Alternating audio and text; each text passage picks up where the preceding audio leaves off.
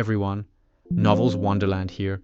Thank you all for the love and support you've shown me and the channel. Anime crossover, starting with Sasuke, I journey through the world of Hunter x Hunter. Novel summary, the rating has just been released, and will gradually increase. Anime crossover transmigration system, no female lead semi-invincible. One day, Chong Luo, who was staying at home, was inexplicably selected by the system and given the opportunity to travel to another world. Opening the newbie gift pack given by the system at the start of the game, you obtain Uchiha Sasuke's body, abilities and memories. He also acquired the 6 powers and life return abilities from the One Piece world, thus beginning his journey to another world. The protagonist's personality can be seen as a fusion of the normal Sasuke and the infinite Tsukuyomi version of Sasuke. He's usually quite aloof but occasionally a bit goofy. Also, the protagonist values his life highly and acts cautiously. The reason he's labeled semi-invincible is because he only fights battles he's confident of winning. Current world, Hunter x Hunter. Subsequent worlds, Demon Slayer, Jujutsu Kaisen, One Piece, Naruto, in any order. Chapter 1 to 70, obtaining the system, becoming Sasuke. In a purely white space, Chong Luo stared blankly at the giant ball of light before him. Who am I? Where am I? What am I doing? After calming down for a moment and confirming it wasn't a dream, Chong Luo recalled that he seemed to have met with a rather unfortunate fate. So he had kicked the bucket. Unfortunately, you have indeed passed away. You are currently just a floating soul, but at the same time, you are very lucky, you have gained the opportunity to transmigrate. Who's there? Chong Luo looked around, but apart from the pure white, there wasn't even a shadow of a person. Only after listening carefully did he realize the voice was coming from inside his mind. Looking at the giant ball of light before him, relying on years of experience reading web novels, Chong Luo had a rough guess in his mind. Is this the main god space? So are you the main god? That setting is so outdated.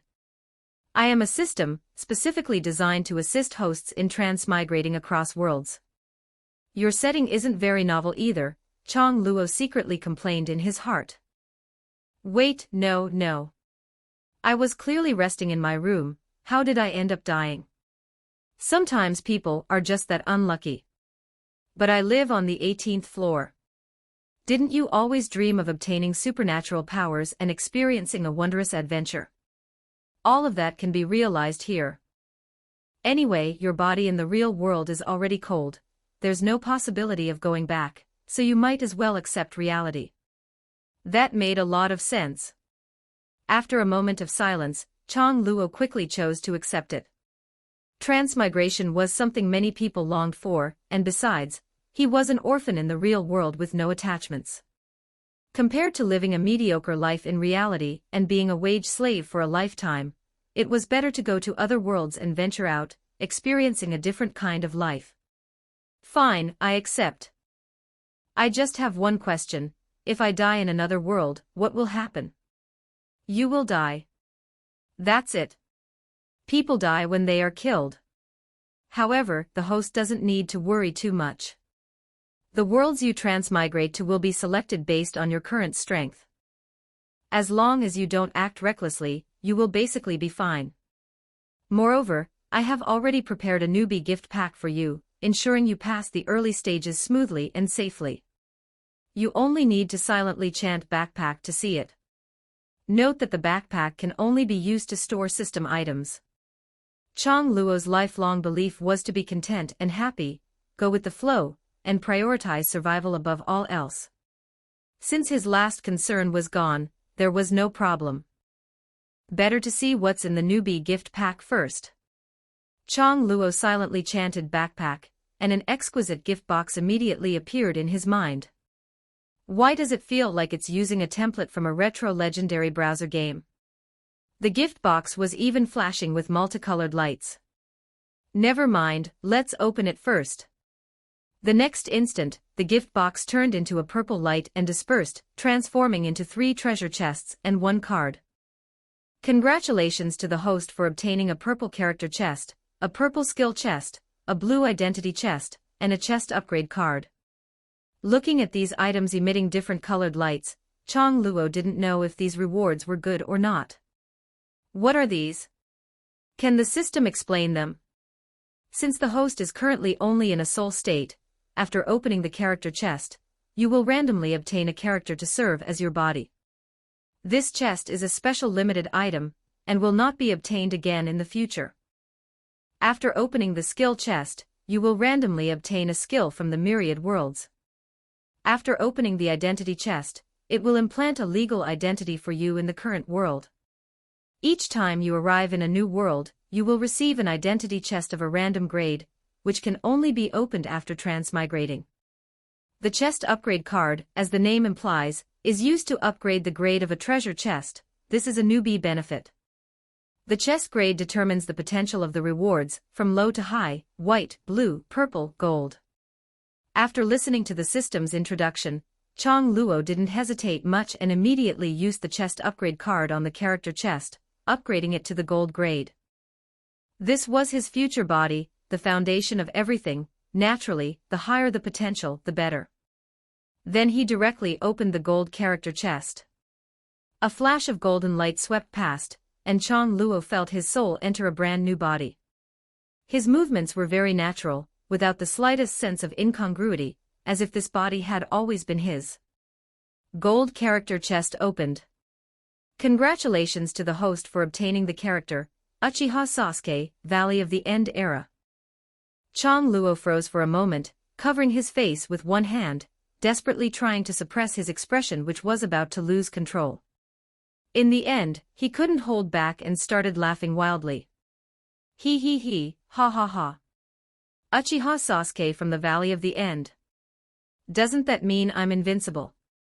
That is Uchiha Sasuke, who possesses the six paths power and can destroy heaven and earth, ha ha ha. As he laughed, Chang Luo felt something was wrong. His body seemed a bit small. He looked down at the clothes on his body, a short-sleeved blue top with white shorts. His laughter stopped instantly, and he fell into silence. Fine, it must be Uchiha Sasuke from the period when he just defected. If one insisted on calling it the Valley of the End era, it didn't seem wrong either. Moreover, judging from the memories he had just obtained, he was currently defecting and preparing to go to Orochimaru. At this moment, he was confronting Naruto at the Valley of the End, and the final battle was about to begin. System, why is it the young Uchiha Sasuke? Shouldn't a gold quality chest open up a more powerful character? A gold grade character only represents that the character's potential has reached the gold level recognized by the system, not their current strength level. Chang Luo felt he had been scammed by the system, but he couldn't find any faults in the system's explanation, so he could only reluctantly accept it. Although Uchiha Sasuke at this period was not weak, the psychological gap was a bit large. Adjusting his mindset, Chang Luo opened the skill chest. Purple skill chest opened. Congratulations to the host for obtaining the skills, Rokushiki plus life return from the One Piece world. The gold character was Uchiha Sasuke, and the purple skill was Rokushiki. Chang Luo roughly figured out the levels of these chests, and the upper limit of this system. Wanting to obtain the strength to casually destroy planets like in Dragon Ball, was probably impossible. Chang Luo tried out ninjutsu, Rokushiki, and life return, playing with them happily like a child who had received a new toy. Although ninja are often said to have high attack and low defense, like glass cannons, that is only relative to people in other worlds who use their physical bodies as their main fighting method. At least Uchiha Sasuke's current physical ability was already very powerful. If his sub-health body from his previous life tried to use Soru, let alone whether he could use it, he would probably have suffered a comminuted fracture of his ankle the moment he exerted force. After trying all the skills, Chang Luo discovered that life return was the real divine skill. Whether it was skin, hair, muscles, or internal organs, he could fully control them, and even strengthen or change them within a certain range. The growth potential of this ability was extremely high. Perhaps this was the main reason why the obtained skill chest could reach the purple grade. While familiarizing himself with the abilities, Chang Luo also had a question. System, why is there no curse seal? Uchiha Sasuke at this period should have already had the curse seal placed on him by Orochimaru. Please understand, host, the curse seal belongs to an external power, which hides Orochimaru's will, and is not a power that truly belongs to Uchiha Sasuke. Chang Luo didn't think there was any problem with this explanation from the system. Although the curse seal could increase his strength to a certain extent, he didn't want an Orochimaru to suddenly sprout from his neck one day. Just thinking about it made his skin crawl. Starting transmigration now. Please be prepared, host. Bring it on, let's see how this transmigration works. Chang Luo braced himself, but suddenly a strong impact hit the back of his head, as if he had been struck hard by a club, and then he passed out completely. Chapter 2, First Encounter with the Main Characters. Chapter 2, First Encounter with the Protagonist Group. After a strong impact to the back of his head, Chang Luo immediately passed out, and when he woke up again, he had already arrived at a new place. The light was dim, like a massive underground tunnel. There were a few people standing around sparsely, each busy with their own affairs. What a simple and crude way to transmigrate. Chang Luo rubbed the back of his head, which was still throbbing with pain, and felt speechless. Current world, Hunter x Hunter Identity Treasure Chest has been automatically opened for you.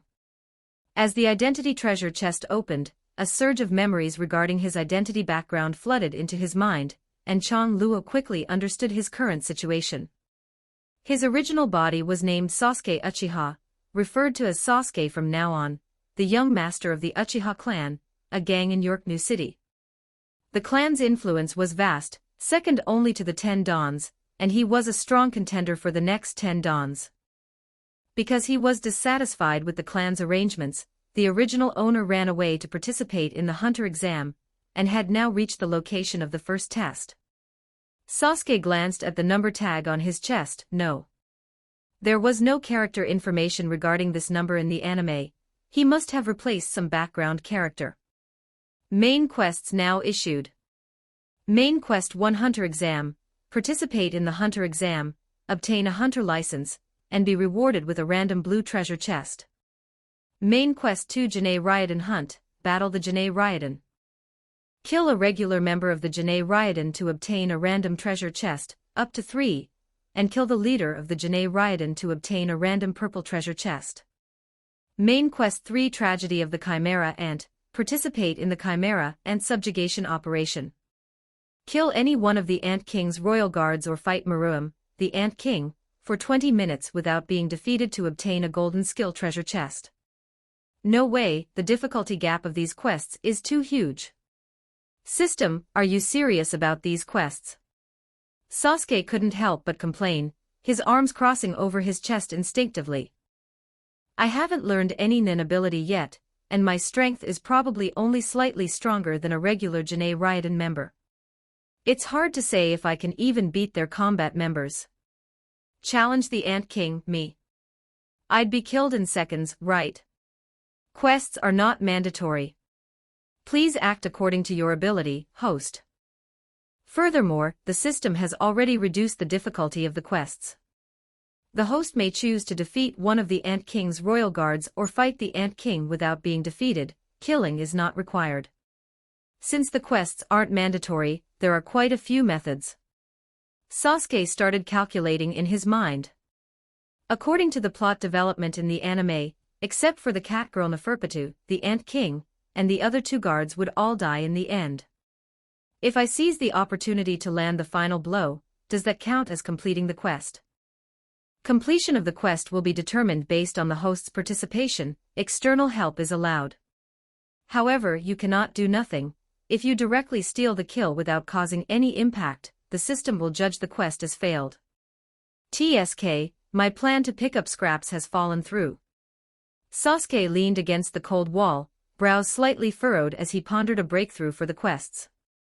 The Hunter exam is manageable, but the Janae Ryodan and the Chimera Ant neither are easy targets.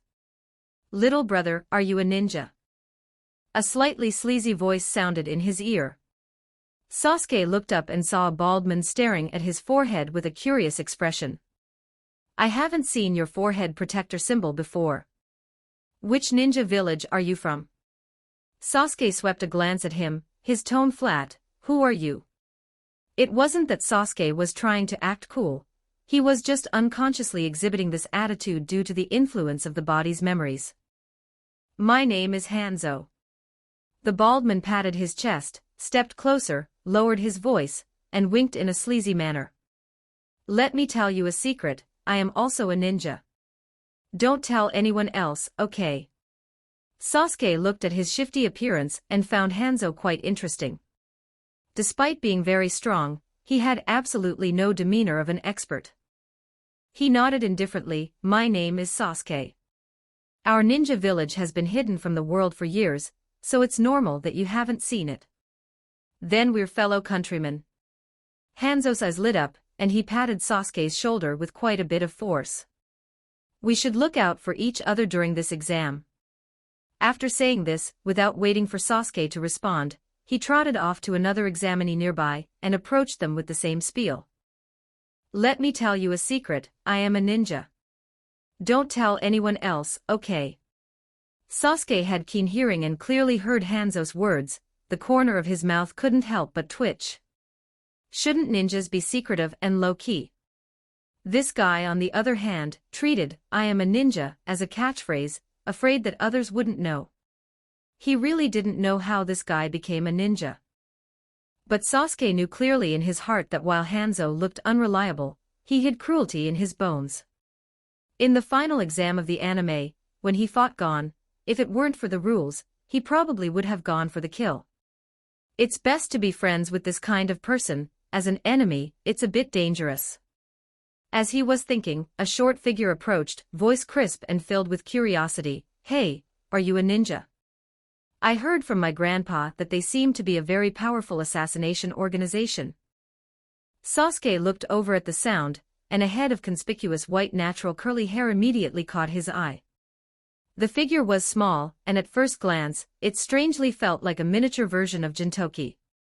Hello, I'm Killua. The boy scratched his head, smiling a bit slyly. It's not easy to meet someone my age, so I was a bit curious, and happened to overhear your conversation. It's fine. Being a ninja isn't some shameful profession. Sasuke smiled. He had liked Killua when he watched the anime. He was calm yet rebellious, a bit like himself in the Naruto world according to his memories. You didn't see that guy. He's advertising himself as a ninja everywhere.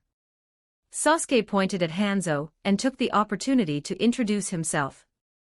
By the way, my name is Sasuke. The two were chatting happily when the elevator gave a ding sound.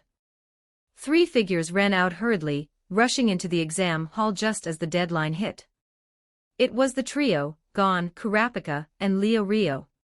Tonpa's eyes lit up instantly, like a hyena seeing prey, and he immediately wagged his tail and approached them, his face plastered with a hypocritical smile.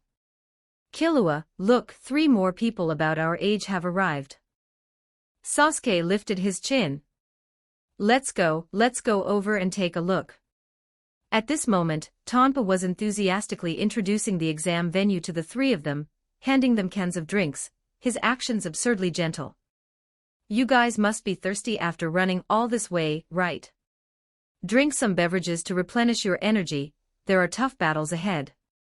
Tonpa looked honest and simple, like a helpful senior, someone who didn't know the truth would really be fooled by him. I advise you guys not to drink that beverage. Sasuke and Killua walked over and kindly warned them. If you don't want to quit the exam right now. He actually knew that even if he didn't warn them, Gon and the others wouldn't drink it in the end. But seeing Tonpa's hypocritical appearance, he couldn't help but want to expose him. Is there something wrong with this beverage? Kurapika frowned, looking warily at the beverage Tonpa was handing over. How could there be a problem? Tonpa's expression stiffened for a second, but he immediately piled on a smile again, shaking the beverage in his hand. I've drunk it several times myself. Go ahead and drink, don't be polite.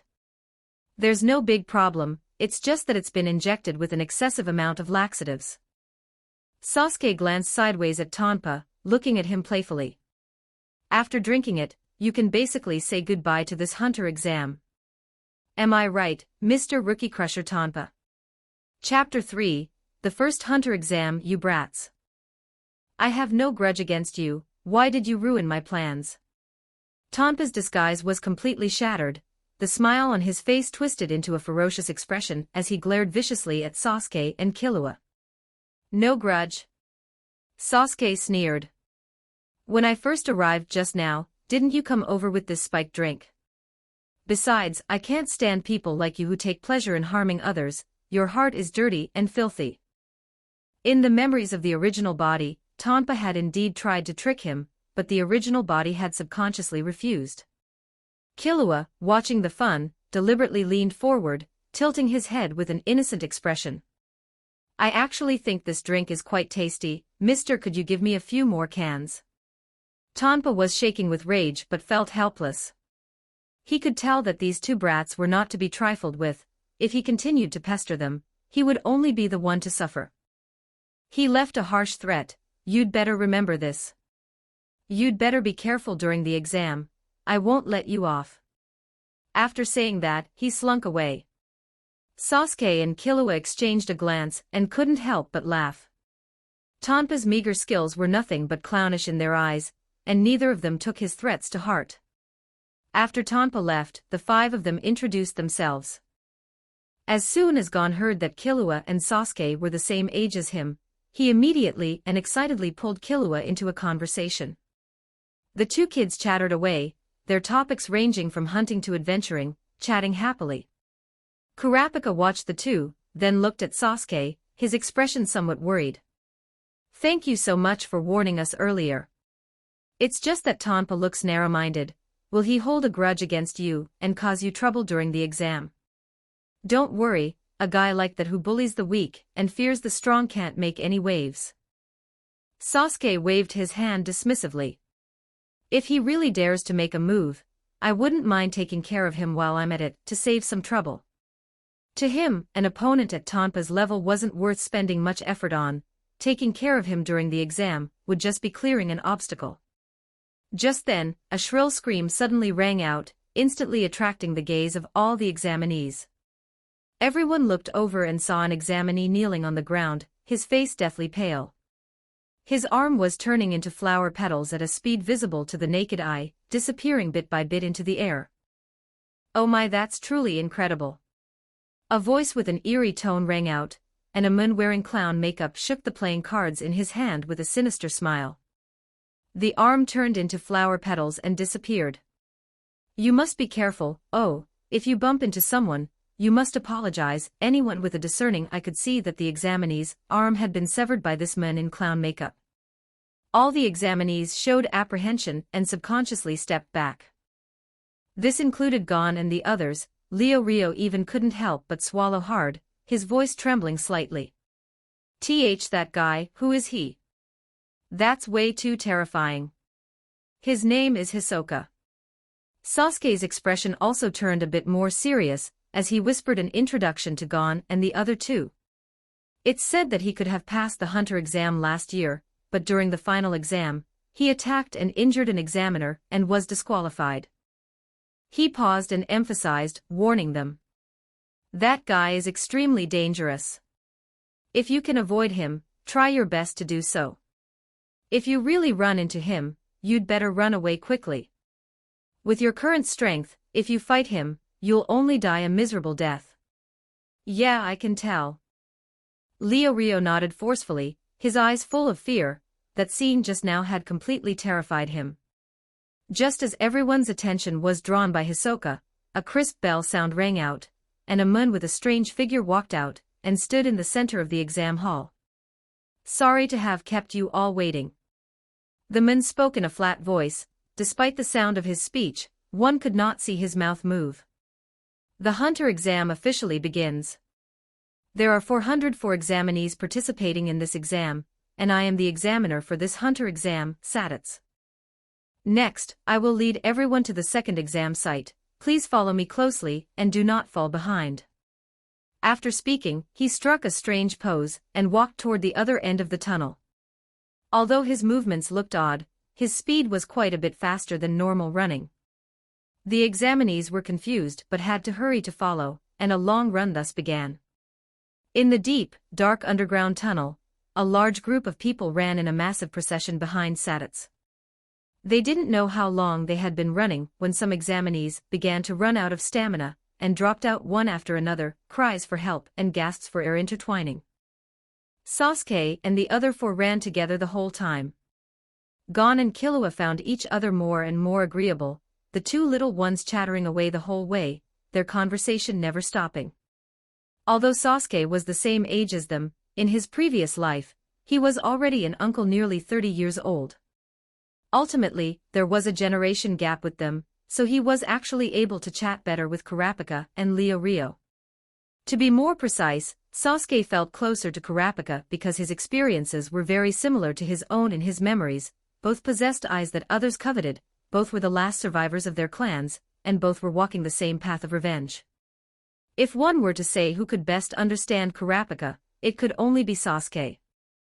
Sasuke, I've been holding it in for a long time, but isn't your running posture a bit strange? Leorio was panting, his face flushed red, and he finally couldn't help but ask. At this moment, Sasuke's body was leaning forward, his arms stretched straight out behind him. His whole body formed a streamlined shape, no matter how you looked at it, it exuded a sense of weirdness. Sasuke was taken aback for a moment, looked down at his posture, and felt somewhat helpless. This is the ninja run, people where I'm from all run like this. He wasn't doing it on purpose, it was just that when he started running, his body naturally adopted this posture. In his previous life, during his Chinibu phase, he had also learned the ninja run, but back then, it felt very awkward to run like that, and he would often trip forward if he wasn't careful. Now, however, it felt exceptionally natural, as if it were an instinct carved into his body. Gon suddenly turned his head from the front, waved his hand, and looked excited. Killua and I have decided to have a race to see who runs faster, you should join us too. Sasuke looked at the panting Leorio beside him, and asked with concern. Can you keep going? Leorio had already taken off his shirt, soaked in sweat, his chest heaving violently, looking like he could collapse at any moment. But he still gritted his teeth, and waved his hand. Huff, huff, no problem, you guys run ahead, I can keep up. I will run with Leorio, you just go ahead. Kurapika also said from the side, he could tell that although Leorio seemed unreliable, he possessed an unyielding tenacity. Sasuke smiled and didn't ask any more questions.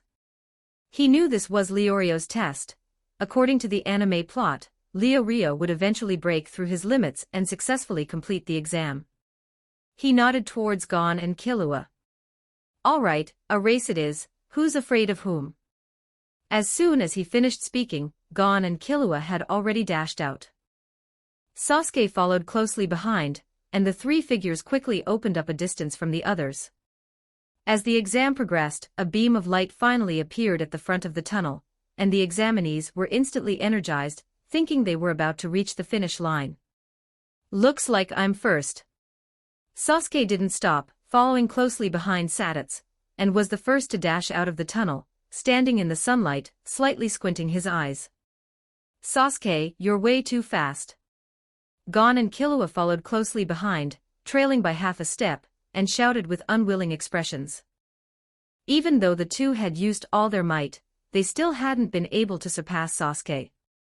For Chapter 4 Sasuke vs Hisoka, 1, Chapter 4, Sasuke vs Hisoka, 1, Sasuke stood in place, and after waiting for a short while, examinees began to run out of the tunnel one after another.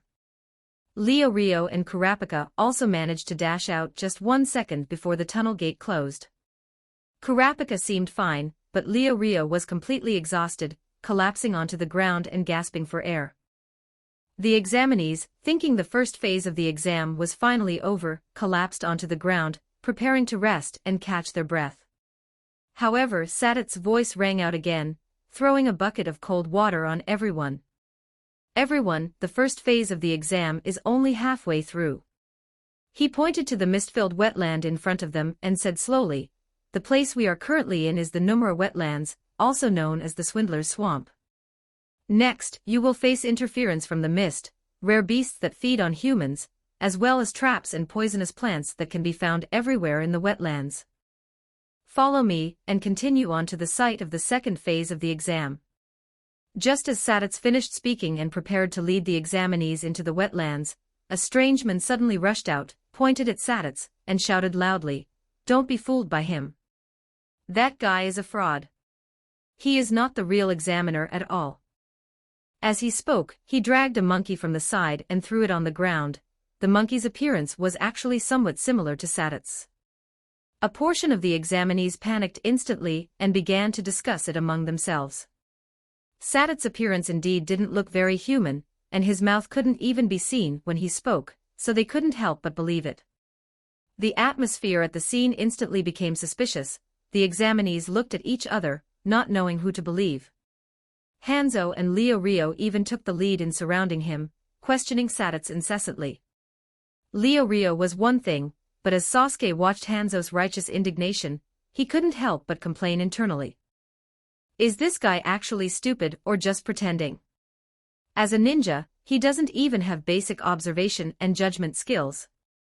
He believes whatever others say. It's simply a disgrace to ninjas. Just as the man claiming to be the real examiner continued to deceive the examinees, preparing to incite everyone to attack Sadats, several playing cards suddenly tore through the air and precisely embedded themselves into his body. The man didn't even have time to scream before he died on the spot. Hisoka's figure walked out from behind a tree to the side, playing with playing cards in his hand, with a strange smile on his face. So that's how it is. The correct answer is revealed. That gentleman over there is the real examiner. Next time, for any reason, if you attack me, it will be considered defiance against an examiner, and you will be disqualified from the exam. Sadats threw away the playing cards in his hand, and gave Hisoka a warning. Sasuke stood to the side, having seen Hisoka's entire attack process. Even without activating his Sharingan, he could clearly capture the trajectory of the playing cards. He secretly breathed a sigh of relief. It seemed that his current strength was not weak in this world, and he felt more confident about his upcoming actions. After entering the Numura wetlands, the mist instantly enveloped everyone, with visibility less than 3 meters. From time to time, shrill screams came from the mist, making one's hair stand on end. Not long after running, the group was scattered by the mist, each going their own way. Within the wetland mist, shrill screams were heard from time to time. Mixed with the damp, earthy smell of mud and a rich scent of blood, it permeated the gray mist, making one shudder. After the team got separated, Sasuke deliberately slowed his pace to fall behind the group. He knew Hisoka's nature too well. This kind of chaotic and concealed environment was exactly the hunting ground that Fruit Farmer loved best. He would definitely be unable to suppress his killing intent, and would go on a killing spree in the mist. And Sasuke himself had exactly that intention. After transmigrating to the hunter world, he had never yet crossed swords with the top powerhouses of this world. As the early stage boss for the main cast of the hunter world, Hisoka was undoubtedly the best touchstone. Therefore, Sasuke did not hesitate at all and deliberately ran quickly towards the direction where the screams were most dense and the smell of blood was strongest. When Sasuke passed through the mist and arrived, he saw that Leo Rio had already fainted on the ground. Gon and Kurapika stood side by side in front of Leo Rio, confronting Hisoka. Their bodies were tense, their foreheads covered in cold sweat, and their breathing was chaotic. It was clear they had already been through a bitter fight, and were not in a good state. This is wonderful, another delicious apple has arrived, he. Hisoka let out a chilling laugh, his gaze sweeping over Gon and Kurapika before finally settling on the newly arrived Sasuke. Sasuke, run! It's dangerous here. Gon was the first to react, his face full of anxiety as he shouted loudly at Sasuke. Kurapika also quickly warned him. They knew very well the gap between themselves and Hisoka, and they did not want Sasuke to get caught in danger as well. Sasuke didn't say a word of nonsense, he instantly erupted with powerful force from his feet, his figure turning into a blurry afterimage. Almost in an instant, he appeared in front of Hisoka and slammed his right fist heavily onto Hisoka's face, the dull sound of impact exceptionally clear in the mist. Even with Gon's dynamic vision, which far exceeded that of an ordinary person, he only captured a fleeting afterimage and couldn't see Sasuke's movement trajectory at all. His voice was full of shock. Kurapika's pupils also constricted. He had never seen such swift speed before. It seems you're not just a green apple. Sasuke, right? Hisoka's head was knocked to the side by the punch, and a trace of blood overflowed from the corner of his mouth, but he didn't care at all. Instead, he laughed even more happily. Hisoka slowly licked the blood from the corner of his mouth, the excitement in his eyes intensifying, as if he had found an incredibly interesting toy. He casually flicked his hand, and several playing cards, carrying fierce wind, shot out like sharp blades, aiming directly at Sasuke's face and heart. Sasuke flipped his wrist, pulled out a kunai, and used it to carve several sharp arcs in front of him. With a few crisp clanging sounds, he knocked down all the incoming playing cards in a few moves.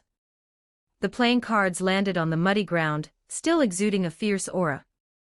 Sasuke lowered his head to look at the tiny nicks that had appeared on the edge of his kunai. He couldn't help but exclaim, "What sharp playing cards!" These playing cards must all have been imbued with nen, otherwise, it would be impossible to so easily leave nicks on his kunai. Without waiting for Hisoka to make another move, Sasuke's figure lunged forward again, his right fist whistling through the air, striking straight at Hisoka's chest. But this time, Hisoka was prepared. He raised his hand and steadily blocked the blow. The force transmitted from his palm only made the interest in his eyes grow stronger. But Sasuke's offensive was far from over. With one punch blocked, his left fist followed immediately. The flurry of punches was dense, beginning a continuous barrage of strikes, each one lethal and merciless. Hisoka dodged flexibly while constantly looking for openings in Sasuke's attacks to counterattack. But every counterattack was blocked by Sasuke, who relied on precise prediction and quick reflexes. Both of their movements were fast to the extreme. Chapter 5, Sasuke vs. Hisoka, 2. The sounds of fist collisions rang out one after another like a torrential storm. The bang, bang, bang of impacts was exceptionally jarring in the silent mist of the wetland. Both figures constantly intersected and shifted, moving so fast it was dazzling. The two exchanged blows, neither gaining the upper hand. So strong. Kurapika stood in place, fists clenched tightly, watching their intense battle. A strong sense of unwillingness welled up in his heart, his nails dug deep into his palms, and he didn't even notice the blood seeping out. He hungered for power, hungered for the strength to contend with such powerful opponents. Only in this way could he avenge his clan. Konoha Whirlwind.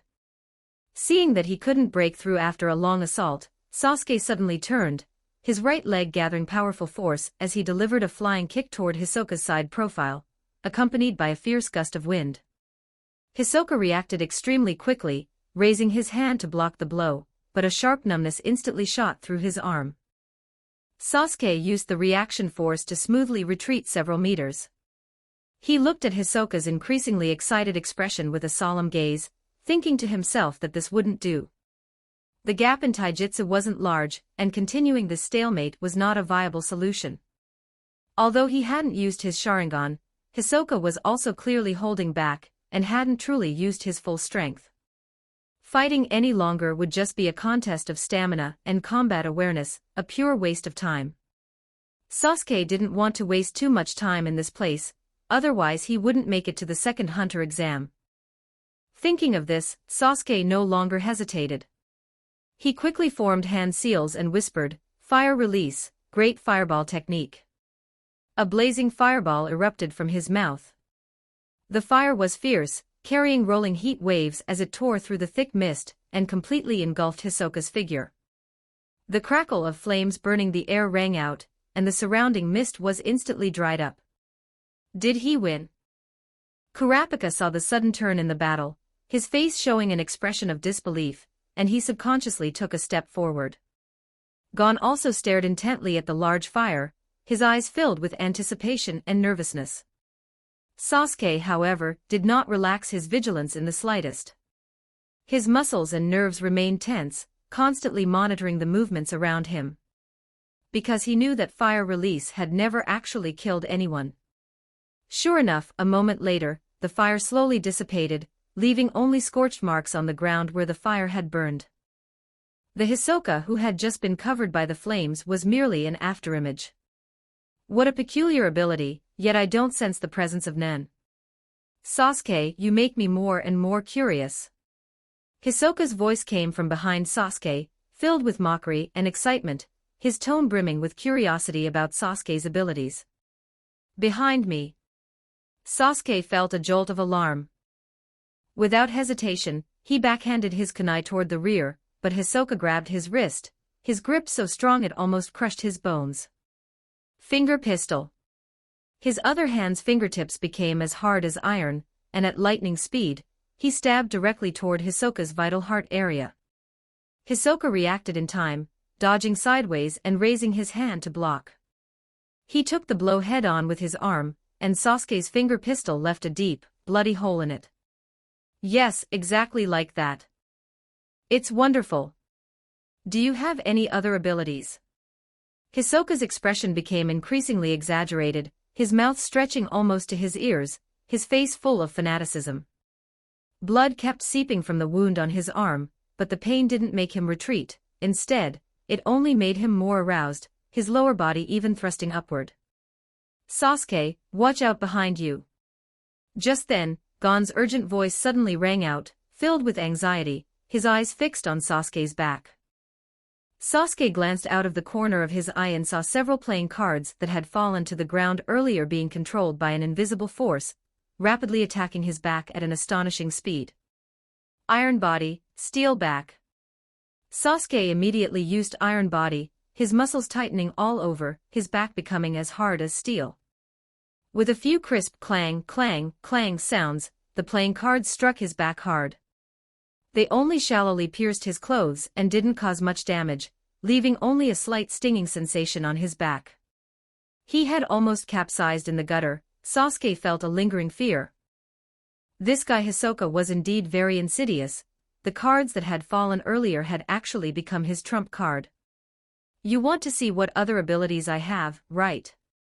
Watch closely.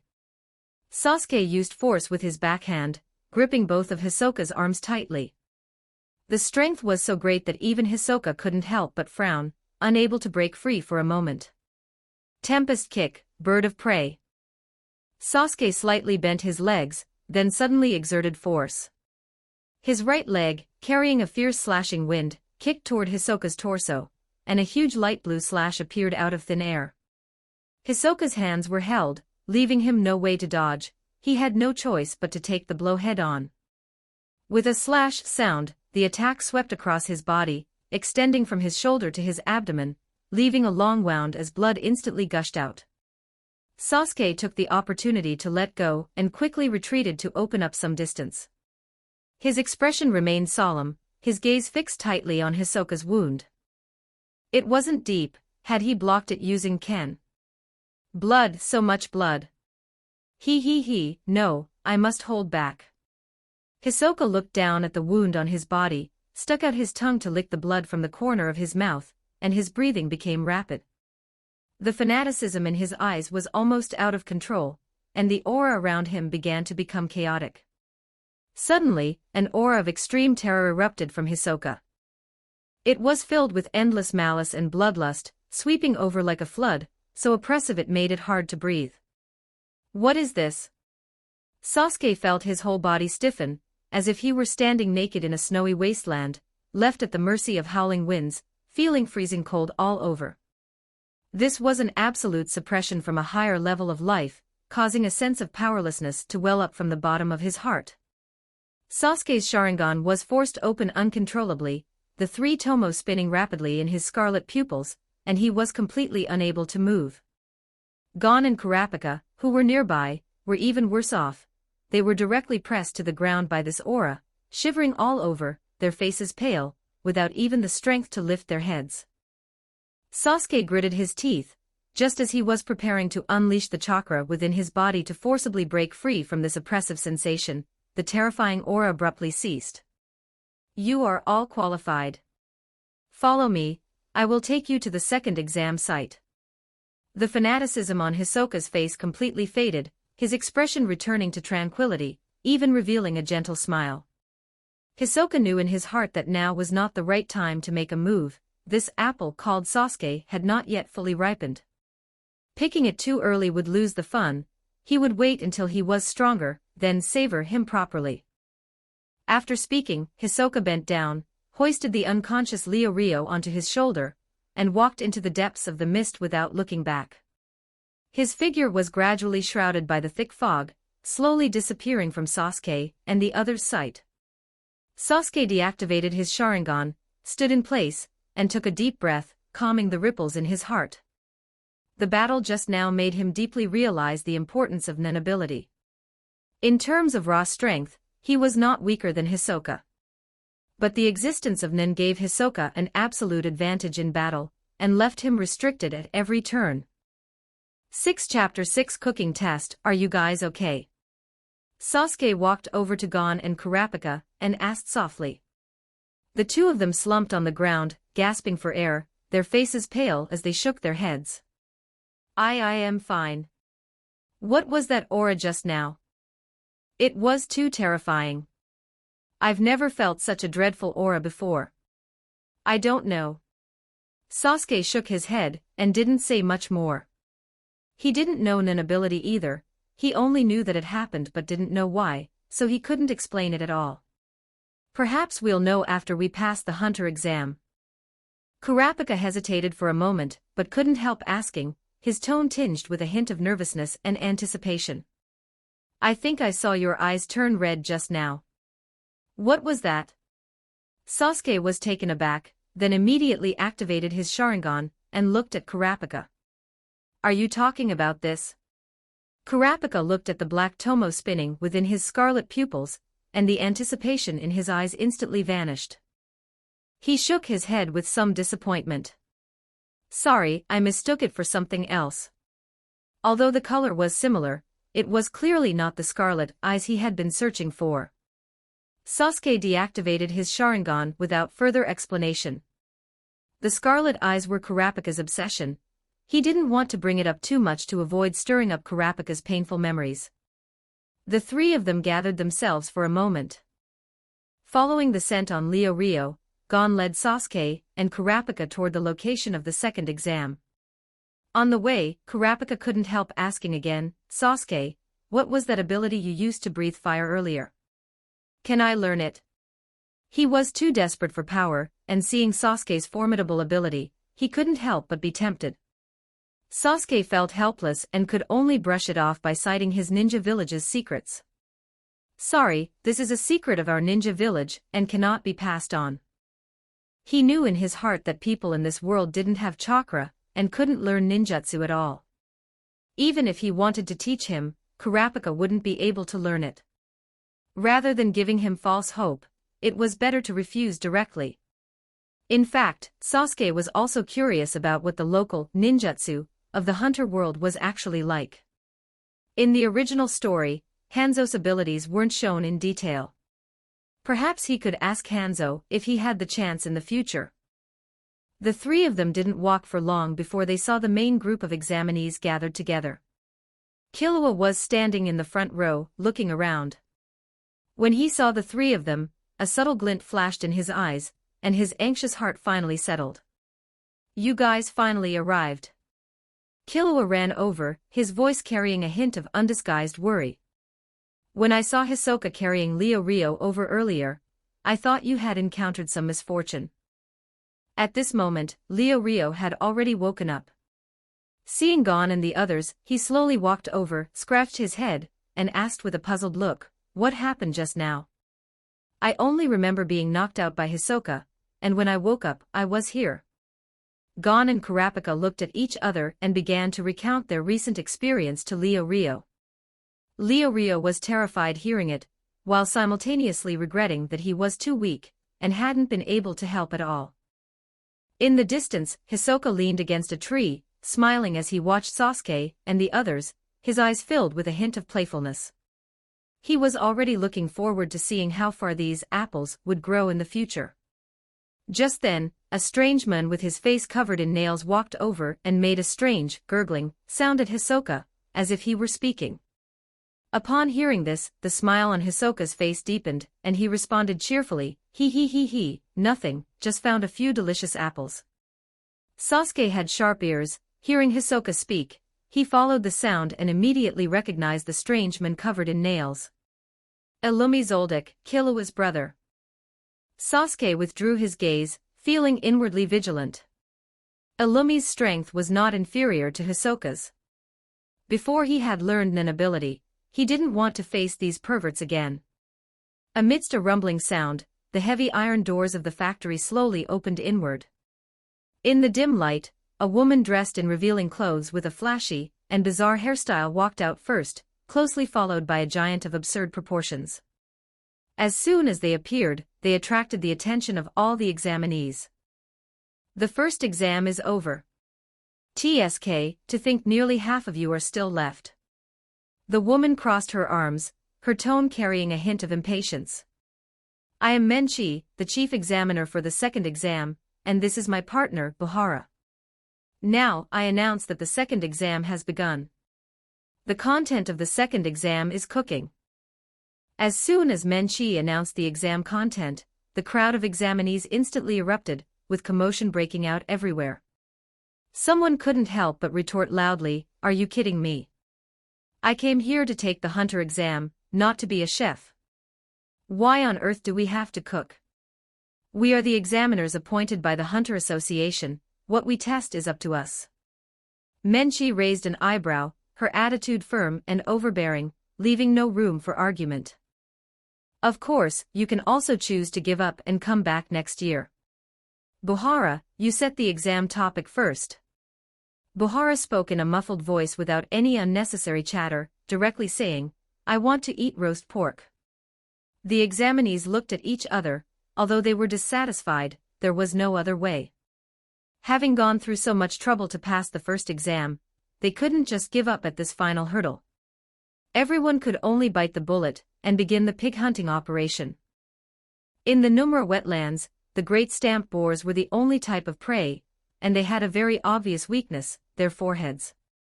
For Sasuke, hunting this kind of prey was simply effortless. He took one down without much trouble. He simply removed the pig's hair and internal organs, found a few sturdy branches, and roasted the entire pig directly over the fire. Whether it was Chang Luo in his past life or Sasuke now, he had never stepped into a kitchen or cooked a meal. As for seasonings, he didn't even need to think about them, just getting it roasted until cooked was already his limit. During the roasting interval, examinees successively finished their hunting and returned to the campfire. Sasuke glanced over and found that some examinees were lazy to the extreme, not even doing the most basic processing, just throwing the whole hairy pig into the fire to burn. Black smoke billowed, making people frown and choke. Sasuke silently complained to himself, can this really be eaten? It's pure dark cuisine. My method of preparation was already simple and crude enough, yet there are people even more outrageous than me. But as it turned out, Sasuke had completely overthought it. As long as they successfully hunted a great stamp boar, whether it was roasted charred black like charcoal, or half-cooked and bloody, all the roast pigs were devoured by Buhara like a whirlwind, and everyone passed. Sasuke looked at Buhara's still flat stomach and really couldn't understand how that thing could hold so much stuff. Those examinees who had strongly opposed the cooking exam at first now breathed a sigh of relief. So the exam requirements were that simple, as long as it could be roasted until cooked it was fine. Chapter 7, Sushi. Buhara, your requirements are way too lenient. Menchi frowned, very dissatisfied with Buhara's lax behavior. Some were barely even cooked and they still passed, it's simply ridiculous. Everyone, follow me inside. It won't be that easy this time. They really did taste good. Buhara scratched his head, looking aggrieved.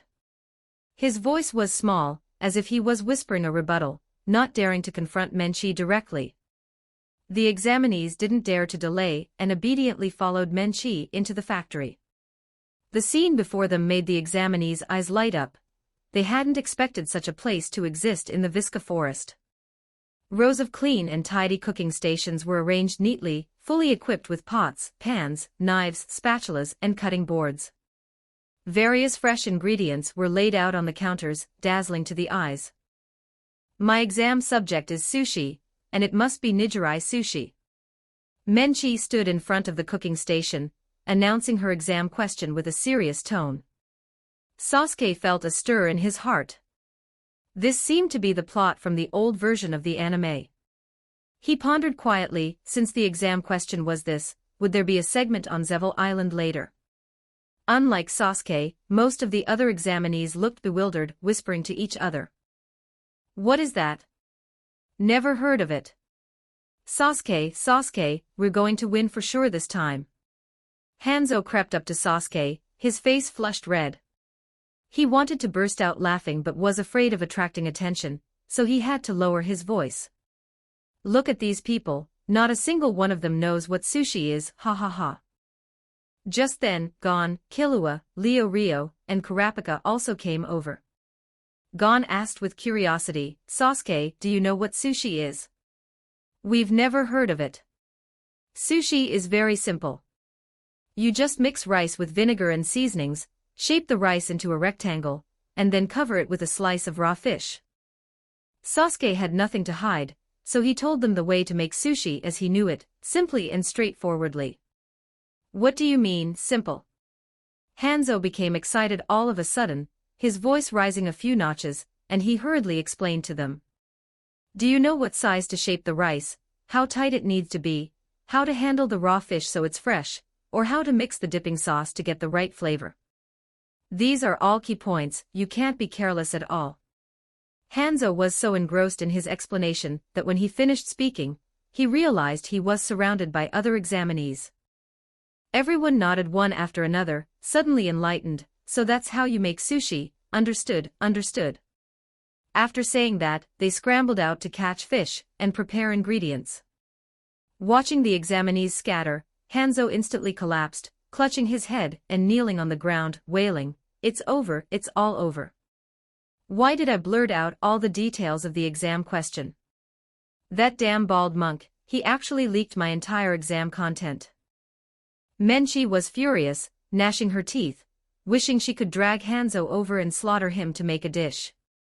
Forget it, even if they know the method, so what? If they can't make a taste that satisfies me, I still won't let them pass. The examinees' efficiency was quite high. Before long, someone brought their own sushi and carefully presented it to Menchi.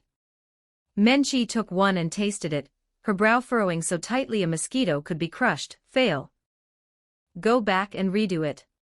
You fail too. Go back and redo it, yours is just as disgusting as the one from number 403. Menchi's voice rang out one after another, not a single examinee could pass her review. Kurapika held his own sushi, looking utterly dejected and heartbroken to be evaluated as making something as disgusting as Leo Rio. He walked back to the cooking station, dejected, his footsteps a bit unsteady. Watching the examinees fail one after another, Sasuke knew clearly that with his zero cooking skills, if he did it the normal way, he definitely wouldn't pass. There was no other way, he had to bring out his trump card. Honestly, everyone is underestimating cooking, what kind of trash is this? Menchi became increasingly irritable, sitting on a chair, shaking her leg uncontrollably, her complexion looking terrible. Sasuke seized the opportunity to approach, a rose he found somewhere clenched in his teeth, one hand holding the plate with the sushi, the other hand casually brushing the bangs on his forehead, striking a pose he thought was charming. Infinite Tsukuyomi version Sasuke, limited edition return.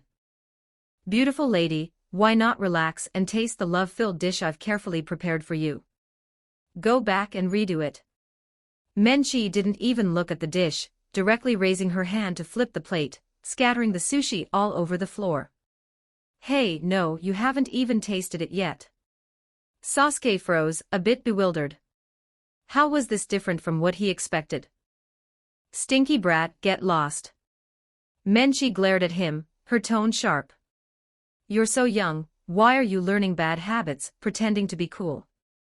Come back and play tricks on me when you've grown up. Saying that, She waved her hand to tell Sasuke to get lost. Sasuke was secretly annoyed. A miscalculation. He forgot that he wasn't the mature man who could charm thousands of girls in his past life anymore. The current Sasuke was still just a half-grown brat. This routine didn't work at all. There was no other way. Sasuke could only return to the cooking station dejectedly and obediently redo the sushi, but no matter how he tried, he couldn't meet Menchi's requirements. After a few rounds of failure, Menchi clapped her hands, stood up, and announced impatiently, "All right, I'm full. The exam is over. The number of people who passed is 0. Everyone, disperse, come back next year." "Are you kidding me?" A man with a tuft of yellow hair on his head was the first to lose his temper, loudly objecting. "I worked so hard to get through the first round, how can I go back just because of some nonsense like not being able to make sushi?" As soon as he spoke, a large group of examinees immediately echoed his sentiments, and the scene instantly fell into chaos. Menchi's decision completely ignited the anger of most of the examinees. Arguments and protests rose one after another. Hisoka stood at the entrance of the factory, playing with his cards, watching the chaos in the arena coldly, his eyes without the slightest ripple, yet his body emitted a chilling killing intent from time to time, scaring the surrounding examinees so they didn't dare to get close. Just when everyone was arguing fiercely, Sasuke stood by the stove, leisurely eating the sushi he had made, muttering while chewing, "It's not even that bad, that woman Menchi is just too harsh." Rio happened to pass by and saw Sasuke's relaxed appearance, looking helpless, and couldn't help but complain, "You still have the heart to eat here." "Well, that's great, everyone has to pack their luggage and go home." Kurapika, Gon, and Killua also came over, their faces full of anxiety. Kurapika saw Sasuke's relaxed look and thought he had some way out. "Sasuke, do you have a way? We can't just give up like this." Relax, everything is under control." Sasuke waved his hand, looking certain.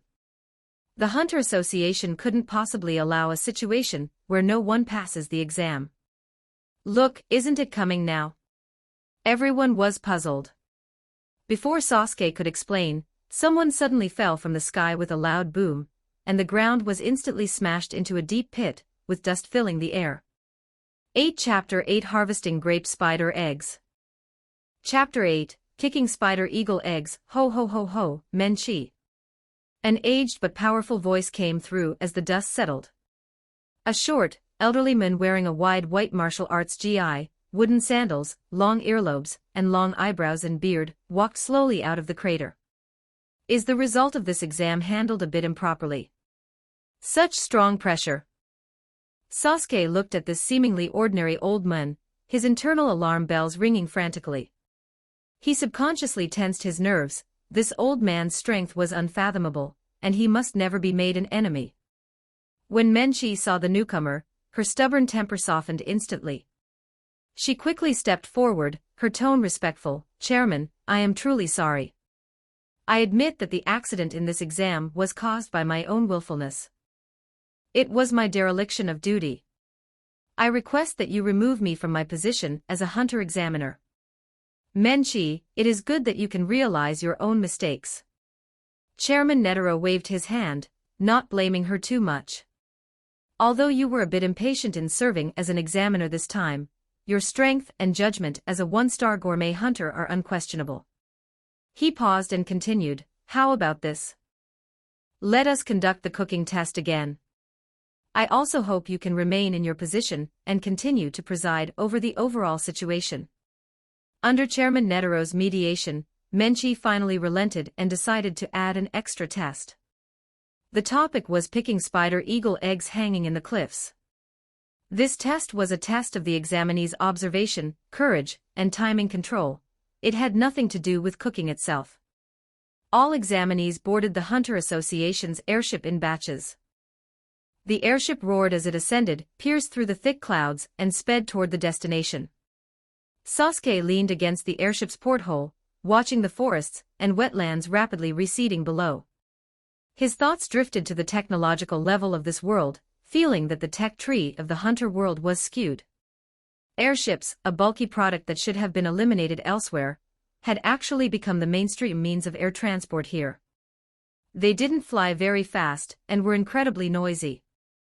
Not long after, the airship landed slowly. Everyone stepped onto the land at the top of the cliff. The ground beneath their feet was hard rock, and the wind blowing in their faces carried a biting chill, scraping their cheeks painfully. Menchi walked to the edge of the cliff and introduced it loudly to all the examinees. The content of this exam is to pick the spider-eagle eggs hanging between the cliffs. As long as you can bring them up intact and boil them, you pass. Remember, if the egg is damaged, it counts as a failure. Some examinees couldn't help but crowd to the edge of the cliff, carefully poking their heads out to look at the bottomless abyss beneath their feet. Clouds swirled between the cliff walls, and the bottom could not be seen at all. Instantly frightened, their legs went weak, and they backed away repeatedly, pale-faced, muttering to themselves, "How is this possible? People will die. If you accidentally slip and fall, you will definitely be smashed to pieces, not even a residue will be left." Some examinees simply gave up, shrinking to the side, not even having the courage to approach the cliff. Menchi ignored the commotion of the examinees, jumped down, and hung lightly on the spider silk between the cliffs. Her movements were crisp and neat. While demonstrating, she explained, "Watch closely. There is a lot of spider silk between the cliff walls. As long as you grab these spider silks, you can get close to the spider-eagle eggs. When picking, be gentle, don't use too much force. After picking, use the updrafts between the cliffs, spread your arms to keep your balance, and you will be carried back to the top by the airflow." After speaking, she skillfully picked a crystal-clear egg, and using an updraft, floated steadily back to the top of the cliff. Even with Menchi's personal demonstration, the examinees were still hesitant. They looked at each other, and no one dared to jump first. Someone muttered, "What if the airflow suddenly disappears? What if I slip?" Various worries lingered in everyone's hearts, and the scene was deadlocked. "I'll go down first." Sasuke was quite interested in this kind of thrilling thing. He didn't have the conditions for it before. But now he had extremely strong physical fitness and reaction ability. This level of cliff was not a difficult task for him at all. He stood at the edge of the cliff, then ran directly down along the cliff wall, picked up a spider-eagle egg close to the cliff wall, and then ran back up along the cliff wall. Simple and fast, no need to consider the timing of the updrafts at all throughout the process. Sasuke's way of defying gravity left all the examinees dumbfounded. "Is this also okay?" A certain examinee slapped himself in disbelief. The examiners were also surprised, but they accepted it quickly. After all, they had seen more strange nin abilities. Although Sasuke didn't seem to have mastered nin, it wasn't strange for a ninja to have some hidden abilities. "Why are you looking at me? I can't do it." Hanzo was innocently caught in the crossfire. Menchi withdrew her gaze and stepped out to explain. "Ahem, well, everyone, do not learn from this examinee's method. You will die. Does that even need to be said?" Leorio's retort spoke directly to the hearts of all the examinees. Ignoring Sasuke's unusual method, Gon shouted excitedly, "Killua, let's go." After speaking, he jumped down. Although Killua didn't say anything, his eyes showed eagerness. He followed Gon and jumped off the cliff, and the two kept swinging using the spider silk. Seeing someone take the lead, Sasuke's didn't count, and they were both half-grown kids. Other examinees also gathered their courage. Some gritted their teeth and jumped down with their eyes closed, while others tentatively moved toward the bottom of the cliff little by little. For a time, examinees jumped off the cliff one after another, and the figures of examinees were everywhere between the cliff walls. Gon and Killua followed the method demonstrated by Menchi, grabbed the spider silk and moved slowly, and soon approached the spider-eagle eggs hanging on the spider silk. Carefully picking a bunch of eggs, confirming that there was no damage, they looked up, aimed at the timing of the updraft, spread their arms, and with the power of the airflow, floated steadily toward the top of the cliff. Most of the examinees followed Menchi's example and successfully picked the spider-eagle eggs, returning to the top successfully. Only a few were cowardly, afraid to take risks, and retreated halfway. There were also some unlucky ones who misjudged the timing of the airflow due to nervousness, or failed to grab the spider silk, and unfortunately fell off the cliff. They were completely eliminated, without even a chance to struggle. As for the egg boiling part, it was much simpler. The association had already prepared large pots and firewood. Under Buhara's intentional hint, every examinee who successfully brought back the eggs managed to boil them and scoop them up. Looking at the cooked eggs in their hands, everyone breathed a sigh of relief. They finally passed this extra test smoothly. On the airship, the examinees who passed the second exam gathered in twos and threes, discussing the next third exam. No one knew where the association would take them. Sasuke had no intention of thinking about the exam. He shuttled directly through the food area of the airship. He held a skewer of sizzling roasted meat in his hand, and had a piece of unknown pastry stuffed in his mouth. While chewing, he asked the chef vaguely, "What is this meat made of?" "The texture is so tender, it's much more delicious than the roast meat I've eaten before." Feeling the unprecedented taste impact, his eyes lit up, looking completely satisfied. When boiling the spider-eagle eggs just now, Sasuke discovered that the hunter world hid too many foods he had never tasted before. The meaning of adventure in another world was never just about becoming stronger and defeating strong enemies. Going to see scenery he hadn't seen before, eating food he hadn't tasted before, were all the meaning of time travel. These fragmented beauties were what made life more fulfilling. Chapter 9. The volleyball scramble. Sasuke hadn't been eating for long when Gon and Killua came bouncing over to find him, Gon's face full of excitement. Sasuke, let's go explore the airship. I heard there are lots of strange rooms inside, maybe there are even some fun things." Sasuke didn't even look up, his mouth still stuffed with food, and waved his hand. "Not going. If you want to go, go yourselves. Gourmet food is much more interesting than exploring." His mental age was long past that of a child, and he had absolutely no interest in this kind of childish exploration. In his eyes, the food in front of him was the top priority, missing even a single bite felt like a loss. Gon and Killua exchanged a glance, had no choice but to pout, and left dejectedly. Just as Sasuke was happily eating away, holding grilled meat in his left hand and juice in his right. Hunter-examiner Menchi walked over, arms crossed, looking down at him. Her tone was much softer than it had been during the exam. "You brat, you're quite persistent when it comes to food. Have you considered becoming a gourmet hunter in the future? You are eating common stuff right now. Once you become a gourmet hunter, you can travel the world finding rare delicacies that taste 100 times better than this." Menchi was genuinely interested in Sasuke. He was one of the only two people in this exam who knew what sushi was. Plus, seeing him eat like his life depended on it, he was clearly a foodie, so she couldn't resist coming over to test the waters with an invitation. Sasuke swallowed the food in his mouth, wiped the corner of his mouth, and looked frank. "I'm sorry, my ambitions lie elsewhere. Besides, you've seen it yourself with my cooking skills, even the best ingredients would likely be ruined into dark cuisine in my hands. Let's not waste good things." To him, gourmet food was just a supplement to life. It was enough if it satisfied his cravings and replenished his energy. But it absolutely could not become his whole life, let alone a lifelong pursuit. His goal had always been to become stronger. What a pity. Menchi shrugged and handed him a slip of paper. "But if you change your mind, contact me anytime. This is my contact information." With that, she turned and left without saying another word.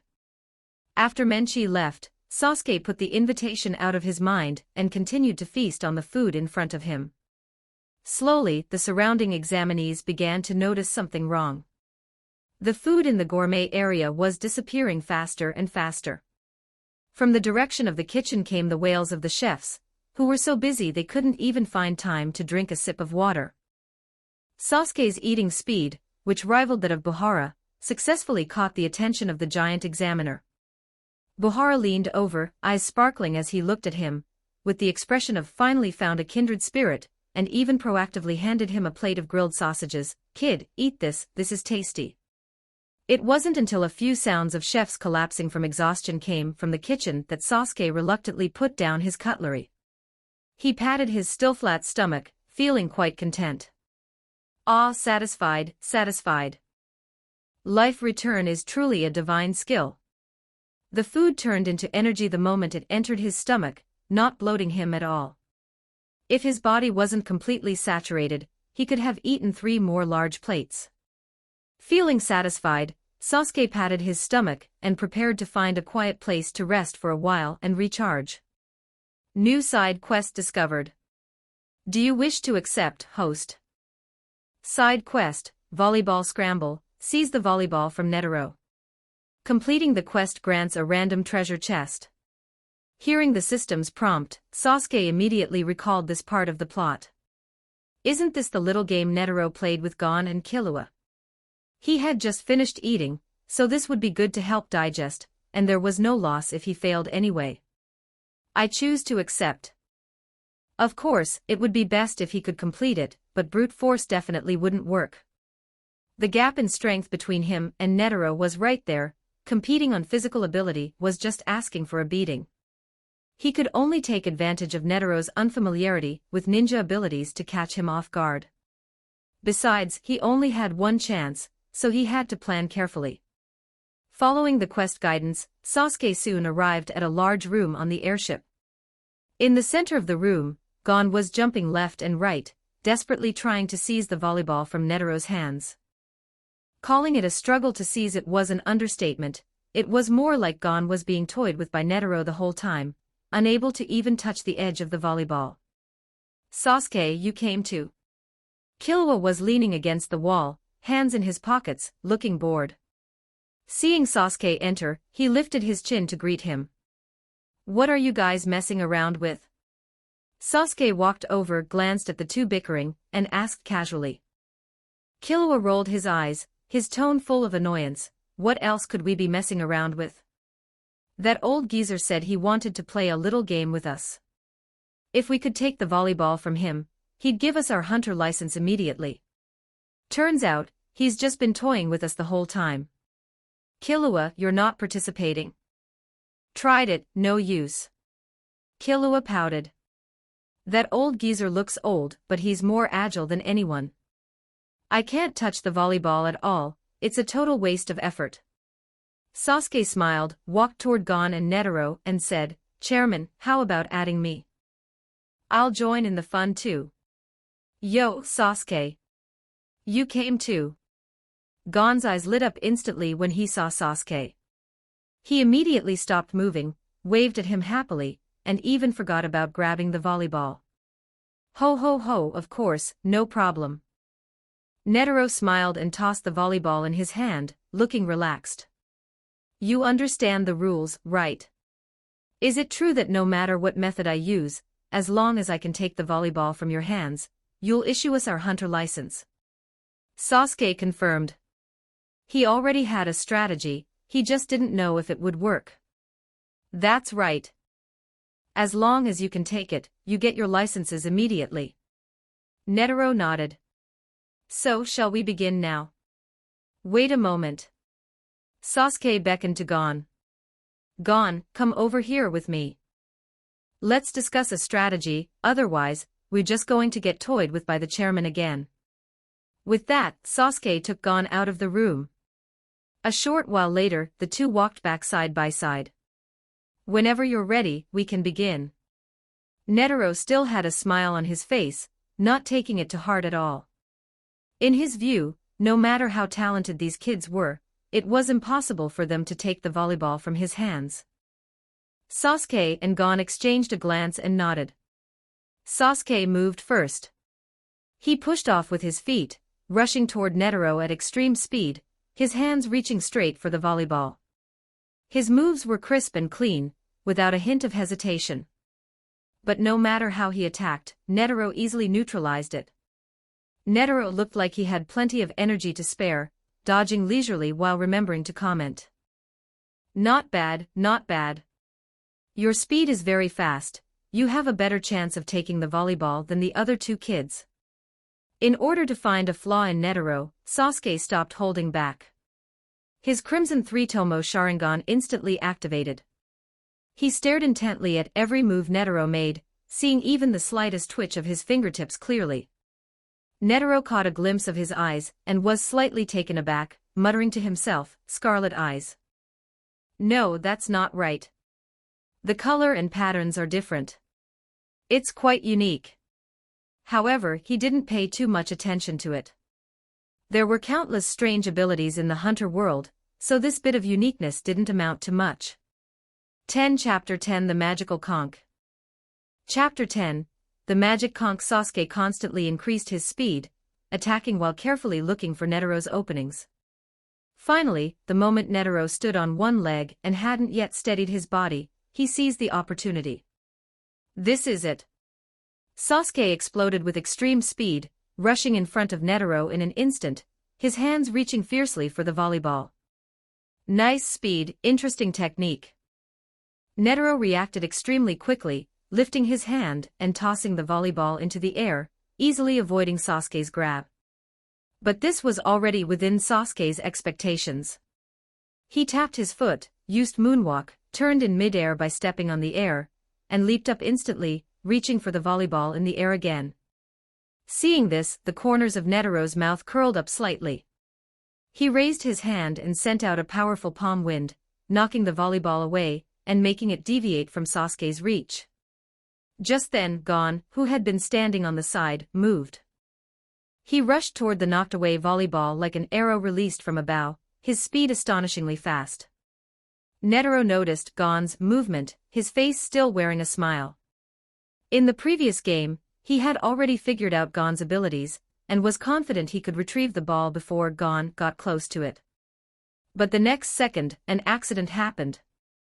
Gon suddenly exploded with the same speed as Sasuke. Under his feet it was Soru.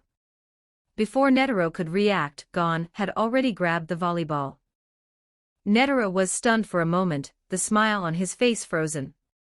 All of this happened in a flash, and even he hadn't reacted in time. "Chairman Netero, we got the volleyball." Sasuke walked over slowly, took the volleyball from Gon's hand, and said with a smile, a hint of triumph in his eyes. Being able to toy with Netero before mastering Nen ability was not an easy task. He, truly young and promising. A bet is a bet, you guys won. Netero stroked his beard and laughed loudly. He hadn't been serious the whole time, and had even only used one hand and one foot, but the fact remained that Sasuke and the others had indeed gotten the volleyball, and he wasn't the type to renege on a debt. Volleyball snatching mission complete. Congratulations to the host for obtaining a white item chest. Sasuke's mouth twitched, feeling a bit disappointed. After all that effort, just a white grade item. This was too shabby. Gon, come out. Sasuke shouted toward the room entrance. Sasuke, did we win? The real Gon poked his head out from the doorway, walked in cautiously, looking confused. Two Gons. Killua, who was leaning against the wall, stood up abruptly, his eyes wide, looking at the two identical Gons in disbelief, almost dropping his jaw. What is going on? With a poof, the Gon, who had just snatched the ball, turned into a puff of smoke and dissipated instantly. From the beginning, when Sasuke and Gon went out to discuss a strategy, Sasuke had Gon hide his presence outside the door, while he himself used Shadow Clone, and then transformed the clone into Gon's appearance. What an interesting ability. Netero smiled even more happily. I've lived for so long and have seen all kinds of Nen ability, but this is the first time I've seen an ability that can create clones and transform without using Nen. Interesting, very interesting. Then, according to the agreement, I will issue you the hunter license. Netero said to the three of them. I'll pass. Killua quickly waved his hand, looking indifferent. I didn't participate in the latter part at all, and I only came to take the hunter exam for fun. It doesn't matter if I get the license or not. I don't want it either. Gon also refused, scratching his head, looking sincere. Being able to grab the ball was all Sasuke's credit. I didn't help at all, so I'd feel too embarrassed to take the license. Ho ho ho ho, what a rare thing. Netero was taken aback, then laughed out loud. I didn't expect that the hunter license I, Netero, sent out would one day be refused. What about you, Sasuke? You don't want it either. Sasuke pondered for a moment, then said seriously, I am confident that I can pass the hunter exam with my own strength, so I don't particularly want this license either. However, could I change the reward to a request? Tell me, what request? Netero became interested, raising an eyebrow at him, curious about what request he would make. I hope you, Chairman, can guide my training. Sasuke's eyes were firm, looking straight at Netero. Netero's strength was unfathomable, and getting his guidance would certainly quickly improve his own strength. Netero stroked his beard, pondered for a moment, and then slowly said, after the hunter exam ends, I will find a very good teacher for you to guide your training. As for this hunter license, I will keep it here for now. You can take it whenever you want. Even if you don't pass the hunter exam in the end, you can still come to get it. How about that? He knew in his heart that Sasuke was a malleable talent with great potential, and taking him as a disciple wouldn't be a loss at all. But he was currently the chairman of the Hunter Association, and had a busy schedule. He didn't have enough time to teach disciples personally, and could only find someone reliable to take his place. Sasuke saw through Netero's little trick at a glance. This old man really knew how to play Tai Chi. Having a teacher guide you after passing the hunter exam was already a rule of the association, right? Did he really think he didn't know that? However, he didn't expose it. Things like taking on a master couldn't be forced anyway. Anyway, the system mission was already completed. Being able to get a reliable teacher's guidance was already a pretty good result. Sasuke nodded and agreed readily, okay, let's do as the chairman says. The game ended and everyone dispersed. Sasuke found an unmanned area in a corner of the airship and without delay, directly opened the item chest he had just obtained. White item chest opened. Congratulations to the host for obtaining the item, Magic Conch, from the world of SpongeBob SquarePants. Sasuke picked up the small conch, his eyebrows raised slightly. Magic Conch. System, what exactly is the use of this thing? It doesn't look like a serious item. Why don't you ask the Magic Conch? It seemed to be an item used for answering questions. Could something from a comedy anime be reliable? But since he had it, he had to try. Sasuke pulled the ring on the conch and asked, Magic Conch, how can I become the strongest person in the world? Beat everyone. A mechanical and perfunctory voice came from the conch, giving a response in 1 second. Sasuke was stunned, his face full of black lines. That's it. Just this. Was my question too broad, or is this thing really just this perfunctory? He suppressed his temper and asked a specific one, Magic Conch, how can I learn an ability? Find someone who knows how to teach you. Do I need you to tell me that? Sasuke almost threw the conch away.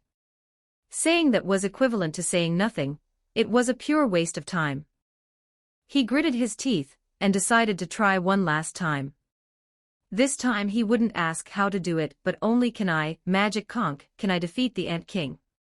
Probably. Sasuke covered his forehead. Is this a yes or a no? It was the same as not saying anything. Forget it, it really was a white-grade piece of trash. He shouldn't have had expectations from the beginning.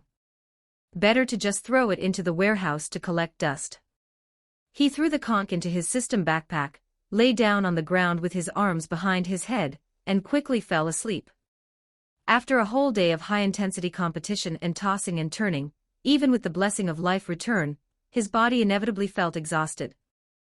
Chapter 11, Trick Tower and Majority Rules. The next morning, the association's airship slowly descended, dropping all the examinees off at the top of a towering structure that pierced the clouds. This was the location for the third hunter exam, Trick Tower. The association representative, Beans, stood at the edge of the tower roof and announced the task to everyone in a loud voice. You must reach the bottom of the tower from the top within 72 hours to pass. After speaking, Beans took the association staff, boarded the airship, and left in a hurry, leaving the examinees to look at each other in confusion. The roof of the tower was empty, with not even a shadow of a staircase. The examinees looked at one another, completely at a loss. Just as everyone was milling about on the roof, trying to figure out how to get down, an arrogant-looking examinee stepped forward, thumped his chest, and shouted, "I am an expert rock climber, this height is a piece of cake for me. I'll be the first to clear this trial." With that, he grabbed the tower wall and began climbing down using both his hands and feet. It had to be said that this examinee did have some skill, being able to climb a wall with almost no footholds. But before he had climbed halfway, a flock of screeching man-eating birds suddenly burst out from the clouds, surrounding him and tearing at him. In just a few seconds, the examinee was torn to pieces, not even having time to let out a scream. Everyone was pale with fright at this sight, and no one dared to approach the edge of the tower again. With his life, he had provided a bloody, cautionary example for all the examinees, completely extinguishing any thoughts of climbing down. Sasuke slowly walked to the edge of the tower, looked down at the deep bottom of the tower, and his expression remained indifferent. In truth, this exam was ridiculously simple for him. Whether he used moonwalk to fly down directly or focused chakra on the soles of his feet to run steadily down the wall, he could easily reach the finish line. However, he didn't want to do that. Other than getting to the island a step earlier for the next exam, there was absolutely no benefit to being the first one down. He would just have to wait board for 3 days in that empty space at the bottom of the tower. It would be a complete waste of time. "I found a secret door." Gon's voice suddenly rang out. He came to Sasuke's side, his face full of excitement, pointing at the floor not far away. "Or were you planning to just run down?" Suddenly remembering that Sasuke could probably just run down the wall, and didn't need his secret door, Gon immediately felt discouraged. "It's fine. You did well. I actually need the secret door you found." Sasuke encouraged him softly. Before long, Gon had called Kurapika, Killua, and Leorio over, pointing to 5 inconspicuous secret doors on the floor, and said, "Look, there are 5 secret doors here, exactly enough for the 5 of us." "Gon, you're amazing. You found them so quickly, we didn't even have a clue." Leorio smiled, ruffled Gon's hair, and praised him profusely. He, it's nothing. These secret doors were just close to each other, I found them after looking around a bit." Gon scratched his head and smiled shyly. Kurapika scanned the secret doors, then looked at the others. "Then let's each pick one. Once we've chosen, we'll head out." The 5 of them each chose a secret door, looked at each other and nodded. Leorio cleared his throat. "Now it depends on individual luck and strength. No matter who falls into a trap, no one is allowed to complain. Let's separate here for now. See you at the bottom of the tower," Kurapika added. After saying this, the 5 of them jumped into their respective secret doors simultaneously. But the next second, all 5 figures landed in the same room, and the atmosphere instantly became somewhat subtle and awkward. Gon was the first to scratch his head and laugh, breaking the silence. "Ahahaha, I didn't expect to see each other so soon. It looks like these secret doors all lead to the same place in the end." Without much reflection, Kurapika quickly got into character and surveyed the surroundings. His gaze swept across the room, and he quickly noticed 5 silver bracelets placed on a platform against the wall, with a line of text carved into the wall. He walked over and read softly, "The path of majority rules. It seems this is a team-based task, and it happens to require 5 people." Leorio put his hands on his hips, looking smug. "Ha ha ha, this task is just perfect for us. If it were a group of strangers, they might be arguing endlessly about which path to take, but the 5 of us definitely won't be like that." "Hard to say." Sasuke shook his head slightly, not agreeing with Leorio's opinion. "Even brothers can stab each other in the back, let alone friends who are just taking an exam together. Don't be too naive. He had seen too much of the world's malice and didn't believe that so-called companions would necessarily work together in unity. Just then, Gon suddenly noticed that Killua's expression was off and his eyes were darting around. He quickly asked with concern, "Killua, what's wrong? Are you not feeling well?" "Oh, it's nothing. Maybe I got a little dizzy when we jumped down just now. Let's put on the bracelets and start the mission." Killua waved his hand quickly, his tone sounding a bit unnatural. He certainly wouldn't dare say that he had stabbed his second brother when he ran away from home. The group didn't ask any more questions and picked up the bracelets on the platform, putting them on their wrists. As soon as the bracelets were put on, a wall slowly opened out of thin air, revealing a door. On the door it was written whether to open the door, with a circle representing yes and an X representing no. What was there to hesitate about? The five of them looked at each other and pressed the circle simultaneously. Without Tonpa's interference from the original plot, they went all the way unimpeded and soon arrived at a place resembling an arena. Standing on the opposite side of the arena were 5 people wearing black robes and shackles on their hands and feet, looking very eerie. One of them took off his shackles and black robe first, revealing a fierce face. He was as burly as a bear, with a shiny bald head, and his whole body exuded an aura of violence. "We are the examiners specially hired for the hunter exam." The bald, burly man walked to the center of the arena and shouted in a loud voice. "If you want to pass through here, you must fight us 5. Each person has 1 chance to battle. It's best of 5, there are no draws, only death or surrender." After speaking, he scanned the 5 of them, Sasuke included, and shouted, "Who among you is going first?" "I'll go first." Kurapika stepped forward and analyzed calmly. "This guy looks like a power type. As long as I don't go head-to-head with him and find his weak point, I can win." Saying this, he took 2 wooden daggers from his waist and walked onto the arena through the extended passage. The bald, burly man grinned, his face full of ferocity. "Kid, you've got guts. Are you ready?" The battle was imminent. The bald, burly man attacked first, his massive fists whistling through the air as he swung them repeatedly at Kurapika.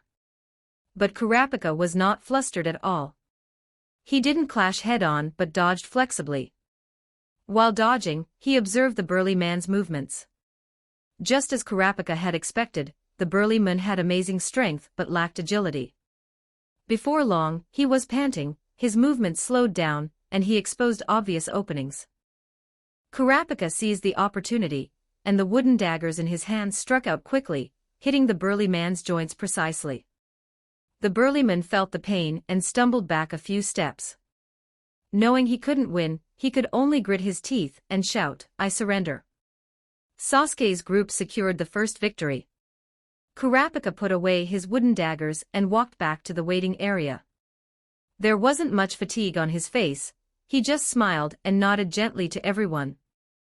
12 Chapter 12, The Arena Battle of the Trap Tower. Chapter 12, Trick Tower Arena Match. In the second round of the arena matches, the opposing side sent out a thin, scrawny man with hair covering half his face. He kept his head lowered, making his expression unreadable, and he looked quite sinister. Gon volunteered for this round, wanting to get on stage quickly to prove himself. Sasuke and the others had no objections. The opponent didn't look very strong at first glance, so Gon shouldn't be in any danger.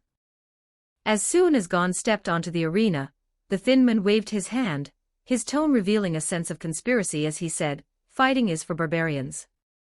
Why don't we play something else instead? It'll be more interesting." As he spoke, he took 2 candles out of his pocket, one long and one short. "Let's have a contest to see whose candle burns longer. You can choose either one of these 2 candles." Gon stared at the 2 candles, his brows furrowed tightly as he weighed his options in his mind. Finally, he made up his mind and pointed at the short candle. "I choose this short one." Sasuke, watching from the stands, suddenly voiced his confusion. "What's wrong, Sasuke? Is there a problem with Gon's choice?" Kurapika thought Sasuke had discovered something. It's nothing. Sasuke waved his hand to indicate it was fine. That's strange. I remember in the anime, Gon chose the long candle. Is this the butterfly effect? As you wish. The thin man tossed the short candle to Gon with an expressionless face, and picked up the long candle himself. The match began, and both of them lit their candles at the same time. Time ticked by, and both candles burned normally without any abnormalities, neither accelerated nor extinguished. Gon grew increasingly panicked until the short candle in his hand burned out completely, while the opponent's long candle still had a small portion left. Gon patted his head in frustration and walked back to the stands, dejected, his face filled with unwillingness. I'm sorry, everyone. I let you down. Kurapika patted his shoulder and comforted him softly. It's okay, Gon. It's just one match, don't take it too hard. Don't worry, I'll win it back for you next time. Rio vigorously rubbed Gon's head, promising with absolute certainty. In the third round, the opposing side sent out a guy who looked like Frankenstein, with clear stitch marks all over his body, a fierce gaze, and an intimidating appearance. I'll take this round. Sasuke stepped forward. He didn't want to be dragged out for as long as in the anime. He wanted a quick victory, not giving the opponent any chances. Great, this round is in the bag. Seeing Sasuke willing to step in, everyone knew this round was secure. As soon as the match began, the Frankenstein-like guy started bragging about his past record of kills. While speaking, he turned around, revealing the spider tattoo on his back, and said arrogantly, "Listen up, brat. I am the infamous Janae Ryodan member, Lord Jahu. If you're smart, you'll surrender immediately, or I'll make sure you die without a complete corpse." But Sasuke didn't buy any of it. This guy was just a fraud. His appearance was intimidating, but he was actually just a paper tiger. Before Jahu could finish speaking, he exerted force with his feet, dashed in front of Jahu, grabbed his neck with one hand, and lifted him high into the air. Jahu hadn't even reacted before he found his neck being grabbed. He struggled desperately, his hands constantly trying to pry the hand off his neck. But Sasuke's hand was like a steel vise, incredibly firm and completely immovable. Do you surrender or not? Sasuke's voice was icy and bone-chilling, and the terrifying killing intent nearly made Jahu wet himself. I surrender. I surrender. Jahu chose to surrender without hesitation. He felt that if he had been a second slower, his neck might have really been snapped. The match ended and Sasuke won easily. Sasuke, you're truly amazing. Sasuke was immediately praised by everyone upon returning to the stands, but he wasn't happy at all. The opponent was just too weak. Winning against such a person gave him no sense of accomplishment. Just then, Sasuke's gaze fell upon Kurapika, and he noticed that his state was a bit off. Kurapika, are you okay? Everyone looked over upon hearing this, only to see that Kurapika's eyes had turned a vibrant, fiery red. His gaze was filled with cold hatred, and his entire aura had become strange. Kurapika, what's wrong with you? Gon asked quickly with concern. Kurapika took a deep breath, closed his eyes, and when he opened them again, they had returned to normal. He shook his head. It's nothing, just remembered some bad memories. It won't affect the upcoming matches. Although everyone was worried, seeing that he didn't want to say more, they didn't ask any further. Soon, the fourth match began. As soon as the person on the opposite side took off their black robe, everyone couldn't help but exclaim, "A woman." It was a woman with a beautiful face and a graceful figure, her eyes alluring. Even though she was wearing prison clothes, her whole body exuded a seductive aura. This round should be mine. Seeing that the opponent was a woman, Rio got carried away. Wouldn't it be easy to win this round? Rio, you can go, but whatever you do, don't bet on time with her. Sasuke was really a bit worried about Rio. Although he knew that without Jahu's feigned death, there shouldn't be a need to bet on time in this round, he still emphasized it just in case. Bet on time. Leo Rio felt a bit strange. Why would he need to bet on time? It's nothing, just go. Just remember what I said. Sasuke didn't explain further. Leo Rio walked to the arena and heard the woman say in an alluring voice, "Handsome, I'm not good at fighting. Why don't we make a bet? The winner passes this round, how about that?" Bet on what? Could it really be betting on time? Hearing that they were going to gamble, Leo Rio thought Sasuke had predicted it in advance. The woman smiled, her eyes becoming even more alluring. "Of course not.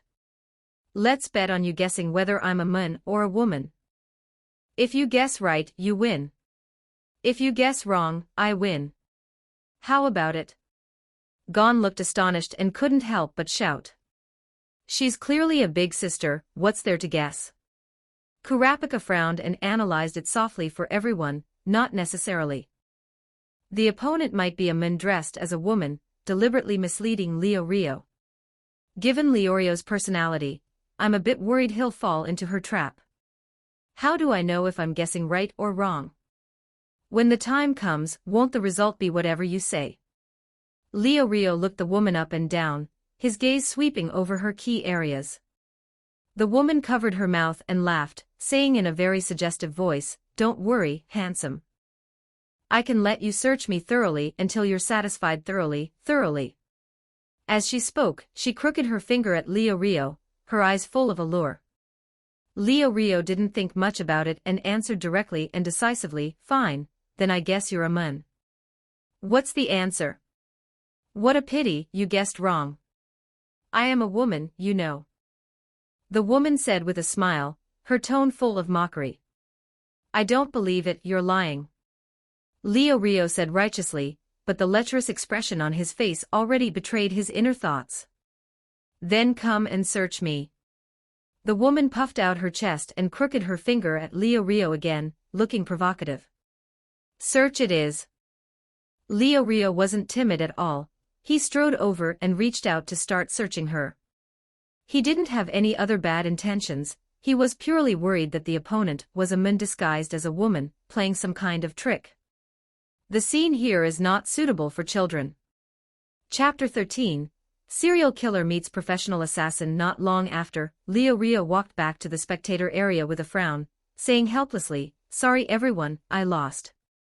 That guy was just too despicable." But what he received was not comfort from his companions, but rather gazes of disdain. Killua rolled his eyes, his tone full of disgust. "I really didn't misjudge you. Don't come near me, stay away from me." Kurapika also shook his head, looking helpless. "Although I already knew what you were like, I didn't expect you to have absolutely no bottom line." Gon looked confused and scratched his head. "What just happened?" "Kurapika, why did you cover my eyes just now?" Only Sasuke looked at Leo Rio with a smile, wearing an expression that said, "I understand you." In his past life, he was also an adult, so he could understand such things relatively well. Although Leo Rio claimed to still be a minor. "Ahem, I already know I was wrong, don't talk about it anymore." Leo Rio's cheeks flushed slightly, and he quickly coughed twice to change the subject. "It's fine, we still have one more chance. The final hope is left to you, Killua." What did these kids know? They didn't understand the romance of an adult at all. After 4 matches, the arena trials reached the final round. For the last match, a man with a sinister face slowly walked out from the opposite side. His eyes were clouded yet shone with a twisted fanaticism. A strange arc always hung at the corners of his mouth, and his fingers unconsciously rubbed against his fingertips. He exuded a nauseating scent of blood. He was the very dismemberment expert who had committed multiple serial murders and terrified countless people. But his luck was too poor today. For this match, he happened to run into the true professional assassin, Killua. He would probably never understand how much weight the phrase, "Don't use your amateurism to challenge someone else's profession," truly carried. Killua walked onto the arena slowly, without a hint of nervousness, as if he were out for a spring stroll. As soon as the match began, Killua's gaze turned cold, and the aura around him instantly became sharp. He was a completely different person from his usual laid-back self. He walked slowly toward the perverted serial killer, while the serial killer also excitedly lunged at Killua. The moment they passed each other, Killua's right hand darted out quickly, his fingertips silently unsheathing sharp claws that flashed with a cold glint, too fast for anyone to see clearly. The next second, he walked slowly from behind the serial killer, his palm firmly gripping a heart that was still beating continuously, stained with warm blood, demonstrating to everyone what it meant to rip someone's heart out. Immediately after, his fingertips applied slight pressure, and with a squelch, the heart was instantly crushed. Warm blood splattered everywhere, staining the arena's stone floor red. The perverted serial killer hadn't even managed to let out a scream before his body fell straight to the ground, eyes wide open, completely breathless, dying without ever realizing how he had died. Except for Sasuke, the other three instantly froze in place, their faces full of shock. Gon couldn't help but exclaim out loud, subconsciously clenching his fists. Leorio's mouth hung open, his jaw practically dropping, even his breathing stuttering for a beat. Kurapika's brows were locked tight, his gaze heavy, his hand unconsciously gripping the wooden sword at his waist. Sasuke's reaction wasn't that intense. He already knew that Killua was an assassin from the Zoldyck family and knew the final outcome, but seeing it on the spot still felt shocking. The hunter-examiner sitting in front of the monitors suddenly sprang up from his chair, hands pressed onto the table, his face full of disbelief. The perverted serial killer he was so proud of, whom he had spent so much effort to capture, had actually been dealt with so casually by a half-grown kid. Killua returned to the spectator area, the sharp claws on his fingertips slowly retracting, and the sharp aura on his body gradually fading. He lowered his eyes, looking at the astonished expressions of his companions, his heart tightening slightly. Killua thought they would be afraid of his identity as an assassin. But he didn't expect Gon to be the first to react, jumping over and rushing toward him, grabbing his arms with both hands, his eyes sparkling, shouting with excitement, "Killua, you're too amazing. That move just now was so fast I couldn't even see it, you took care of the bad guy in an instant." Leorio also hurried over, reaching out to pat Killua on the shoulder, looking amazed, his voice even carrying a hint of a tremor. "My God, Killua, how did you do that just now? That's absurd. That guy was a legendary dismemberment expert, and you took care of him in one move." The stone in Killua's heart instantly dropped, his tense mouth corners curling up slightly, revealing a faint smile. He raised his right hand, manipulating the joints, and the sharp claws slowly extended from his fingertips, then slowly retracted, patiently demonstrating it to everyone, his voice calm but carrying a hint of relief.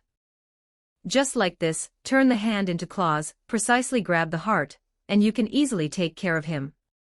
This is an ability I've been trained in since I was young, I'm used to it." Sasuke leaned against the wall, arms crossed, his gaze falling on Killua's hands, nodding slightly in thought. The principle of Killua's move wasn't complicated, it just involved changing the muscles of the fingers. Through life return, he seemed to be able to achieve a similar effect, freely controlling the body's joints and muscles to grow similar sharp claws. However, for him, this wasn't very useful. A simple finger pistol was enough for him to handle most battles, so there was no need to go through the extra trouble. In the end, this intense and thrilling arena trial successfully passed with a score of 3 wins and 2 losses for Sasuke's side. The journey ahead didn't have any more twists and turns. Whether it was forks in the path or deadly traps hidden in the shadows, with the concerted efforts of the 5, they passed through everything safely and without incident. Gon took the lead to scout the path, Kurapika carefully analyzed the traps, Leorio occasionally complained but fully cooperated, Killua was responsible for dealing with sudden dangers, and Sasuke provided backup from the side. The 5 moved in unison, steadily advancing toward the bottom of the tower. The 5 cooperated tacitly along the way, avoiding all traps along the route, and finally arrived at the final stage of the trick tower. Standing directly in front of the final stage were 2 heavy, cold iron doors. On the walls on both sides of the doors, various weapons like swords and spears of different lengths were hung. Below the wall surface, 2 pairs of metallic handcuffs gleaming with cold light were fixed, exuding an oppressive atmosphere. Just then, the hunter-examiner's steady voice came over the broadcast, piercing the air and clearly entering everyone's ears. This long road of majority vote has finally reached its end. Now there are two paths before you. One is a simple and fast path. It takes at most 3 minutes to reach the finish, but only 3 people can pass, and the other 2 must be locked in the handcuffs on the wall. The other path is difficult and time-consuming, requiring at least 45 hours, but all 5 can pass together. Now, make your choice. 14 Chapter 14 The combination of 6 powers and ninjutsu. Chapter 14 The combination of Rokushiki and ninjutsu. The hunter-examiner at Trick Tower had just finished explaining the rules when Rio spoke up first, without the slightest hesitation, simple and straightforward. What are you thinking? Obviously, we choose the 45-hour path. We still have over 50 hours available, and it's not like we don't have enough time. We can't just leave anyone behind. He was right. This time, the accident of being trapped for 50 hours from the anime didn't happen, and the time remaining for them was still very abundant. In fact, Sasuke really didn't understand Leorio's behavior in the anime. If he lost that match, he lost. Insisting on betting time against the opponent and ending up losing an extra 50 hours was truly not worth the loss. It was purely asking for trouble. I do have a plan. Sasuke spoke slowly. He intended to imitate Gon's approach from the anime. The examiner only said this path would take a minimum of 45 hours, but didn't say it would definitely take 45 hours to arrive. Having a backup plan just in case was never wrong. The 5 of them had no disagreements and unanimously voted to open the iron door that would take a long time. As for the door that could be passed in 3 minutes but required leaving 2 people behind, it was never even considered. Sasuke, what are you going to do? Gon leaned in close to Sasuke, tilting his head up, his eyes sparkling, and asked curiously with a face full of wonder. Sasuke didn't say anything. He walked to the wall near the other shortcut passage, turned back, and tilted his chin at the 4 of them, carrying a hint of flair as he showed off to his friends. Watch closely. As soon as he finished speaking, his hands moved rapidly, forming a series of fluid hand seals, and he whispered, "Lightning release a Chidori." Instantly, blinding lightning burst forth in Sasuke's palm. Dark blue electric currents wrapped around his arm, emitting a harsh screeching sound like 1,000 birds chirping. The air was scorched by the electricity, slightly distorting and rippling. Immediately after, Sasuke's gaze sharpened, condensing all the lightning and chakra at his fingertips, and he thrust out instantly. Finger pistol, a pseudo-hell stab, 1 finger nukite, a deafening loud noise erupted, the thick, hard wall was forcibly pierced by Sasuke, creating a large hole big enough for 1 person to pass through. Gravel and dust tumbled to the ground with a clatter, kicking up clouds of gray mist. The scene instantly fell into a dead silence. After a few seconds, the group's irrepressible exclamations finally broke out. This is too strong. This shocking scene was far more alarming than Killua plucking out a heart with his bare hands earlier. Even their breathing couldn't help but hitch. Kurapika stared blankly at the large hole in the wall, his eyes complex, a strong desire surging in his heart, and a thought becoming increasingly clear in his mind. Is this your true strength? If I could also become a ninja and learn such ninjutsu, would I be able to avenge my clan sooner? I am too weak right now, so weak that I can't even protect myself. Killua frowned and stepped forward, his gaze fixed tightly on Sasuke's palm, which still had faint traces of lightning, his tone full of confusion. Sasuke, is this really ninjutsu? How come it's completely different from the ninja abilities my grandfather told me about? Incredible. Ninjas are just too amazing.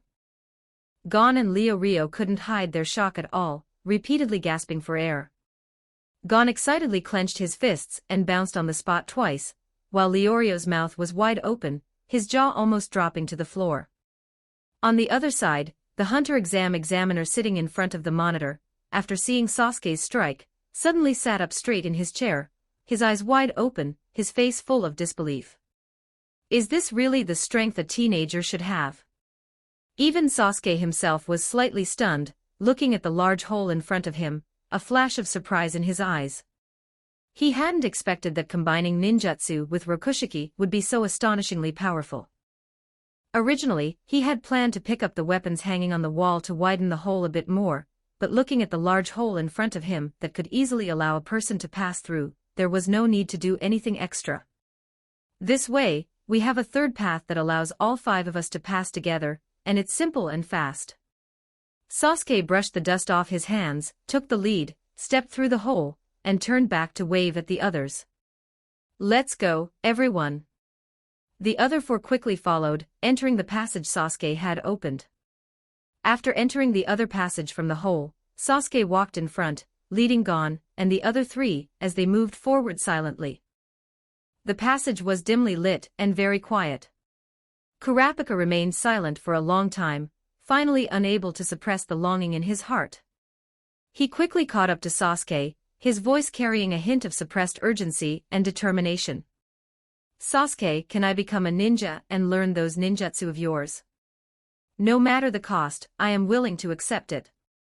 As soon as these words were spoken, Gon, Killua, and Rio all looked at Sasuke in unison, their eyes filled with curiosity and anticipation, especially Gon, who was waiting for Sasuke's answer with a face full of expectation. Sasuke stopped, turned around, frowned slightly, and fell into deep thought.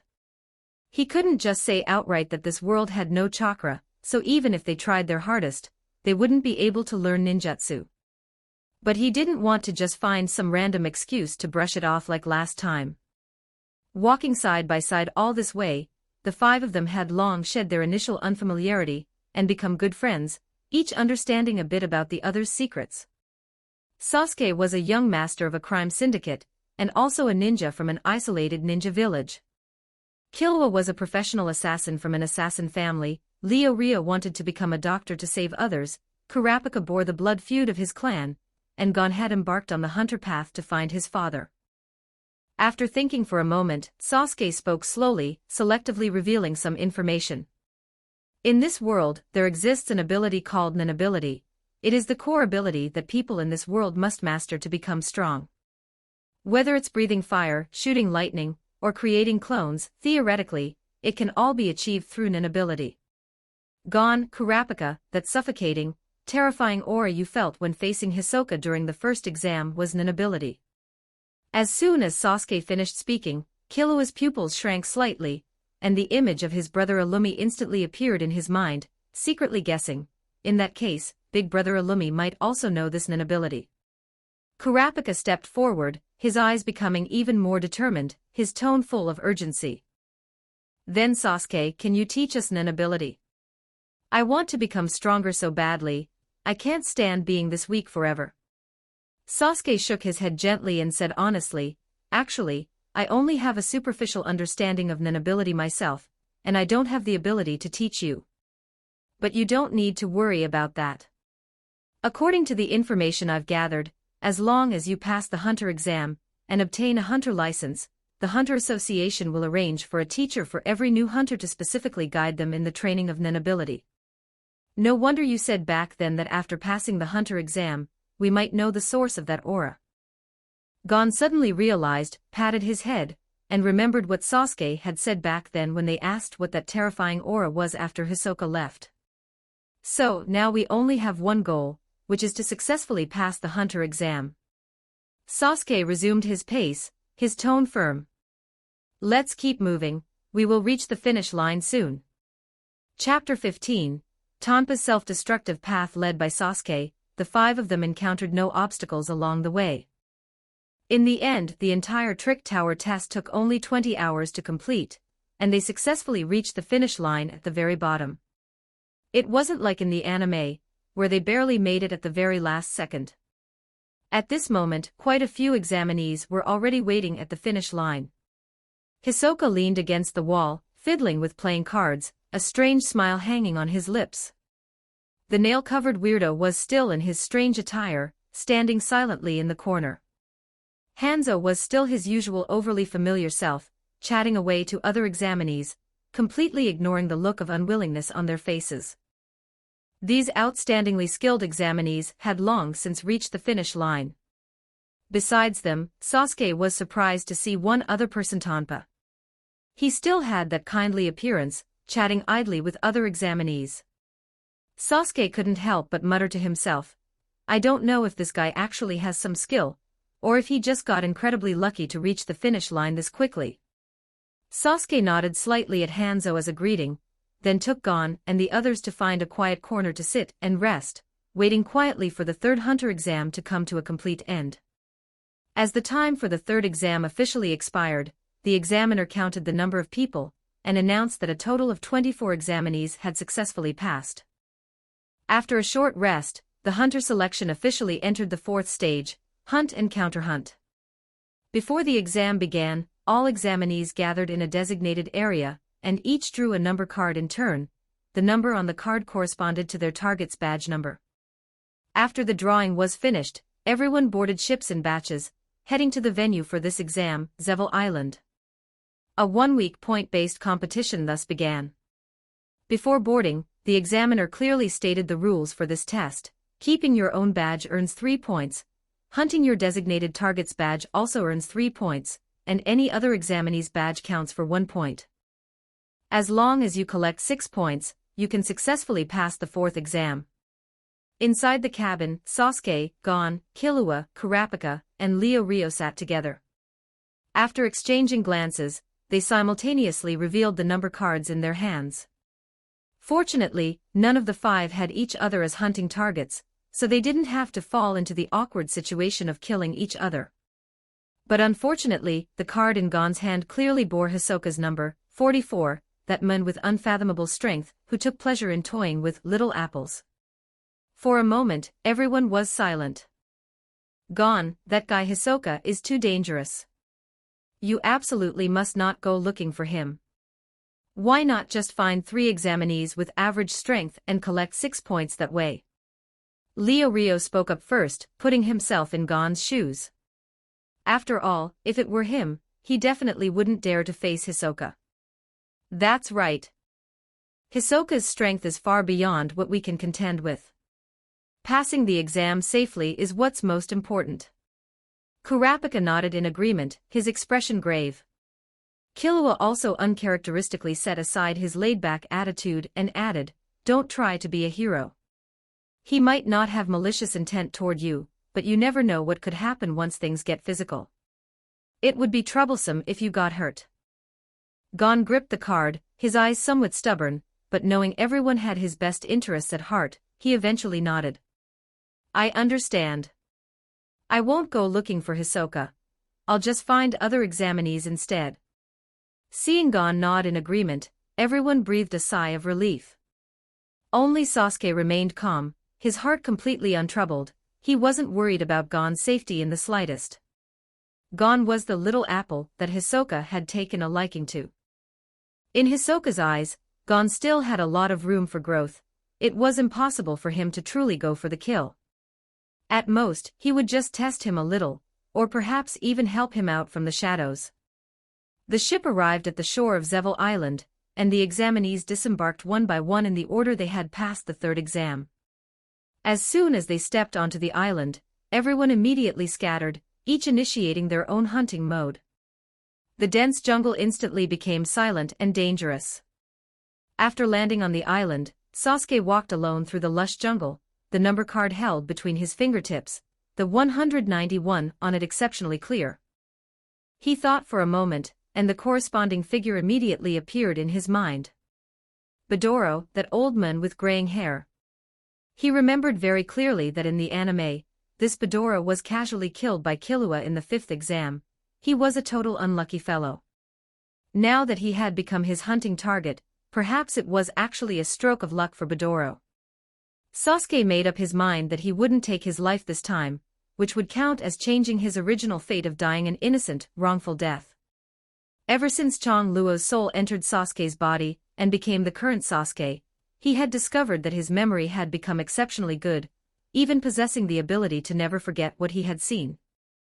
Those subtle plot details from watching the anime in his past life could now clearly emerge in his mind. He could also accurately recall the correspondence of all the examinees' badges, which gave him a significant advantage in this hunting competition.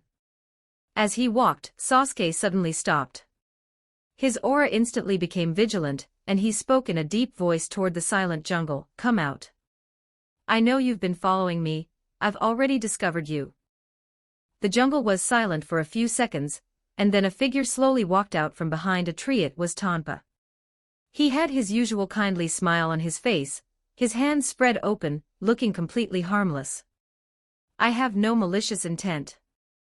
If you don't believe me, look, my target isn't you." As he spoke, he hurriedly took out the number card in his hand and showed Sasuke his hunting card. The number on the card was indeed completely unrelated to Sasuke's badge. Sasuke glanced at the card and said indifferently, "So it's Mr. Since your target isn't me, why are you following me?" Tonpa immediately stepped forward, his face full of fawning smiles, and said in a somewhat ingratiating tone, "I just want to seek cooperation with you. Look, my target isn't you, so I won't hinder you at all. We have no conflict of interest, so there's definitely room for cooperation. I've participated in the hunter exam so many times, I know the strength and habits of many examinees like the back of my hand. I might be able to help you out quite a bit. My target isn't you either, but I have no interest in cooperating with you." Sasuke paused, looked at Tonpa's fawning face, and suddenly curled the corner of his mouth, adding with a faint, ambiguous smile, "Did you think I would say that?" The smile on Tonpa's face instantly froze, and his heart skipped a beat. Years of experience struggling through the hunter exam made his danger alarm ring wildly at this moment, and a strong aura of death enveloped him. He didn't dare to think twice, turned around, and bolted into the depths of the jungle, just wanting to escape this place as quickly as possible. But his usually infallible sense of danger was, in the end, futile in the face of an absolute gap in strength. Too late. A cold voice rang out behind Tonpa, accompanied by a faint sound of something cutting through the air. The kunai in Sasuke's hand was already stained with blood. He looked down at Tonpa, who was lying on the ground with blood continuously gushing from his throat, his heart completely untroubled. In that instant just now, the kunai had accurately slashed Tonpa's throat, not giving him any chance to resist. 16 Chapter 16, Gathering Points. Although I don't know what you're planning, I'm clear on one thing, you didn't have good intentions when you approached me. Sasuke crouched down and wiped the blood off his kunai with Tonpa's clothes. I had already decided from the beginning that if you didn't provoke me, I would let you go. But since you insisted on provoking me, I have no choice but to send you down. Sasuke never liked being schemed against. In his view, the most direct and effective way to solve such a problem was to eliminate the person doing the scheming. As long as the schemer is dead, even the most elaborate conspiracy will fall apart on its own. After disposing of Tonpa's body, Sasuke took his number plate, shoved it into his pocket, and continued walking in the direction where Bidoro might appear. "Come out. I know you've been following me. I've already discovered you." After walking for a while, Sasuke stopped again and spoke to the surrounding jungle, his tone still guarded. But this time, there was no movement in the jungle. After a long while, still no one appeared. Sasuke sensed his surroundings carefully once more, confirmed there were no abnormal auras, and then relaxed and continued forward. During the rest of the journey, Sasuke would stop every so often to shout that line, continuing only after confirming there were no trackers. In truth, his anti-reconnaissance skills were already extremely strong. Years of ninja training had made him hypersensitive to the slightest movement in his surroundings. He had indeed discovered Tonpa's tracking through his own perception. Even those examiners hiding in the distance, responsible for monitoring the examinees, had been detected by him long ago. Even so, Sasuke dared not be the slightest bit careless. One had to remember that this world had something called Zetsu, which was complete concealment of one's aura. He wasn't sure if that could be sensed, so he had to be as cautious as possible to avoid being ambushed. It didn't take long for Sasuke to find Bidoro. To his surprise, the old man hadn't hidden away like the other examinees to avoid being hunted. Instead, he stood exposed in an open grassy field, eyes closed and expression solemn. He looked as if he were meditating, Or perhaps like a champion waiting for a challenger to arrive, appearing completely confident. Sasuke had no intention of launching a sneak attack. Seeing this, he walked openly toward Midoro, his steps steady, rustling the grass, making no attempt to conceal his presence. "You've come." Just as Sasuke reached him, Midoro slowly opened his eyes, his gaze landing on him. His voice was calm, without a hint of surprise. "Yes, I have." Sasuke stopped and met his gaze, his tone flat. "You shouldn't have come." Midoro raised his hand slightly, and the aura around him began to grow heavy. "But I am already here." Sasuke's tone didn't change, his eyes remaining calm. A breeze blew between them, brushing across the grass and making a soft rustling sound. The tension in the air spiked instantly. In the next second, Midoro moved suddenly, his figure flashing as he charged rapidly toward Sasuke. The spear in his hand pointed directly at Sasuke's vitals, clearly intending to strike first. But after only an instant, Midoro collapsed straight to the ground, having lost consciousness. Sasuke looked at Midoro, who had been knocked unconscious by his hand strike, and couldn't help but twitch his eye. With strength like that, why act so tough? He'd actually gotten fired up for a moment, only to have been nervous for nothing. In reality, Midoro wasn't weak. Anyone who could make it to the fourth phase of the hunter exam on their own strength was no true weakling. It was just that Sasuke's strength was simply too overwhelming. Without realizing it, he had started measuring others against powerhouses like Hisoka, which was why he found Midoro so vulnerable. Sasuke bent down, took the number plate from Midoro, then pulled Tonpa's number plate from his pocket, and tossed it casually beside Midoro.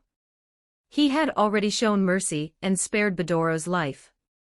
Whether he could gather enough points to pass the exam now was up to Midoro's own fate. At this point, Sasuke had gathered 6 points. He no longer needed to hunt any more targets, he just needed to find a safe place and stay put until the exam ended. After collecting the points, Sasuke began searching all over Zevel Island for a suitable hiding spot. On the way, he chose to detour and avoid the occasional examinee he encountered, doing his best to avoid direct conflict. There was no need to invite unnecessary trouble for extra points. Without the pressure of points, Sasuke became more relaxed. He wandered leisurely through the forest, occasionally stopping to observe the island's environment, which wasn't actually all that boring. Just then, Sasuke suddenly sensed a heart-palpitating, ominous aura coming from ahead. The aura was cold, violent, and carried a strong desire to kill. He immediately became vigilant, exerted force through his feet, and leaped up into a nearby tree, using the dense leaves to completely hide himself. At the same time, he used ninja concealment techniques to eliminate his own presence as much as possible, daring not to make the slightest movement. Not long after, a figure with an extremely strange walking gait appeared on the path ahead, swaying as if they would fall over at any moment. As the figure drew closer, through the gaps in the leaves, Sasuke finally saw the person's face. It was Hisoka. Hisoka's state was clearly not right at the moment.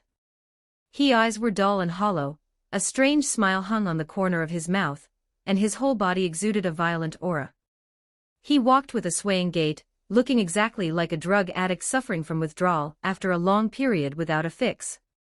Sasuke thought to himself that this was bad. Judging by Hisoka's state, he had likely fallen into some kind of out-of-control condition. It was best not to provoke him now. He lay quietly on the branch just like that, motionless, even breathing as lightly as possible. He watched helplessly as Hisoka slowly passed beneath the tree, only breathing a sigh of relief once that strange figure had completely disappeared into the depths of the jungle. At this moment, only one thought remained in Hisoka's mind: killing. His blood was boiling, and he was intensely craving the blood of enemies to nourish his long-parched soul. Anyone who appeared before him would likely be killed by him without hesitation. Sasuke muttered silently in his heart, wondering which poor soul would run into Hisoka right now. They probably wouldn't even have time to react before becoming another ghost under Hisoka's cards. Sasuke had no intention of interfering with any tragedy that might befall others. Those who came to participate in the hunter exam were all voluntarily gambling with their own lives. Everyone had their own choices and destiny. He had no need to meddle, only to respect it. Unless it was Gon, Kurapika, or the others. Sasuke searched the island for an entire day before finally finding a satisfactory spot. It was located in a clearing next to a lake, where the surrounding trees were sparse and the view was open, so he didn't have to worry about being ambushed from the shadows.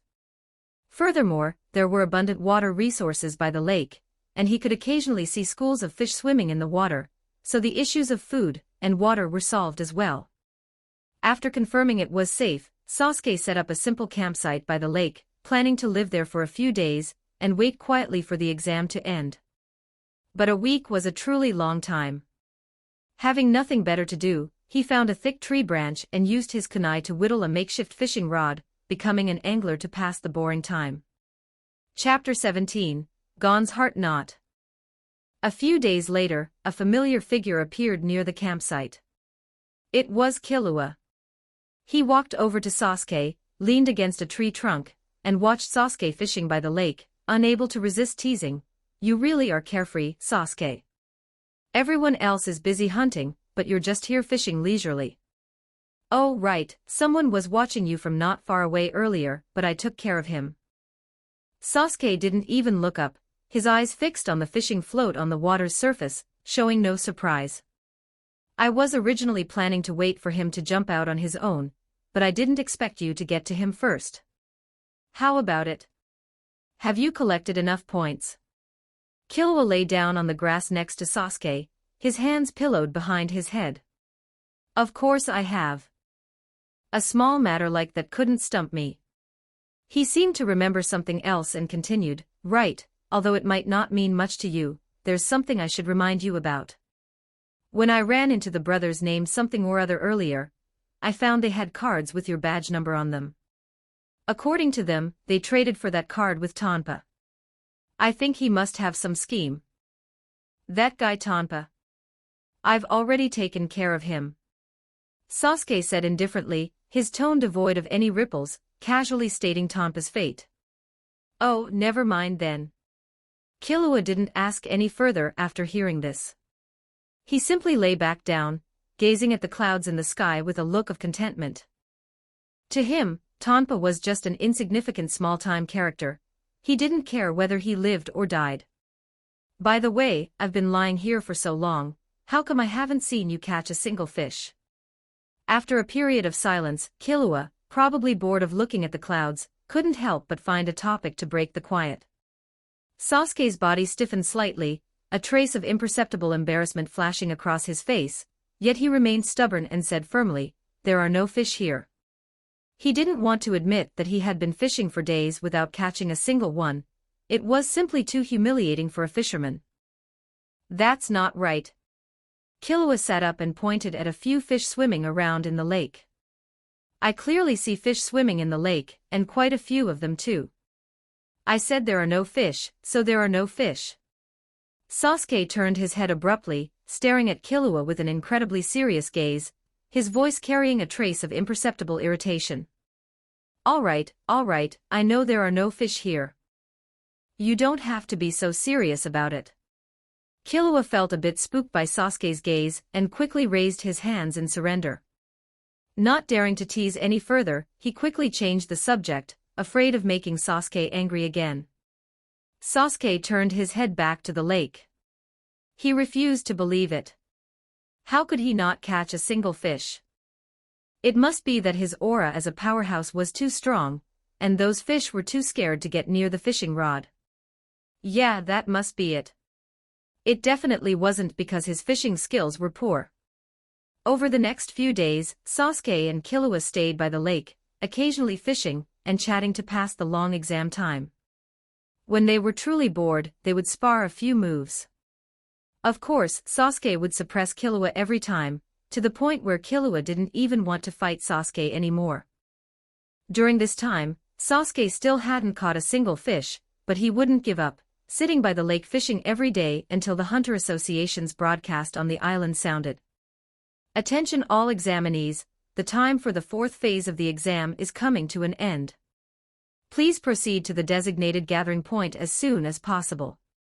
The two of them packed up their things and headed towards the gathering point. Before leaving, Sasuke snapped the fishing rod in his hand in frustration, threw it by the lake, and secretly vowed in his heart never to fish again. It was too embarrassing. When Sasuke and Killua arrived at the gathering point, Gon, Kurapika, and Rio had already been waiting there for a long time.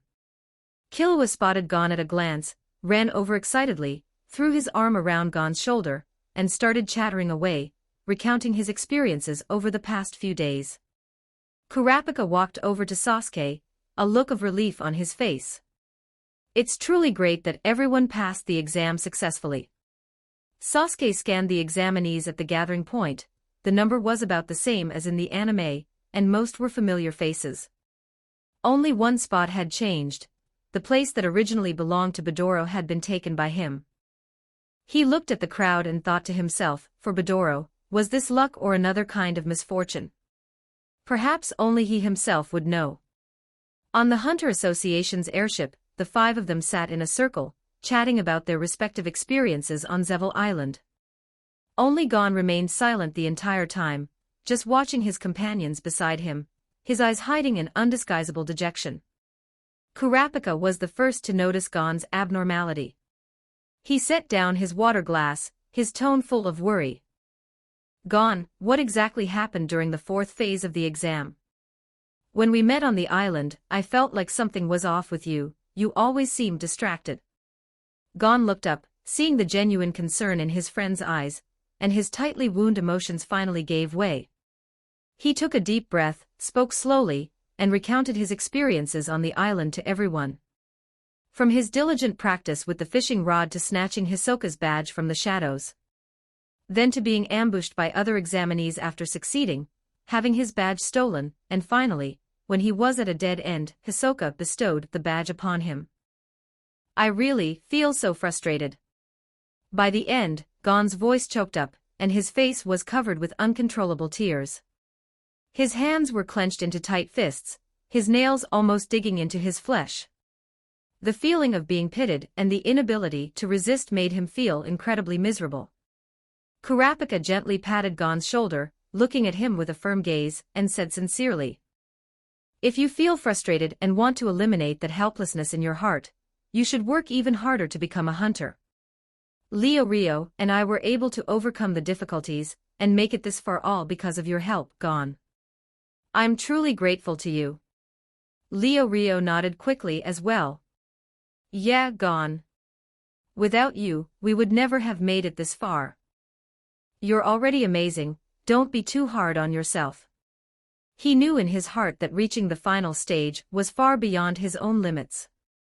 If it weren't for Gon constantly encouraging and leading everyone, he probably would have given up long ago. "Gon, if you feel that what Hisoka did was charity, then just pay it back double in the future. He wasn't pitying you, he was waiting for you. Waiting for the day in the future when you can return that punch with interest." Sasuke's thinking was simple: if you don't want something given to you by others, then give it back. In his view, rather than wallowing in frustration, it was better to strive to become stronger and reclaim what belonged to you with your own strength.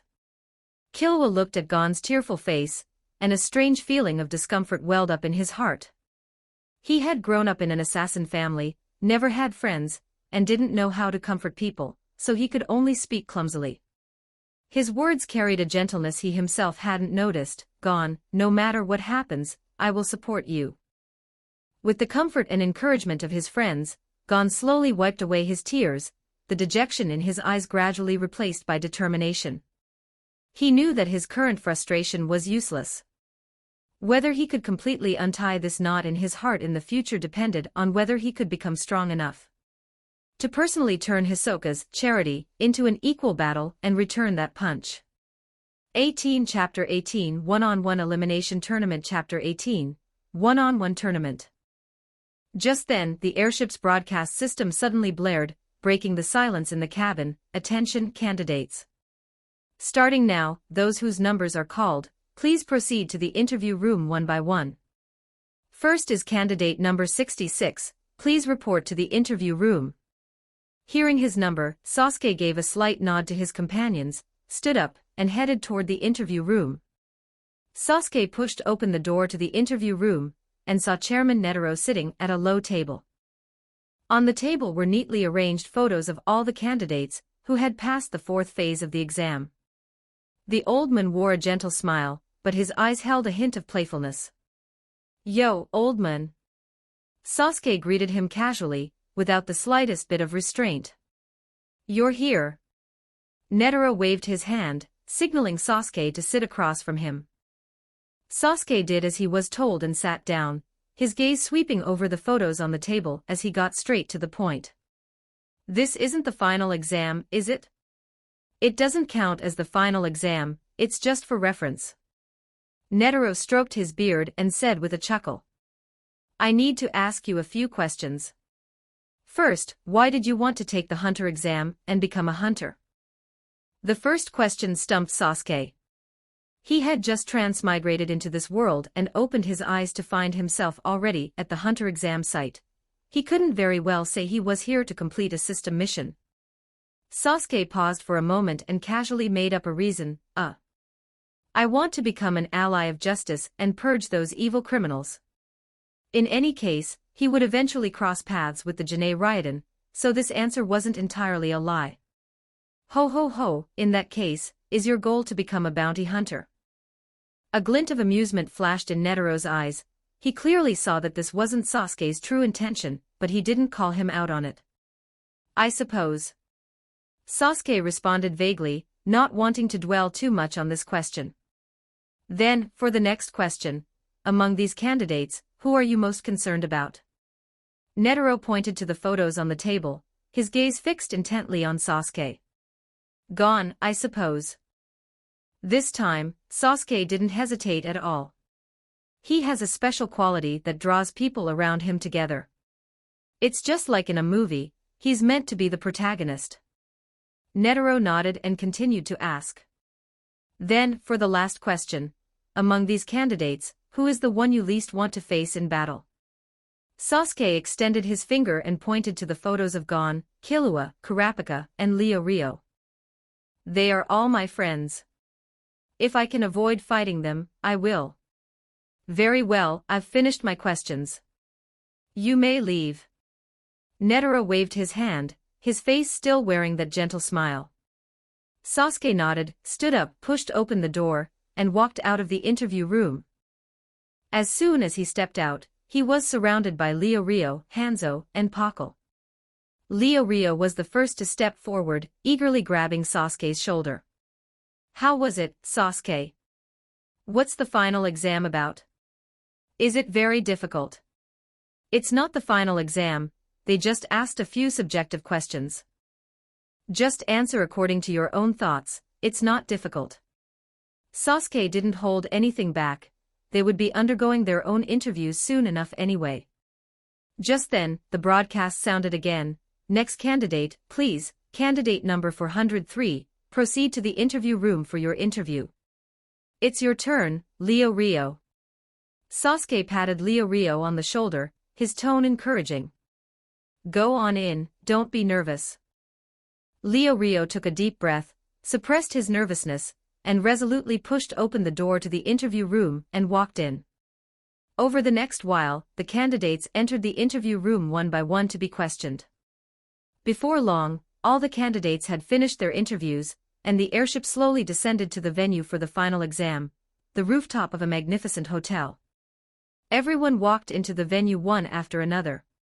It was exceptionally spacious, and Netero and the other hunter examiners were standing next to a whiteboard covered by a curtain. Netero stepped forward, cleared his throat, and revealed the subject of the final exam to everyone. "The final exam will be a one-on-one tournament." "A one-on-one tournament?" Upon hearing this news, the candidates immediately erupted into a buzz, each with their own thoughts. Candidates like Leo Rio and Pakal, who were not confident in their own strength, looked nervous, terrified of drawing a strong opponent. As for a battle junkie like Hisoka, his eyes gleamed with excitement, and he rubbed his hands together, looking forward to a thrilling showdown. The nail-faced man, Alumi, remained expressionless, and no one could tell what he was thinking. Now, I will announce the bracket for the one-on-one tournament. As he spoke, Netero reached out and pulled back the curtain, revealing the tournament bracket clearly on the whiteboard for everyone to see. Everyone gathered around, looking at the bracket on the whiteboard, exchanging glances with stunned expressions. The layout of the bracket looked very brutal, and a thought sprouted in many people's minds. Could it be that only one person can pass this year's Hunter exam? Sasuke knew the true rules of this test. His gaze quickly swept over the bracket, focusing on his own opponent. His opponent would be the loser of the match between Gon and Hanzo. Based on the anime plot in his memory, Hanzo was highly likely to lose to Gon, so his opponent would most likely be Hanzo. Ho ho ho, it seems you have all misunderstood. Netero looked at their nervous expressions and explained with a smile. Regarding this exam, as long as you win once, you pass. You mean we only need to win one match to pass? Is it that simple? The candidates began to discuss it among themselves, the nervousness on their faces gradually dissipating. Netero held up a finger and said affirmatively, "That's right. It means that in this exam, only one person will fail." Subsequently, Netero explained the rules of this exam in detail: a one-on-one, no-holds-barred fight. The only requirement is to make your opponent surrender voluntarily. If anyone kills their opponent, they will immediately be disqualified, and the remaining candidates will automatically pass the exam. Seeing that everyone had quieted down, Netero spread his arms and announced loudly, "The final exam now officially begins." As Netero's voice faded, a man in a black suit and black sunglasses walked to the center of the arena and bowed deeply to everyone. "I will now serve as the referee for the matches. The first round, Candidate 294, Hanzo, versus Candidate 405, Gon. Will both of you please step forward?" Gon and Hanzo stepped onto the arena at the same time. The two stood facing each other a few meters apart, the tension in the air instantly peaking. The match was about to begin. Gon stared intently at Hanzo, his breathing becoming rapid, and he clenched his fists. He had only one thought in his mind: win this match and prove that he didn't just have to rely on others' charity. Chapter 19. Unequal battle. As soon as the match began, Gon intended to use his innate speed advantage to catch Hanzo off guard and secure a surprise victory. He exerted force into his feet, his figure flashing forward like an arrow released from a bow, rushing rapidly toward Hanzo. His fists were clenched tight, determined to land a strike on Hanzo's vital points. But Hanzo was, after all, a battle-hardened ninja, with far more combat experience than Gon, and he had long since seen through his intentions. Just as Gon's fist was about to make contact, Hanzo shifted his body slightly to the side.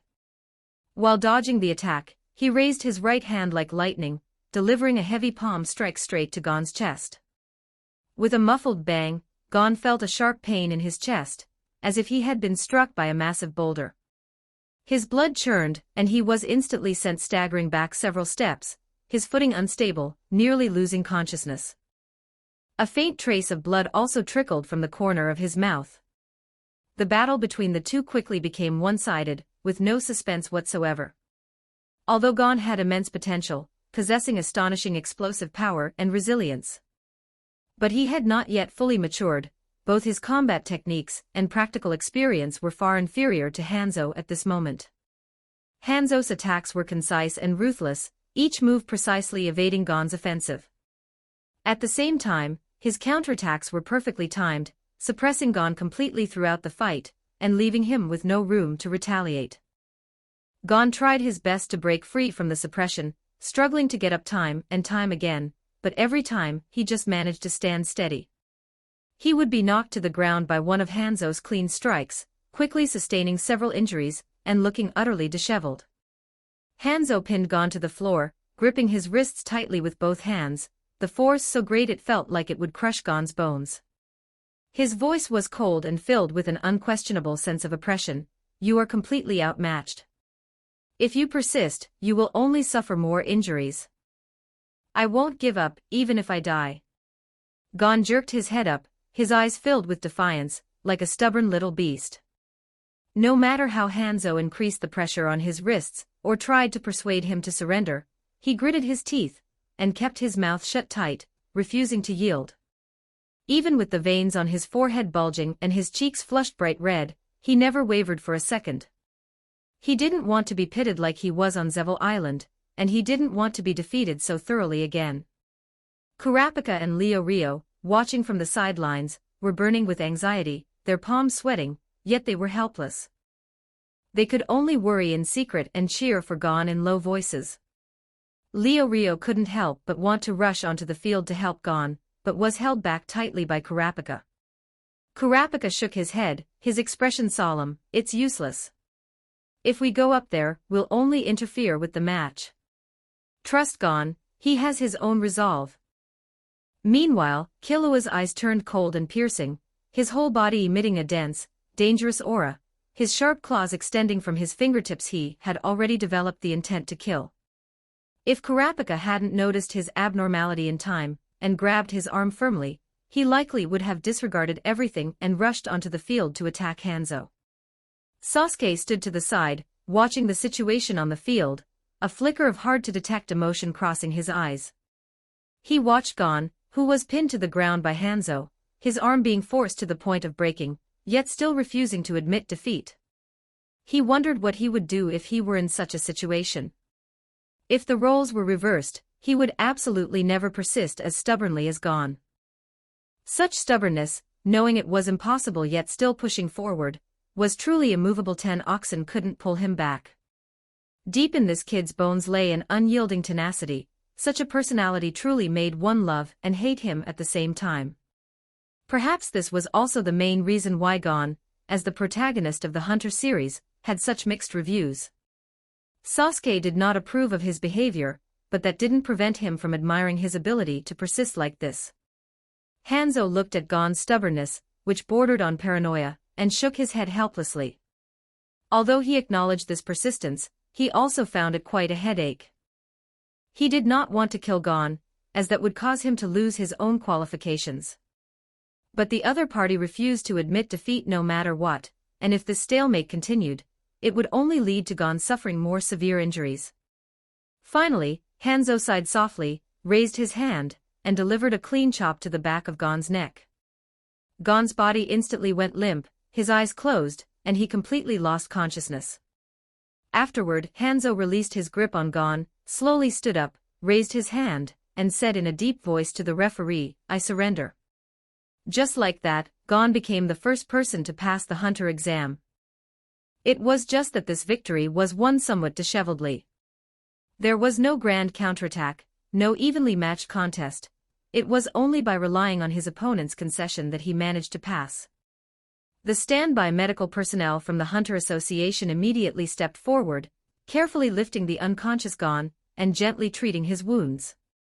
They then carried him to the medical room for professional treatment.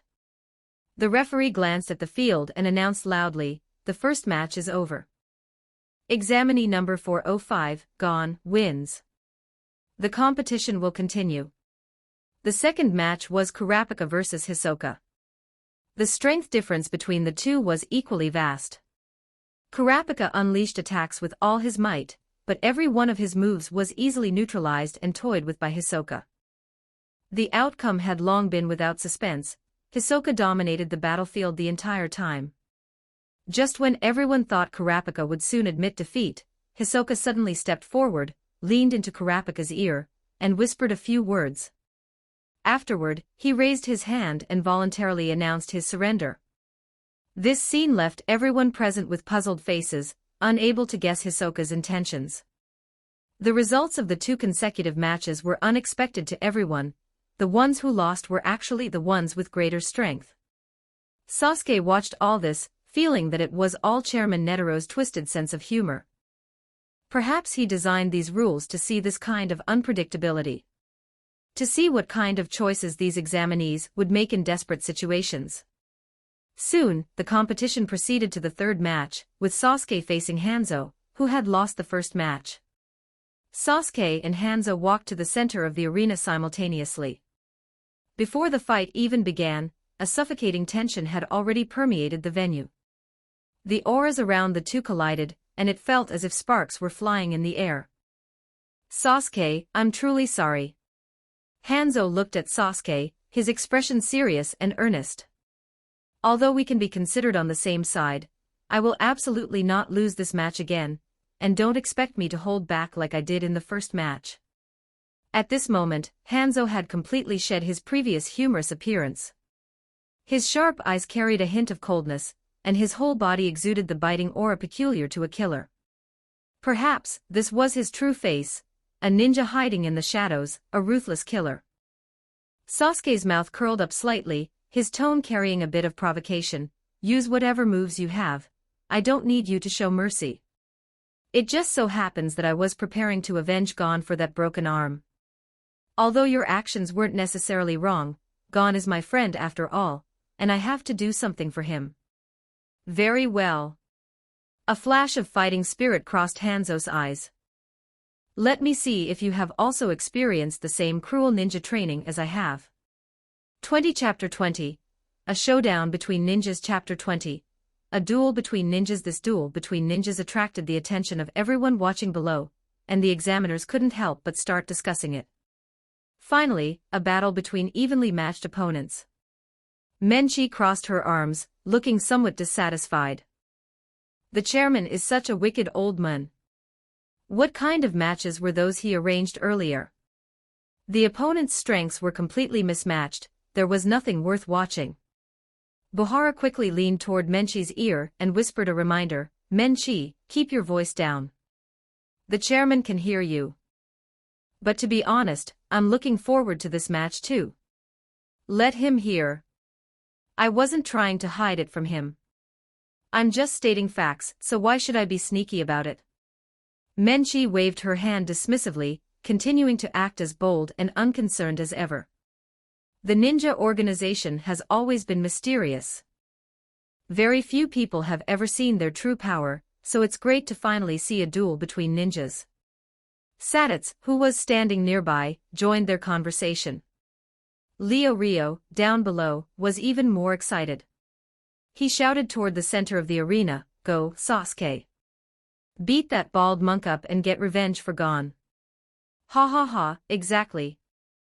That's it, beat that bald monk into a pulp. Leorio's words made Menchi burst into laughter. She still held a grudge against Hanzo for leaking her exam questions. Veins bulged on Hanzo's forehead, and his face alternated between pale and flushed. He gritted his teeth, struggling to suppress the anger in his heart, and focused all his attention on Sasuke before him. He could not be distracted by the outside world, he had to win this match. Seeing that both sides were ready, the referee raised his hand, swung it down, and shouted, Match start. After announcing the start, he immediately retreated to the sidelines, fearing he might get caught in the crossfire. The moment the referee stepped back, the battle erupted. Sasuke and Hanzo attacked almost simultaneously, each pulling several shuriken from their waists and throwing them at each other. Crisp clashing sounds rang out in succession as all the shuriken collided precisely in midair, deflecting each other and falling to the ground. Immediately after, the two lunged at each other. With a flash of movement, they were locked in combat in the center of the arena, engaging in an intense brawl. Their techniques were devoid of any flair, every move was simple, efficient, and without a single wasted motion, as if two precision-killing machines were squaring off against one another. However, anyone with a keen eye could see that Sasuke's strength and speed were clearly superior to Hanzo's. After a few rounds, Hanzo was forced into a continuous retreat, gradually finding it difficult to parry. Every time their fists collided, Hanzo inwardly lamented, such hard fists, such incredible speed. My eyes can barely keep up with his movements. Hanzo's attacks became increasingly chaotic, and under Sasuke's rapid offensive, he gradually began to show openings. Sasuke seized the opportunity, delivering a sweeping kick that slammed into Hanzo's shin, throwing him off balance. Hanzo stumbled backward, and before he could steady himself, Sasuke's fist slammed heavily into his abdomen, sending him flying. Hanzo quickly adjusted his posture in midair, executing a flip to dissipate most of the impact before landing steadily on the ground. However, the intense pain in his abdomen forced him to double over, spitting out a mouthful of bile, his face turning deathly pale in an instant. Well done, Sasuke. That's it. Rio, watching from below, couldn't help but cheer again. Kurapika and Killua also nodded slightly, expressions of relief on their faces. Hanzo slowly straightened up, clutching his stomach tightly and panting heavily, before speaking with difficulty. What terrifying talent. You are so young, yet you already possess such powerful taijutsu. Sasuke, I admit it, in terms of taijutsu, you surpass me. Stop the chatter.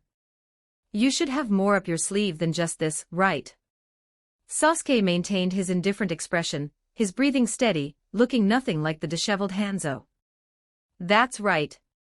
A flash of determination crossed Hanzo's eyes. As fellow ninjas, you should know that taijutsu is only a small part of being a ninja. Ninjutsu is where our true power lies. As soon as he finished speaking, Hanzo stood straight, his hands quickly forming ninja hand signs, and shouted aloud, Ninjutsu, stealth technique. Immediately after, several smoke bombs rolled from Hanzo's feet, exploding the instant they hit the ground. Thick smoke instantly enveloped the entire arena, reducing visibility to less than a meter. Nothing could be seen clearly. Is that it? Sasuke stood in the smoke, feeling a sense of boredom. He had expected the ninjutsu of this world to have something special, but he hadn't expected it to simply rely on smoke to hide oneself and ambush the enemy. If that was all there was to it, then Hanzo was being too naive. Sasuke could easily determine the enemy's attack position by observing the flow and changes in the smoke. With his monstrous reaction time, he had more than enough time to counterattack. Cough, cough, cough. How uncouth, throwing smoke bombs everywhere. Rio, down below, was choked by the smoke and coughed repeatedly. He complained with dissatisfaction while waving his hand to disperse the smoke. Kurapika and Killua also frowned, covering their noses with their hands to avoid inhaling too much smoke. Sasuke focused his attention in the smoke, remaining alert and waiting for Hanzo's attack. But even as the smoke gradually dissipated and clarity returned, Hanzo had not launched any attacks. Where is he? Sasuke looked around, turning his head to check behind him one moment, and looking up into the air the next. But no matter how he searched, he could not see Hanzo's figure, nor could he sense even a trace of his presence. Had he really disappeared? Yet, in the eyes of the bystanders, Hanzo was standing right behind Sasuke, very close to him, to the point where they could even see the expression on Hanzo's face. It was just that every time Sasuke shifted his gaze, Hanzo would precisely move his position, always remaining in Sasuke's blind spot. From an outsider's perspective, the scene in the arena was exceptionally strange. Sasuke and Hanzo were clearly inches apart, yet Sasuke kept looking left and right, unable to find a trace of Hanzo, acting like a headless fly. Sasuke, he's behind you. Rio shouted anxiously, pointing behind Sasuke in an attempt to warn him. Hearing Leorio's voice, Sasuke immediately turned around and threw a punch. But the moment he turned, Hanzo had already shifted behind him again, easily dodging his attack. Kurapika, what exactly is going on? Rio asked, his face full of confusion, as he tugged on Kurapika's sleeve. Hanzo is clearly right next to Sasuke, so why can't Sasuke discover him? Kurapika observed carefully for a moment, pondered it, and offered his own hypothesis. Rio, look closely. Every position Hanzo appears in is Sasuke's blind spot, and when he moves, he doesn't make a single sound. Besides that, try to carefully sense Hanzo's presence. We can see him from the outside, but we can't sense a trace of his presence, so in Sasuke's eyes, he is an existence that has completely vanished. Rio stared intently at Hanzo, sensed him carefully, and couldn't help but nod. It's true. Even though I can see him, I can't feel his presence. It gives people a particularly strange sense of dissonance. Killua also added, this is a bit like our family's assassination techniques, eliminating one's own presence and predicting the enemy's movements. Then, by utilizing the blind spot of vision, one creates the illusion of having disappeared, thereby achieving the goal of a sneak attack. P.S. In the anime, there is no plot where Hanzo uses ninjutsu. Therefore, the ninjutsu Hanzo uses in this battle description is something I made up myself based on the Hunter worldview.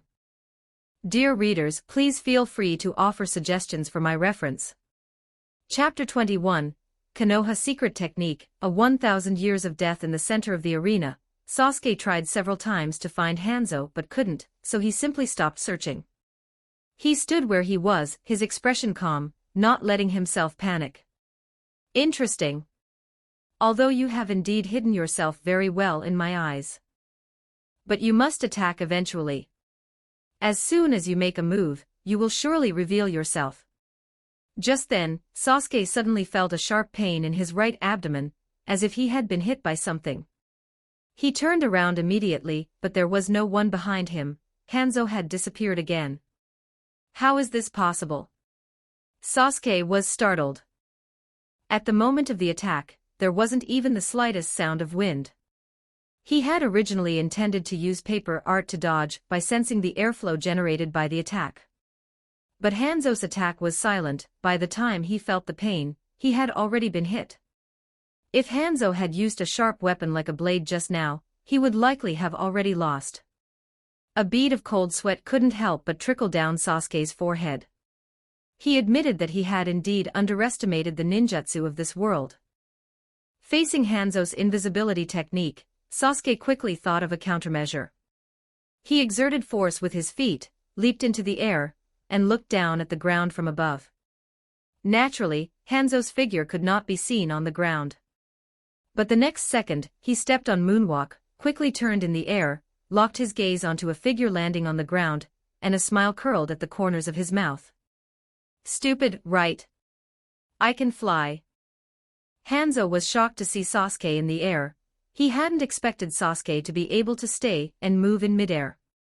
While he could only fall back to the ground under the influence of gravity, unable to hide in Sasuke's blind spot anymore. Finally found you. Sasuke looked at Hanzo on the ground, and no longer intending to engage in close-quarters combat with him, quickly formed hand seals, and shouted lowly, "Fire release of Phoenix Sage Fire Technique." As soon as he finished speaking, Sasuke spat out multiple fireballs from his mouth in succession.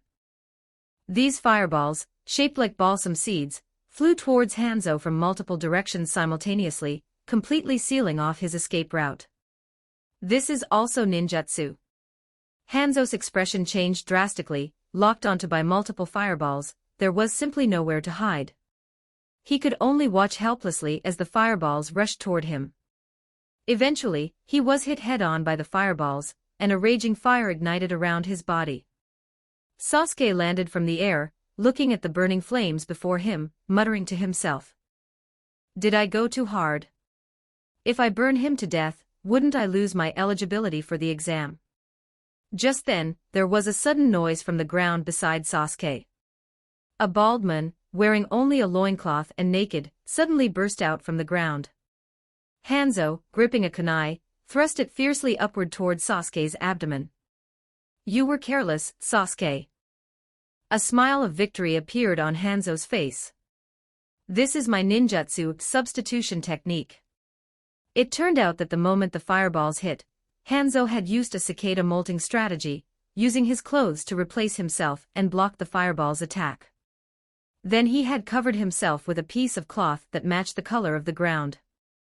Hiding on the ground, waiting for an opportunity to ambush. The kunai was deeply embedded in Sasuke's stomach, and Hanzo smiled even more triumphantly. I won this round. Rio, Kurapika and Killua, who were off the arena, were terrified by this sudden scene. Their faces instantly turned pale, and they couldn't help but shout out loud. However, Sasuke, who had been stabbed by the kunai, was not panicked at all.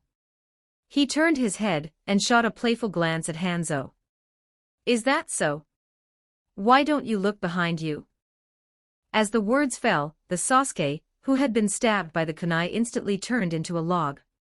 Hanzo's expression changed, and suddenly remembering Sasuke's words, he immediately turned to look behind him. He saw Sasuke crouching behind him, with his index and middle fingers of both hands pressed together, forming the tiger seal. You have your substitution technique, and I have mine. Sasuke's tone carried a hint of mockery. Did you really think I would be ambushed by you? In fact, Sasuke never thought that a Phoenix Sage fire technique could burn Hanzo to death. Such a merciful technique like fire release was already widely known. The previous substitution was merely a lure he had deliberately set out to entice Hanzo to reveal himself and expose a weakness. And now, this was his true finishing move. Take this. Konoha Secret Taijutsu Supreme Technique, a 1,000 years of death. Hanzo instantly realized what Sasuke wanted to do, his face turning ashen. A wave of intense fear surged into his heart, and he screamed in terror. Sasuke completely ignored his scream, aimed at Hanzo's anus area, and launched a fierce thrust. With tremendous force, he directly sent Hanzo flying into the air. This scene made everyone present tighten their own sphincters, and they couldn't help but gasp. Just looking at it made them feel the pain. But Hisoka, in the crowd, revealed an ecstatic expression, his eyes even carrying a hint of anticipation, which was exceptionally eerie. What kind of vulgar ninjutsu is this? Menchi quickly covered her eyes with her hands, her face full of disgust. The scene before them was indeed quite an eyesore, especially with Hanzo only wearing a loincloth, in such a semi-nude state. It was simply unwatchable. Hanzo fell from the air and landed heavily on the ground. With both hands tightly clutching his buttocks, his body twitching continuously, he cried out in pain with a sobbing tone, "My butt. I surrender. I surrender, isn't that enough?" This move by Sasuke not only gave him intense physical pain, but also dealt a heavy blow to his psyche. He really couldn't continue fighting this battle. Seeing this, the referee immediately stepped forward and announced loudly, "The third match, candidate number 66, Sasuke, wins." Sasuke shook his hand in disgust, his brows furrowed tightly. Now he only had one thought in his mind, which was to hurry and find a place to wash his hand clean. This 1,000 years of death move, he would never use it again, even if he were beaten to death. It was too disgusting. However, it could be considered as avenging Gon for that arm, so it was worth it. Ho ho ho ho, what an interesting match. It's been a long time since I've seen such an amusing battle. Chairman Netero stroked his beard, laughing exceptionally happily, his face full of satisfaction. Staff members quickly came forward to clean up the arena, and the competition was about to enter the fourth match. Taking advantage of this interval, Sasuke couldn't wait to find a place to wash his hands. He even used up an entire bottle of hand sanitizer before his inner disgust was slightly alleviated. The referee stood in the center of the arena, his gaze sweeping over Killua and the nail-covered freak, who were already prepared on either side, and announced loudly, "The fourth round of the match, candidate number 99 Killua versus candidate number 301 Gitaraker, starts now." Killua's expression was relaxed. He was extremely confident in his own strength, and just wanted to end this battle quickly. Before he could make the first move, the nail-covered freak suddenly spoke, his voice bland yet carrying a hint of familiarity. That familiar voice made Killua stiffen, the relaxation on his face instantly fading, and a hint of imperceptible doubt appeared in his eyes. He saw the nail-covered freak slowly raise his hand, and pull out the iron nails embedded in his face one by one. With each one pulled out, the muscles on his face would twitch slightly. The previously neat mohawk hairstyle also began to grow wildly, covering more than half of his face. A moment later, the nails were all pulled out, the hair was groomed, and a face that was engraved in Killua's bones clearly came into his view. 22 Chapter 22 Sasuke, Who Lacks Martial Ethics Chapter 22, Sasuke's Dishonorable Tactics Big Brother. Killua's pupils constricted sharply, and his voice trembled uncontrollably. His previously steady breathing was thrown into disarray, and his usual composure vanished completely. Illumi looked at him, his tone still calm, without the slightest ripple. "I heard you stabbed mother and our second brother, is that right?" Killua's hands hanging by his sides clenched tightly, his fingertips turning white, and he replied in a low voice, "Yes." Mother cried for a long time. Illumi's voice remained flat, revealing no emotion. Well, obviously. Rio stood on the sidelines and couldn't help but exclaim. A son actually taking a knife to his own family, how could a mother not be heartbroken? Because she was touched. Ilumi's next sentence instantly froze Leorio's exclamation on his lips. Mother said that seeing you become so independent and self-reliant made her feel very gratified. Rio opened his mouth, unable to say a word. He didn't even know how to retort to that. Sasuke patted him on the shoulder, expressing deep understanding. Just get used to it. Their world cannot be understood using our conventional logic. Illumi ignored the commotion off the field, and kept his gaze fixed on Killua. Still using his emotionless voice, he began to exert constant verbal pressure on Killua. Killua, you were born a killer. This is something carved into your bones, something that can never change. He spoke slowly, every sentence like a sharp blade stabbing into Killua's heart. You cannot have friends. Those so-called companions are merely a temporary illusion of yours. Once the novelty wears off, they will abandon you. In the world of a killer, there is only yourself, there are no friends. That's not true. They are not an illusion. Killua abruptly raised his head, his eyes filled with urgency, desperately defending himself. He kept talking about the bond he shared with Gon, Sasuke, and the others.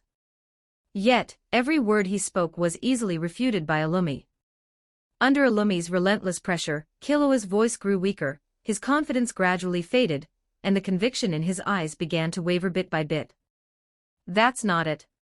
Killua lowered his head and gritted his teeth, his shoulders trembling slightly. He denied Illumi's words in a very low voice, the light in his eyes dimming bit by bit. Sasuke couldn't stand watching anymore. Using the body flicker technique, he moved with extreme speed, appearing instantly in front of Illumi. Illumi clearly hadn't expected Sasuke to intervene suddenly, and a flash of astonishment crossed his face.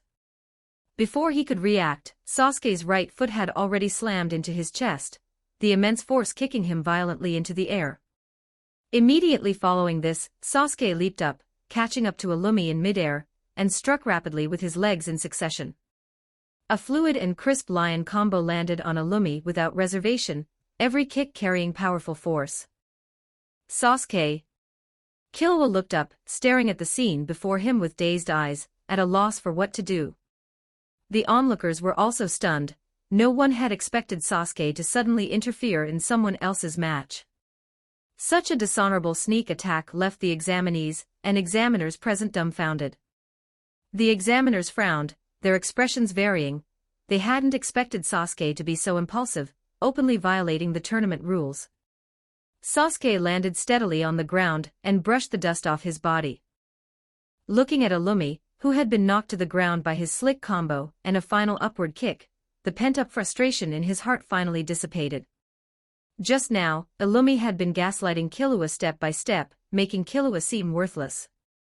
He had disparaged their friendship as completely meaningless, which had made Sasuke extremely annoyed. Only then did the referee react, stepping forward quickly, raising a hand, and announcing loudly, due to examinee number 66, Sasuke, intervening in another examinee's match, he has violated the exam rules. Examinee number 66 is disqualified.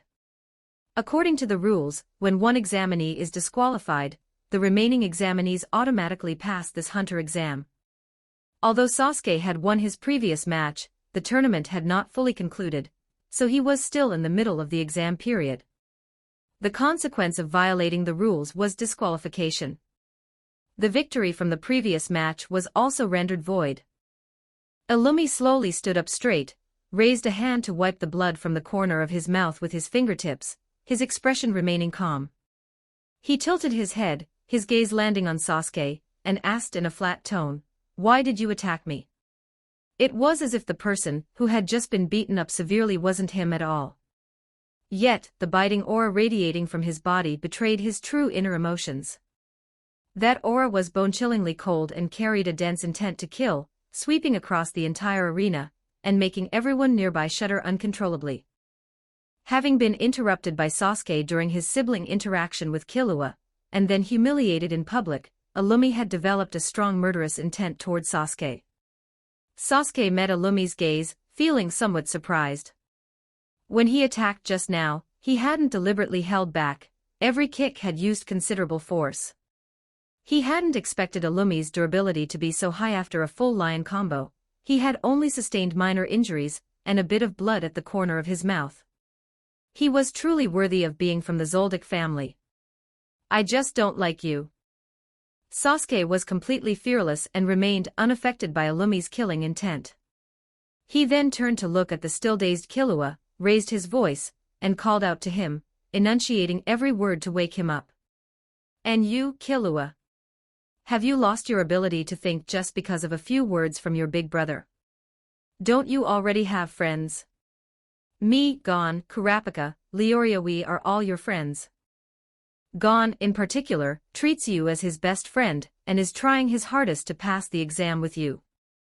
Do you distrust him and us that much? Hearing Gon's name, a glimmer of light finally flashed in Killua's dim eyes, and his dazed expression dissipated slightly. That's right, Killua, we are all your friends. Kurapika and Leorio also spoke up from the sidelines, shouting toward Killua. Just then, a row of long needles suddenly shot out from Illumi's fingertips, heading straight for Sasuke's face at an astonishing speed. Sasuke's eyes narrowed, his reactions lightning fast. He immediately drew the kunai from his waist and flicked his wrist rapidly. With a few crisp clinking sounds, all the long needles were precisely deflected, landing on the ground and embedding deeply into the floor. Do you want to go to war with me?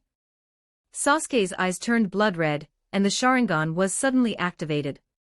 His chakra surged violently throughout his body, and a massive aura swept across the arena, suppressing everyone around him to the point where they held their breath. Illumi did not respond. Instead, a few more long needles appeared at his fingertips, shining with an even colder light. The murderous intent in his eyes grew thicker, clearly indicating his intention to fight Sasuke to the death. Ho ho ho.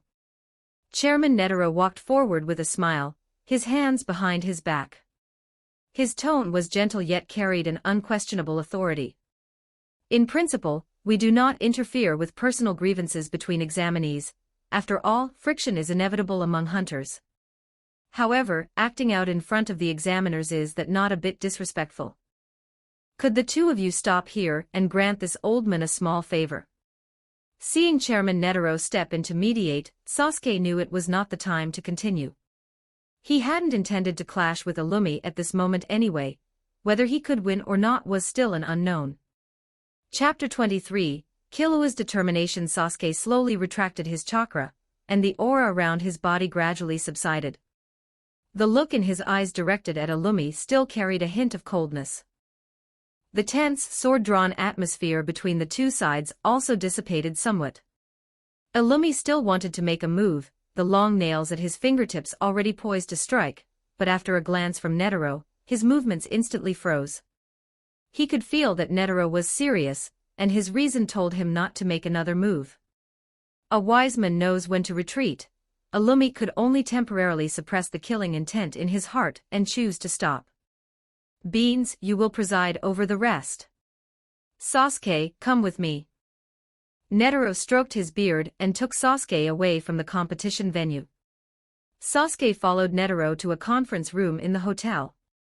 As soon as they entered, Sasuke asked directly, Old man, what did you call me here for? Take this. Netero took a card out of his pocket and handed it to Sasuke. Your hunter license has already been registered for you in advance. Ho ho ho, you guy, to think you dared to openly violate the exam rules. Were you so sure you would get a hunter license regardless that you were so fearless? Netero teased with a smile, showing no signs of any intention to blame him. Clearly, he didn't care at all about Sasuke's rule-breaking behavior, on the contrary, he somewhat approved of it. That is part of the reason. Sasuke took the license and casually put it into his pocket. But more importantly, Killua is my friend. I cannot tolerate my friend being wantonly belittled like that, no matter who the other party is. I will not sit idly by. What a display of loyalty and righteousness. Netero nodded, then instructed, by the way, the teacher I found for you should arrive in the next 2 days. Don't leave the hotel for now, wait for him to arrive." After saying this, he waved his hand, signaling that Sasuke could leave. Sasuke walked out of the conference room, and just as he closed the door behind him, the system's notification sound rang in his mind. "Hunter exam mission completed, congratulations to the host for obtaining a blue item chest." As he had expected, the system mission only required participating in the hunter exam and obtaining a hunter license. It did not mandate passing the exam. When he first transmigrated here, he was already at the hunter exam site, so the prerequisite for the mission had already been met. Therefore, obtaining the hunter license was the key to completing the mission. "System, open the chest." Sasuke thought silently in his mind. Blue item chest opened, congratulations to the host for obtaining item, ability enhancement card. You may choose one of the abilities the host possesses to upgrade. Sasuke was a bit hesitant about which ability to upgrade, so he finally decided to keep it for now. Currently, both ninjutsu and rokushiki were sufficient. He would wait until he learned an ability later and then choose based on the developed ability, that way, he could maximize its effect. Returning to the competition venue, Sasuke found Kurapika and the others, but the situation seemed a bit off. Kurapika and Rio were surrounding Killua, seemingly trying to persuade him of something. Sasuke quickened his pace, walked up and asked, "What's wrong with you guys? What happened?" "Sasuke, you've come just in time." Upon seeing him, Rio seemed to have grabbed a life-saving straw. He quickly stepped forward, pulled him over, and said eagerly, "Killua says he's leaving now. No matter what we say, he won't listen. You quickly come and persuade him." "You're leaving now? Won't you wait for Gon to wake up and say goodbye to him?" Sasuke looked at Killua, who was to the side, and asked calmly. Killua shook his head, a faint smile of relief on his face. "I'm worried that if he wakes up, I won't be able to make up my mind." "Thank you, Sasuke. Because of you, I found my own pursuit and realized what it is I truly want. I need to go home for a while now to handle some things and completely break free from the shackles of my family. You are welcome to come to Kokura Mountain to find me. Since you have already decided, I will not try to persuade you otherwise." Sasuke could clearly feel the determination in Killua's words. He knew that Killua was not being forced home by a Lumi like in the anime. Instead, it was a choice made by following his own will, so he stopped blocking him. "Don't worry, after Gon wakes up, he will definitely go find you." Kurapika and Rio were full of surprise. They had originally wanted Sasuke to persuade Killua to stay, but they didn't expect him to directly agree with Killua's decision. Rest assured, Killua is not acting on a momentary impulse, he has thought it through clearly. He is just going home for a trip to handle his own affairs, it's not like he's never coming back. He will be fine, we should respect his choice. Sasuke said his thoughts softly to the two. Kurapika and Rio exchanged glances. Seeing that Killua's mind was made up and Sasuke said the same, they stopped trying to stop him. The three of them accompanied Killua to the hotel entrance, then silently watched as Killua walked away step by step, gradually disappearing at the end of the road. When Killua left, he did not look back. Because he knew that in the future, he would definitely meet his friends again. After Killua's figure completely disappeared, Kurapika turned to look at Sasuke, asking about him being called away earlier. "Sasuke, what did Chairman Netero want with you earlier? Was it because you violated the exam rules? We have been very worried about you." Rio also nodded quickly, his eyes full of concern, waiting for Sasuke's answer. "It's nothing, don't worry." Sasuke smiled and took the hunter license out of his pocket to show them. "This is the license Chairman Netero just gave me. We had an agreement beforehand that regardless of whether I passed the hunter exam, he would issue me a hunter license." "That's great." Rio excitedly patted Sasuke on the shoulder, the worry on his face instantly vanished, replaced by immense joy. "We thought you would be punished. Now that this has happened, everyone can get a hunter license, and from now on we are all professional hunters." Kurapika also revealed a gratified smile. Being able to have everyone pass the hunter exam was undoubtedly the best outcome. The day after the hunter exam ended, all the examinees who passed the hunter test attended a lecture on hunter-related matters in the hotel's conference room. Bean stood on the podium at the front, holding a document in his hand, patiently explaining the rights and obligations of hunters, as well as subsequent precautions. Just then, the door of the conference room was pushed open violently with a loud bang. Gon burst in with his injured arm in a sling, his face flushed red. Ignoring everyone's gaze, he marched straight up to Illumi in a fit of rage. Without saying a word, he grabbed his arm and questioned him fiercely, "Why did you bully Killua? Where exactly did Killua go?" With his arm tightly gripped by Gon, Illumi's expression remained calm. Not many changes in expression could be seen on that poker face, but at this moment, he was truly enraged. As the eldest young master of the dignified Zoldyck family, when had he ever fallen into such a state? Being provoked again and again, first Sasuke, and now Gon. This made the killing intent in his heart surge once again. Just as Illumi was preparing to make a move to finish off the brat in front of him, he suddenly felt the aura radiating from the 3 hunter examiners in front, as well as from Sasuke behind him, all specifically locking onto him. It was as if they were warning him that if he dared to lay a hand on Gon, they would immediately intervene. Even Hisoka was itching to act on the side. He would not allow the little apple he had his eye on to be picked by someone else prematurely, not even by Illumi. So that's how it's going to be. Illumi could only suppress his inner rage once again, and stood there motionless. Letting Gon grab his arm, he said nothing. 20 for Chapter 20 for Farewell and Promise. Chapter 24, Departure and Promise. Gon, don't be impulsive, let go. Kurapika and Rio quickly stepped forward, grabbing Gon from both sides and pulling him aside. They were afraid that in a moment of impulse, he would do something outrageous. Kurapika patted Gon on the shoulder and patiently explained everything that had happened after he fainted, including Killua's decision, and the situation with Sasuke. Bean stood on the podium, and only after seeing that the conflict had not erupted did he let out a long sigh of relief. He cleared his throat and continued to explain the lecture content. It was as if nothing had happened, and a world where only Illumi was injured had been achieved.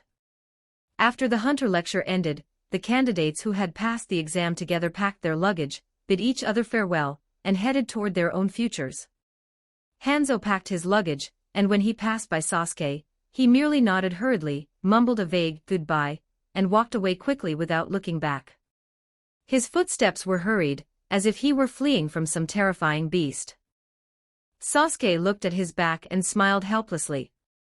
It seemed that his 1,000 years of death had indeed caused him significant mental trauma, and left a psychological shadow.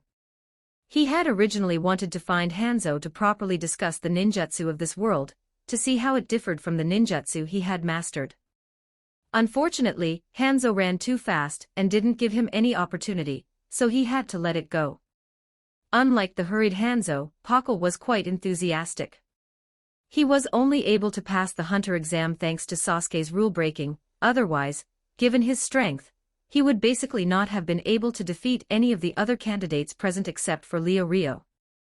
He took out paper and a pen, left his contact information for Sasuke, Gon, Kurapika, and Rio, and after saying a few parting words to the 4 of them, he picked up his luggage and prepared to leave the hotel. "Wait, Pakal."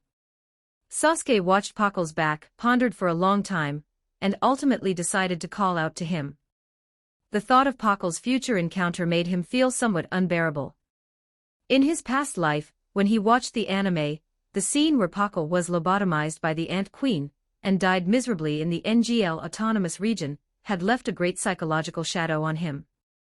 "What's wrong, Sasuke?" Pakal stopped and turned around, his face full of confusion. "Is there something you need to say in private? Is there something you need my help with?" He could tell that Sasuke seemed to have something on his mind. Sasuke nodded, signaling for Pakal to follow him. He led him to a deserted corner of the hotel hallway, looked at Pakal with a serious expression, and said with a stern tone, enunciating every word. Pakal, there is one thing I want to remind you of. Within the next 2 years, I hope you do not go to the NGL Autonomous Region. No matter what happens, do not go. Is it very dangerous there? Pakal frowned, his confusion deepening.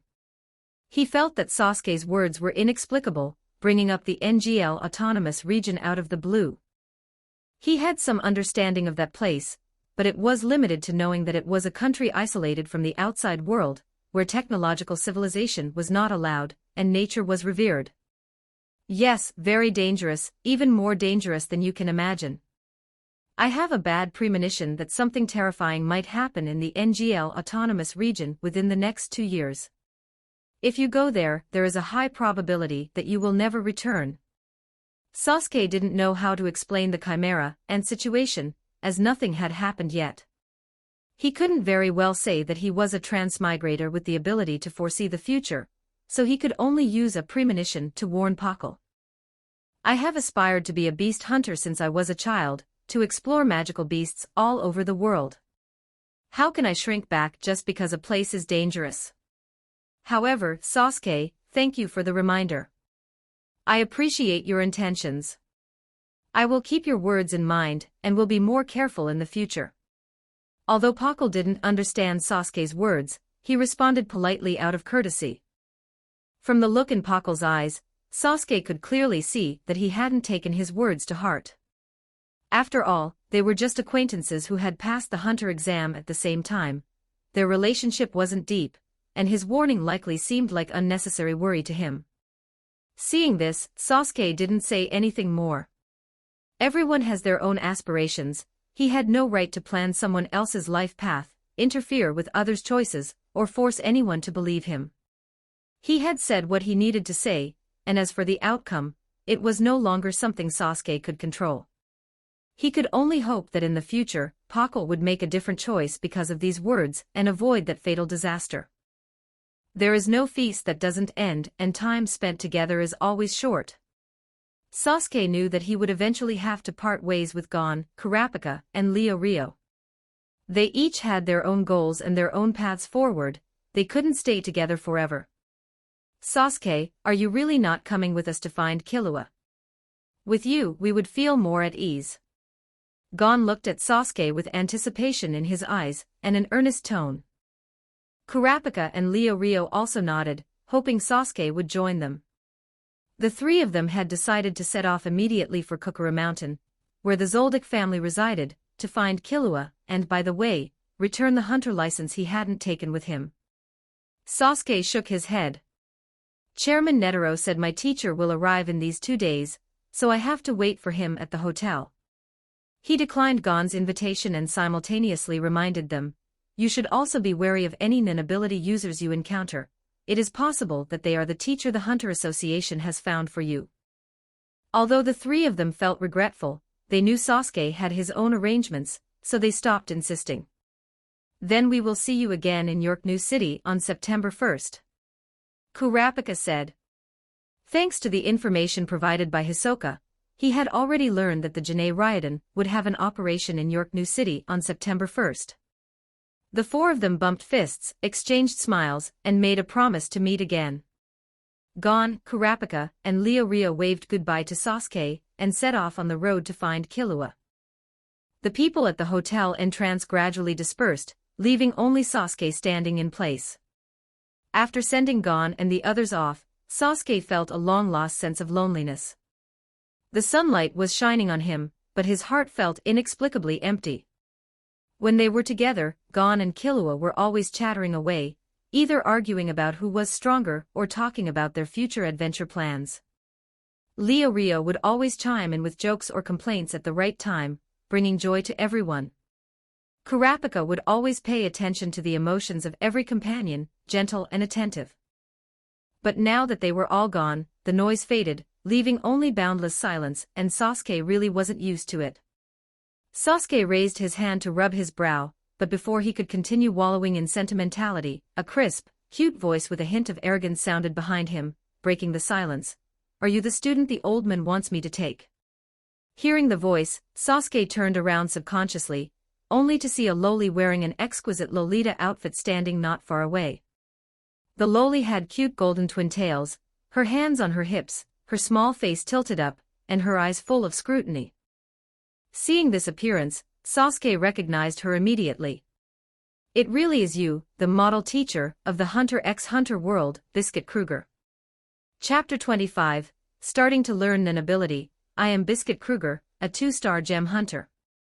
The little girl stood with her hands on her hips, her voice carrying a hint of arrogance. Don't just stand there stunned. Let's find a place to spar first so I can see your strength, and whether you really are the talented seedling with immense potential that the old man described. So direct. Sasuke raised an eyebrow, the corners of his mouth curling up. Not bad, I like it. Compared to long-winded pleasantries and probing, getting straight into a fight is the fastest way to deepen our understanding of each other's strength. Very well. Sasuke's fighting spirit began to surge, he was clearly ready for battle. After finding an open space near the hotel, without any superfluous words, the two instantly engaged in combat, their fists and feet clashing with thunderous sounds. In just over 10 minutes, after a fierce battle between the two, the open space had become a complete mess. The ground was battered with potholes from their attacks, leaving not a single flat spot. Biscuit Kruger stopped her movements, her tone carrying a hint of disbelief as she complained, "Do you really not understand Nen ability, you brat? It's not like I haven't encountered the ninja group before, that ability of yours to turn into wood is somewhat related to ninjutsu. But you can walk on air and breathe fire, that's a ninja from a picture book, it's completely unreasonable." During the previous fight, although Sasuke's diverse abilities didn't inflict any effective damage on Biscuit Kruger, they still caught her off guard. Even with Biscuit Kruger's immense strength, she found it hard to fully adapt for a moment. Compared to Biscuit Kruger's steady breathing, Sasuke was panting heavily. This battle had consumed a significant amount of his energy. Your physique is the one that's completely unreasonable, old hag. He looked at Biscuit Kruger in her muscular form in front of him, and he truly couldn't suppress the urge to complain. Although he already knew that Biscuit Kruger had the ability to change her size at will. But when he saw with his own eyes Biscuit Kruger instantly change from her original petite, cute, little girl form into a muscular powerhouse. The contrast was so great that Sasuke couldn't accept it all at once. Isn't this just the 2D version of Northeast Sister you? Just as Sasuke finished speaking, Biscuit Kruger gave him a sharp flick on the forehead, and it wasn't a light one. What did you say? Biscuit Kruger gritted her teeth in anger. She didn't like this form at all, which was why she always maintained her little girl appearance. Did no one teach you to respect your teacher? Call me teacher. Having just finished the fierce battle, Sasuke was already somewhat exhausted and didn't have the strength to dodge. He took the hit head-on, and his forehead instantly turned red. Having suffered, he didn't dare to say anything else that would make Biscuit Kruger angry. He could only rub his forehead and respond in a low voice, "Yes, teacher." Very good. Biscuit Kruger nodded with satisfaction, and her body reverted to her little girl form. Complaints aside, she was still very satisfied with Sasuke's performance. You passed my test, from now on, you will train with me. You have a very good foundation, as long as you polish it well, your strength will definitely be able to reach the next level. After saying this, Biscuit Kruger turned and walked toward the inside of the hotel. Follow me. We'll find a quiet place, and I will first explain to you the training methods for Nen ability. Sasuke hurriedly followed. The two arrived at a conference room in the hotel.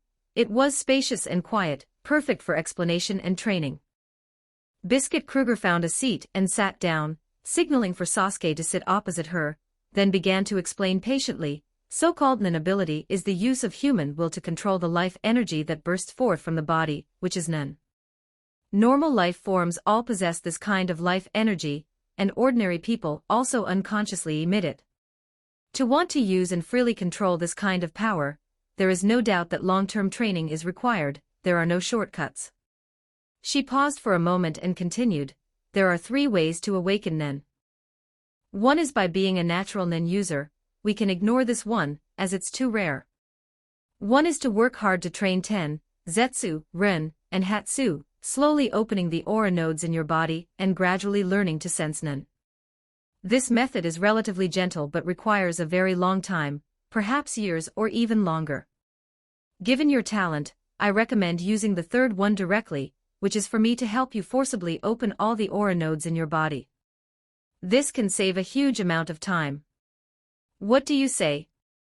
Biscuit Kruger stopped speaking, her gaze falling on Sasuke as she waited for his answer. I'll listen to you, let's use the third one. I also don't like overly troublesome methods, being able to quickly master Nen ability is what's most important. Sasuke almost didn't hesitate and quickly made his choice. He himself possessed extremely strong body control, and wasn't worried that forcibly awakening Nen would be dangerous. A very wise choice. Biscuit Kruger nodded, stood up, and pointed to the sofa nearby. Before awakening Nen, I will first help you recover your condition. You consumed too much in the battle just now, and a poor condition will affect the results of the awakening. Come over here and lie down. Sasuke followed Biscuit Kruger's instructions and lay down on the sofa, relaxing his body and waiting for her actions. Biscuit Kruger raised a finger, and the Nen around her body slowly surged. The Nen followed her finger and manifested into a beautiful woman wearing professional attire, with an elegant temperament, a graceful figure, and a gentle smile. Let me introduce my ability, Magical Esthetician Cookie. Biscuit Kruger introduced her ability to Sasuke in a boastful tone. Her various massage techniques are incomparably comfortable caresses that can let your body and mind enter a supreme paradise. By turning Nen into special lotions and applying them to the skin, she can make it rejuvenated, and acupressure massage can also make the body radiate youthful vitality from the inside out. When Sasuke heard words like massage and rejuvenated, his eyes instantly lit up, and he immediately sat up from the sofa. His eyes revealed obvious excitement, and he hurriedly asked, "Teacher, is her massage legitimate?" Another crisp flick hit Sasuke's forehead precisely. Biscuit Kruger glared at him irritably. Lie down. There isn't any of that messy stuff you're thinking of. How could I possibly develop such a useless ability? You look like a cool, handsome guy, but I didn't expect you to have this kind of personality, with your head full of strange ideas. Sasuke was hit, grimacing in pain, feeling a bit wronged in his heart. It was just a question, was it necessary to resort to violence? But he could only obediently endure the pain and lie down, not daring to ask any more questions, and let Ms. Cookie reach out and begin massaging him. Cookie's technique was extremely skillful, the pressure of her kneading was just right, and the Nen flowed slowly along Sasuke's meridians. The originally tense and sore muscles gradually relaxed, and the fatigue and pain from the battle dissipated bit by bit. After a full massage, Sasuke felt relaxed all over, so comfortable that he almost groaned out loud. That feeling was as if years of constipation had suddenly been cleared, and all the impurities in his body had been expelled. How does it feel? Biscuit Kruger asked, looking at Sasuke, who was getting up and stretching his body. Extremely good. The pain and fatigue have been completely swept away. Now my body is full of strength again, even better than before. Sasuke moved his hands and feet, stretched his body, his words full of admiration. But he still felt it was a pity that such a good Nen ability could only be used for massage. Very good. Next we can start awakening Nen. Biscuit Kruger's expression became serious. Now turn your back to me. I will use Nen to impact your body, and help you open all your aura nodes. The process might be a little uncomfortable, but you must endure it and concentrate. Do not lose focus, otherwise, it's very easy for problems to occur. I understand. Upon hearing this, Sasuke turned around, facing away from Biscuit Kruger, stood firmly, and got ready. 26 Chapter 26 The Fusion of Nen and Chakra Chapter 26 The fusion of Nen and Chakra. Both sides were ready. Biscuit Kruger placed one hand against Sasuke's back. With a thought, a pure and gentle flow of Nen was forcefully injected into Sasuke's body, beginning to strike at the aura nodes all over him. In an instant, a massive amount of nen erupted from Sasuke's entire body, intertwining with Biscuit Kruger's nen. Listen well. While mentally focusing on controlling the aura, stand steady, close your eyes, and use a posture that makes it easier for you to meditate. Concentrate your spirit, imagine the aura flowing through your entire body like blood, imagine the aura from. Biscuit Kruger stopped injecting nen and quickly explained the method of controlling aura to help Sasuke better master the nen that had just been awakened. But she froze before she could even finish her sentence. She saw that the aura around Sasuke was gradually becoming steady, the originally chaotic, surging aura was being perfectly controlled by him. It wrapped evenly around his body, forming a standard 10. Is this what a true genius is? Not only was his speed in controlling nen astonishing, but the amount of nen that erupted during the awakening was also far beyond that of an ordinary person. Biscuit Kruger was deeply shocked. This wasn't some rough stone needing polishing, it was clearly a gem that was already shining before it had even been polished. The step of forcibly awakening nen was a life-or-death adventure for many people. If handled improperly, it could lead to serious injury at best, or death from exhaustion of aura at worst. Even those with outstanding talent needed to spend a significant amount of time just to barely control their aura. Yet Sasuke had managed to perfectly master his aura in just over 10 seconds, and even directly executed 10. What Biscuit Kruger didn't know was that Sasuke possessed the godlike skill Life Return, which allowed him to perfectly control everything in his body, including the energy within him. For him, the forced awakening of nen, which was fraught with difficulties for others, was as simple as eating and drinking. Just then, the system's voice suddenly rang out in Sasuke's mind. Detected that the host has awakened a second type of energy, nen. Do you choose to fuse nen and chakra? Sasuke asked the system in his mind, what is the effect after fusion? After fusion, the brand new energy will possess all the attributes and traits of the original two energies, and it will produce an effect where 1 + 1 is greater than 2, its power will be significantly increased. At the same time, the utilization of energy in battle will be more convenient. There is no need to consider the energy differences between different abilities, and various moves can be seamlessly connected. System, are there really no downsides? Sasuke was not blinded by the benefits and asked calmly. There is indeed a slight side effect, as the original two energies will be purified during the energy fusion process. Therefore, the total amount of the new energy will be slightly less than the sum of the original two energies. The total amount would decrease slightly, but in exchange, he would gain an improvement in energy quality and convenience of utilization. Compared to the benefits gained, this side effect was almost negligible. Sasuke did not hesitate in the slightest and silently thought in his mind, system, proceed with the fusion. Understood. The energy fusion has been completed for the host. The brand new energy after fusion can be named by the host. In an instant, Sasuke clearly felt the chakra and nen that were originally separated in his body begin to rapidly intertwine and fuse, bit by bit gathering into a brand new energy. This energy was even purer than the original chakra and nen, although the total amount was slightly less than the sum of the two. In terms of the amount of nen alone, it had already received a significant boost. Sasuke tentatively continued to call this brand new energy aura. Returning to reality, this entire process had only lasted for about 10 seconds. Sasuke slowly opened his eyes, feeling the brand new, surging energy within his body. The corners of his mouth curled up uncontrollably, and his heart was filled with confidence. He felt that he could do it again. In the future, when he encountered Hisoka or Illumi, he would no longer need to avoid their sharp edge. Biscuit Kruger withdrew the hand she had placed against Sasuke's back, the shock in her eyes still lingering. She looked Sasuke up and down with astonishment, as if she were looking at a monster. I didn't expect you to complete the nen awakening so quickly and directly master 10. Your talent is even more outstanding than I imagined. Since that's the case, we will directly move on to the next step and begin practicing the 4 basic principles of nen.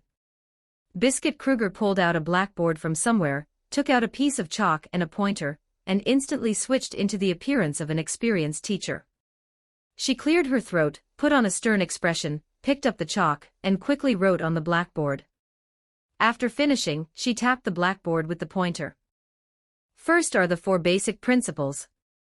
These are the fundamental skills after learning Nen, and they are the foundation of Nen. They must be mastered proficiently, none can be missing. Sasuke sat up straight. Although he had some understanding of Nen abilities from the anime in his past life, those were only very brief descriptions, and were not systematic at all. What does that old hack Togashi know about Nen abilities? For true Nen ability training, one still has to listen to the professionals. Biscuit Kruger used the pointer to point to the text on the blackboard and explained them one by one. 10. Through mental focus, bind the aura flowing through the entire body, and wrap it around oneself, increasing the density of the aura around the body. In this way, both offense and defense will be significantly enhanced. Zetsu close all aura nodes in the body, completely cutting off the loss of aura, making one's own presence extremely weak, or even allowing one to avoid the perception of others. But it should be noted that while Zetsu is active, one will have no defense against Nen attacks. However, after cutting off the consumption of aura, the recovery speed of aura will be faster. Ren, use a stronger mental focus to stimulate the potential Nen within the body, making the amount of Nen one controls greater, and the quality higher. Offense and defense will naturally become stronger as well. Comparatively, the consumption speed of aura will also be faster.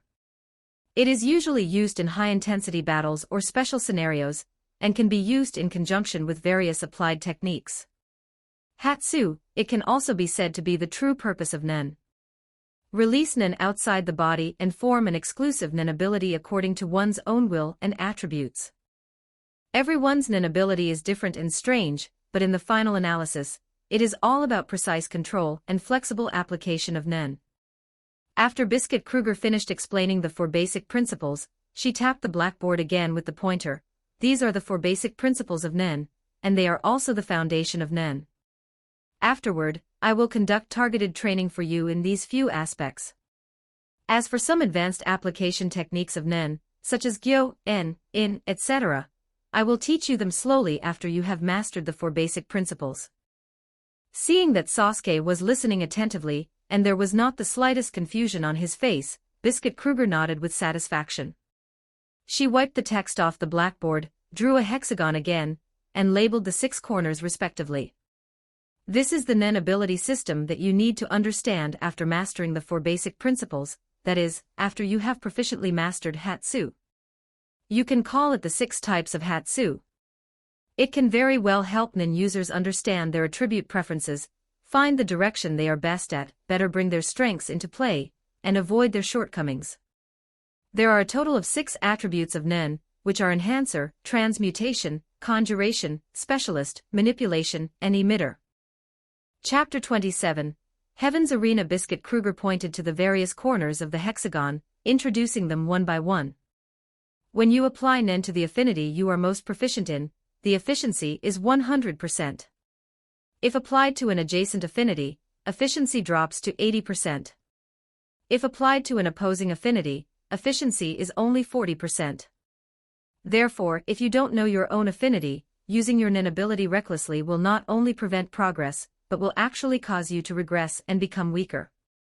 Sasuke was listening intently when he suddenly saw Biscuit Kruger stop her explanation, put down her pointer, and look at him with expectant eyes, wearing an expression that practically screamed, "Ask me." Sasuke sighed helplessly. It seemed that not only did Biscuit Kruger look like a child, but her mental age was also about the same as a child's. He had no choice but to play along, raising his hand and asking respectfully, "Then, may I ask, teacher, how can I determine my Nen ability affinity?" "That's a great question, student." Biscuit Kruger's face instantly lit up with a smile, and her voice became excited. She loved students who knew how to play along. Determining your affinity isn't difficult, you just need some simple tools. She took out a clear glass filled with clean water that she had prepared beforehand from the side, and then found a fresh green leaf to place gently on top of the glass. This is the method we commonly use to determine Nen ability affinity, the water divination. Now hold the glass with both hands, activate Ren, and infuse your aura into the glass. You can determine your category based on the changes in the glass and the green leaf. Sasuke walked up to the glass and gently held it with both hands. Following Biscuit Kruger's instructions, he circulated the fused aura within his body and slowly injected it into the glass. As the aura was injected, the clear water in the glass gradually began to change. The originally clear water began to continuously precipitate blood-red crystals. They were crystal clear, twining around the green leaf in a very peculiar way. Conjuration, huh? Biscuit Kruger stroked her chin, deep in thought. Since one's personality can be roughly judged based on their nen-ability category, Sasuke should belong to the more rational type of person. I'll tell you the criteria for judgment while I'm at it. An increase in water volume is enhancer, a change in the water's taste is transmutation, a change in the water's color is emitter, the leaf moving is manipulator, and any other special changes belong to the specialist category. It's not specialist. Sasuke was slightly surprised. Theoretically, most transmigrators in the hunter world were specialists. It seemed to have become a kind of rule. However, he didn't mind. Specialist abilities were usually bizarre and untraceable, and it wasn't certain that one could develop a combat-oriented ability suitable for oneself. Conjuration, on the other hand, had some compatibility with some of his ninjutsu. He already had some preliminary ideas for developing his conjuration abilities. Alright, that's all for the theory class on nen abilities for now. Biscuit Kruger wiped the patterns and text off the blackboard and put it away. Next, I'll take you to a place suitable for martial arts cultivation to officially begin practical training, and I'll also introduce you to your senior. On the way, I'll explain the specific training methods for the 4 major principles in detail, as well as some precautions. In the Republic of Padokia, Biscuit Kruger and Sasuke took an airship to the city where the Heavens Arena was located. The Heavens Arena, 991 meters high with 251 floors, is the 4th tallest building in the world, and moreover, a holy land for fighters and a paradise for martial artists. Everyone who pursues combat takes pride in stepping onto the ring here. Sasuke looked up, the giant tower pierced straight into the sky, its top hidden within the clouds, and a sense of oppression rushed towards him. He reached out and touched the flip phone he had just bought in his pocket. Its retro design formed a bizarre contrast with the high-tech giant tower before him. The tech tree in the hunter world was truly skewed. While they had top-tier construction technology capable of supporting hundreds of floors, daily communication devices were still stuck in the era of feature phones. Biscuit Kruger patted Sasuke on the shoulder, and then pointed to the registration desk of the Heavens Arena. You line up here to register, fight your way up to the 100th floor today, and then come find me. After saying this, Biscuit Kruger stuffed a slip of paper into Sasuke's hand. Without waiting for Sasuke's response, she turned and left. Her petite figure soon disappeared into the crowd, leaving Sasuke standing alone at the entrance of the registration desk. Wait, is she just going to leave him behind like this? Sasuke looked speechlessly at the string of addresses written in scrawled handwriting on the slip of paper, then joined the long queue. The line at the registration desk was very long, extending far into the distance. Fighters from all over the world were gathered in the line, with different skin tones and all sorts of clothing. Some were shirtless, with menacing muscle definition. Some wore traditional martial arts uniforms, standing tall with a steady aura. An adolescent boy like Sasuke seemed out of place in the crowd. After registering and getting his number tag, Sasuke followed the signs through a long, narrow passageway for contestants, and the noise instantly washed over him. Before him was an open plaza, with a dozen or so rings neatly arranged in the center. On every ring, fighters were locked in intense combat, the dull thuds of fists and kicks colliding echoing endlessly. People in the spectator stands were waving their arms, cheering and applauding loudly. Number 2048 and number 2856, please go to ring B2. Hearing the announcement from the broadcast, Sasuke glanced at his number tag number 2048. That was right. After confirming it was him, he walked towards the designated ring. The moment Sasuke stepped onto the ring, the surrounding noise paused for a second, then erupted into a burst of mocking laughter. How could a child come to compete? Get down, this isn't a playground, go home and find your parents.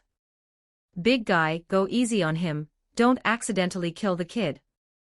Mocking words came from all directions, mixed with laughter and teasing. Sasuke's opponent was a muscular giant. He was nearly 2 meters tall, his arms were thicker than Sasuke's thighs, and his muscles were sharply defined and covered in menacing scars. He looked down at the short Sasuke in front of him, secretly rejoicing that he was so lucky. He had run into such a seemingly fragile boy in the first round. Kid, this isn't a place for children like you. Don't go crying back to your mommy later. The giant cracked his neck, his joints making crisp popping sounds, his words filled with contempt. Cut the crap. Just make sure you don't cry yourself later. Sasuke had his hands in his pockets, looking cool and indifferent, not taking his opponent seriously at all. Being big didn't mean being strong. Did he really think everyone could be a super-strength gorilla woman like Biscuit Kruger? You brat. You're dead. The giant was enraged by Sasuke's arrogant attitude, his face instantly darkening as he made a threat. At the same time, he deliberately made a throat-slitting gesture with his hand. The referee walked to the center of the ring, quickly scanned the two of them, and briefly explained the rules. Weapons are prohibited, attacking vital points is prohibited, and being unable to get up after 10 seconds results in a loss. Both sides, get ready. Ready, begin. After announcing this, the referee quickly backed away to create distance. 28 Chapter 28 Yungu Chapter 28 Wing. As soon as the match began, the big guy lunged fiercely at Sasuke, wanting to give him a show of strength right from the start. He swung his massive fist, smashing it straight towards Sasuke's face, showing no mercy whatsoever despite his opponent being a child. Sasuke stood his ground, not dodging in the slightest. Just as the fist was about to strike his face, Sasuke slowly raised his hand and easily caught the opponent's casserole-sized fist. Then he looked up at the man and let out a disdainful sneer. Is that all? The big guy's face was full of disbelief. He could feel his fist being locked firmly by a massive force. No matter how hard he struggled, he couldn't pull his hand free. In desperation, he swung his other fist towards Sasuke's chest. Sasuke's expression didn't change as he gave the hand he was holding a gentle tug. The big guy lost his balance, his body involuntarily falling forward. Sasuke took a step back with the momentum, avoiding the tackle, while simultaneously raising his right foot and kicking him in the head. What looked like a gentle kick actually contained astonishing power. The opponent's massive body flew out of the ring like a cannonball, slamming heavily into the nearby wall. With a dull thud, several fine cracks instantly appeared on the wall. By this time, the big guy's eyes had rolled back, and he had lost consciousness. The area around the ring instantly fell silent. Everyone was dumbfounded, the previous laughter and mockery vanished without a trace, leaving only an unbelievable silence. It took a few seconds for the referee to react and hurriedly announce the match result. The match is decided. The winner is number 2048. As the referee's voice fell, thunderous applause and cheers erupted from all sides, even more intense than the previous noise. Too strong. Incredible. Such a small body could actually kick such a big man away. Where on earth did this boy come from? The constant praise and amazement drew the attention of spectators from other rings, focusing their gaze on Sasuke. The referee walked quickly to Sasuke's side and handed him a small ticket. Number 2048, you may proceed to the 50th floor. This is your pass. Good luck. Sasuke took the ticket, said his thanks, and turned to walk off the ring, his figure disappearing into the cheering crowd. In the subsequent matches, Sasuke encountered almost no formidable opponents. Whether it was a burly man skilled in boxing or a fighter proficient in wrestling, they were all defeated by him in a single strike. His moves were clean and decisive, without any redundant actions. Every strike hit a vital point accurately, ending the battle quickly. The only person who made him feel a bit of danger was actually the elevator attendant lady. Relying on his overwhelming strength, Sasuke's promotion speed was extremely fast. In less than half a day, he successfully fought his way to the 100th floor and obtained his own private room. The room wasn't large but was fully equipped with a bed, desk, chair, and a private bathroom, sufficient for him to rest and do simple cultivation. After reaching the 100th floor, Sasuke headed to the meeting point according to the address Biscuit Kruger had given him. The address was located in a residential area, an ordinary house with nothing special about it, looking no different from the surrounding houses. Sasuke knocked on the door, and it was soon opened. Opening the door was Biscuit Kruger. Behind her stood two people, a young man wearing glasses, dressed in a simple white shirt with slightly messy hair, looking rather casual. There was also a child even younger than Sasuke, with bright eyes and a hint of liveliness. "You're here." Good, the timing is about what I expected." Biscuit Kruger smiled and pulled Sasuke inside. "Let me introduce you."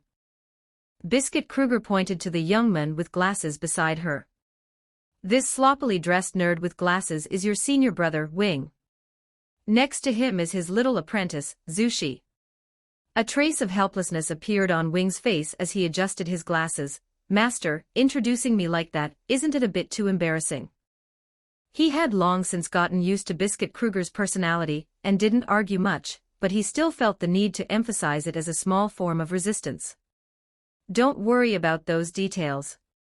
Biscuit Kruger waved her hand, then slapped Sasuke's shoulder hard, saying to Wing, "Wing, this is my new apprentice, Sasuke. His talent is much higher than yours." Sasuke's shoulder stung from the slap, but he could only endure it, nodding with a wry smile to Wing and Zushi. "Hello, senior brother Wing." "Hello, Zushi. I am Sasuke Uchiha. It's a pleasure to meet you, please take care of me." "No need to be so polite. We're family from now on, if you need anything, just say so." Sasuke and Wing glanced at each other, a trace of helplessness flashing in both their eyes, inexplicably giving them a sense of shared plight. They were both apprentices who were treated, casually, by Biscuit Kruger. Their situations were quite similar. "Hello, martial uncle. My name is Zushi." Zushi struck a strange pose beside them, seemingly the unique greeting of the Shinjin-Ryu school. Biscuit Kruger ignored the two of them bonding and spoke to herself. "That old man Chairman Netero suddenly arranged for me to teach students, but I still have a mission to attend to. Sasuke, I've already told you the cultivation methods for Nen. In the future, if there's anything you don't understand, you can ask Wing. Although he looks a bit goofy, he's quite reliable when it comes to the theory and basic application of Nen. I have things to handle, I'll come find you once I've resolved them." Then Biscuit Kruger instructed Sasuke. "During this time, you cannot slack off on your Nen cultivation. You must stick to the daily basic training. Additionally, I've assigned you a task, to become a floor master of the Heavens Arena. Although it's an almost impossible task for others, I believe it won't be difficult for you." She paused and then added, "Don't rush to move up to the 200th floor. Stay on the 100th floor for a while and fight against martial artists from various schools. Their strength might not be top tier, but since they can make it to the 100th floor, their respective combat moves all have their merits. You can observe more, learn more, draw from their moves, and refine your own way of fighting." In fact, when she first tested Sasuke, Biscuit Kruger had already discovered his problem. Sasuke's combat lacked much structure or technique. It was all lethal killing moves. Every attack was meant to take the enemy's life quickly, lacking flexible adaptation and combinations of moves. This was perhaps a habit left over from ninja training, but it was not conducive to the comprehensive development of Nen abilities. Sasuke was stunned for a moment. He hadn't noticed this himself. Years of ninja training had told him that the core of combat was killing, and the best way was a one-hit kill, without the need for redundant moves or probing. Biscuit Kruger's words indeed made him realize his own shortcomings. Finally, Biscuit Kruger pulled Wing aside to explain some precautions regarding Sasuke's cultivation. Then she picked up her backpack and left in a hurry, leaving Sasuke, Wing, and Zushi alone in the room. Master's personality hasn't changed a bit. Wing shook his head helplessly, turned to look at Sasuke, and gave a gentle smile. Sasuke, if you have any questions about cultivation from now on, you can ask me. Although I might not match you in talent, I'm quite confident in the theoretical knowledge and basic application of Nen. In the time that followed, Wing patiently answered Sasuke's questions about Nen abilities. He also briefly explained high-level Nen applications like Gyo and En, and combined with Sasuke's conjuration attribute, he offered many practical suggestions for his subsequent cultivation plan. After this exchange, Sasuke felt he had benefited greatly, and his thoughts on subsequent ability development became much clearer. Chapter 29 Mangekyo Sharingan Nighttime, in a private room on the 100th floor of Heaven's Arena. Sasuke sat cross-legged on the bed, preparing to officially develop his own Nen ability. After confirming that he was a conjuration user, Sasuke already had a direction for his ability development in mind. That was to combine his Nen ability with his Sharingan, forging a cultivation path that was uniquely his own. Sasuke took out the ability enhancement card rewarded by the system. He had been struggling with this item for a long time. Originally, he had weighed back and forth between strengthening his ninjutsu and refining his Rokushiki, calculating how to maximize his combat power, never having considered using it on his Sharingan. There was no second pair of Mangekyo Sharingan in this world. Even if he awakened the Mangekyo through his own talent, he would be unable to evolve it into the eternal form. Once his ocular power was overused, he would sooner or later face the outcome of total blindness. This was a result he absolutely could not accept. He had originally made up his mind that even if he awakened the Mangekyo Sharingan by chance, he would suppress it tightly and never use it lightly. But the appearance of the Nen ability completely reversed his thinking. Since his own affinity was conjuration, could he, on the basis of his 3-Tomo Sharingan, use his Nen ability to conjure a complete pair of Mangekyo Sharingan to use in place of his original eyes? This way, he could possess the powerful abilities of the Mangekyo without consuming the ocular power of his original eyes, completely avoiding the risk of blindness. Of course, this was just an unfounded idea of Sasuke's, and he wasn't confident that it would definitely succeed. It was just that the threat of the Ant King weighed on his heart like a giant boulder. Only with the enhancement of the Mangekyo would he have the confidence to clash with the Ant King. Thinking of this, Sasuke no longer hesitated and decided to give it a try.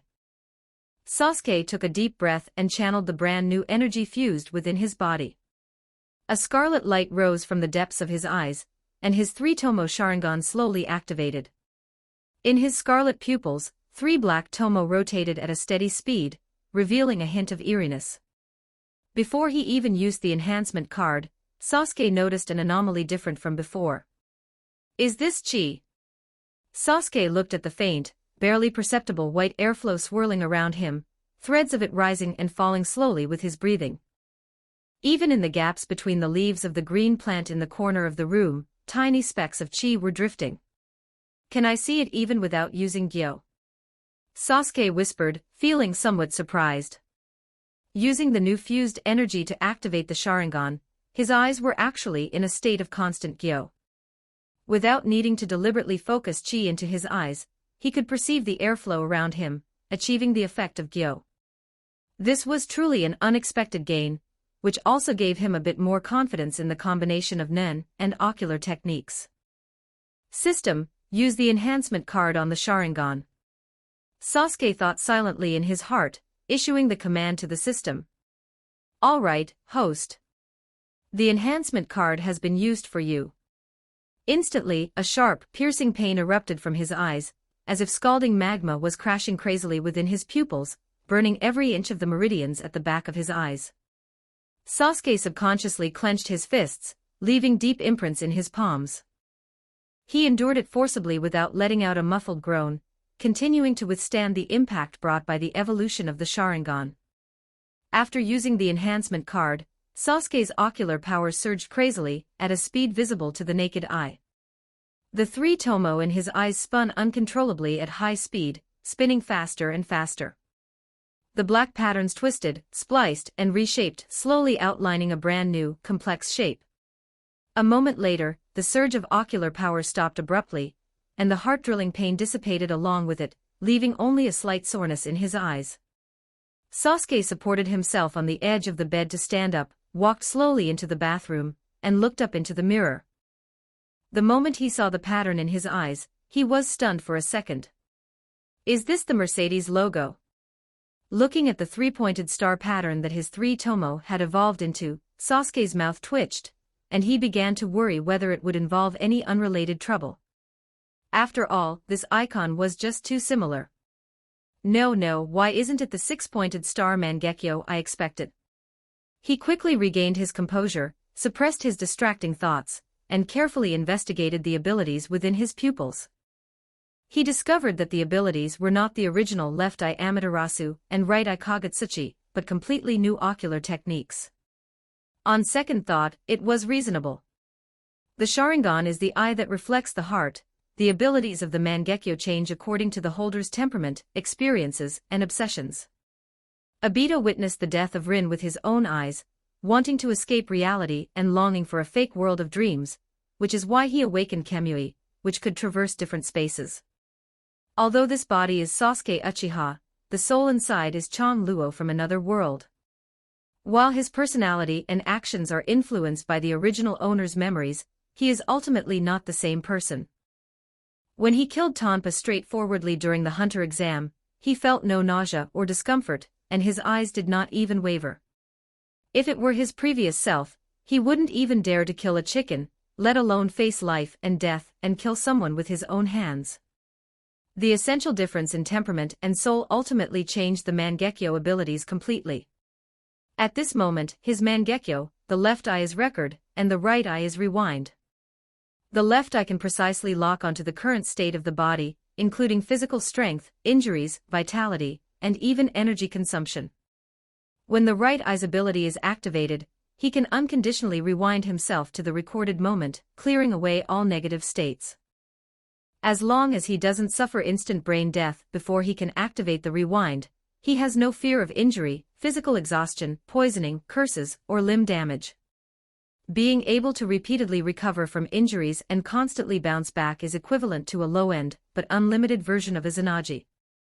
This ability is quite fitting for Sasuke's current personality of fearing death. Unfortunately, since it is an ability activated by using ocular power, the ocular power is only consumed and not recovered after the rewind.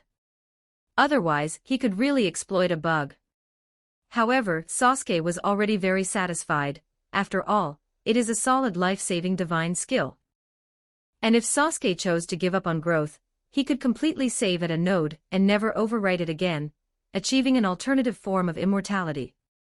Sasuke felt that if he could really succeed in conjuring the Mangekyo, he could be a little more reckless. He wouldn't have to worry about receiving fatal damage or irreversible damage like losing a limb at all times. The only thing to guard against is a fatal attack like an instant headshot, where there isn't even time to activate the ability. Why has my chi surged so much? Sasuke probed the chi within his body and discovered that after activating the Mangekyo, not only did his ocular power undergo a qualitative change, but the total amount of his own chi also achieved a leap-forward growth. Sasuke's chi after awakening Nen was already far beyond ordinary people, and after fusing with chakra, it became even more massive. Now it was even more shockingly thick, his aura restrained but extremely explosive. It wouldn't be an exaggeration to call him an old monster who has been deeply cultivating Nen ability for decades. This was another unexpected joy. Even if the subsequent Mangekyo conjuration failed, the current gains were already enough to break even. This deal was definitely profitable. Next, Sasuke closed his eyes and concentrated, discarding all distracting thoughts, immersing his whole body and mind in the perception of the Mangekyo. He carefully pondered the trajectory of the ocular power flow, the structure and meridians of the eyes, and the trigger logic of the abilities. He attempted to use the Nen of the conjuration type to replicate this pair of newborn Mangekyo Sharingan bit by bit. The room fell into complete silence, with only the sound of steady breathing flowing with the night outside the window. The night passed quietly. As the sky brightened slightly and the first ray of morning light shone into the room through the window, Sasuke slowly opened his eyes and rubbed his dry and swollen eyes. It seems that even with a ready-made object, it is not an easy thing to conjure. After tossing and turning all night, he could barely replicate the appearance of the Mangekyo, but he could not carry the ocular power and core abilities. Perhaps he can only polish it slowly over time. It will be difficult to have a breakthrough in the short term. 30 Chapter 30 Competition and Cultivation Chapter 30 Competition and Training. The 100th floor ring of the Heavens Arena was vastly different in specifications from the lower levels. Gone were the cramped, small rings of the lower levels. In the center of the vast arena stood only one main ring, its hard stone surface polished smooth and level. The spectator stands could accommodate tens of thousands of people watching at the same time, with a giant screen hanging directly above. Every detail of the battle was synchronized in real time, and even the micro-expressions of the fighters could be seen clearly. Ladies and gentlemen, welcome to the 100th floor match of the Heavens Arena. The exciting battle is about to begin. Please welcome the contestants to the ring. Commentator's high-pitched voice echoed through the loudspeakers across the entire arena, igniting the atmosphere. Sasuke walked slowly out of the contestant tunnel. With black hair and black eyes, he was handsome, though his expression was slightly cold, making him seem unapproachable. As soon as he stepped onto the ring, the spectator stands erupted in enthusiastic cheers, mixed with many shouts of anticipation. His opponent was a tall-legged man with an upright posture and a stern face. Dressed in a black martial arts uniform, he exuded a cold, tough aura of a martial artist. Standing on the ring, he carried an inherent sense of oppression, clearly a veteran of many battles. Please look at the big screen. Let us review the brilliant records of both contestants. As the commentary ended, the giant screen lit up instantly, beginning to play clips of both fighters' progress through the levels. First is our 100th floor veteran, Senhyuran. Relying on his fierce and domineering leg techniques, he fought his way from the bottom levels to the 100th floor without a single defeat. His Ryukyukan offensive is rapid and fierce. Very few people can last more than a few rounds against his chain-kicking techniques. He is a major favorite for this qualifying match. Hearing the familiar name and technique, Sasuke was shocked. Although it was the same author, the worldviews should be different, right? May I ask if you have ever used the pseudonym Sensei Shinobu? Do you know about spirit detectives? Just in case, Sasuke asked cautiously. I do not change my name or surname. I have never used the name Sensei Shinobu, nor have I heard of spirit detectives. I have no interest in children's leisure reading. Senhyuran's tone was cold and his face expressionless, carrying the aloofness of a master, with eyes full of contempt for Sasuke. That's good. If you really were Sensei Shinobu, I would just surrender and admit defeat. Sasuke breathed a sigh of relief, dispelling the concerns in his heart. After all, the combat power associated with that name was too terrifying. It was not something he could deal with at his current level. Even the Ant King would probably not be able to handle it. Commentator continued her passionate commentary, her voice full of excitement. On the other side is the biggest dark horse of this tournament, contestant Sasuke. From the first floor, he has won all the way to the 100th floor. All his opponents were defeated in one strike, clean and efficient. I wonder if he can maintain this momentum on the 100th floor, continue to surge forward, and create more great results. Go, one-hit boy. I bet all my savings on you, you must win. Senhyuran will win. Tear this kid apart, and let him know the power of the 100th floor. Shouts rose and fell in the spectator stands, with support and insults intertwined. Who gave me such an ugly title? At least call me One Punch Man. Sasuke felt a bit unhappy inside, feeling very disgusted with the title, One-Hit Boy. Fortunately, he had made up his mind to change his fighting style after the 100th floor and stop defeating enemies in one move. This ugly title would soon be forgotten. The match follows a points system. Malicious killing is prohibited. If a contestant stays down for 10 seconds, they lose. Both sides, get ready. The referee stood in the center of the ring, finished reading the rules aloud, and then quickly stepped back.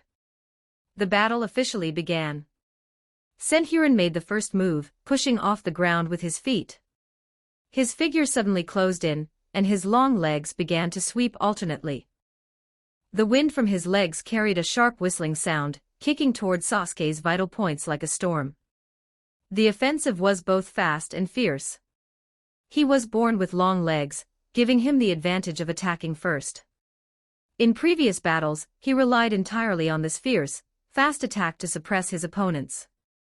He prevented the opponent from getting close, eventually causing them to lose through continuous exhaustion.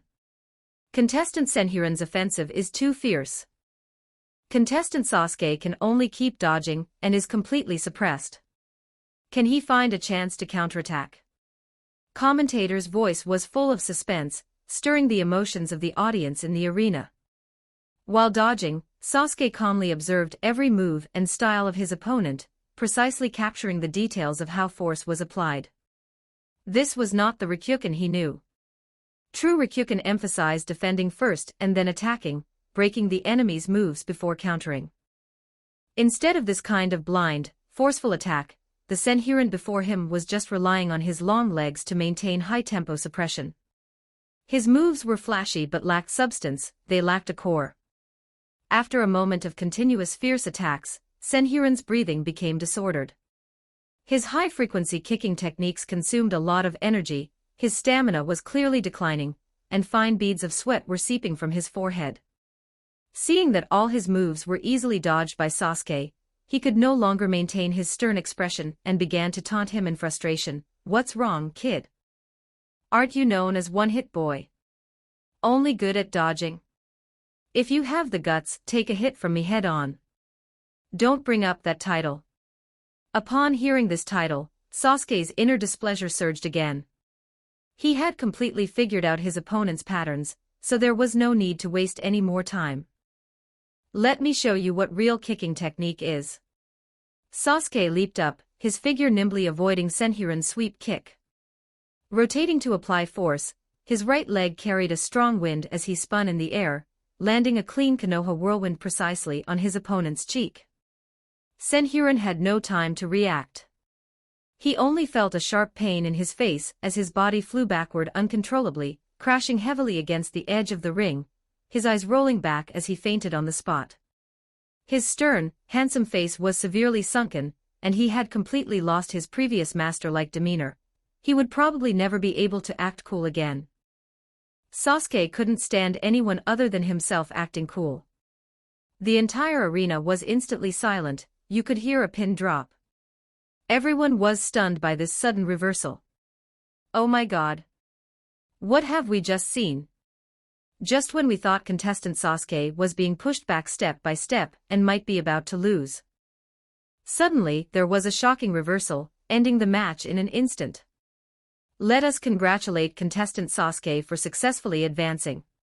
Following Ms. Commentator's announcement, the spectator stands erupted in deafening uproar and cheers.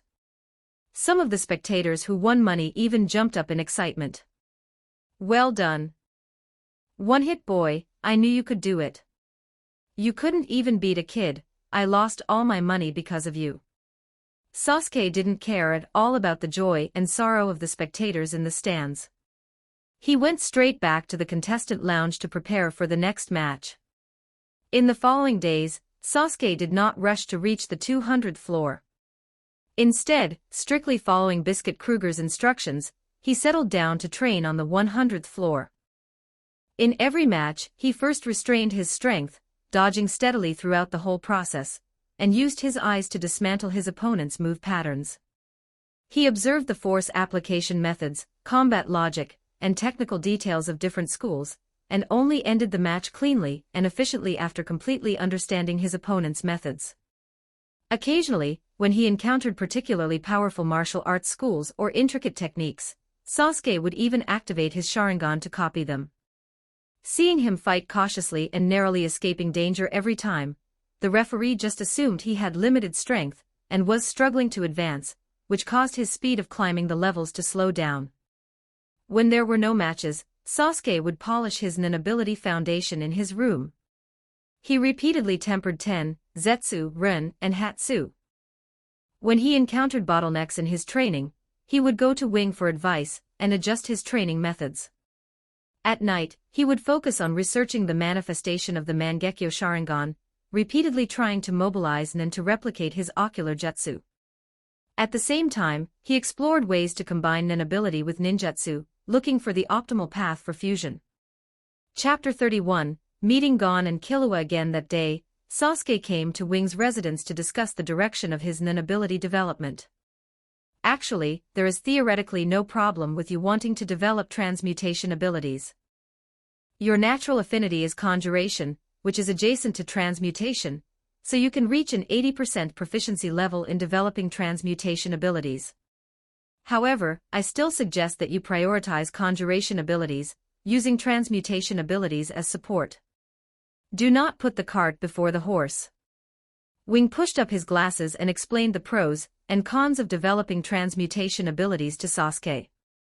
He was afraid that when Biscuit Kruger returned, she would hold him accountable, claiming he had misled a student and steered Sasuke's training in the wrong direction. But he couldn't resist Sasuke's persistence, so he had to suppress his concerns and patiently explain his understanding of transmutation. The essence of transmutation abilities is changing the properties of Nen. Some people think it means transforming into substances found in nature. That is not the case. This category is mainly about fusing the characteristics of a substance the Nen user is familiar with into their own Nen, so the degree of development depends on your understanding of that substance. Actually, in essence, it is somewhat similar to the development of conjuration abilities. Both require a sufficient understanding of a certain substance. However, one involves fusing the properties of a substance into your own Nen, which is more conceptual, while the other involves conjuring Nen into a substance with certain properties, which is more concrete. After listening to Wing's detailed explanation, Sasuke's understanding of transmutation became increasingly clear, and the development plan in his mind gradually took shape. The lesson came to an end, and the two sat at the table drinking tea and chatting to relax. Sasuke looked toward the door and asked casually, "Senior brother, where is Zushi? I haven't seen much of him these past few days. Where did he go to train? I sent him to participate in the Heavens Arena. He has a talent for training and a solid foundation, so he should go and gain experience through actual combat to temper his character." Wing picked up his teacup, took a sip, and spoke slowly. More combat experience can indeed lead to rapid growth. It's much better than training in isolation. Sasuke nodded in agreement, feeling the same way. Speak of the devil, just as he finished speaking, Zushi's voice could be heard from outside the door. "Acting master, I'm back." Zushi excitedly pushed the door open and entered, followed by two boys. "I met two new friends at the arena. They saw me using Ren and thought it was amazing. They said they wanted to meet you and ask if you could teach them." He saw that Sasuke was also there and quickly greeted him. "Uncle Master, you're here too." Gon and Killua, who were following behind Zushi, saw the person in the room clearly and instantly became excited. They ran to Sasuke's side, their eyes filled with the joy of reunion. "Yo, Gon, Killua, what a coincidence." Seeing the familiar figures, Sasuke also revealed a faint smile. Although he knew they would meet at the Heavens Arena sooner or later, when they actually met, he still felt the warmth of meeting an old friend in a foreign land, and the joy in his heart was not diminished in the slightest. Zushi looked confused. He looked at Sasuke, then at Gon and Killua, seeing that the three of them seemed to be very close. "You guys know each other." "They are good friends I met during the hunter exam. We looked out for each other along the way, and we are very close," Sasuke explained simply. "That's right, Sasuke is a very good friend of ours." Gon hugged Sasuke's shoulders tightly and echoed excitedly. Wing stepped forward and looked at Zushi, his expression serious. "You said they saw you using Ren and want to learn Nen." "Yes, acting master, please teach them. They are very sincere." "Zushi, I should have warned you that at this stage, you cannot use Ren in front of outsiders at will." Hearing the reproach in Wing's voice, Zushi immediately went into a Saiza position and bowed his head to apologize. "I'm sorry. Acting master, the opponent was too strong. I really had no choice, and in my desperation, I used Ren. I won't dare to do it again next time." I'll let it slide this time. The desire to win is not wrong. But you must remember that your goal lies further ahead. Do not be trapped by the wins and losses before you. Wing's tone softened a bit, and he didn't blame him too much, even offering some words of encouragement. Then he turned to look at Gon and Killua. You want to learn Nen? Yes, we want to know what Nen is. We hope you can teach us. Actually, we came here to train. Please, we beg you. Gon and Killua said in unison, their attitudes sincere and their eyes firm. You've come to the right person. Senior brother Wing is very strong when it comes to teaching Nen abilities. Sasuke added from the side, not forgetting to flatter Wing. The exchanges during this time had let Sasuke know that Wing indeed had deep attainments in the theoretical knowledge of Nen abilities. Biscuit Kruger had her reasons for letting him study with Wing. Senior brother. Gon and Killua were stunned for a moment, then immediately realized that Zushi had been calling Sasuke Uncle Master ever since he entered the room. The two looked at Sasuke curiously. Senior brother Wing is my teacher's apprentice, so we are from the same school. I should call him senior brother. Gon and Killua didn't expect their new friend to have such a connection. I understand. Come over here. Wing took Gon and Killua into the room, pulled out a whiteboard, picked up a marker, and started writing on it. Sasuke and Zushi also sat nearby to listen. The so-called Nen is burning the mind, which means training the toughness of one's will. The process of practicing Ren can be divided into 4 major categories. This is the so-called 4 major principles. They are point, tongue, Ren, and release. First, use point to concentrate the mind, gaze inward and set goals. Then use tongue to turn thoughts into language, use Ren to sublimate the will, and then use release to put it into action. Ha ha ha ha. Sasuke looked at Wing spouting nonsense with a straight face, and couldn't help but burst out laughing. His laughter interrupted Wing's teaching. Gon was very confused as to why Sasuke suddenly laughed. He didn't see anything funny about it. Senior brother Wing, don't try to fool Gon and Killua with these things. They are both official hunters who passed the hunter exam. Even if you don't teach them, there will be teachers arranged by the Hunter Association to teach them. They will come into contact with the real Nen sooner or later, it's just a matter of time. He's lying. Gon was very unhappy. We came here with sincere intentions to ask for advice, but you are teaching us wrong knowledge. Killua did see that Wing was lying, but he didn't know which part was true, and which was false. Wing coughed awkwardly, wiped the writing off the whiteboard, and scratched his head. I was just testing their character. Actually, I am the teacher assigned by the association. Seeing that he had been exposed by Sasuke, Wing had no choice but to rewrite the 4 characters Ten, Zetsu, Ren, and Hatsu, and began to explain the true 4 major principles of Nen. I'm heading back. Today's training isn't finished yet, and I can't fall behind. Seeing that Wing had started teaching properly, Sasuke didn't want to disturb their learning, so he stood up to leave. Sasuke, aren't you going to learn with us? Gon was very reluctant. He had just seen Sasuke, and didn't want to part so soon. I have already mastered this knowledge, so there's no need to listen to it again. Besides, I'm not leaving this city. I'm staying at the Heavens Arena right now. Come find me after you've finished learning Nen. Sasuke told Gon and Killua his room number at the Heavens Arena, and then returned to his residence to start his own training. 32 Chapter 32 Electromagnetic Control Chapter 32 Electromagnetic Control. Returning to his exclusive room in Heaven's Arena, Sasuke began attempting to develop a new ability based on today's explanation from Wing, and his own understanding of Nen ability from watching the Hunter anime. Realizing the Mangekyo Sharingan in the short term probably wouldn't be possible, he decided to try developing a new ability based on transmutation.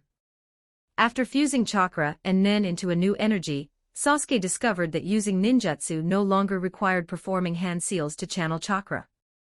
Instead, he could directly activate them by using aura to simulate the changes and flow patterns of chakra when using ninjutsu. However, Sasuke felt this still wasn't enough. He thought the forms of ninjutsu were too singular. For example, the fireball jutsu could only be spat out as a large fireball from the mouth. Chidori could only gather lightning in the palm of his hand. At this point, Sasuke had not yet developed Chidori current. To change the method of emission or the form, he would have to use other fire release or lightning release techniques. Therefore, Sasuke pondered whether he could change his aura into the properties of fire or lightning, just like Killua did in the anime. This would allow for more precise control over fire or lightning, enabling the development of more attack forms and usage methods. Acting on the thought, Sasuke decided to focus only on changing the properties of his aura to electricity. He would focus on the use of lightning, honing his lightning ability to the extreme, and abandon development in the direction of fire. After all, a person's aptitude is limited. The more abilities one develops, the more aptitude is consumed, and developing in multiple directions would be counterproductive. Sasuke flipped his palm, channeled his aura, and unleashed Chidori. Blinding lightning instantly exploded in his palm.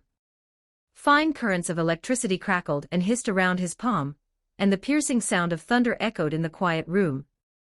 He focused and held his breath, slowly gathering the aura around his body and covering the lightning bit by bit, attempting to assimilate the properties of his aura with the lightning. Since Chidori was already activated by Sasuke using aura, the assimilation was surprisingly easy. Of course, life return also played a significant role in this, making Sasuke's manipulation of aura and changes in its properties much more intuitive and skillful. This was different from Killua's development path, as Killua had developed resistance and understanding of lightning due to being subjected to constant electric shocks since childhood. Sasuke's lightning was emitted directly from within himself, so he had a deeper understanding of it from the very root. He didn't need any so-called resistance, and furthermore, Sasuke's chakra naturally possessed the lightning release attribute. Combining all these reasons, changing the properties of his aura seemed particularly simple. It worked. Sensing that the properties of his aura had changed, Sasuke dissipated the basic form of Chidori. The lightning in his palm did not vanish, but it was no longer as violent and difficult to control as Chidori. Instead, it was docile, allowing him to manipulate it at will. He could adjust the thickness of the current and the direction of its flow as he pleased. He walked to the window, pushed it open, and shot the lightning gathered in his palm toward the sky. With a loud boom, like a bolt from the blue, the lightning cut through the night sky with a blinding light. Many sleeping residents nearby were awakened. Gazing at the cloudless night sky, they were bewildered, thinking it was some strange celestial phenomenon. Sasuke nodded with satisfaction. Very good. Let's call this move palm lightning. As for this ability to turn aura into lightning, it shall be called electromagnetic control, with the hope that he could also develop the use of magnetism in the future. Next, Sasuke used electromagnetic control to replicate skills like Chidori Current and Chidori Sharp Spear, which the future Sasuke would only learn later. Sasuke was already very proficient at the ability to emit lightning from himself, and unlike Killua, he didn't need to recharge to use it. It was just a pity that he didn't yet know how to invoke lightning from the sky. If he could borrow the power of nature to unleash lightning, perhaps he could even replicate the S-rank ninjutsu, lightning release, Kirin. Sasuke, focused on ability development, was pulled back to reality by a hurried knocking on the door. He looked around the room and couldn't help but frown. The room was in a mess. The floor, walls, and ceiling were covered in scorch marks from the lightning, with crisscrossing black marks that were shocking to the eye. Although he had been very restrained, lightning was inherently a very violent force, especially prone to affecting its surroundings, and he still couldn't achieve perfectly precise control. Sasuke apologized in his heart, wondering if the prize money he had won from the matches these past few days would be enough to pay for the damages. If it really wasn't enough, he would have to use the funds in his gang account. He temporarily put aside his distracting thoughts, tidied his clothes, and opened the door to welcome his guests. "Sasuke, we've come to hang out with you." Gon's energetic voice came through, his face beaming with a smile. Killua swept a glance inside the room, his face full of surprise, and the corner of his mouth twitched. "What's with your room? It looks like it's been bombed." Were you attacked? Or did you tear the place apart yourself? It's a small matter, a training mishap. Don't worry about it. Sasuke awkwardly pushed the two of them outside, and closed the door behind him. Let's go to your room. You two should have reached the 100th floor by now and have your own exclusive rooms, right? Anyway, he would be able to reach the 200th floor tomorrow and have a bigger, newer room to live in. As for this room, he would just have to pay for the damages according to the price. When it came to money, Sasuke considered it a trivial matter. His identity in this world was that of a young gang leader. Although it hadn't provided any help so far, the card given by the family had endless money. That night, the three of them sat together in Gon's room. Gon excitedly told Sasuke about his experiences on Kokoro Mountain, talking about the strange and interesting stories of the Zoldyck family and Killua's family. It was basically Gon doing the talking, with Killua occasionally adding a sentence or two from the side. Sasuke also shared his insights and techniques on nin ability training from this period and answered their questions. As they chatted, someone who knows who grabbed a pillow and threw it, and a lively pillow fight instantly broke out. Soft pillows flew back and forth in the air, and laughter filled the entire room. Perhaps because his state of mind was slowly changing along with his young body, Sasuke shed his usual coldness and aloofness, playing with great enthusiasm, and without any airs. The three of them played and laughed, getting into a tangle, tirelessly, until the faint white of dawn appeared on the horizon, only then stopping, exhausted. The winner. Contestant Sasuke. Let us congratulate contestant Sasuke on earning the qualification to reach the 200th floor. The high-pitched voice of Ms. Commentator echoed through the arena. Sasuke stood in the center of the ring, accepting the gaze of the entire audience with a calm expression. Even though he had deliberately slowed down his advancement pace to hone his combat experience, he still successfully reached the 200th floor today. Although the contestants on the 100th floor had not mastered nin ability, they were all battle-hardened veterans of various schools, with tricky moves and extremely strong practical combat skills. During this period, Sasuke had not only accumulated a large number of practical moves, but also filled in the gaps in his practical combat experience, and his combat rhythm had become increasingly steady. The dedicated elevator to the 200th floor rose slowly, and the attendant lady wore a standard smile. She chattered on, explaining the honors of the Heavens Arena fighters and the details of the biennial Olympia fighting tournament. Sasuke listened in silence the entire time, without interjecting, only secretly investigating the other person. He was truly curious about the true strength of this elevator attendant. According to rumors from his past life, this seemingly ordinary elevator attendant was not as simple as she appeared. It was highly likely that she was one of the hidden floor masters of the arena, with unfathomable strength. Until the elevator doors opened and closed smoothly, Sasuke still hadn't been able to see through her depth, and could only withdraw his probing gaze. He didn't linger, walking straight to the registration desk, where the staff member immediately stood up to greet him. Welcome to the 200th floor. Please sign in here. Chapter 33, First Nin Ability Battle. The registration clerk handed over the form, and a pen with both hands, her tone respectful.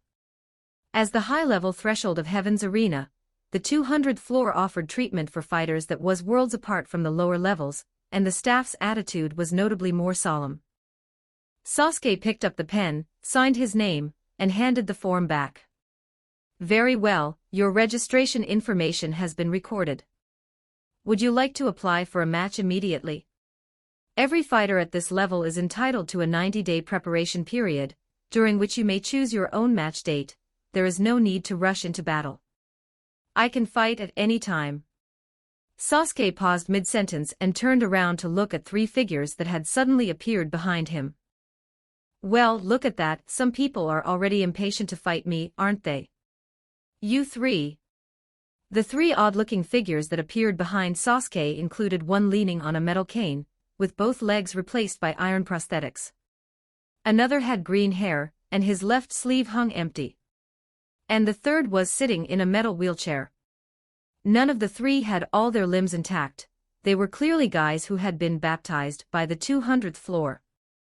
The man in the lead, leaning on his cane, had shifty eyes.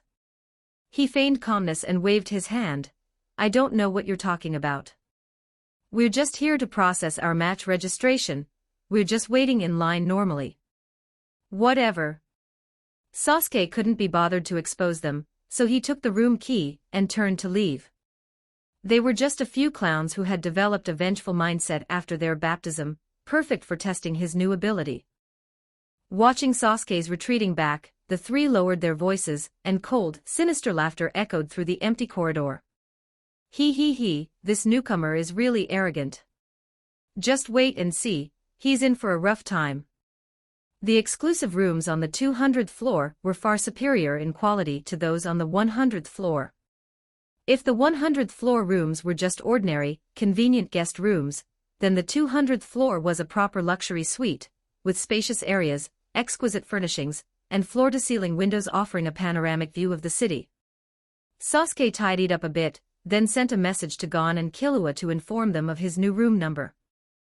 For the sake of daily communication, he had previously suggested they buy mobile phones, which made keeping in touch quite convenient now. Not long after, there was a knock at the door. As soon as Gon and Killua entered, they looked around with eyes full of curiosity. What a luxurious room. It really lives up to the 200th floor, it's definitely different. Gon rushed to the window, marveling at the night view outside.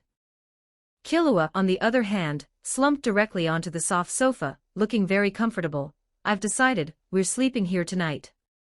I'm never going back to my broken, tiny room again.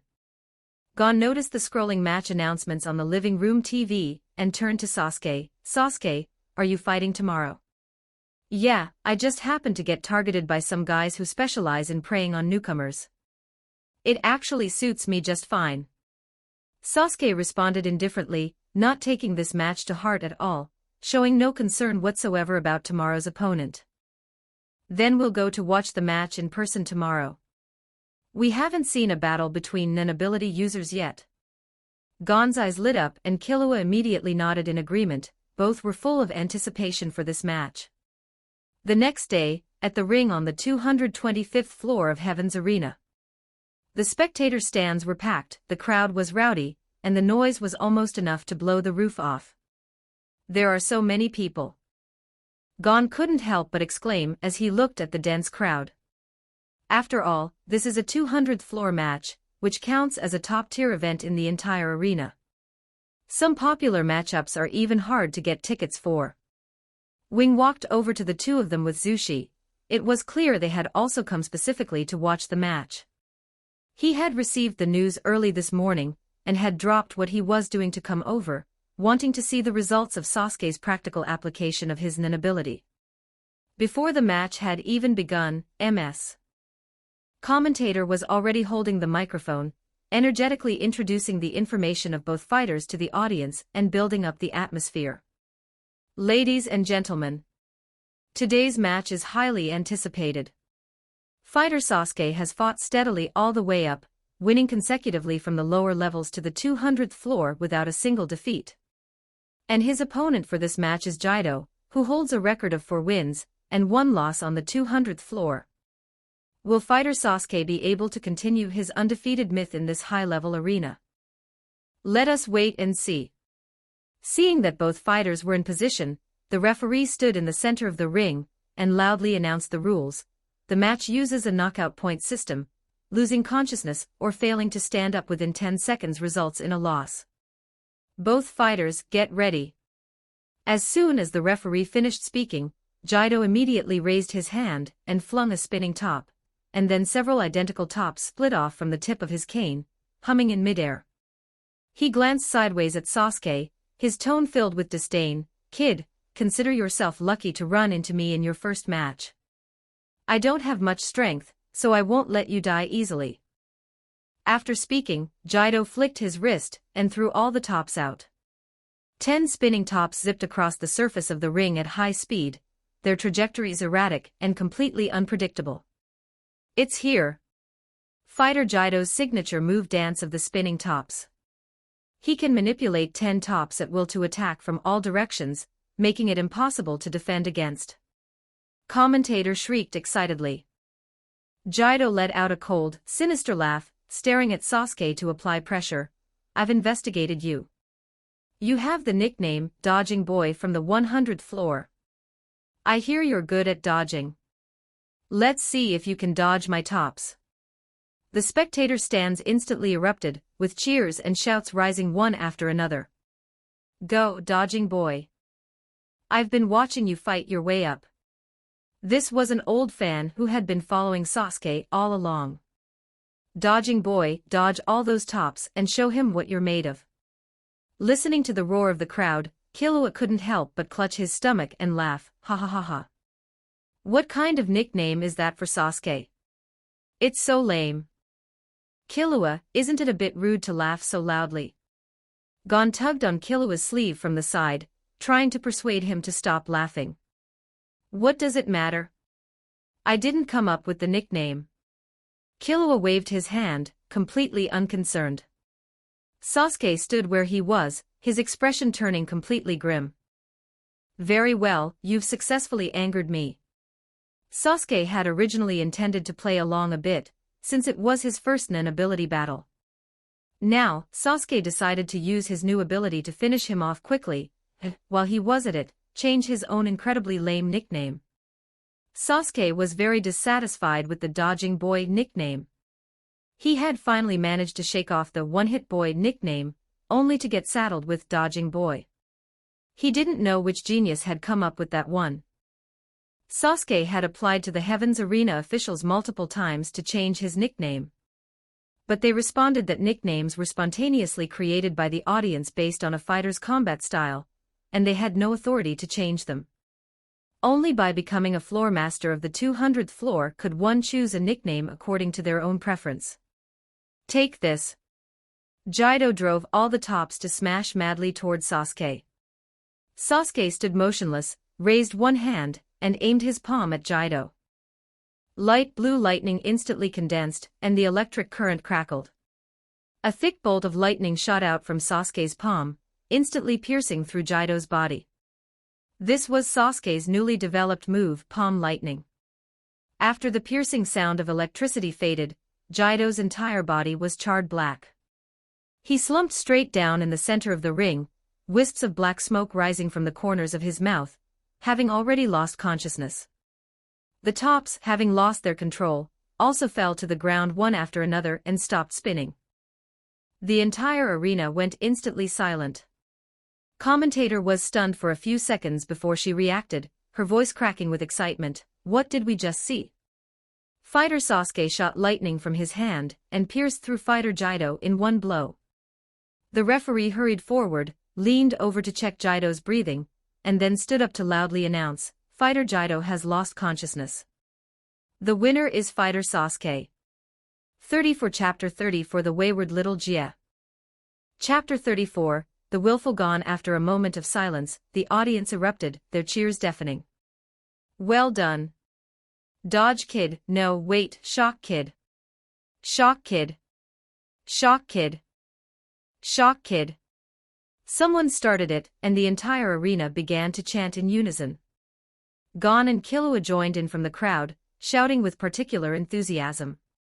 Sasuke covered his forehead, speechless, and completely resigned himself to his fate. Is this never going to end? Why are they so obsessed with words like boy or kid? Originally, Sasuke had hoped for cool titles like Thunder God or Thunder Emperor, even Thunder Mage would have been acceptable. Forget it, just end it already, I'm tired. Sasuke decided to stop obsessing over the title issue, whatever, let it be. Walking out of the contestant tunnel, Sasuke immediately spotted Realvelt and Sudeso lurking around the corner, the other two of the three provocateurs from before. Sasuke stopped in his tracks, looking at the two with a faint, mocking smile. So, which one of you wants to fight me first? We were blind and didn't recognize your greatness. We came here specifically to apologize to you today, we're truly sorry.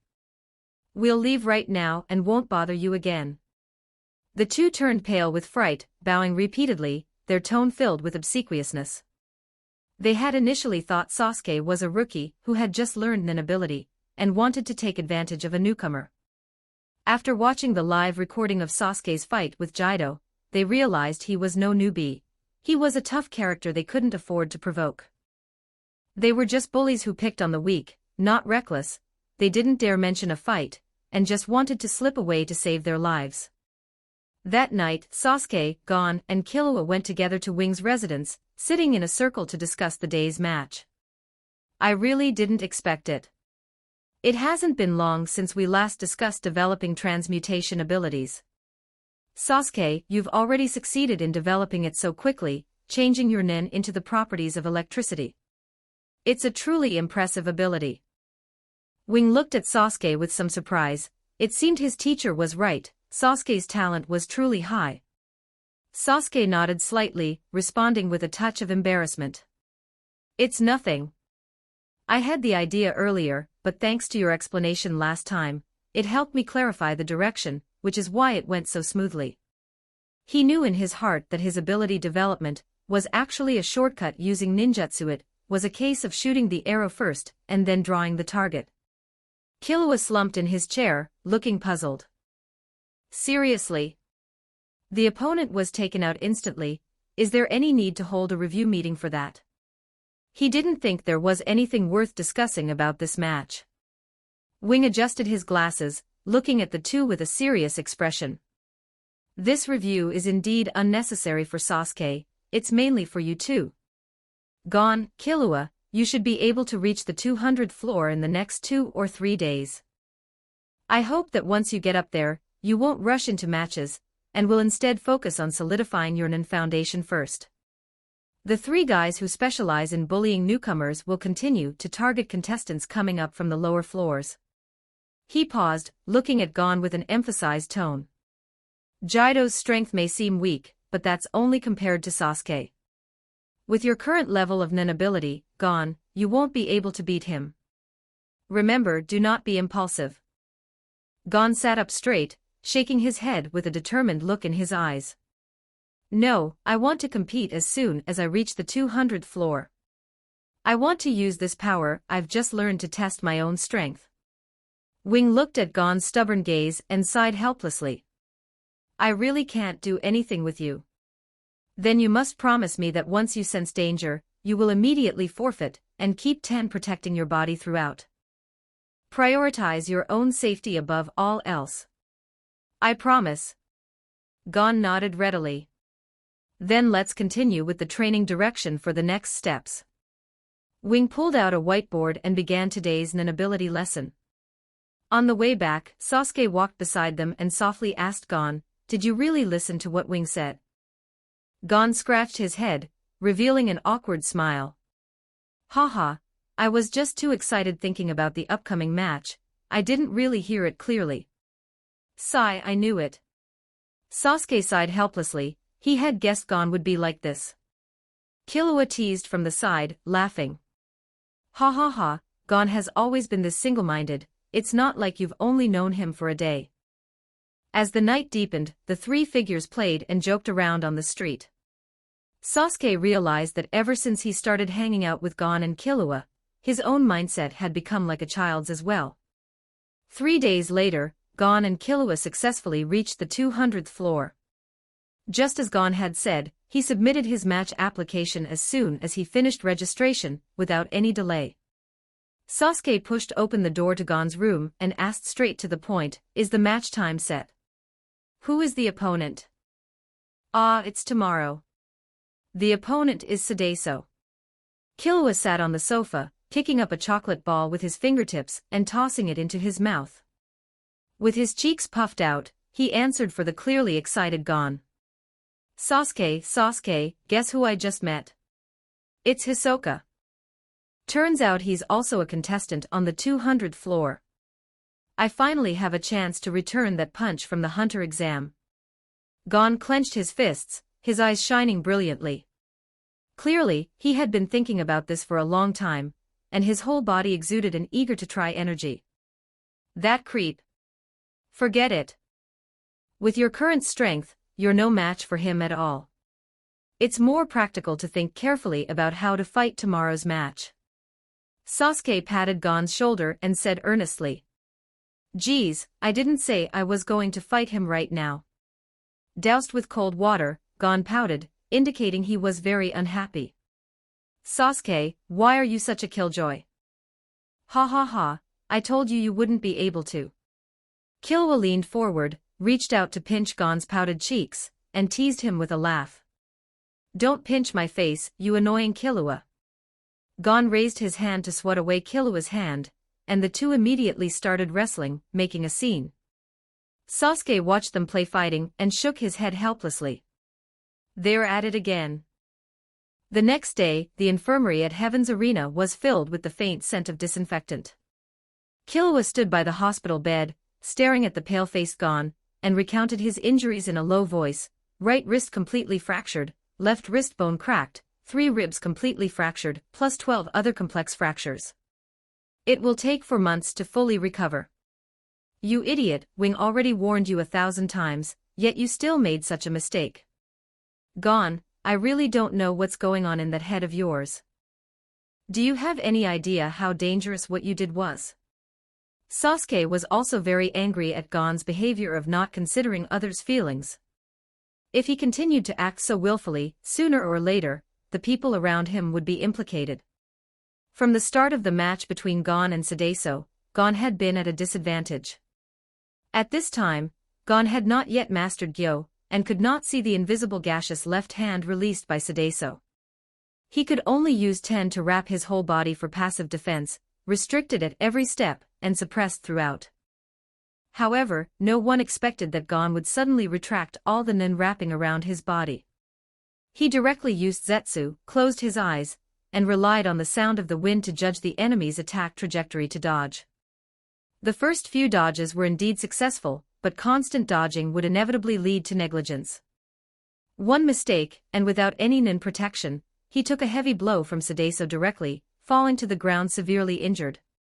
Chapter 35, Battle against Castro. Gon lay on the bed, his voice weak, as he just kept his head lowered and apologized. It's useless to apologize to us, you should say that to Wing. As soon as Sasuke finished speaking, the infirmary door was pushed open, and Wing walked in quickly, heading straight to Gon's bedside. Wing, I'm sorry. Before Gon could finish, his voice was interrupted by a crisp slapping sound. What's the use of apologizing now? Wing's tone was exceptionally intense, his eyes filled with lingering fear. Do you have any idea how dangerous what you did was? And you've even seen examples of people rushing into a match without using Nen. Let me tell you, you almost ended up a cripple just like them. After the scolding, Wing's tone softened instantly, and he reached out to check Gon's injuries. Geez, it's a good thing it was just a fracture in the end and nothing worse. In the end, Wing issued a punishment for Gon. He was forbidden from participating in any matches or training his Nen ability for 2 months. He was only allowed to focus on recovering. During the time Gon was recovering, Sasuke participated in several matches, defeating his opponents instantly with a single palm lightning in every fight, clean and decisive. Over time, Sasuke's fame grew in Heaven's Arena. His cold, handsome appearance combined with his swift and fierce fighting style attracted a large number of fans who came specifically to watch his matches. However, this also drew the jealousy of many fighters.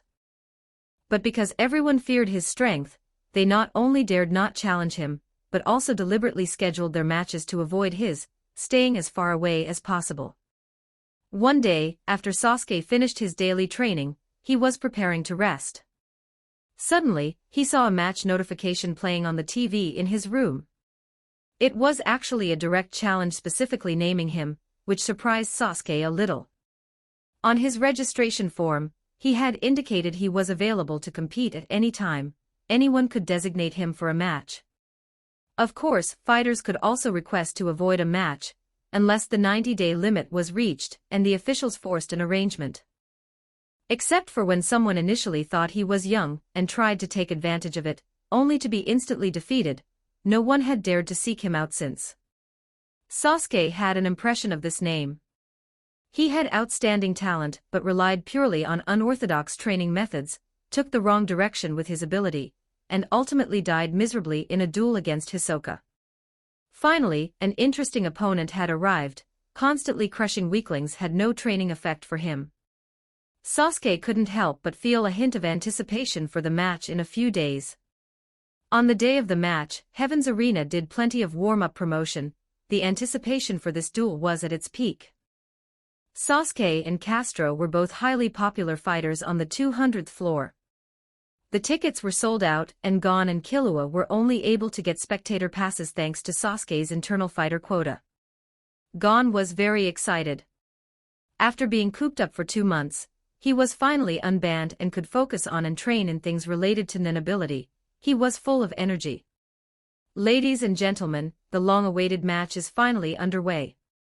First, let us welcome our 2 fighters to the ring. Commentator shouted into the microphone, stirring up the atmosphere of the entire arena. Oh! Sasuke and Castro walked out of the fighter tunnels one after another. The moment they stepped onto the ring, the audience erupted in thunderous cheering. Lord Sasuke! You're so handsome. Lord Castro! Kill that brat. How dare you insult our Lord Sasuke? Before the match even began, the female fans on both sides were already arguing in the stands, creating a chaotic ruckus. The match follows a knockout point system. Both fighters get ready. As soon as the referee gave the command, he immediately retreated below the ring. He didn't want to get caught in the crossfire of a match at this level. Being a referee at Heaven's Arena was a high-risk job. Sasuke looked up at Castro opposite him. The opponent had a handsome face, wore his snowy white hair long, and had a fierce aura. Just in terms of looks, he was indeed outstanding, but compared to his future self, he was still a notch below. What's the use of being handsome? In this world, you still have to rely on strength to do the talking. The battle between Sasuke and Castro officially began. Just like in previous battles, Sasuke slightly raised his right arm, and pale blue lightning flickered in his palm. The sizzling sound of electricity was clearly audible. It was his tried and true palm lightning. The lightning bolt tore through the air. Its speed was so fast that the audience could only catch a glimpse of a blue light flashing by as the palm lightning shot straight toward Castro. In the past, whenever he used this move, his opponent would already be on the ground, but this time, Castro suddenly sidestepped, easily dodging the lightning attack. A flash of surprise crossed Sasuke's eyes, followed immediately by a hint of interest. Interesting. A battle should be like this, that's where the fun lies. Fighter Sasuke's invincible lightning attack has actually been dodged. Could Fighter Sasuke's undefeated record be broken right here by Fighter Castro? Commentator screamed excitedly, and the entire audience was in an uproar. After dodging the attack, Castro didn't rush to pursue. Instead, he stood in place, looked at Sasuke, and said, "I have studied all your previous battles. Your lightning ability is very fast, and has great power.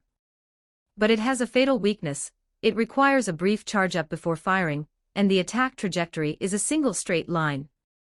As long as one judges the direction your palm is aiming, dodging it is not difficult." Hearing this, Sasuke spoke calmly, "Then I really must thank you for the explanation. You really are a good person." He didn't understand this behavior of analyzing weaknesses for an opponent during a battle, but that didn't stop him from handing Castro a good person card. "Then what about this?" Sasuke said in a low voice. The lightning gathered in his palm was no longer released outward. Instead, he raised his hand and slammed the lightning fiercely onto the ring floor.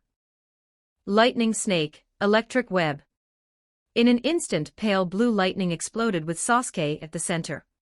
Dozens of arm-thick lightning snakes burst from the ground, heads raised, spitting electric arcs as they slithered wildly across the ring floor.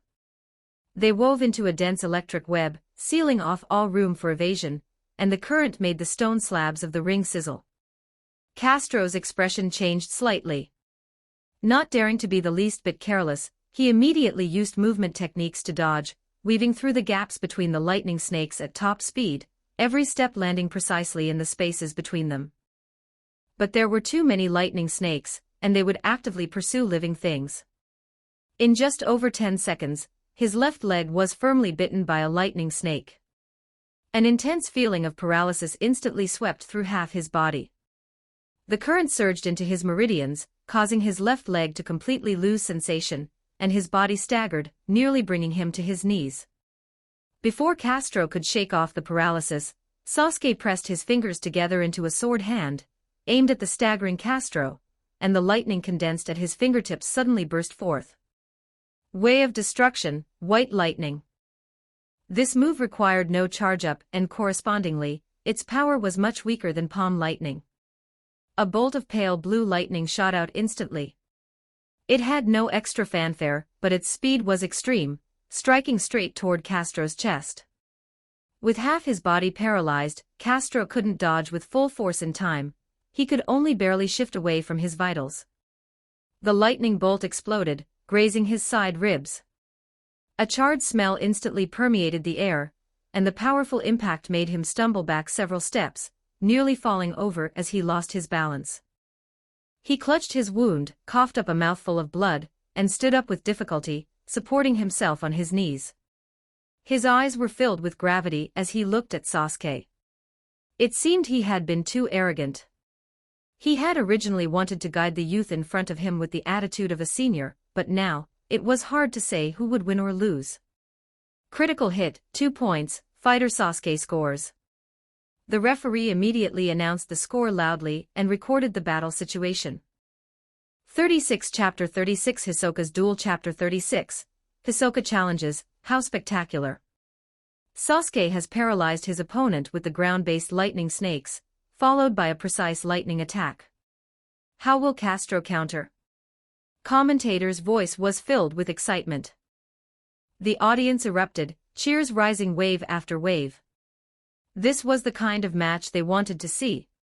Castro wiped the blood from the corner of his mouth, constantly analyzing the match in his mind. He couldn't afford a war of attrition. If he took 2 or 3 more hits like that, he definitely wouldn't be able to hold on. He spread his legs into a stable stance, set his hands into a tiger claw posture, and channeled all his nin furiously into his arms. Pale white nin condensed into a phantom tiger head half a person tall. Its jaws were wide open, and the faint sound of a tiger's roar could be heard, the pressure causing the surrounding air to distort. It's here. Castro's signature move, Tiger Bite Fist. Commentator exclaimed loudly, providing timely commentary for the audience. Castro let out a low growl and focused some of his nin into the soles of his feet. Then, braving the lightning snakes remaining on the ground, he charged straight at Sasuke with incredible speed. He couldn't take it head-on. Sasuke made an immediate judgment. He could clearly feel the energy contained within those fists, and a single touch would mean injury. In an instant, Castro rushed to Sasuke's front, the phantom tiger heads on his hands whistling through the air as they viciously bit toward Sasuke's vital neck. But the moment the attack landed, it passed straight through Sasuke's body. At the same time, intense electrical current spread from his palms, causing his whole body to stiffen and fall into paralysis once again. It turned out that at that very moment, Sasuke had used Sora to retreat rapidly, leaving behind an afterimage. That afterimage was no ordinary phantom, but a lightning illusion clone condensed from electricity, essentially a lightning version of the shadow clone technique. Castro not only missed his target, but was also struck by the backlash from the lightning illusion clone's current, his movements locking up once more. Sasuke scores another point. The referee immediately awarded the point based on the situation. Castro gritted his teeth, breaking free from the paralysis. His arms trembled slightly, and his gaze toward Sasuke was filled with wariness. I didn't expect your nin ability to be so powerful, and your taijutsu and technique are equally exquisite. You are worthy of seeing the trump card I prepared for Hisoka.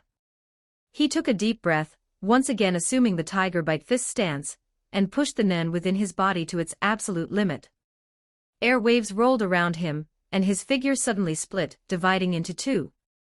Both Castros simultaneously condensed the phantom tiger heads. Their aura, movements, and nin fluctuations were completely identical. Both were solid, tangible entities with no distinction between real and fake. True tiger bite fist. Castro has actually split into 2 people. What kind of ability is this? Commentator was shocked, and the entire audience widened their eyes, gasping in succession. Sasuke slowly activated his 3-tomo Sharingan. The tomo in his crimson pupils slowly rotated as he carefully observed both Castro's, confirming that both were solid entities. I have to say, Castro is indeed talented.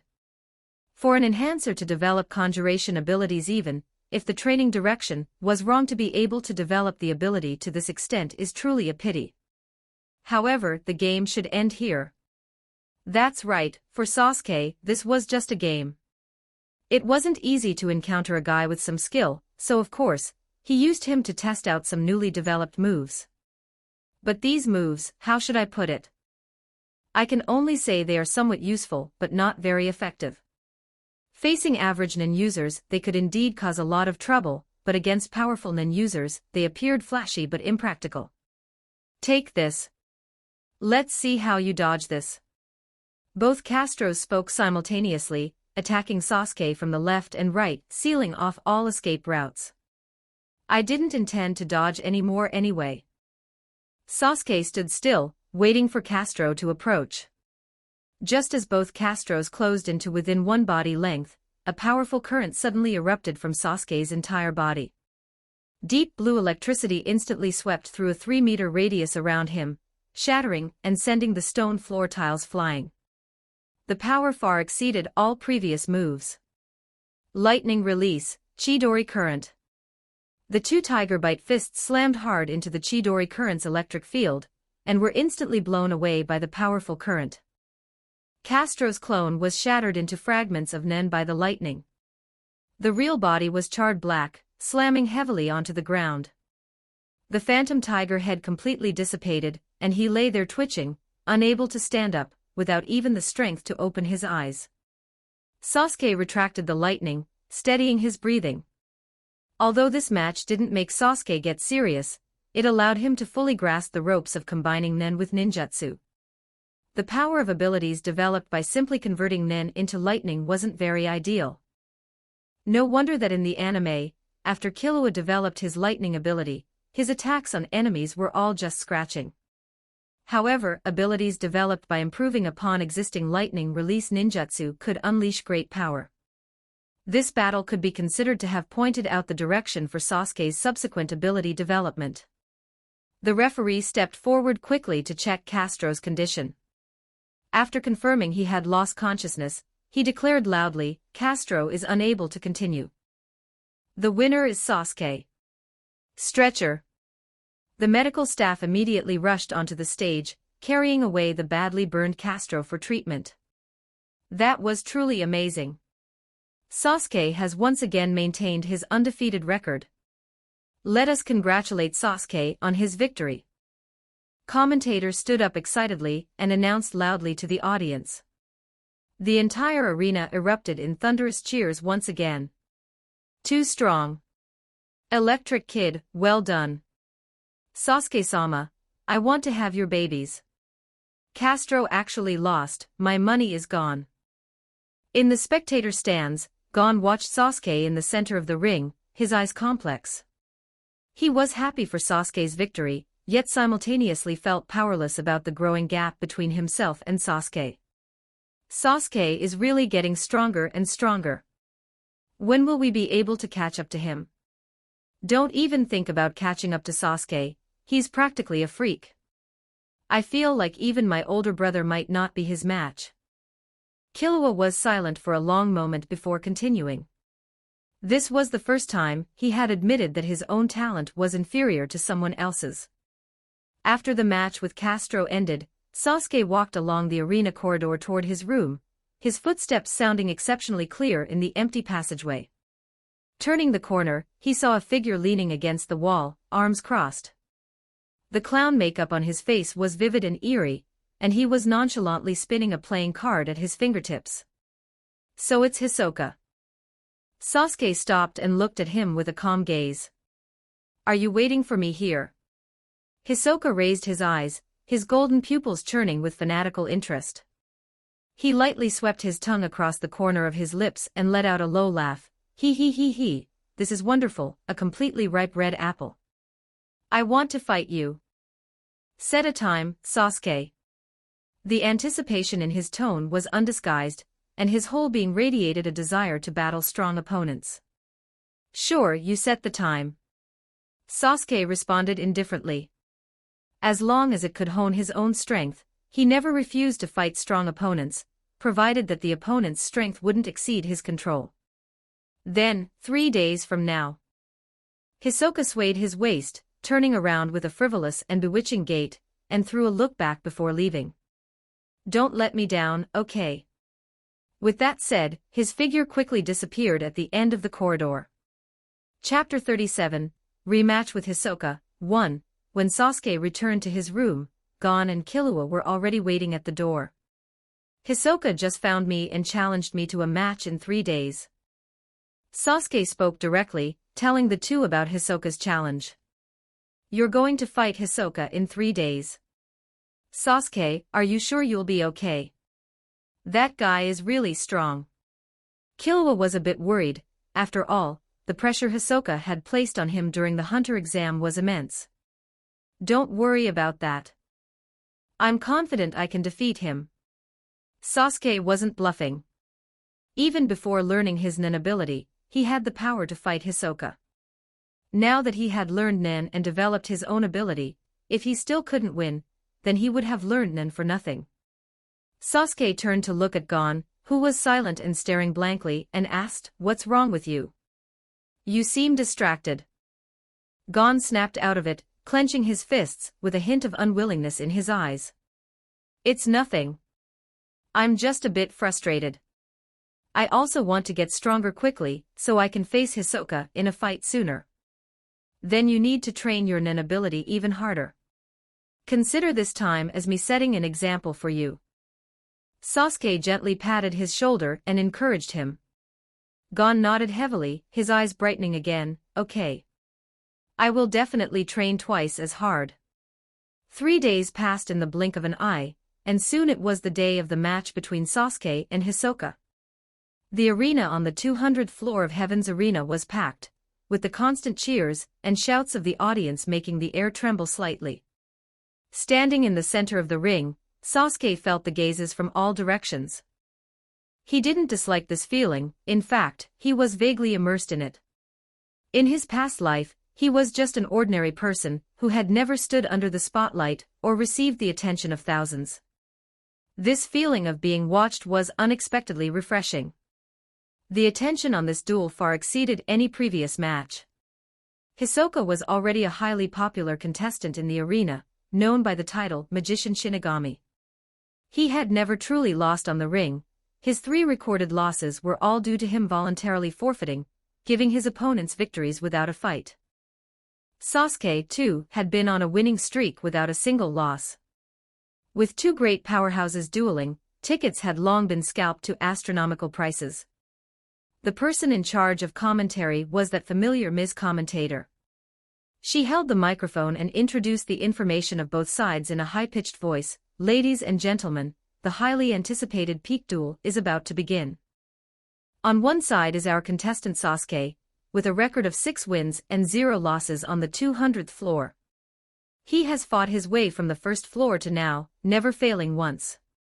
On the other side is the legendary contestant Hisoka, with a record of 8 wins and 3 losses on the 200th floor. If he loses this match, he will have to start over from the bottom floor. But contestant Hisoka has never truly lost on the ring. Who will be able to maintain their undefeated myth? Let us wait and see." Hisoka stood on one side of the ring, stretching his body with his hands raised above his head. His neck cracked as he turned it, his gaze locked firmly on Sasuke. "I have waited a long time for this day, Sasuke. You are looking forward to it too, right? I can tell that you and I are the same kind of person. Deep down, we both crave a hearty, exhilarating battle. I don't hate fighting, but if my opponent is a pervert like you, then forget it." Sasuke rejected him mercilessly. He didn't want to have too much involvement with someone like Hisoka. Being rejected by Sasuke, Hisoka was not angry at all. Instead, he laughed even more excitedly, his entire body rippling with faint nen. He, I really like this hypocritical side of you more and more. Ah, that's the look, cold and stubborn, it just makes me tremble with excitement. Sasuke couldn't be bothered to waste any more breath on him and turned to the referee, urging, "Referee, isn't the match starting yet?" The referee was intimidated by their aura, quickly snapped back to reality, and announced loudly, "The match will use a points knockout system, with no time limit. One match decides the winner. Ready, begin." As soon as the referee finished speaking, nobody in the audience even saw the movement, they only heard a dull roar. Hisoka's figure had already slammed heavily into the wall behind the ring, rubble falling with a rustle and kicking up a cloud of dust. Sasuke was already standing in Hisoka's original position, his body wreathed in pale blue lightning that crackled and hissed. His aura was several times sharper than usual. What happened? How did contestant Sasuke suddenly teleport? Contestant Hisoka was just sent flying. Commentator exclaimed in shock, and the entire audience was in an uproar. No one had seen what exactly happened in that instant. Gon's eyes widened, his expression one of utter shock, and he turned to look at Killua beside him. "Killua, did you see that just now?" "No, not at all." Killua looked at the ring with a grave expression. They knew Sasuke had a technique for explosive speed, but they never knew it could be this fast. Sasuke stared at the dust-filled wall, his voice cold, "I've put up with you for a long time." At this moment, blue energy surged around him, wreathed in bursts of lightning. This was the thunderbolt mode he had developed by combining Nen and lightning release. By using lightning to stimulate neural conduction and greatly enhancing muscle contraction efficiency, he could activate his body to the extreme. Combined with Soru, it could achieve near teleportation speed. It was just that this technique was not yet perfect, using it for a long time would place a huge burden on his muscles, and the consumption was far greater than ordinary moves. The dust slowly dissipated. Hisoka leaned against the wall and slowly straightened up, blood trickling from the corner of his mouth, yet he still wore that strange smile. Even though he hadn't seen Sasuke's movement clearly, his years of combat instinct had allowed him to gather Nen at his abdomen to block at the moment of impact, thus avoiding greater injury. He, cough, cough. Hisoka coughed up blood, but his eyes became increasingly fanatical. "Your speed has become even faster, Sasuke." Sasuke frowned, looking at Hisoka, who was still able to move, feeling a bit annoyed. "Tch, as expected, he's not that easy to deal with." Critical hit, 2 points, Sasuke. Although the referee didn't know exactly what had happened, it didn't prevent him from scoring based on the subsequent situation. "Next, it's my turn to counterattack." Hisoka wiped the blood from the corner of his mouth, his tone suddenly becoming sharp. He exerted force with his feet, his figure instantly lunging in front of Sasuke, his speed equally astonishing. Sasuke immediately used Sora to retreat and create distance, but Hisoka was like a persistent leech, immediately following close behind. The two engaged in a high-speed chase on the ring, their figures so fast that only afterimages remained. The audience could only see two figures constantly crossing, unable to see the moves at all. "I can't see the movements of contestant Sasuke and contestant Hisoka at all." Commentator roared excitedly. Sasuke activated his 3-tomo Sharingan, the tomo in his scarlet pupils slowly rotating, instantly seeing through Hisoka's movements. The soles of his opponent's feet were wrapped in a layer of highly adhesive Nen, which was his Nen ability, bungee gum. Hisoka used the elastic tension between the Nen and the ground to repeatedly catapult himself, thereby achieving the effect of rapid movement. "What's wrong? Where's your initial speed? Is it a technique that can't be used continuously?" Hisoka caught up to Sasuke and attacked with a palm strike, his words filled with provocation.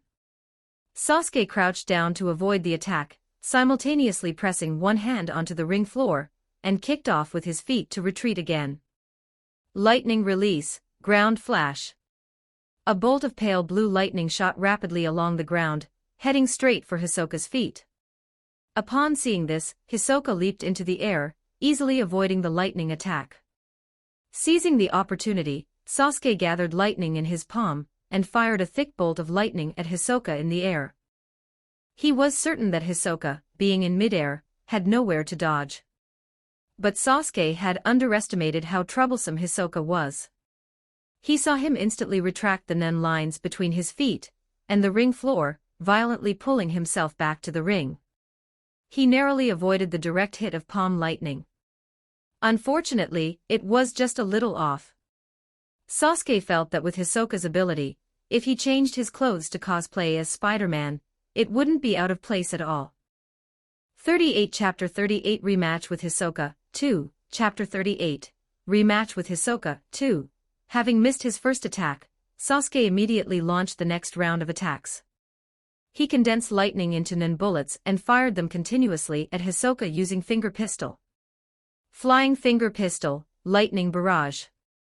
The dense hail of lightning bullets poured down on Hisoka like machine gun fire. Having just landed, Hisoka began running at high speed around Sasuke to avoid the lightning bullets, constantly changing his direction. The lightning bullets slammed into the arena floor, blasting out craters of varying depths. Outside the arena, Zushi stared at the live broadcast of the match, looking at Wing with a puzzled expression. Acting Master, is Uncle Master Sasuke using an emitter nen ability? It looks very similar to emitter nen bullets. Wing pushed up his glasses and shook his head with a serious expression. It looks similar, but it isn't the same in essence.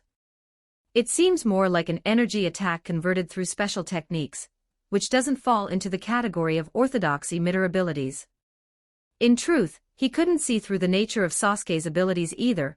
It felt like a combination of nen usage and some kind of physical technique. On the arena floor, Hisoka threw playing cards while running. Several cards, imbued with nen, flew straight toward Sasuke's vital points. Sasuke had to pause his lightning bullet barrage. He drew a kunai with a backhand grip and flicked his wrist rapidly, parrying all the incoming playing cards, which fell to the ground with crisp clinking sounds. Seizing this opening, Hisoka rushed in front of Sasuke again, swinging his arms rapidly to unleash a continuous stream of jabs. Sasuke did not take them head-on. Relying on the Sharingan's superior dynamic vision and prediction, he dodged continuously. He could clearly see that Hisoka's fists were coated with sticky nen, clearly intending to attach bungee gum to him. Your eyes seem to be able to see through many things. This is getting more and more interesting. Hisoka noticed that Sasuke could always accurately predict his movements to dodge, making him increasingly curious about those eyes.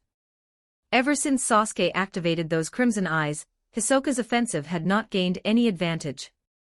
However, even with the aid of the Sharingan, Hisoka's jabs were too fast, and Sasuke was eventually caught in a moment where he couldn't dodge.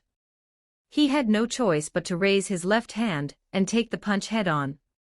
Having achieved his goal, Hisoka immediately retracted his fist and retreated, creating distance between them once again. Sasuke looked down at his left hand. An invisible nen thread was already stuck to his arm, with the other end firmly attached to Hisoka's hand. Sasuke condensed lightning in his right hand and slashed at the nen thread, but it had no effect. The lightning passed through the thread, and the severed nen thread instantly reconnected. You really do know about my ability. Hisoka chuckled, showing not a hint of worry about his ability being revealed. It's useless. My bungee gum can only be controlled by me like this. As he spoke, Hisoka yanked the nen thread, and Sasuke was instantly pulled toward him against his will. Pulled into close range, Hisoka swung his fist again. Sasuke could only block with his right hand. Now both arms were stuck with nen threads, and he was completely restricted by Hisoka. What an annoying ability. Sasuke muttered to himself, his expression darkening. Hisoka pulled the nen thread again. This time, Sasuke did not resist, allowing himself to be pulled over, seemingly giving up. Just as the two were a body length apart, deep blue lightning suddenly erupted from Sasuke's entire body. The current instantly swept over him, and Chidori current hit Hisoka head-on at close range.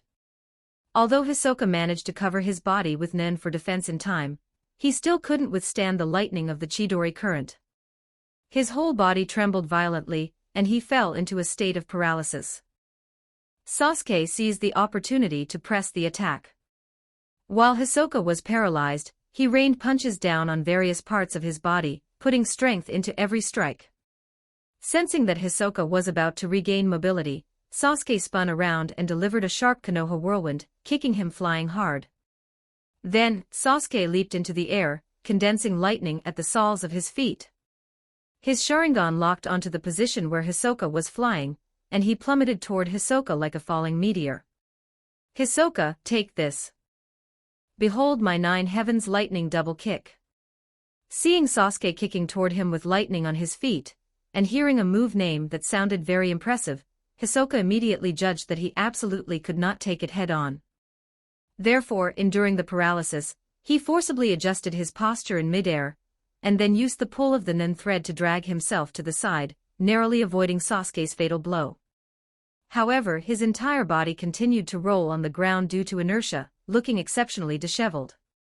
Seeing that Hisoka's position had deviated from his attack trajectory, Sasuke cancelled the lightning condensation and stood back on the arena, feeling no regret that the move had missed. The 9 heavens lightning double kick sounded intimidating, but it actually had no real power, it was purely meant to scare. Critical hit, 2 points, Sasuke scores, the referee announced loudly. How spectacular! Sasuke's lightning attacks are simply impossible to guard against.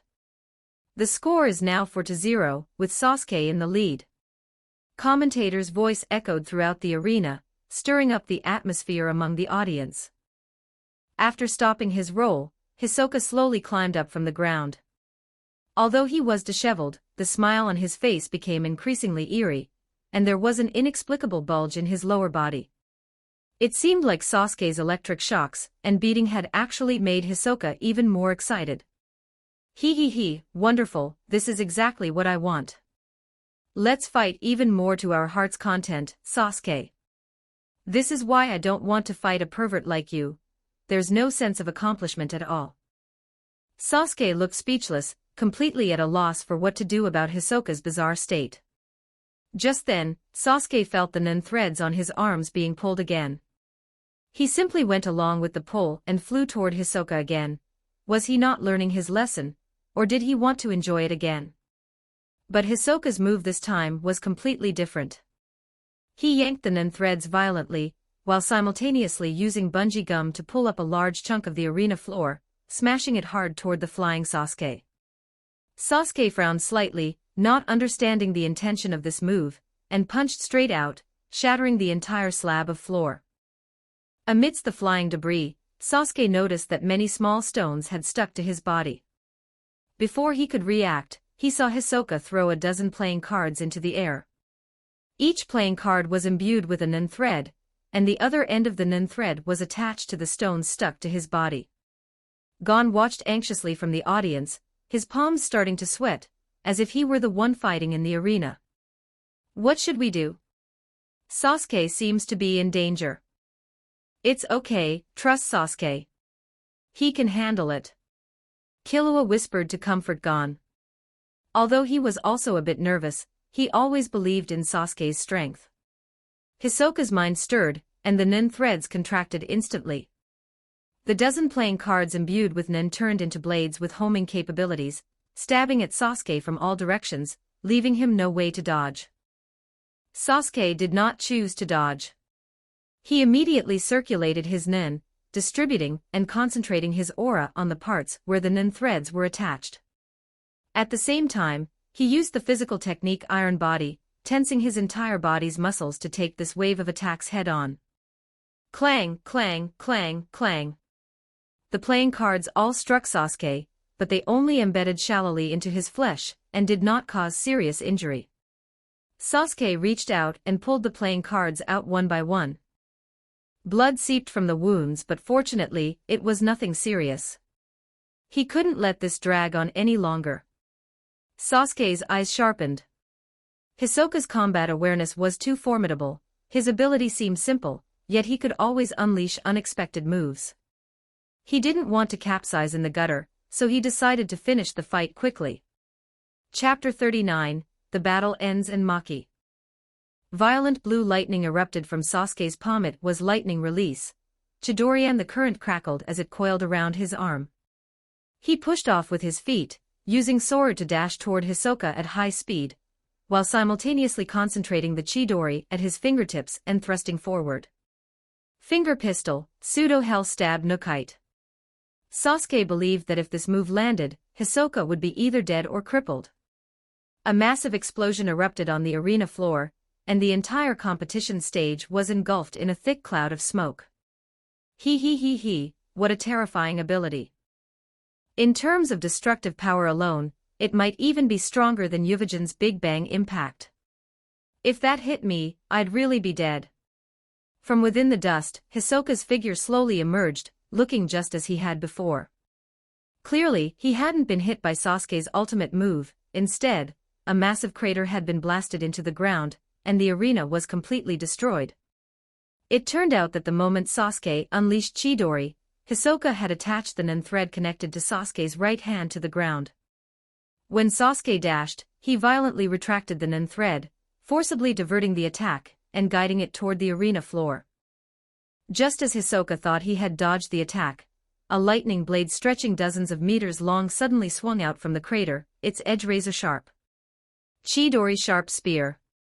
Hisoka's expression changed drastically, and he hurriedly dodged to the side, but he was ultimately a step too slow.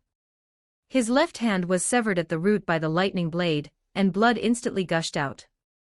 Behind you. A cold voice came from behind him. Hisoka's heart tightened, and he immediately drew a playing card with his right hand and slashed backward.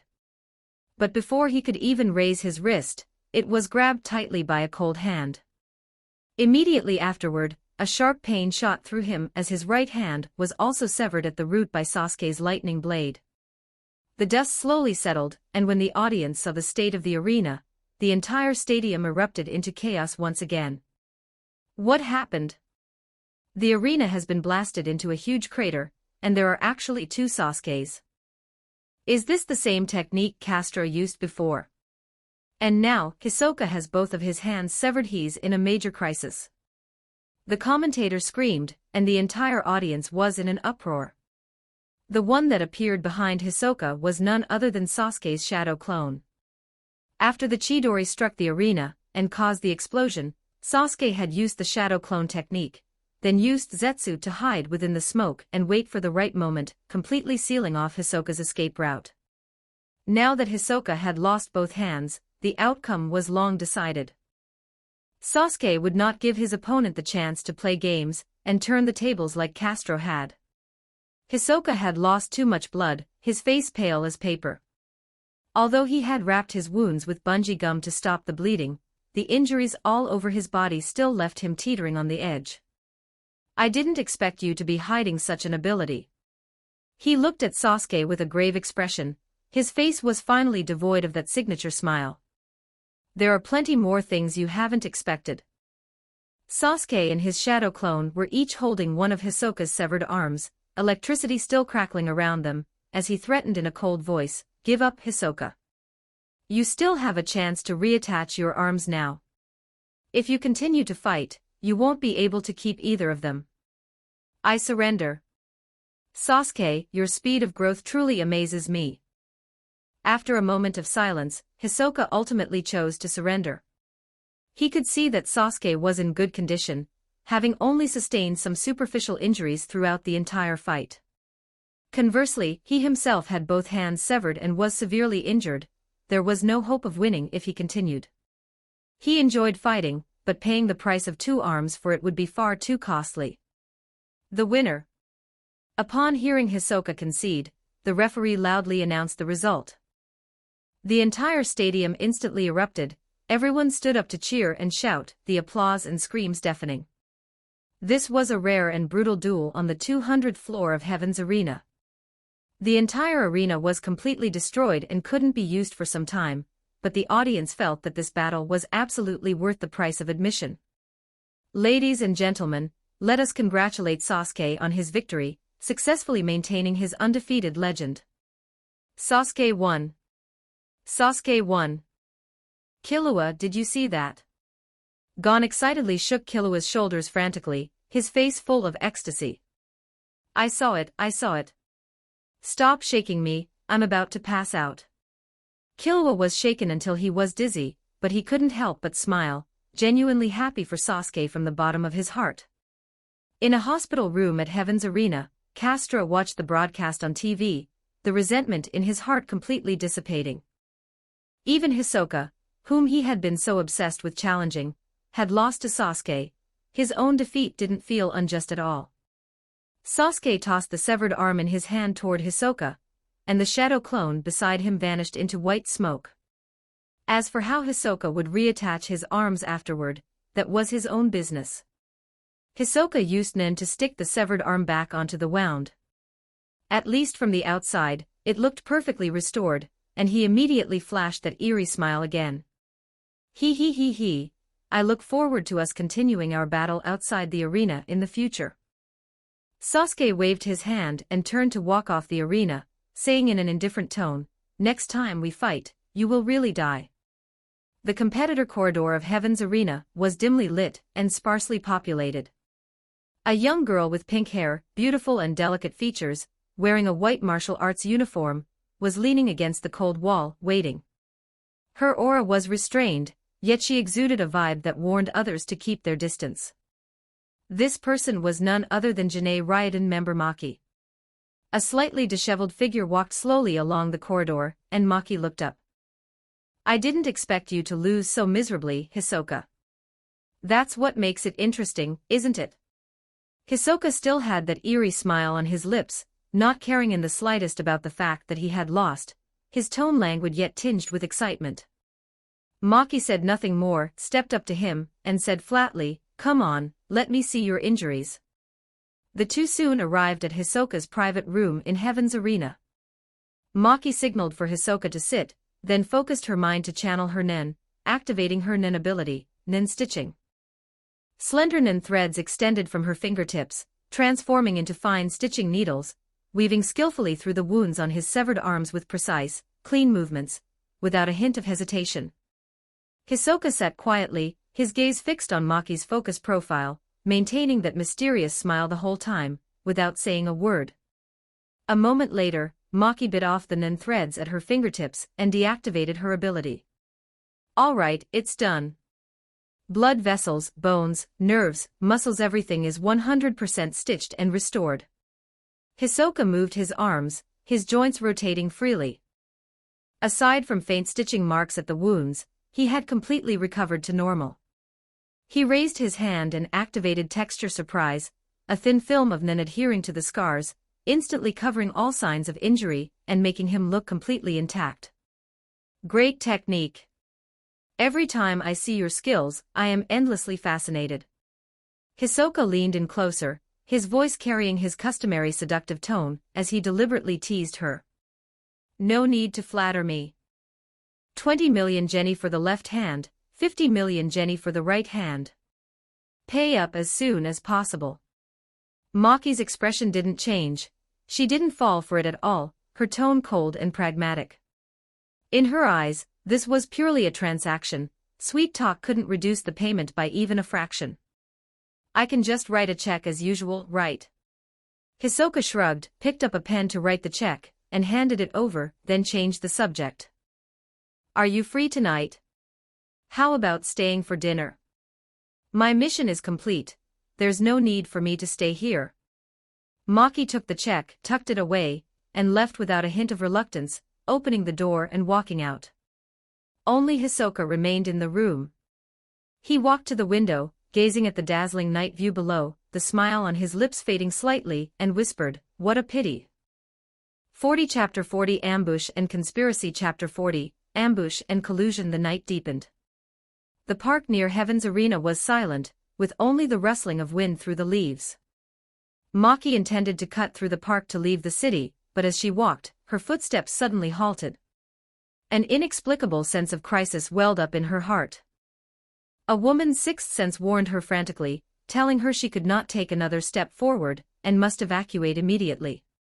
Maki had not detected any fluctuation of aura, nor had she found any traces of traps, yet she chose to trust her intuition and abruptly turned to run back. But before she had run more than a few steps, a figure stepped slowly out of the shadows, blocking her path of retreat. "It's you." Maki's expression instantly turned grave. She took a half step back, recognizing the person before her as Sasuke, who had defeated Hisoka earlier that day. She was filled with uncertainty and doubt, unable to fathom why she had been targeted. Sasuke stood where he was, his brows furrowing imperceptibly. He believed he had restrained his aura to the extreme, and his mastery of Zetsu was sufficient to hide his tracks, yet he had not expected to be detected nonetheless. He did not know that a woman's intuition, like Maki's, had nothing to do with nen ability cultivation. It was entirely unreasonable. During the battle in the arena earlier that day, Sasuke had noticed Maki mixed in with the spectators and recognized her as a member of the Jinei Ryodan. After the match ended, he had followed her the entire way, waiting for her to be alone to make his move. He had long since set wire traps on Maki's path, intending to tighten the wires to trap her once she stepped in, and then detonate the explosive tags buried underground to finish her off quickly. But plans could not keep up with changes. Maki had actually sensed the trap in advance and turned to flee. To prevent the target from escaping, Sasuke had no choice but to abandon the trap and intercept her personally. Maki quickly assumed a defensive stance, drawing out thin nen threads from her fingertips. Her feet kept moving backward, ready to seize any opportunity to escape. Having watched the duel between Sasuke and Hisoka, she knew clearly that her strength was far from a match for his. She had no chance of winning in a direct confrontation. Why ambush me? What is your objective? Maki asked in a tense, low voice. Sasuke did not attack immediately, but instead looked at Maki with the demeanor of a cat playing with a mouse. Why ambush you? If I said I'm just an ally of justice, would you believe me? Maki's eyes sharpened and she immediately made a judgment. Are you a bounty hunter? She subconsciously assumed the other party was a bounty hunter looking to take her head in exchange for a high bounty. Why does everyone assume my goal is money? It's really hard to be a pure ally of justice. Stop joking. Do you really think I would believe such a ridiculous excuse? Maki did not believe there were any so-called allies of justice in this world. Having come from Meteor City, she only believed in the law of the jungle. Believe it or not, it doesn't matter. Look into my eyes, and perhaps you will know. Sasuke did not answer directly. The moment his voice fell, his scarlet three-tomo Sharingan suddenly appeared. His gaze locked directly onto Maki, and he simultaneously cast a genjutsu on her. Scarlet eyes. No, you are not. As soon as Maki's gaze met those scarlet eyes, her consciousness was instantly swallowed by the genjutsu. Within the illusion, she felt as if she had been dragged back to the day of the Kuda clan massacre. Blood and despair rushed toward her. The moment she snapped back to reality, she discovered Sasuke was very close to her. She looked down and saw a hand wreathed in lightning, ruthlessly piercing through her chest. The numbing sensation of the lightning and the intense pain were incredibly real. Blood gushed crazily from Maki's mouth. Her eyes were filled with disbelief, and her consciousness faded rapidly until she fell completely into darkness. She never expected, even in death, that she would perish in such an unknown corner of a park. Sasuke pulled his hand from Maki's chest. Warm blood splattered onto the ground. Her heart had been completely destroyed by Chidori. There was no possibility of survival. Just like that, Maki's body slowly collapsed under Sasuke's cold gaze. Although he had the support of the Sharingan, Sasuke himself was not actually adept at genjutsu. Fortunately, Maki was not a main combatant in the Jinei Ryodan, and her strength was on the weaker side, which allowed the genjutsu to take effect successfully. Successfully killed a member of the Jinei Ryodan. Congratulations to the host for obtaining a blue-grade skill chest. The system's voice rang out in Sasuke's mind at the right moment. It actually dropped a skill chest. Although it was only blue-grade, it was still worth looking forward to. Are you not planning to stop me? Sasuke was in no rush to check the chest. He turned his head to look at the dark corner nearby, his tone calm. He. Why would I stop you? Besides, I couldn't stop you anyway. Hisoka's figure slowly stepped out from the tree shadows, a smile still hanging on his face. He had witnessed the entire ambush process, yet he remained indifferent throughout, as if the person who died was just an insignificant stranger. Sasuke looked at him playfully and said deliberately, "Aren't you companions? I'm afraid you have some misunderstanding." Hisoka spread his hands, appearing completely unconcerned. "I just find it a pity that I will no longer be able to see such miraculous stitching techniques." "You'd better genuinely find her ability a pity, and not the person herself," Sasuke thought to himself, though he remained composed on the surface and spoke seriously. "Hisoka, how about we make a deal? Just like you and Kurapika." A flash of interest crossed Hisoka's eyes, and he leaned forward. "Tell me about it. I will help you accomplish what you want to do, and you will help me infiltrate the Jinei Ryodan." This condition from Sasuke was extremely tempting to Hisoka. He pondered for a moment, then raised a question. "It is indeed very tempting, but how do you intend to mix into the Ryodan?"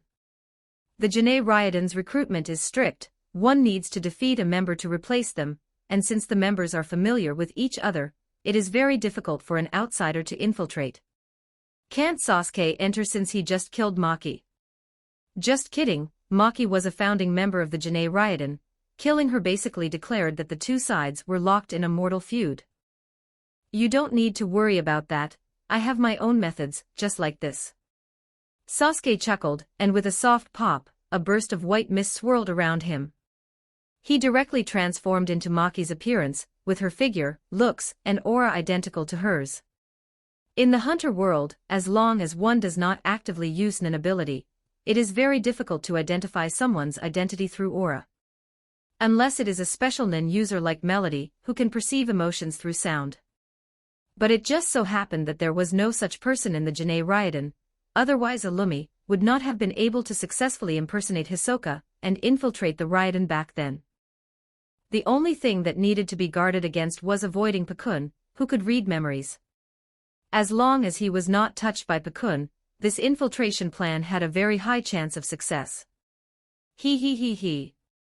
I am really finding you harder and harder to read. Just how many types of abilities are you hiding?" Hisoka stared at Sasuke, who had transformed into Maki, his smile deepening.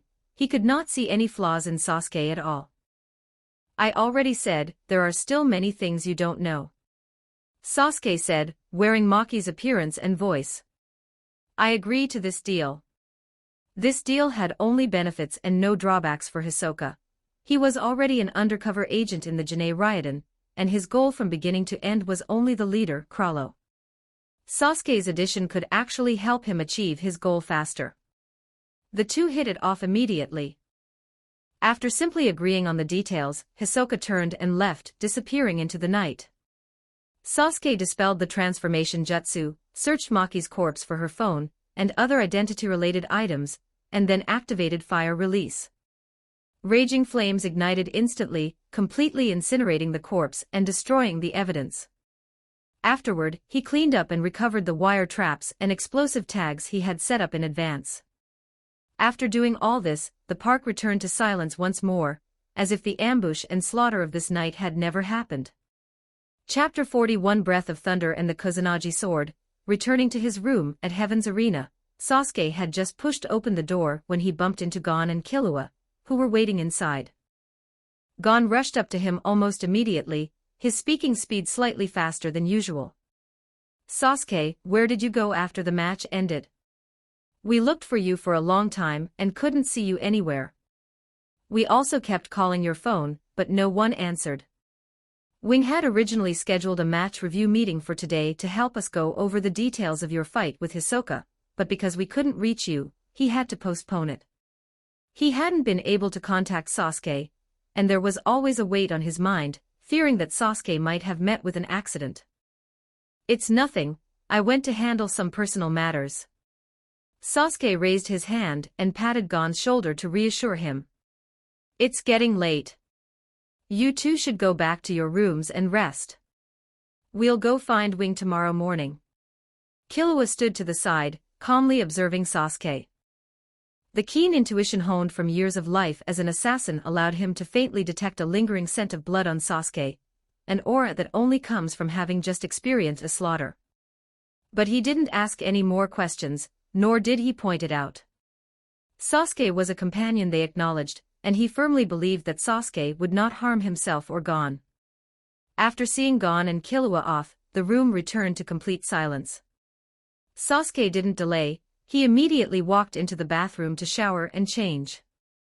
The hot water washed away the dust and the faint scent of blood from his body, and after changing into clean clothes, he walked to the window, pressed his hands together, and muttered silently in his heart, "Heavenly spirits, earthly spirits, I hope to open a practical and powerful skill." Immediately after, he called out to the system in his mind.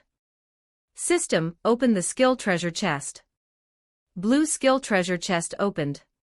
Congratulations to the host for obtaining the skill, Thunder Breathing, originating from the Demon Slayer world. Did I really hit the jackpot? I didn't expect to actually open a compatible skill.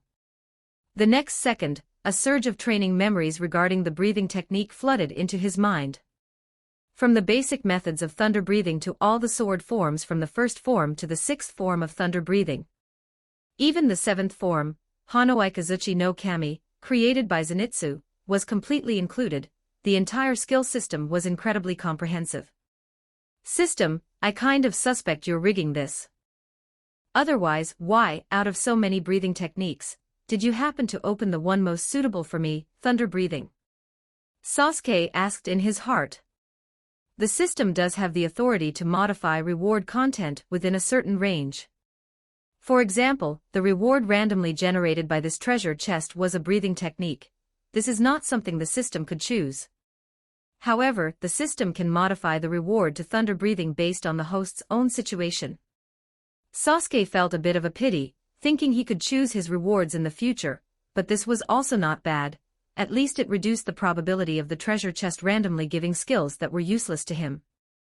Everything is in service to the host. No longer dwelling on the system's mechanics, Sasuke immediately calmed his mind and attempted to circulate thunder breathing. He closed his eyes and adjusted his breathing rhythm according to the memories in his mind. Relying on his physical fitness, which far exceeded that of ordinary people, and the comprehensive control of his body through life return, in just half an hour, Sasuke had completely mastered total concentration breathing, constant. Even without consciously circulating it, his body could continuously maintain the flow of the breathing technique. His limbs and bones felt a sense of lightness, and his physique had also received a subtle yet solid strengthening. Thinking of the thunder-breathing sword forms he had just learned, Sasuke felt it was necessary to have a sword forged that suited him. The next day, the three of them conducted a match review at Wing's residence. Taking advantage of a break, Sasuke asked Wing about channels for purchasing or customizing weapons.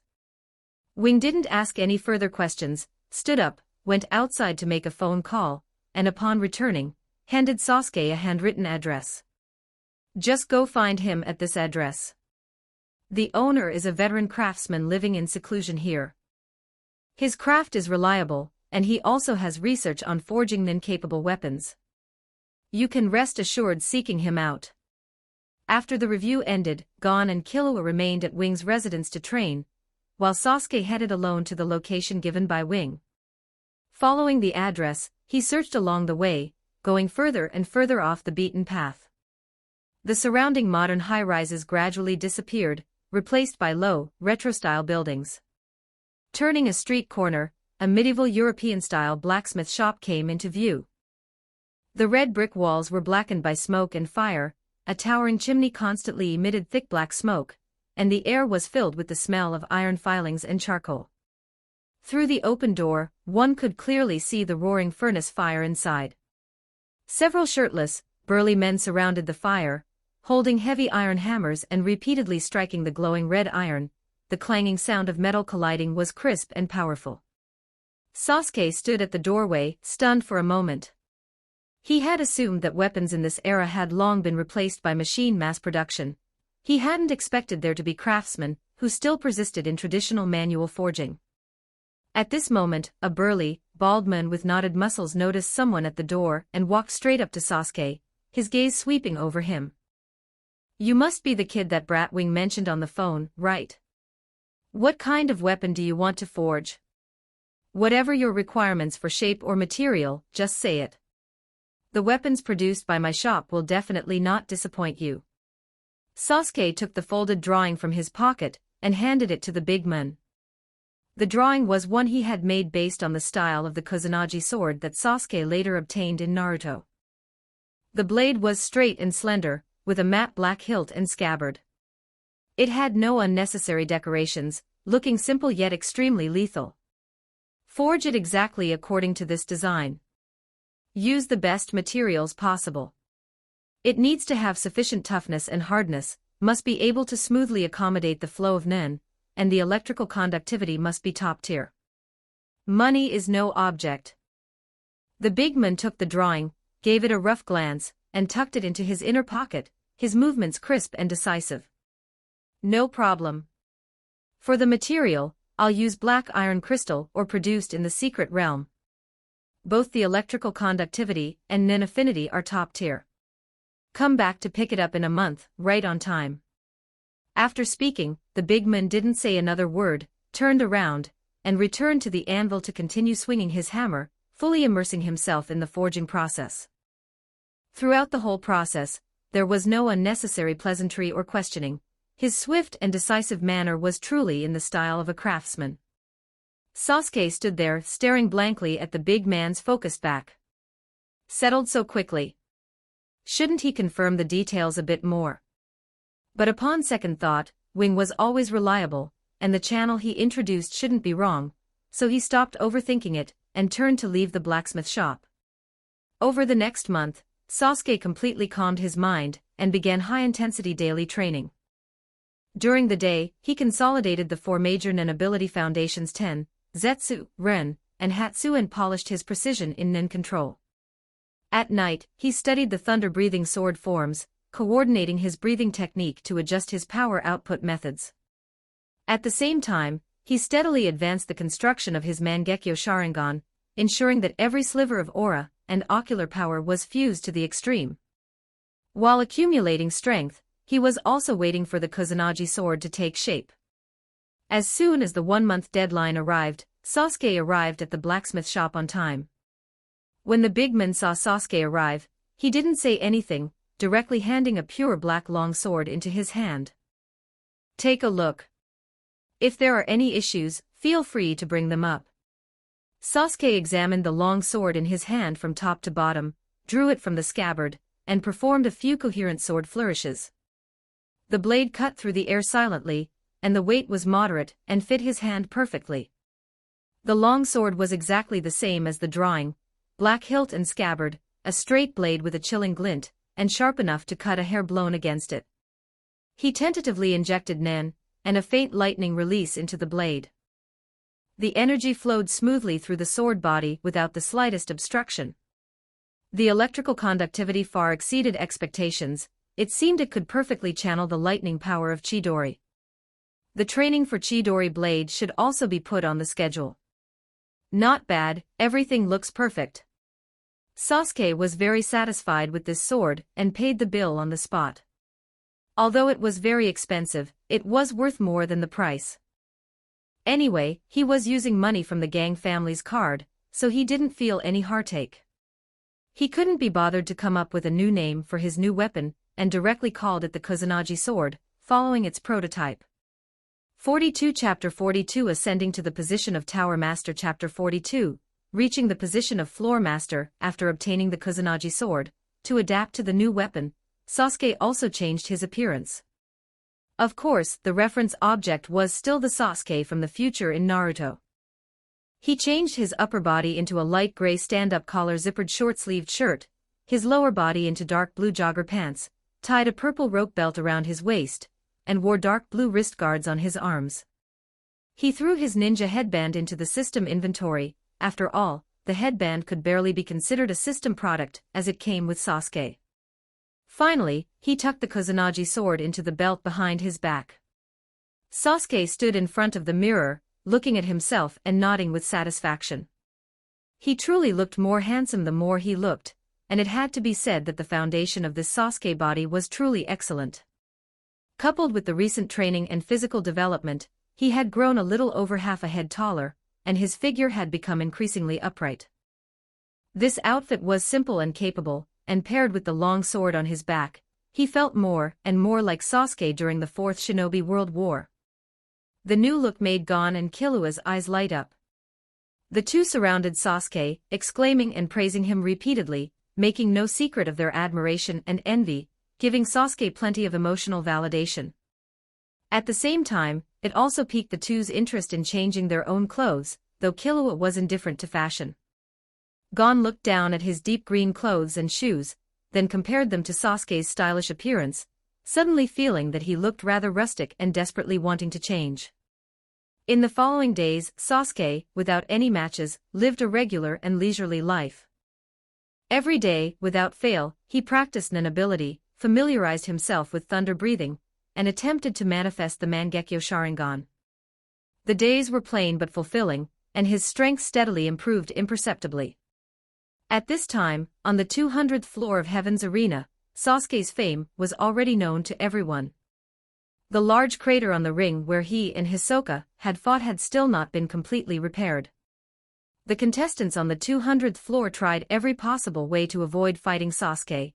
They delayed whenever possible, and avoided whenever they could. However, the arena's rules were strict. Contestants had to participate in a match every 90 days. There were always unlucky ones who couldn't find other opponents, and were forced by the officials to duel with Sasuke.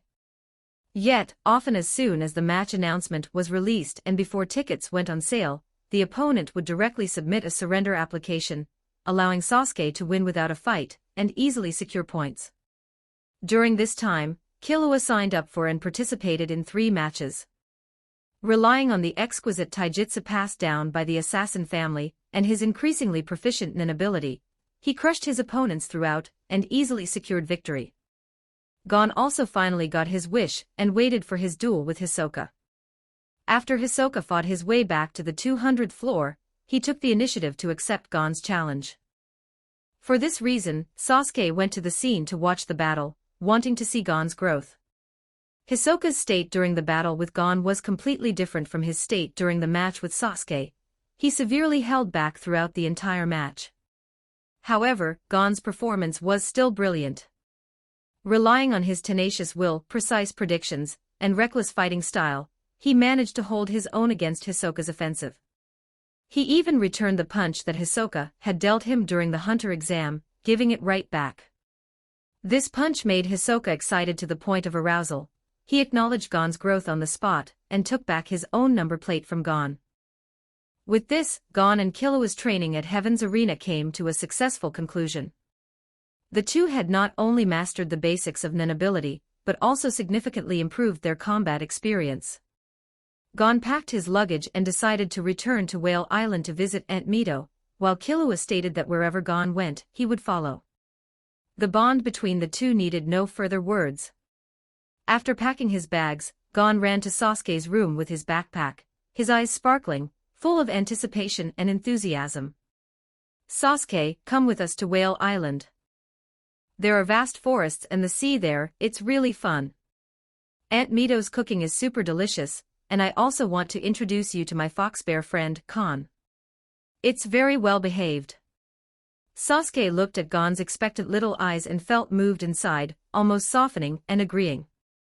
But remembering his goal, his expression quickly returned to firmness. "Sorry Gon, I still have to complete the task my teacher gave me, which is to take the position of floor master on the 200th floor of Heaven's Arena. I can't leave for the time being." He softened his tone and gently comforted him. "It's okay, didn't we agree to meet in Yorknu? It won't be long before we meet again there." Although Gon looked full of disappointment, he nodded sensibly and did not press the issue. Afterward, Gon and Killua went together to find Wing and Zushi to say goodbye, solemnly thanking them for their guidance during this time. After finishing their final farewells, the two walked out of Heaven's Arena side by side and set off on the journey back to Whale Island. Sasuke stood by the window watching their fading backs, then looked back at the empty room and sighed softly. Oh well, loneliness is the norm in cultivation. Rather than indulging in the emotions of parting, it's better to focus on training. Congratulations to contestant Sasuke for winning the Floor Master Challenge match. Successfully promoted, reaching the position of floor master on the 233rd floor of Heaven's Arena. The commentator clutched the microphone and shouted loudly, his voice raspy from continuous excitement. The moment his words fell, the entire audience erupted. Deafening cheers and applause swept through the entire arena, as if to blow the roof off. Everyone was shouting. They had witnessed with their own eyes the birth of an undefeated king, a brand new legend belonging to Heaven's Arena. Sasuke stood in the center of the ring, spread his arms, closed his eyes, and let the waves of sound from all directions envelop him. Quietly enjoying the glory of this moment, the spotlight shone on him, and all the audience were cheering for him. Sure enough, this is the life one should have after transmigrating. After Gon and Killua left, Sasuke soon accumulated 10 wins, smoothly obtaining the qualification to challenge the 21st floor master. He knew nothing about the strength of the various floor masters in Heaven's Arena, so he simply didn't specify an opponent, and left it entirely to the officials to arrange. The organizers took advantage of the hype from his previous defeat of Hisoka to promote it heavily for a week. This floor master challenge match had long become the focus of everyone's attention.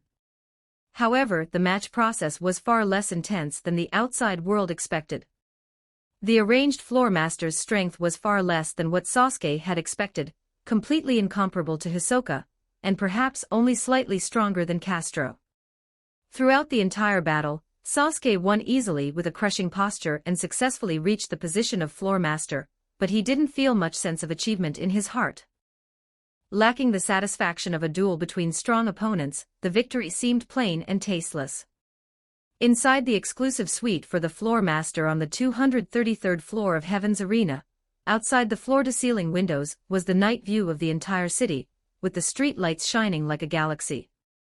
Sasuke stood in front of the window, gently shaking a glass filled with chilled grape juice. Minors cannot drink alcohol, while lamenting this extravagant life. Looking at the extravagant scenery outside the window, and feeling the luxurious configuration of the exclusive floor, it was no wonder that countless NON users would break their heads trying to become a floor master.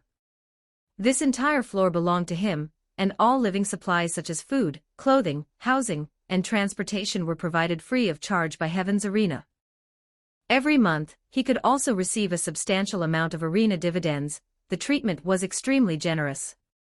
Continuing to stay in such a place, Sasuke felt that he would sooner or later fall into decadence. No, if his will is eroded so easily, how can he become stronger in the future? Sasuke shook his head and put down the wine glass, preparing to continue his daily training, when he suddenly remembered that he still had to report the current situation to Biscuit Kruger. So he picked up his phone and dialed Biscuit Kruger's number, preparing to report the news of the task completion to his teacher. Chapter 43, Mangekyo Sharingan Manifestation Complete.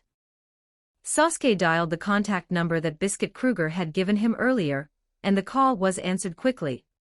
Hello. This is the eternally 18-year-old beauty Biscuit Kruger speaking. Who is this? A soft, sweet, and sugary lowly voice came through the receiver. The tone of someone deliberately acting young was exceptionally obvious. Teacher, it's me, Sasuke. Oh, so it's Sasuke.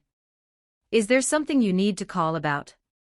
Hearing it was her own student, Biscuit Kruger instantly dropped the deliberate tone, her voice returning to normal.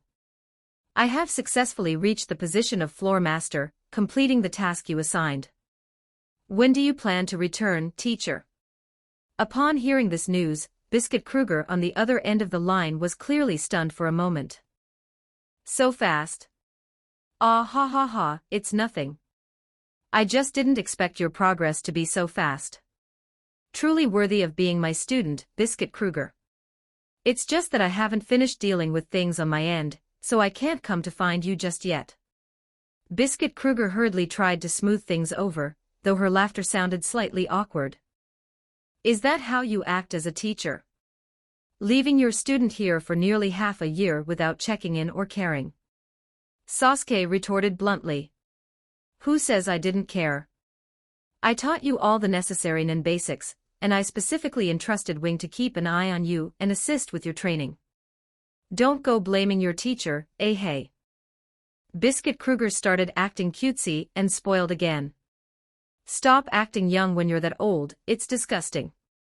Sasuke said expressionlessly, exposing her. You brat, you just wait. Next time we meet, I'm definitely going to give you a good beating. Biscuit Kruger instantly bristled, furious and embarrassed. She was most sensitive about people mentioning her real age. It was her absolute taboo. Let's not talk about that. What are your plans for the future? Will you continue to stay at Heaven's Arena? Changing the subject, Biscuit Kruger asked about Sasuke's next steps. Sasuke pondered for a moment and said with slight uncertainty, I'll probably head to York New City. I made a promise to meet a friend there. Although there was still some time before the agreed date, going home to take a look was also an option. He had almost forgotten that his identity was still that of a young master of a gang in York New City. York New City, huh? Biscuit Kruger instantly became interested. I recall there will be a large-scale auction held there soon, and Greed Island will be up for auction. There's something I want in that game. Sasuke, see if you have a chance to get your hands on it, consider it an act of filial piety to your teacher. Biscuit Kruger's next goal happened to be Greed Island. If Sasuke could obtain it, it would save her from having to find other ways to enter the game. As a teacher, you don't prepare gifts for your student, but instead, you ask your student for things first. Do you think this request is reasonable? All right. Next time we meet, I'll give you a good item as compensation, okay? It's settled then. Teacher has things to do, hanging up now. After Biscuit Kruger finished speaking, without waiting for Sasuke's response, a busy signal came through the receiver, and the call was disconnected. Sasuke looked at the hung-up phone and pondered the matter of Greed Island. With his family's wealth, bidding for one at the auction shouldn't be difficult, but he was worried that the tycoon Bat-Tara would spare no expense to buy them all. If that failed, he would have to follow the original path from the anime. By comparison, he was actually more looking forward to the gift Biscuit Kruger mentioned. As a veteran hunter, whatever Biscuit Kruger gave would certainly not be an ordinary item. Sasuke did not immediately set off for York New City. He had a strong premonition deep in his heart. That was that the Mangekyo Sharingan was about to be completely manifested. For the next week, he paused all other training and devoted all his energy to the construction of the Mangekyo Sharingan. The aura within the suite shifted day and night, with crimson flickers occasionally spilling out from the cracks in the door. Finally, late one night, a long-suppressed, chilling burst of wild laughter erupted from the 233rd floor. Ha ha ha ha. I did it, the Mangekyo Sharingan, it's finally done. Sasuke covered his face with one hand, his body trembling slightly, unable to suppress the wild joy in his heart. Opening his eyes, the trident-shaped Mangekyo Sharingan slowly rotated within his scarlet irises, emitting an eerie and cold red light. The aura was terrifying, as if in the next moment, the words Amaterasu would spill from Sasuke's lips. Taking nearly half a year, his Mangekyo Sharingan had finally fully manifested. From now on, using the Mangekyo would no longer consume the ocular power of his eyes, but would be substituted with Nen, meaning he no longer had to worry about the possibility of future blindness. Of course, because he was using Nen to drive the Mangekyo Sharingan. When activating the right eye's rewind ability, the Nen would not restore along with it to the state of the left eye's record. Furthermore, the Nen consumption when activating rewind was massive. Even with the massive amount of Nen Sasuke currently possessed, he could only use it at most 5 times in a single battle. If he included the consumption of ordinary skills during combat, 3 times was the limit Sasuke set for himself. If he wasn't sure he could defeat the enemy after using it 3 times, Sasuke would start looking for an escape route. But these drawbacks were not worth mentioning compared to the irreversible threat of blindness. Nen could be naturally restored through rest, whereas the loss of ocular power was permanent and irreversible. Having completed all his goals, there was no longer any need for Sasuke to remain at Heaven's Arena. According to the arena rules, newly promoted floor masters enjoyed an extra-long preparation period, during which they would not be listed as challengers, avoiding endless revenge battles and troublesome harassment. Staying in the arena meant there was nothing else to do besides repeating daily training. Therefore, Sasuke decided it was time to leave. After formally bidding farewell to Wing and Zushi, he simply packed his bags, strapped on his Kusanagi sword, and boarded the airship bound for York New City. The vast sea of clouds surged with white waves, and the shuttle-shaped airship broke through layers of mist, gliding forward slowly. Sasuke rubbed his sleepy eyes and sat up, bracing himself against the edge of the porthole. Outside the window, it was still an endless sea of clouds, the speed so slow it made one drowsy. It's been flying for a whole day, this speed is just too agonizing. He yawned, already beginning to feel a bit impatient. With his gaze fixed on the slowly moving sea of clouds outside, Sasuke felt a bit nostalgic for the airplanes and high-speed trains of his past life. That speed was far more satisfying than this retro airship. When he first rode it, he had been interested in the novelty of floating flight. But after being cooped up in the cabin for so long, the novelty had long since worn off, and there wasn't even a place to pass the time on the massive airship. Fortunately, he held a hunter license, which got him a free VIP cabin ticket, allowing him to enjoy a private room all to himself. He didn't have to squeeze into the noisy passenger area with ordinary travelers, and he was able to quietly cultivate his nin ability, which helped pass this boring journey. A crisp chime sounded in the cabin, followed immediately by the gentle, soothing voice of a flight attendant over the intercom. Respected passengers, this flight is about to reach its destination. We expect to land at York New City's Lingong Airport in half an hour. Please tidy up your belongings, follow the staff's instructions, and wait in an orderly manner to disembark. Not long after the broadcast, the thick clouds gradually dispersed, and the scenery below opened up, with the full view of York New City spreading out before his eyes without reservation. Sasuke leaned close to the porthole, looking down at the high-rise buildings and flowing traffic of York New City, feeling a trace of nostalgia. Compared to the city where Heaven's Arena was located, the architecture here was more orderly and had a stronger sense of technology.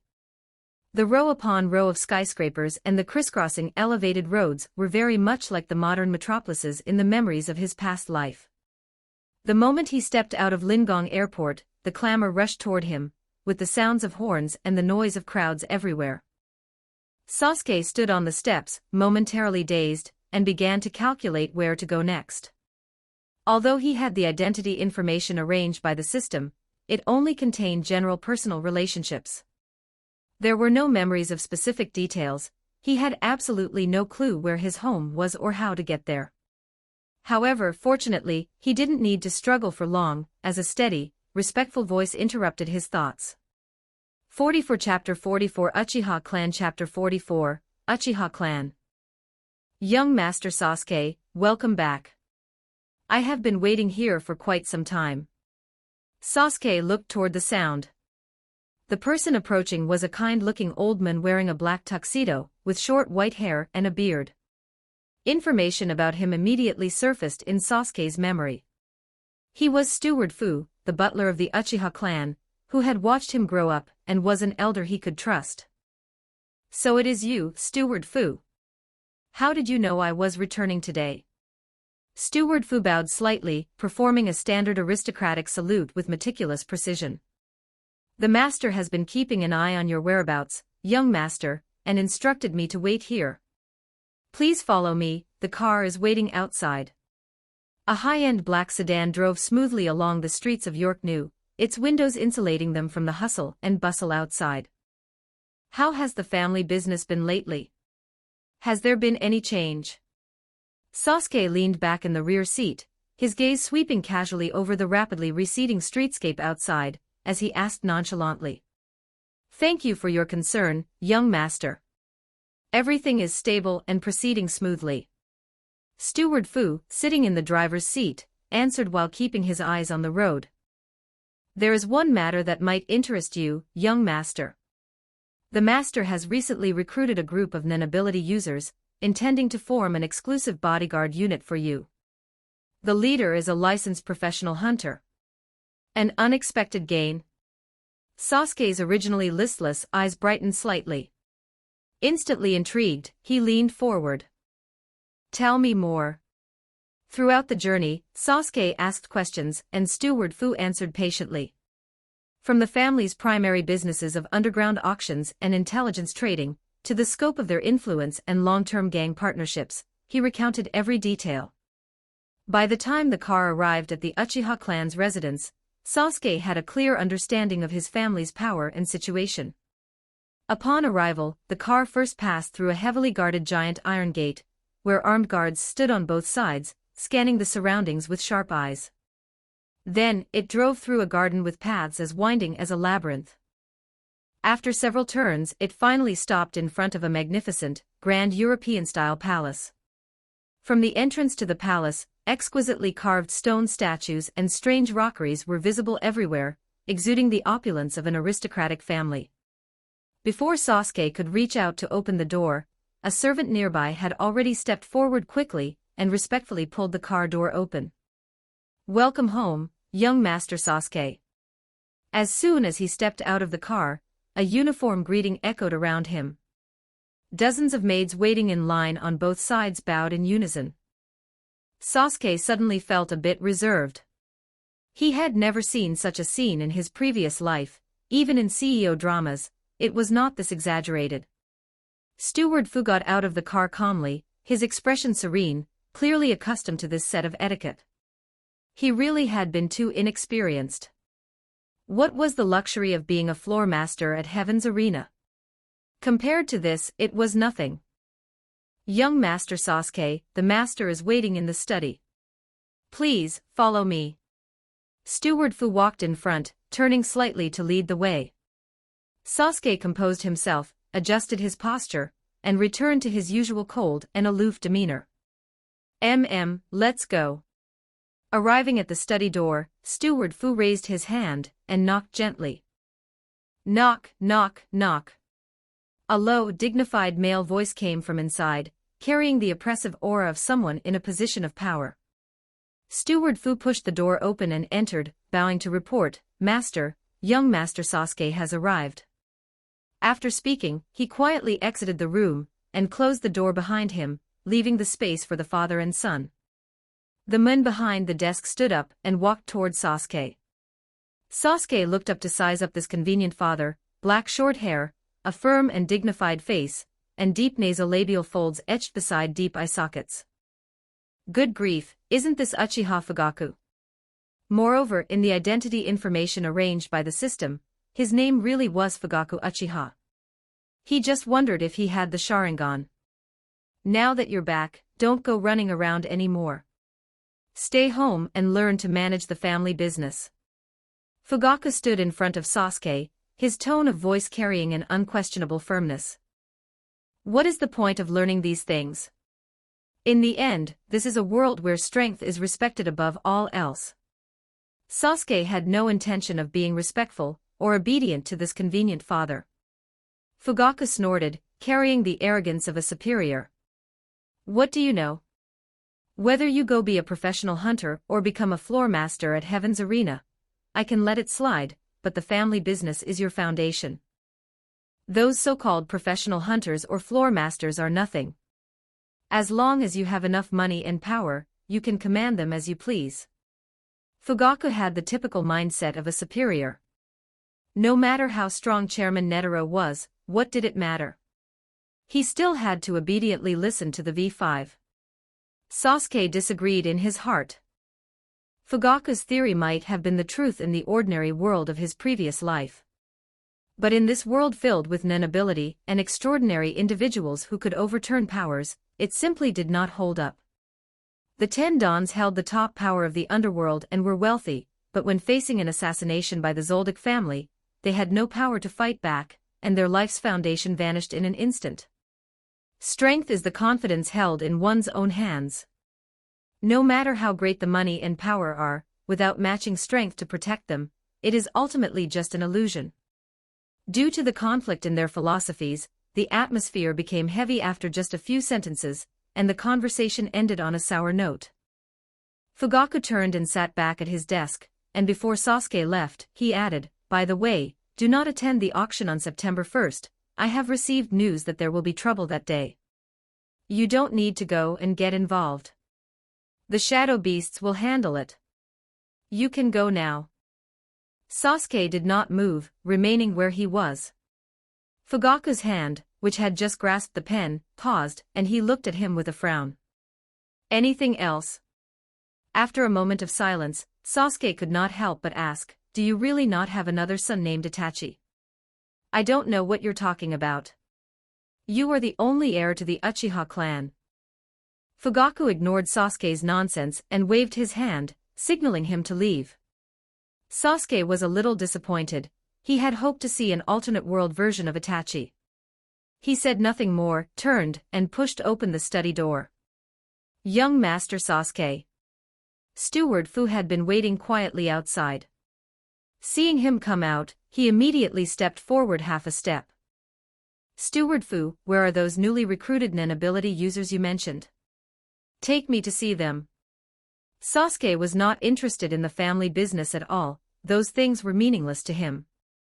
He only returned this time to see if he could use the family's influence to help with the subsequent hunting of the spiders. He did not come back to be a gang young master. He hoped this bodyguard unit could give him some surprises. Sasuke glanced at the system mission in his mind. Main Mission 2, Spider Hunt, Battle the Jinei Ryodan. Kill a regular member to obtain 1 random treasure chest, up to 3.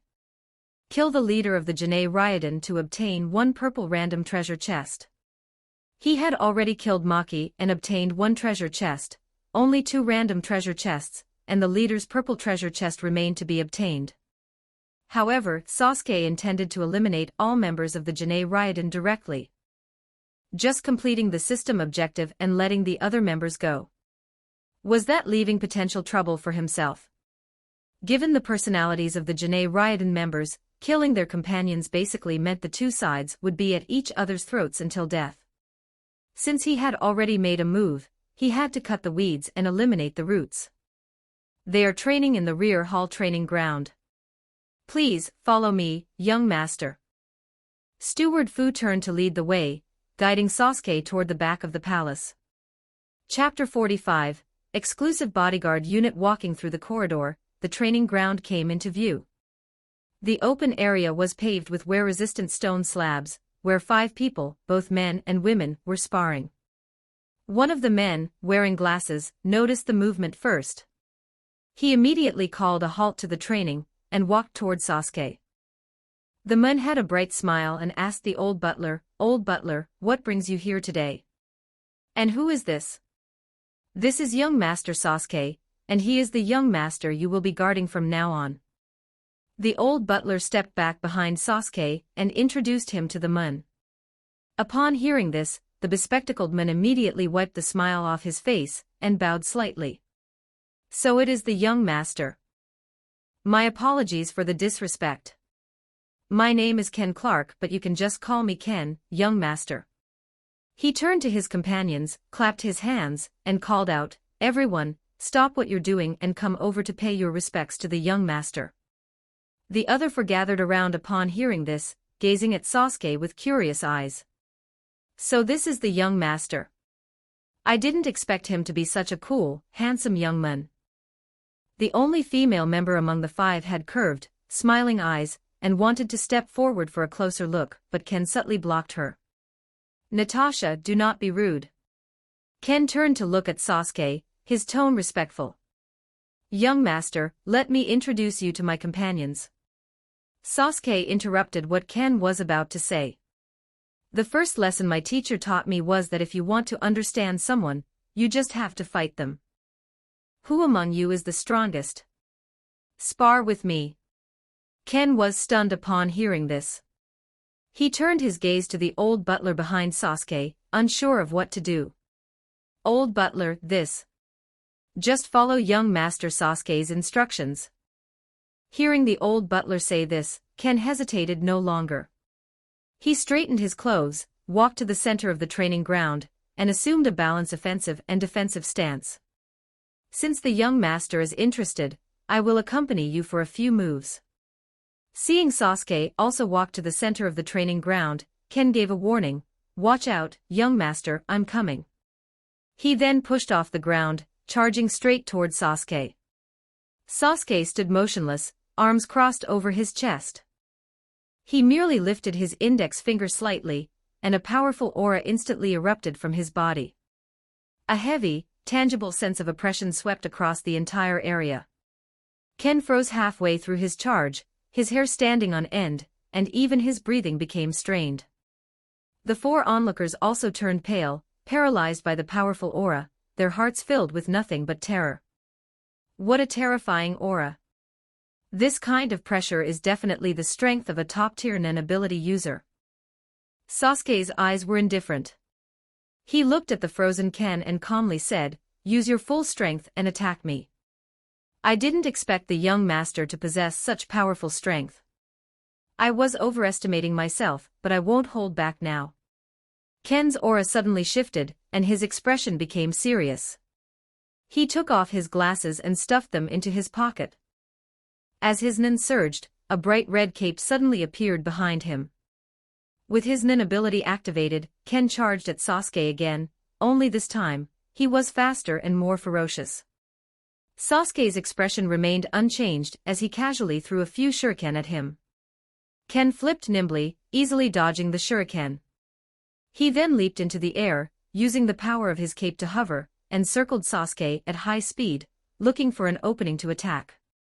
A moment later, he suddenly exerted force, holding his fists out in front of him, and dove toward Sasuke like a missile, his momentum fierce. Sasuke didn't take the hit head-on. He used Sora to teleport to the side, his figure instantly vanishing from the spot. Ken couldn't adjust his direction in time, and slammed heavily into the ground. The stone slabs instantly cracked, and dust flew everywhere. As the smoke cleared, Ken stood up and brushed the dust off his body. Aside from looking a bit disheveled, he had no injuries. The look in his eyes as he gazed at Sasuke was filled with even more admiration.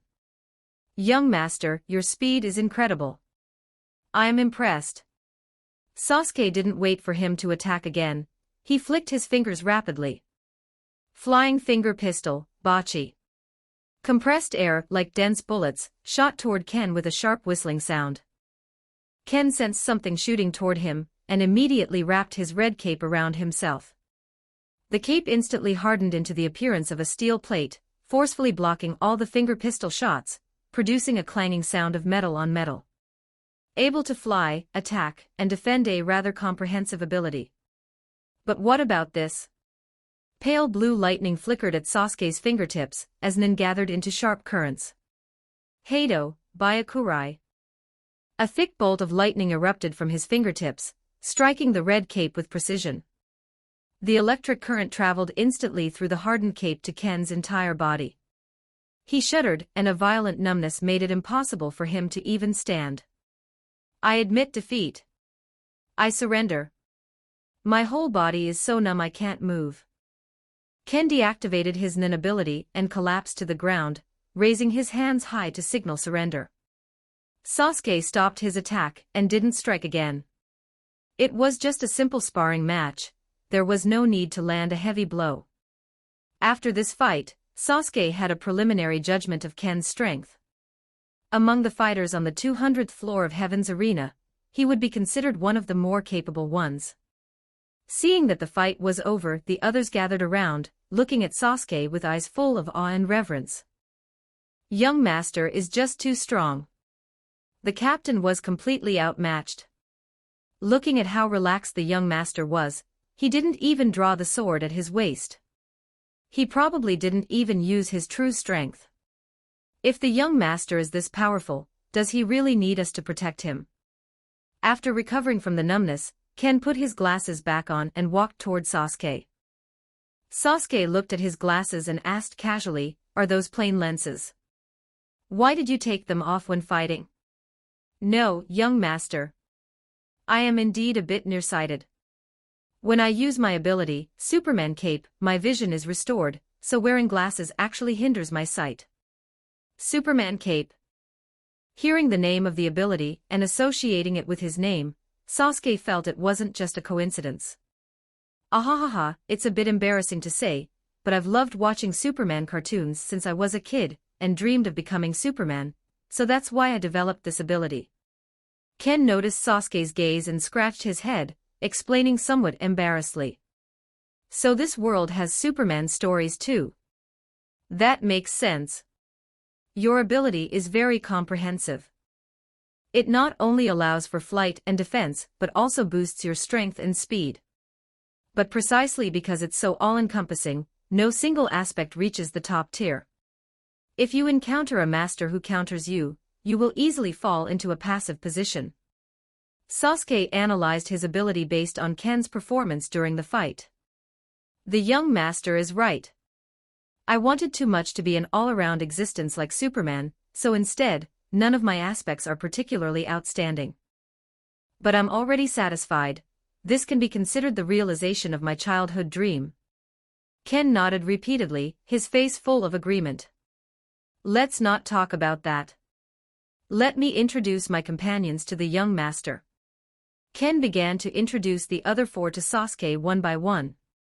He pointed to the burly man beside him. This is Kane, a former professional boxer.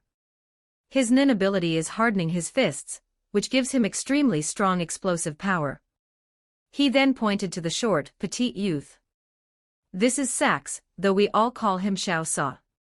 His nin ability is clairvoyance. He can clearly capture all details within his field of vision, making his reconnaissance skills top-notch. Next, he pointed to the quiet and reserved youth. Wix, the sixth child in his family, nicknamed Old Six. His nin ability is to conjure an invisibility cloak that masks aura and presence, but its only drawback is that it cannot move. Finally, he pointed to the only female member of the team. This beautiful lady is Natasha. She specializes in long-range sniping, and her nin ability allows her to manipulate the trajectory of bullets with extremely high precision. 46 Chapter 46 The Spiders begin their actions. Chapter 46 The spiders begin their move: assault, reconnaissance, stealth, long range, plus you, the team leader with a balanced and comprehensive ability. Your capabilities are perfectly matched. Why does it feel like this isn't a team assembled on the fly? After learning about the information and abilities of the five, Sasuke discovered that their skills were too specialized. It seemed as if everyone had a specific division of labor. Young Master has a keen eye. We were originally a veteran mercenary squad, and have been partners for many years. It's just that the mercenary life wasn't very stable, so we switched to working as bodyguards and happened to be recruited together by the Master. Ken noticed Sasuke's slight hesitation, and hurriedly explained to dispel his doubts. Uncle Fu, standing to the side, spoke up at the right moment. Rest assured, young master. Before recruiting them, we conducted a detailed background check. They are highly reputable in the industry, and have no blemishes. Since Uncle Fu had said as much, Sasuke didn't dwell on it anymore. Besides, with the Mangekyo Sharingan, it was unlikely he would die even if ambushed. As long as his head wasn't destroyed instantly, Sasuke had the ability to teach them a lesson. I'm just used to being cautious, please don't mind. Ken hurriedly waved his hands. It's fine, it's fine. After all, we are to be the young master's personal bodyguards. When it comes to matters of life and death, there's nothing wrong with being cautious. He could clearly feel that this young master was not only powerful but also far more cautious and meticulous than previous employers. Sasuke nodded. Seeing that he had learned what he needed to know, he had no intention of staying any longer. Then that's all. You can continue your training. I only came over to meet you and get an understanding of the situation. If there is a mission, I will send someone to notify you. Uncle Fu, take me back to my room. With that, he turned and left with Uncle Fu. His silhouette disappeared at the end of the corridor, leaving the guards still immersed in the shock of the crushing sparring session just moments ago. In the corridor returning to his room, Sasuke walked in silence while calculating the progress of his nin ability development in his mind. His control over electricity was already quite stable, but his magnetism-related abilities remained stuck at a bottleneck. Basic electromagnetism generating magnetism from electricity and electricity from magnetism wasn't a problem, but how to control and utilize it had become a major difficulty. Having the ability and ideas, but lacking theoretical support made it impossible to even begin. There was still some time before the September 1st auction, and this gap was perfect for filling in his shortcomings. Sasuke turned his head to look at Uncle Fu, who was accompanying him. By the way, Uncle Fu, have someone buy a few books on electromagnetism, and send them to my room later. Uncle Fu paused for a moment and bowed to reply. If young Master Sasuke wants to read, the family has a library with a rich collection of books. There might be the texts young master is looking for. A library? Does it have books related to electromagnetism? Sasuke stopped and asked. Compared to buying them, browsing the existing collection was obviously more convenient. This, your servant is not quite sure about. I would need to summon the person in charge of the library to ask. No need, just take me there. I'll look for them myself. Sasuke didn't want to make things too troublesome. He would know if they had them once he took a look. Yes, young Master Sasuke. Please, this way. He followed Uncle Fu to a large door that carried the scent of aged wood grain. Pushing the door open, what came into view was a spacious, two-story-high area, with hundreds of solid wood bookshelves arranged neatly, stretching from the floor all the way to the ceiling. Every shelf was packed with books, dense and endless, as magnificent as a public library in the outside world. This is a library. It wouldn't be an exaggeration to call it a full-scale library. Sasuke was stunned for a moment. Even though he had already witnessed the luxurious scale of the Uchiha clan today, he was still shocked by the dense sea of books before him. What kind of ordinary residents would dedicate such a large space to build a private library? Uncle Fu, maybe just call the person in charge of the library over. Looking at the endless bookshelves, Sasuke silently withdrew his thought of finding the books himself. Who knows how long it would take if he looked for them himself. Yes, young Master Sasuke. Uncle Fu bowed and exited the door. Before long, he led in an old man wearing reading glasses and a plain-colored long gown. The old man exuded an air of scholarly refinement. One could tell at a glance that he was someone who had spent years as a companion to books. Young Master Sasuke, this is the person in charge of the library. Greetings, young Master Sasuke. You can just call me Old Shu. I've loved guarding these books my whole life. I know every book in this library by heart. Whatever books you want to read, just let me know. The old man smiled and cupped his hands, his tone humble. Do you have books on electromagnetism? I want everything, from basic to advanced. Yes, yes. Young master, follow me. Old Shu led Sasuke to a corner inside the library and pointed to an entire row of bookshelves. This entire row is filled with electromagnetism-related texts. Many are rare editions that have disappeared from the market, specifically collecting various physical theories and experimental notes. Sasuke casually pulled one out and opened the title page. What met his eyes were dense formulas, vector magnetic potentials, inductance calculations, magnetic field energy, and other technical jargon. It made his temples throb slightly. To him, a complete novice in the basics, these theories were too obscure and difficult to understand. Old Shu, help me find a few books on the basics of electromagnetism. Sasuke put the book down and rubbed his head, deciding to obediently start from the very basics. For the next period of time, Sasuke was completely immersed in the library. Except for necessary meals and sleep, he spent all his time buried in books, as if he had returned to the state of preparing for the college entrance exam in his previous life. For an ordinary person to fully grasp this specialized knowledge, it would take at least 3 to 5 years. But with the enhancement of the Sharingan, Sasuke could read 10 lines at a glance, and combined with his ability to never forget what he had seen, he forcibly digested and understood various theories. In just a short dozen days or so, his understanding of electromagnetism was already on par with senior scholars who had studied it for years. One day, Sasuke was leaning over the desk flipping through a book when his phone in his pocket suddenly vibrated, interrupting his train of thought. Sasuke took out his phone and saw it was Maki's phone.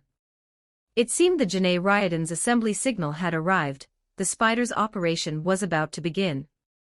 In an abandoned, unfinished building in the suburbs of York New City, there were broken walls and ruins everywhere covered in dust.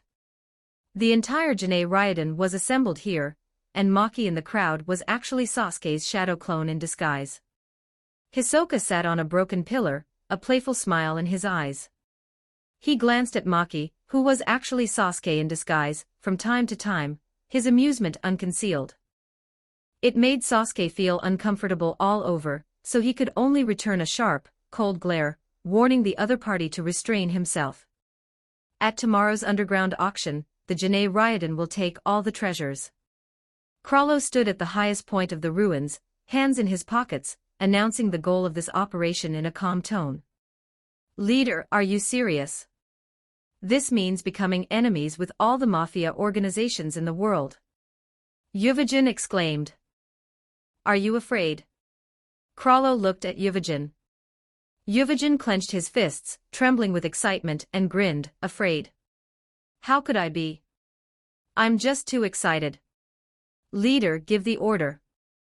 Krallo looked around at everyone, his voice light and casual, yet carrying a bone-chilling coldness.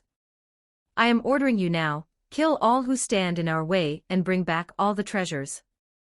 It was as if, for Krallo, becoming enemies with all the world's mafia organizations was just a simple, trivial matter. Chapter 47, Underground Auction. In the guard team's training grounds, Ken and the other four had just finished a round of training, and were sprawled on the ground, resting and chatting. Natasha rested her chin in her hands, gazing infatuatedly toward the entrance of the training grounds, her eyes full of anticipation. Where has the young master been these past few days? I haven't seen him since our last sparring match. I miss him so much. I hope the young master comes soon. Stop being such a fangirl. The old butler said the young master has been spending all his time in the library reading lately. Besides, the young master said he would notify us if there was a mission, so just wait patiently. Ken rubbed his temples helplessly. Natasha was usually quite calm and capable. How did she change so much whenever she saw the young master? I get a headache and feel sleepy the moment I look at a book. The young master can actually stay cooped up in there for so many days. That's amazing. Xiaosa shrank his neck. He really couldn't imagine a life spent with books all day. The five of you, young Master Sasuke asks you to go to the conference room. Just as they were chatting, a steady voice suddenly sounded from behind them without warning, giving everyone a start. So it's the old butler. Why are you so silent? Are you also a master of nen ability? Ken patted his chest and stood up, clearly having been quite frightened. Natasha instantly perked up, her eyes shining. Does the young master finally need me? Is there a mission? The five of them followed Uncle Fu to the conference room. The moment they pushed the door open, they were struck by the imposing presence of Uchiha Sasuke sitting in the main seat. Uchiha Sasuke sat in the main seat with his fingers interlaced in front of him, his back straight, head slightly lowered, exuding a calm and majestic sense of oppression.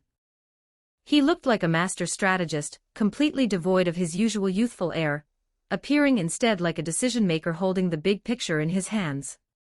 The five members of the guard team stood at the doorway, unsure whether to enter or retreat. Was something major about to happen for him to be so serious? You're here. Everyone, sit down. Uchiha Sasuke's voice was low. His expression looked calm, but inwardly, he was secretly enjoying it. He had long wanted to try Commander Gendo's pose. Now that he finally had people to play along, the aura was indeed imposing enough. The five of them took their seats at the conference table in turn, while Uncle Fu stood quietly by Uchiha Sasuke's side. Ken was the first to break the silence, speaking with a hint of restraint. Young master, did you call us over because there is a mission to arrange? Uchiha Sasuke raised his eyes, his gaze sweeping over the group, and spoke slowly. According to insider information, a criminal organization will launch an attack on the underground auction on September 1st. The mastermind is the Janae Ryodan. The Janae Ryodan. That Class A criminal organization. Ken's expression turned grave instantly. When he was a mercenary, he had heard plenty of the Janae Ryodan's notorious reputation. Every member was a ruthless, top-tier nen-ability user. That's right. They are our target. Young Master, this group is extremely dangerous. This kind of matter should be reported to the upper echelons of the community, and the shadow beasts should be the ones to handle it. Ken furrowed his brows, worried about the young master's safety, and not wanting him to get involved in this crisis. The shadow beasts will make a move, but don't count on them accomplishing anything. That bunch's strength is just SOSO, they aren't much stronger than you. Uchiha Sasuke really didn't think much of the shadow beasts. Their names sounded intimidating, but their appearances were bizarre. They were all full of themselves, yet their strength was nothing special. 4 of them fighting one could still get counter-killed. He turned his head to look at Uncle Fu, distribute the portraits of the Janae Ryodan members. The portraits were drawn by Uchiha Sasuke based on the Janae Ryodan's appearance in the anime. Although they might differ slightly from reality, the features matched, which was enough for identification. Uncle Fu responded and handed the portraits to the 5 of them. After everyone finished looking, Uchiha Sasuke continued, memorize the portraits. Now, I will assign tasks. Xiao Sa, you go to the tallest building near the auction venue to keep watch and report the situation in real time. Natasha, find a concealed sniper spot outside the auction venue, and wait for an opportunity to act. Ken and Kane, you two will enter the auction venue with me. Lao Lu, you are responsible for external support, and be ready to evacuate covertly at any time. Uchiha Sasuke scanned the room, looking at the 5 people with varying expressions. Is everything clear? Clear, young master. The 5 replied in unison, their expressions instantly turning serious. This was the Janae Ryodan, after all, one mistake could cost them their lives. Uchiha Sasuke nodded and stood up, slamming his hands on the table. Very good. Gentlemen, the war is about to begin. The meeting ended. Uchiha Sasuke let the 5 go to prepare, and turned to instruct Uncle Fu. Uncle Fu, help me contact the Nostrade family and check if they have recently recruited a bodyguard named Kurapika. If they have, give him my contact information. Uchiha Sasuke didn't know if Kurapika would contact him. Given his personality, there was a high probability he would want to solve the Janae Ryodan problem alone, not wanting to implicate his companions. On September 1st, the York New City Underground auction kicked off as scheduled. The underground auction venue was located on the 3rd basement level of a landmark building in the city center. The outer walls were embedded with bulletproof tempered glass, and armed security guards stood at the entrance. The level of security could be called the highest in the city. Inside the venue, the lights were brilliant and the crowd was surging. Gang leaders and wealthy tycoons from all walks of life gathered here, their eyes filled with greed for the treasures, and the air was filled with the scent of money and ambition. Uchiha Sasuke wore a black suit, followed by Ken and Kane. Both were also dressed in formal attire, scanning their surroundings vigilantly. Along the way, many gang leaders wanted to come up and make small talk, but were all dismissed by Uchiha Sasuke's cold aura and Ken's subtle obstruction. The 3 of them avoided the clustered crowds, leaned against a pillar on the west side of the venue, and silently observed the entire scene. Uchiha Sasuke tugged at his tie, feeling somewhat uncomfortable. For someone like Uchiha Sasuke, who was used to wearing loose clothing, a suit was really quite uncomfortable. But he had to wear it to attend this kind of venue, otherwise, he would be too conspicuous. Moreover, carrying weapons was not allowed inside the venue, and there was a very strict security check before entering. It was probably to prevent some short-sighted guys from causing trouble in a place like this. After all, in the gang world, there were too many incidents where people would draw weapons at the slightest disagreement, and the organizers had to take precautions. However, this was not a problem for Uchiha Sasuke. He had sealed his Kusanagi sword into his arm using a sealing jutsu, and could take it out at any time. Suddenly, Uchiha Sasuke's gaze paused. His line of sight fell on the 2nd floor railing, where several familiar-looking figures came into view. It should be the Nostrade family bodyguard team that Kurapika was part of. Their appearances basically matched what he remembered from the anime. What's wrong, young master? Has the Janae Raiden appeared? Ken noticed his anomaly and immediately asked in a low voice. Nothing, I just saw a few acquaintances. Uchiha Sasuke withdrew his gaze and walked toward the staircase. Follow me to go say hello. At this moment, Baze and Shockmono were leaning against the second-floor railing, whispering about the mission for this auction. They were under orders from their captain, Dalzaline, to ensure they bid on the treasure the young lady favored. As the two were talking, an unfamiliar voice came from their side. You are from the Nostrade family, right? The two turned their heads in response. Baze's eyes lit up the moment she saw Uchiha Sasuke's face. What a cool young guy, with a tall and straight figure, cold and sharp eyes, and a black suit that made his aura stand out even more. She composed herself and replied politely, that's right. May I ask who you are? Sasuke Uchiha. Uchiha Sasuke stated his identity straightforwardly. Baze and Shockmono's expressions changed slightly. The Uchiha clan was a long-established gang giant in Yorknu City. With deep roots and influence spread throughout the underground trade and intelligence networks, they were far from what an upstart family like the Nostrades could compare to. So it is the young master of the Uchiha. Forgive my lack of manners. Baze's tone instantly became a bit more respectful. 48 Chapter 48 The Carnage at the Auction House Chapter 48 Slaughter at the Auction Venue. I wonder why you have summoned us, young master. Do you know Kurapika? I heard he recently became a bodyguard for the Nostrade family. Kurapika is our companion. Do you know him? Shockmono was somewhat surprised. Kurapika had only just joined, so he didn't expect him to be acquainted with a big figure like the young master of the Uchiha clan. Yes, he is my friend. Sasuke didn't offer much explanation, instead giving a serious warning. I'll give you some advice. When you attend the auction later, it's best to choose a seat near the exit. If you sense any danger, flee immediately. Baze was stunned, her face full of confusion. What kind of danger could there be at the auction? The security here is tight. Who would dare to cause trouble here? I've said all I have to say. Whether you listen or not is up to you.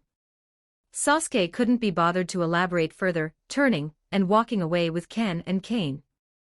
He didn't care about their lives, but he had offered a word of advice for Kurapika's sake, which was more than enough. Watching Sasuke's retreating figure, Baze, though bewildered, still took his words to heart. Before long, the auction was about to begin, and guests from all walks of life filed in to take their seats. Sasuke chose a seat in the center of the venue. Looking around, he saw that Baze and her group had indeed chosen seats near the exit. It seemed they had truly taken his advice to heart. At 8 p.m. sharp, the auction officially began. The venue lights suddenly dimmed, leaving only the spotlight in the center of the stage illuminated. The heavy red curtains slowly parted to the sides, and two figures, one tall and one short, emerged from the wings. The shorter one wore a hypocritical smile on his face, holding a microphone in his hand. The burly man behind him was massive and expressionless, standing there like a statue. The two were none other than Phaeton and Franklin of the Janae Raiden. Welcome, distinguished guests, to the Yorknu Underground Auction. Phaeton's voice carried through the microphone across the entire venue. His tone seemed enthusiastic, but it carried an indescribable eeriness. When the two appeared on stage, Ken immediately sensed something was wrong. His expression darkened instantly, and he leaned in to whisper into Sasuke's ear, "Young master, who are they? Prepare for battle." Sasuke tapped his fingertips against the armrest, watching the performance of the two on stage with indifference. How brazen, disguising themselves as hosts just to attack. Phaeton on stage suddenly laughed, his laughter sharp and grating. Since you have all traveled from afar, let's skip the hypocritical and meaningless opening remarks, and just send you all to hell. The moment his voice fell, Franklin moved. He raised both hands and his 10 fingers instantly detached, revealing pitch-black gun barrels at the tips. Dense nen gathered within them, and the next second, a barrage of nen bullets whistled out. This was his nen ability double machine gun. Every bullet contained powerful nen, with a destructive force comparable to real firearms. Hearing the host's terrifying declaration, everyone hadn't even reacted before they saw the nen bullets firing toward them. The mafia members in the front row didn't even have time to scream before their bodies were pierced by the nen bullets, falling in droves like harvested straw. A mist of blood instantly sprayed onto the carpet, blending with its deep crimson color. Gunshots, screams, and the sound of tables and chairs collapsing mingled together. The originally luxurious venue instantly turned into a living hell. The crowd began to flee. Everyone rushed toward the exit like madmen, shoving and trampling each other in the chaos. Some attempted to fight back, but before they could even get close to the stage, they were precisely struck by Franklin's nen bullets and killed on the spot. In the chaos, Baze grabbed Shockmono and ran desperately toward the exit. Fortunately, they had chosen seats near the door in advance, which barely allowed them to carve out a path to survival amidst the hail of bullets. Just as the venue was flowing with blood, a system notification sounded in Sasuke's mind. Successfully killed a member of the Janae Ryodan. Congratulations, host, you have obtained a white-grade item chest. It seemed the Janae Ryodan members lurking outside had been successfully taken care of. Sasuke glanced at the reward and couldn't help but feel a bit disappointed. TSK, a white-grade item chest. That magical conch shell from last time had given him a very bad experience. A few minutes later, the gunfire gradually ceased. The venue lights came back on, and the scene before them was horrific. The walls were riddled with bullet holes, the crystal chandelier lay shattered on the ground, and thousands of corpses lay scattered in pools of blood. The air was thick with a heavy, pungent scent of blood, extremely nauseating. In the center of the venue, a red cloak stood tall, appearing completely out of place with the surrounding environment. There's actually a survivor. I thought I wouldn't need to make a move. It seems I overthought things. Phaeton's face was full of bloodthirsty smiles. It wasn't so boring anymore. He and Franklin jumped off the stage and walked slowly toward the red cloak. The terrifying pressure from the two came rushing toward them, causing Ken and Kane to tense up completely, making it difficult even to breathe. Ken slowly pulled back the cloak, revealing Sasuke behind him. At this moment, Sasuke was still sitting in the chair, one hand supporting his cheek, the other resting on the armrest, with Ken and Kane guarding his sides. His posture was lazy and leisurely, his eyes looking indifferently at the two approaching figures. He looked like a king sitting on a throne of blood, overlooking this slaughter. Phaeton and Franklin stopped abruptly, exchanging a glance, both seeing wariness in the other's eyes. The youth before them was too calm.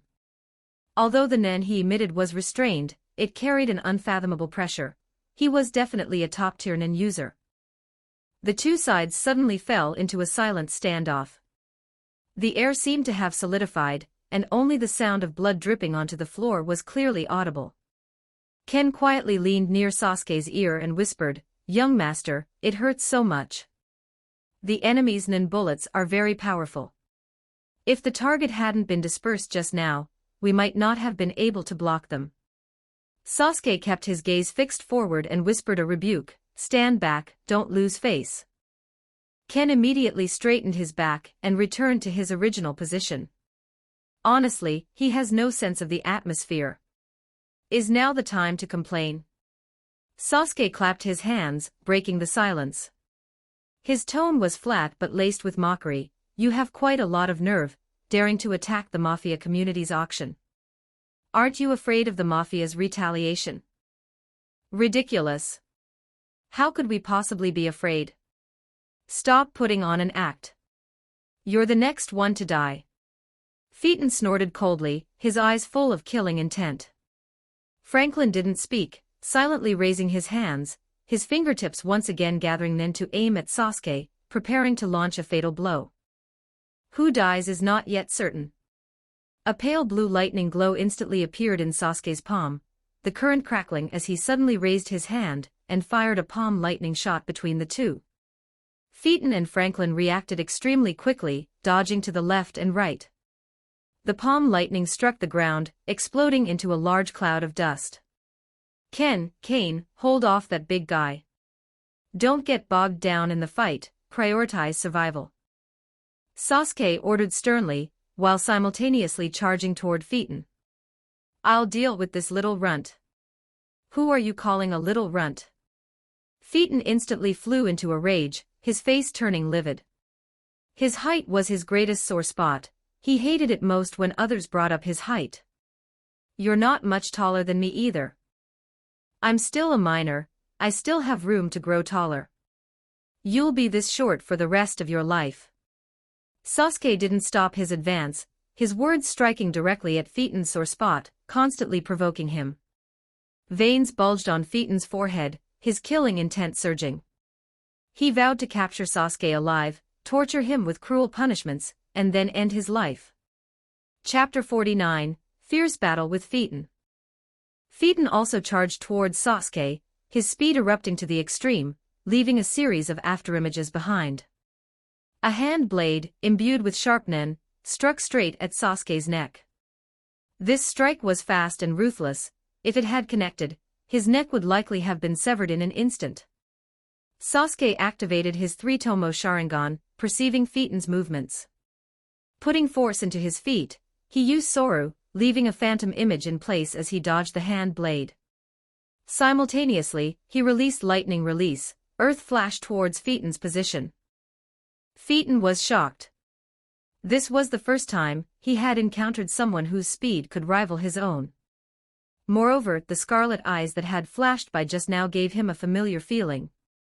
Before he could recover, a bolt of lightning suddenly surged from the ground, the current tearing across the floor straight towards him. Phaeton retreated repeatedly, his figure nimbly dodging the lightning. The carpet beneath his feet was scorched with holes by the current, emitting a burnt smell. Phaeton, you don't have your weapon on you, this battle is disadvantageous for you, Franklin shouted to Phaeton. Due to the auction's strict security checks, in order to successfully infiltrate the event, Phaeton had not brought his umbrella sword on this operation. Franklin raised both hands, aiming his fingertips at Sasuke, preparing to shoot him with double machine gun. The opponent's aura gave him a very dangerous feeling. Go contact Shonark and the others for support, I'll hold them off. You won't hinder the young master. At this moment, Ken flew over to block Franklin's attack. Get lost. Franklin roared, turning his aim, and fired a dense barrage of nen bullets at Ken. Ken shielded himself with his cloak, exploding with nen. The cloak became as hard as a steel plate, forcefully blocking all the nen bullets with a clanging sound. However, the powerful impact still forced him to retreat repeatedly, and a trace of blood spilled from the corner of his mouth. Big guy, you still have me as an opponent. Kane also seized the opportunity to get close, hardening his fists and attacking him fiercely. Kane's iron fist slammed into Franklin, but he was shocked to find his arm numbed by the opponent's formidable physical body. What a joke, isn't this guy an emitter? His physical strength is actually more terrifying than his own as an enhancer. If Ken wasn't restraining him from the air, he wouldn't want to face such an enemy. In the center of the battlefield, the battle between Sasuke and Phaeton had already entered a white-hot stage. The speed of both was too fast for the naked eye to discern, and the dull thuds of fists and feet colliding rang out incessantly. The shockwaves generated by the clash of nen sent blood splattering across the floor, and the surrounding tables and chairs were completely shattered. After several exchanges, neither had been injured. Phaeton was unable to do anything to Sasuke. Despite his best efforts, he couldn't harm Sasuke in the slightest. Sasuke, on the other hand, was intentionally holding back. Without the certainty of a kill, he didn't want to easily cause damage to Phaeton and create the conditions for him to use his nen ability. Phaeton's nen ability, Rising Sun, has a massive range. Once activated, given Ken and Kane's strength, it would be impossible for them to dodge it, and they would surely die. Although he could dodge it by relying on his speed, he wouldn't be able to look after the other two. Phaeton really wanted to take out his phone to contact Shonark, but the enemy didn't give him that opportunity at all. Sasuke's speed was so fast that Phaeton had to use 120% of his focus to deal with it, otherwise, one slip-up, and he would be killed instantly. Sasuke caught a glimpse of Ken and Kane teaming up but being forced into a continuous retreat by Franklin, facing constant danger. He thought to himself that he couldn't drag this out any longer. He no longer hesitated, raising his hand to pull up his sleeve, revealing the dense seal runes on his arm, with the character sword in the center standing out prominently. Sasuke moved his mind and gave a low shout, "Release." With a soft pop, the Kusanagi sword was instantly unsealed and fell into his hand. Seeing this, Phaeton judged that Sasuke must be a conjuration user. Although the process was wrong, the result was correct. This could be considered a lucky guess. His gaze became increasingly grave. This time, to pass the security check, he hadn't brought his usual umbrella sword, and his strength was greatly diminished. He had no advantage in speed, and without a weapon for close combat, the situation was extremely unfavorable for him. Sasuke gripped the sword with both hands, placing the blade at his waist. His entire body was instantly enveloped in violent blue lightning, the current crackling and sparking, his aura terrifying. In the Demon Slayer world, the lightning of thunder breathing might be a special effect, but with Sasuke, it was genuine lightning. Anyone who got close would be scorched by the electricity. Alarm bells rang in Phaeton's heart, and an unprecedented sense of crisis welled up. He stared at Sasuke's movements with full concentration, preparing to counterattack at any moment. The lightning radiating from Sasuke became increasingly intense. Suddenly, he moved, Soru. Thunder breathing, first form, thunder flash. Sasuke transformed into a blue thunderbolt and instantly vanished from his spot.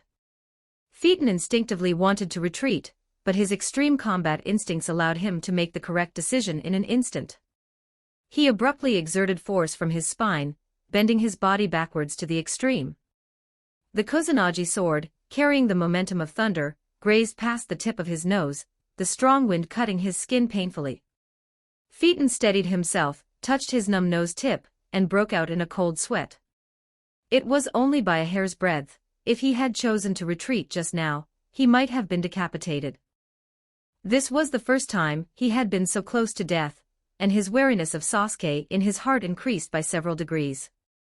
Sasuke sheathed his sword and clicked his tongue lightly, his tone full of regret. "What a pity. I was just a little bit away from ending the battle."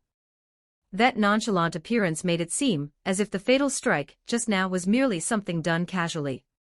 Sasuke's indifferent attitude completely ignited Phaeton's rage. He laughed in extreme anger. "Very good. You have completely angered me."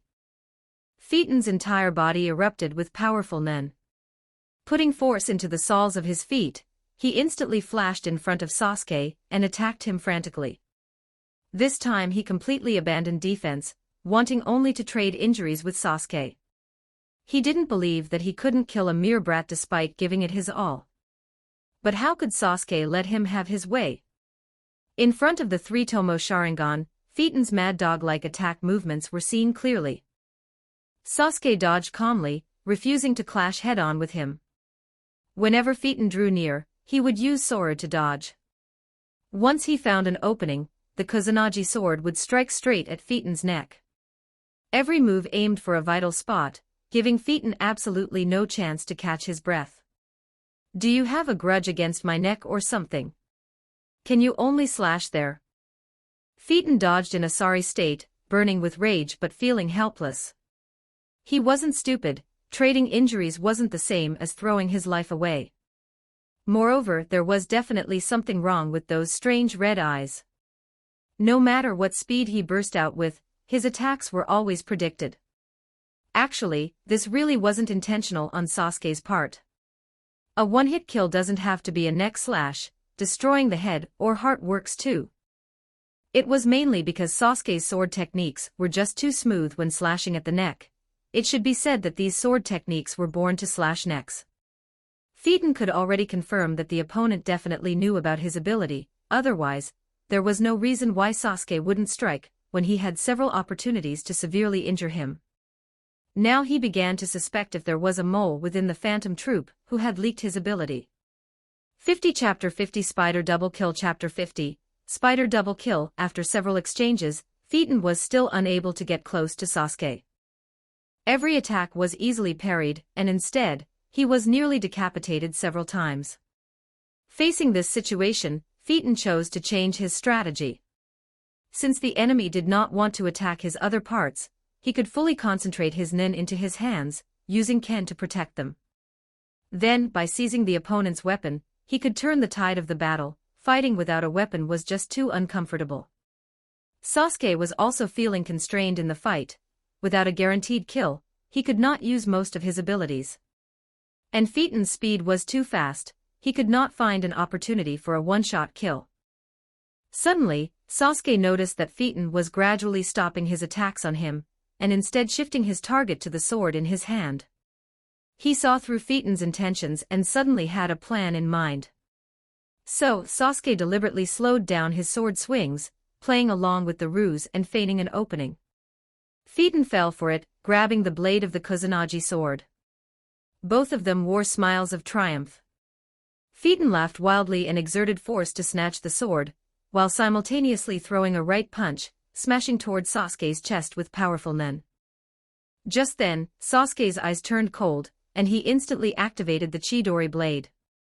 Violent lightning conducted through the Kusanagi sword into Phaeton's entire body, blue currents sweeping through his limbs and bones. Caught off guard, Phaeton was struck directly by the lightning, paralyzed and unable to move. He could only let out a painful grunt, and his hand gripping the blade involuntarily loosened. Sasuke seized the opportunity to pull the Kusanagi sword from Phaeton's hand, the blade bringing out a spray of blood and several severed fingers, and immediately turned to slash, aiming straight for Phaeton's head. Thunder breathing original form, circumference cut. Seeing the situation was dire, Phaeton relied on his strong willpower to break free from the paralysis and retreated. Unfortunately, this strike from Sasuke was not a normal slash, but a flying slash imbued with lightning. The slash radiated outward in a ring shape with Sasuke at the center. Although Phaeton dodged the slash of the Kusanagi sword's blade in time, he could only watch helplessly as the ring-shaped lightning slash passed straight through his neck, instantly severing his cervical vertebrae. Phaeton's body suddenly stiffened in place, his vision rose rapidly, and the world flipped instantly. His head rolled from his neck into the pool of blood, the headless corpse slowly fell to the ground, and all signs of life were gone. It was not easy, but it is finally resolved. Sasuke sheathed his sword, and looked at Phaeton's headless corpse lying behind him. Successfully killed a member of the Jinei Ryodan. Congratulations, host, on obtaining 1 blue-grade skill treasure chest. The system notification sounded at the right moment, sweeping away the frustration Sasuke felt from initially obtaining a white-grade treasure chest. A blue-grade skill treasure chest. It was not a wasted effort after all. If he could pull a skill like thunder breathing again, he would make a huge profit. Franklin, who was fighting Ken and Kane, saw this scene, and his eyes widened in rage. Ignoring Ken and Kane's attacks, he took their punches and kicks head-on, completely unaware of the several new wounds on his body. Seeing his companion killed, Franklin had completely fallen into madness. He aimed both hands at Sasuke, and then bullets poured out like a rainstorm, with a density several times greater than before. Sasuke leaped up, using moonwalk to constantly propel himself in the air. His extreme speed allowed him to easily dodge all the nin bullets. The nin bullets landed on the floor, walls, and ceiling, blasting out pits. He adjusted his posture in midair, and the Kusanagi sword once again condensed lightning. The blue electric light became increasingly violent. Thunder breathing first form, modified, thunderclap and flash, 6-fold. 6 lightning afterimages streaked through the air. In an instant, Sasuke lunged in front of Franklin, and the blade, imbued with lightning, cleanly severed his head. Franklin's massive body swayed, then fell heavily into the pool of blood, with no further movement. Sasuke stood with his sword sheathed, the lightning around him dissipating. The blood on the Kusanagi sword dripped down the blade, staining the carpet beneath his feet red. Dealing with such clumsy, massive enemies whose strength was inferior to his own was actually easier for Sasuke. Sasuke deactivated his Sharingan, and looked down at the Kusanagi sword in his hand. Since learning thunder breathing, This was the first time he had used it to decapitate an enemy in one stroke. The feeling was unexpectedly satisfying. Ken and Kane were covered in wounds, slumped on the ground, gasping for air as they gazed with admiration at Sasuke, who stood amidst the mountain of corpses and sea of blood. The enemies that were so difficult for them to handle had actually been killed in one stroke by the young master so easily. Putting away the Kusanagi sword, Sasuke looked at Ken and Kane. "Clean up, it is time to go. Others from the Ryodan or the Mafia might arrive soon. Time to go back to before the auction started, 10 minutes before the opening." The corridor outside the venue had long since quieted down, with a few scattered security guards in black suits pacing back and forth with walkie-talkies. "Who is there?" A staff member sensed movement, turned to look, and warned his companions. But when he saw who it was, his tense nerves instantly relaxed a little. The person who appeared was a short-haired girl who looked exceptionally pure, wearing black-rimmed glasses with a dazed expression. She looked for all the world like a lost little girl. The staff member walked up to her and asked softly, "Little girl, are you here for the event? Please show your entry pass, you cannot be near the venue without credentials." Shizuku did not look up, nor did she respond to the question. She simply raised her hand and uttered 3 emotionless words, "Blinky." The moment her voice fell, a bizarrely shaped vacuum cleaner appeared out of thin air. It had a round, gray-black body, with 2 rows of sharp teeth, and a slimy tongue protruding abruptly from the top. Before the staff member could react, Shizuka gripped the handle, exerted force with her arm, and smashed Blinky hard onto the head of the person closest to her. A dull sound of bone cracking pierced the silence. The staff member did not even have time to grunt before his forehead caved in, and he collapsed straight to the ground as blood instantly spread. The others immediately reacted, scrambling to grab their walkie-talkies to call for backup. "Enemy attack. Call for security support quickly." But the moment their cries for help were uttered, Shizuku's figure had already rushed in front of them, wielding Blinky to strike them down one by one. Her seemingly frail body erupted with extreme speed, making not a sound under her feet. Every swing landed precisely on vital points like the temples and the back of the head. In just a few dozen seconds, all the staff members in the corridor, along with the Mafia members who came to support, were lying on the ground, lifeless. Shizuku lowered her eyes, her expression still dazed, and she instructed Blinky in a flat tone, "Blinky, start cleaning up. Vacuum up the corpses, blood, and everything on them." The bizarre vacuum cleaner immediately started running. After a buzzing sound, the corpses, blood, and debris all over the floor were completely swallowed, the floor tiles restored to a clean shine, leaving not even a trace of the scent of blood. After handling everything, Shizuka stood quietly in the shadows beside the main entrance of the venue, staring blankly at the ground, motionless like an emotionless doll. Chapter 51, The End of Shizuku. "Shizuku, how is the situation here?" A cold, feminine voice came from behind. Shizuku slowly turned her head, and saw Maki walking toward her. She paused, then blankly replied, "I haven't heard any movement, the operation shouldn't have started yet." After speaking, she withdrew her gaze and continued staring blankly at the ground. Maki didn't ask further, leaning naturally against the wall beside Shizuku with her arms crossed over her chest. Her gaze fell on the heavy doors of the venue, and she waited quietly with her. Shizuku tilted her head, a flash of confusion appearing in her eyes behind her glasses, and she asked softly, "Aren't you supposed to be providing support outside with Nobunaga and Yuvijin? Why are you here? There are no anomalies on the perimeter. Having Nobunaga and Yuvijin watching is enough, so I came over to see if help was needed here." Shizuku didn't have the slightest suspicion, and gave a soft response. In her understanding, Maki was a partner in the Jinei Ryodan, and there was no reason for her to lie. Since Maki said so, she must have her own reasons, and following her lead was correct. Just then, a flurry of intense gunfire and shrill screams suddenly erupted from inside the venue. Soon, the heavy doors were burst open from the inside, and 3 figures scrambled out, stumbling and falling. They were Baze Shockmono, and another bodyguard from the Nostrade family. The 3 were terrified, their bodies stained with scattered blood. They held their phones, constantly calling for reinforcements, and sprinted frantically toward the end of the corridor, completely unaware of the murderous intent hidden in the shadows behind them. Shizuku raised Blinky, intending to intercept these fugitives and complete the Janae Ryodan's clearing mission. But before her arm could descend, a flash of blue lightning streaked by. A piercing sound of thunder exploded in her ears, and immediately after, a sharp, sudden pain pierced her chest. Shizuku's movements froze abruptly, her pupils slightly contracting.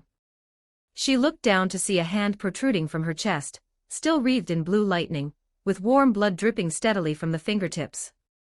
She slowly turned her head to look at the calm fake Maki, Sasuke's shadow clone, behind her. Her eyes behind her glasses were filled with bewilderment and confusion, her lips moved, but she couldn't utter a sound. She didn't understand why a partner she was working with would suddenly try to kill her. This confusion froze on her dull face, becoming her final expression. Looking at Shizuku's innocent and ignorant face, a flash of reluctance crossed Sasuke's eyes. Was he being too despicable, using others' trust in their partners? But he quickly adjusted his mindset. Those who achieve great things do not sweat the small details. He then expressionlessly withdrew his hand, the lightning in his palm instantly dissipating. The Blinky in Shizuku's hand lost its non-support, and vanished into specks of white light. Her body collapsed softly into the pool of blood, completely devoid of life. Time to go. If I stay any longer, Nobunaga and Yuvajin will get suspicious. Sasuke muttered to himself, using nen to clean the blood off his hands. Then, he used fire release to dispose of Shizuku's body and all traces, before turning and heading back toward the perimeter support point. Meanwhile, the fleeing Baze and her two companions were only focused on saving their lives and contacting their comrades, completely unaware of the silent assassination that had just taken place behind them. Time shifts back to the present. Inside the blood-drenched auction venue, the nauseating stench of blood permeated everywhere. Crystal lamps were shattered across the floor, the walls were riddled with bullet holes, and thousands of bodies of gang members lay scattered in pools of blood.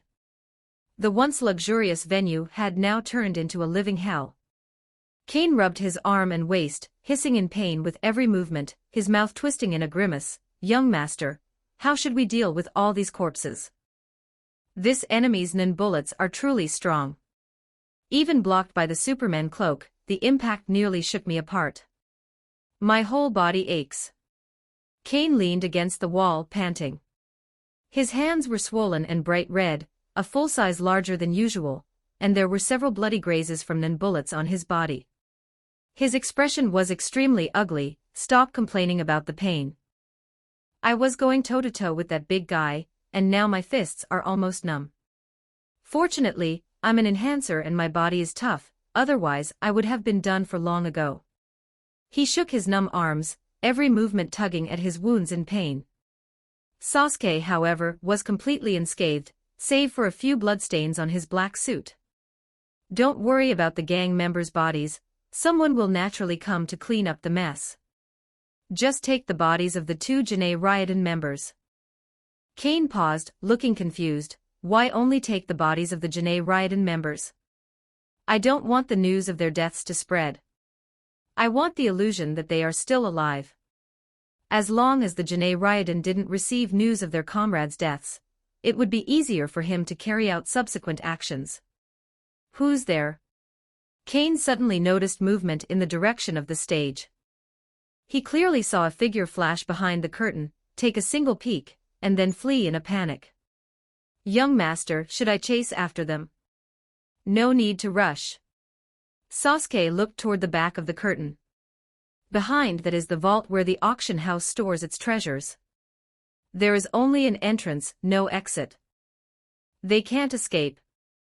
You two stay here and deal with the Janae Ryodan members' bodies. I will go over. After instructing them, Sasuke used Soru under his feet, and instantly flashed rapidly toward the back of the stage. The vault corridor was narrow and dim, with only wall lamps emitting a faint glow. Shonark ran forward at high speed, his heart pounding wildly, cold sweat sliding down his forehead. He was originally responsible for stealing the treasures in the vault. After opening the safe door, he found it empty and intended to go back to notify Phaeton and Franklin to evacuate. But when he arrived at the auction venue, he saw the tragic sight of the two lying in a pool of blood. Anxiety instantly gripped his heart. How could this be? Phaeton and Franklin are actually dead. While sprinting, Shonark quickly pulled out his phone and dialed Nobunaga's number as fast as he could. He had to notify his companions outside that there was a top-tier expert ambushing them, and that they needed to evacuate immediately. As soon as the call connected, Shonark hurriedly spoke, his voice trembling with unconcealable fear. "Hello." Before he could finish, a bolt of blue lightning suddenly tore through the air at extreme speed, accurately striking the phone in his hand. With a muffled bang, the phone shattered into dust instantly, parts scattering everywhere. The electric current spread along his fingertips, and his entire hand felt paralyzed. Shonark abruptly stopped, looking up in terror.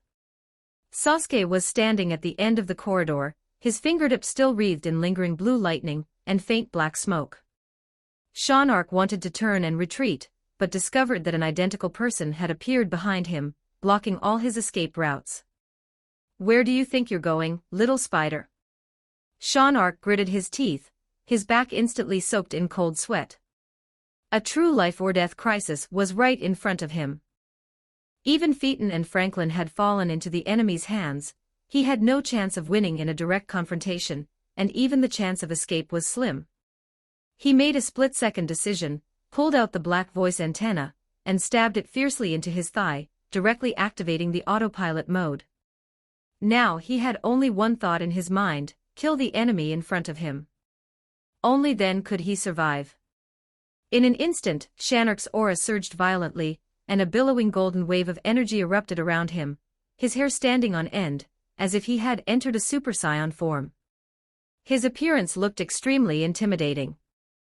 52 Chapter 52 Nobunaga and Yuvajin Chapter 52 Nobunaga and Yuvajin. Sasuke watched his movements quietly, his eyes devoid of any ripples, instead carrying the air of someone watching a show.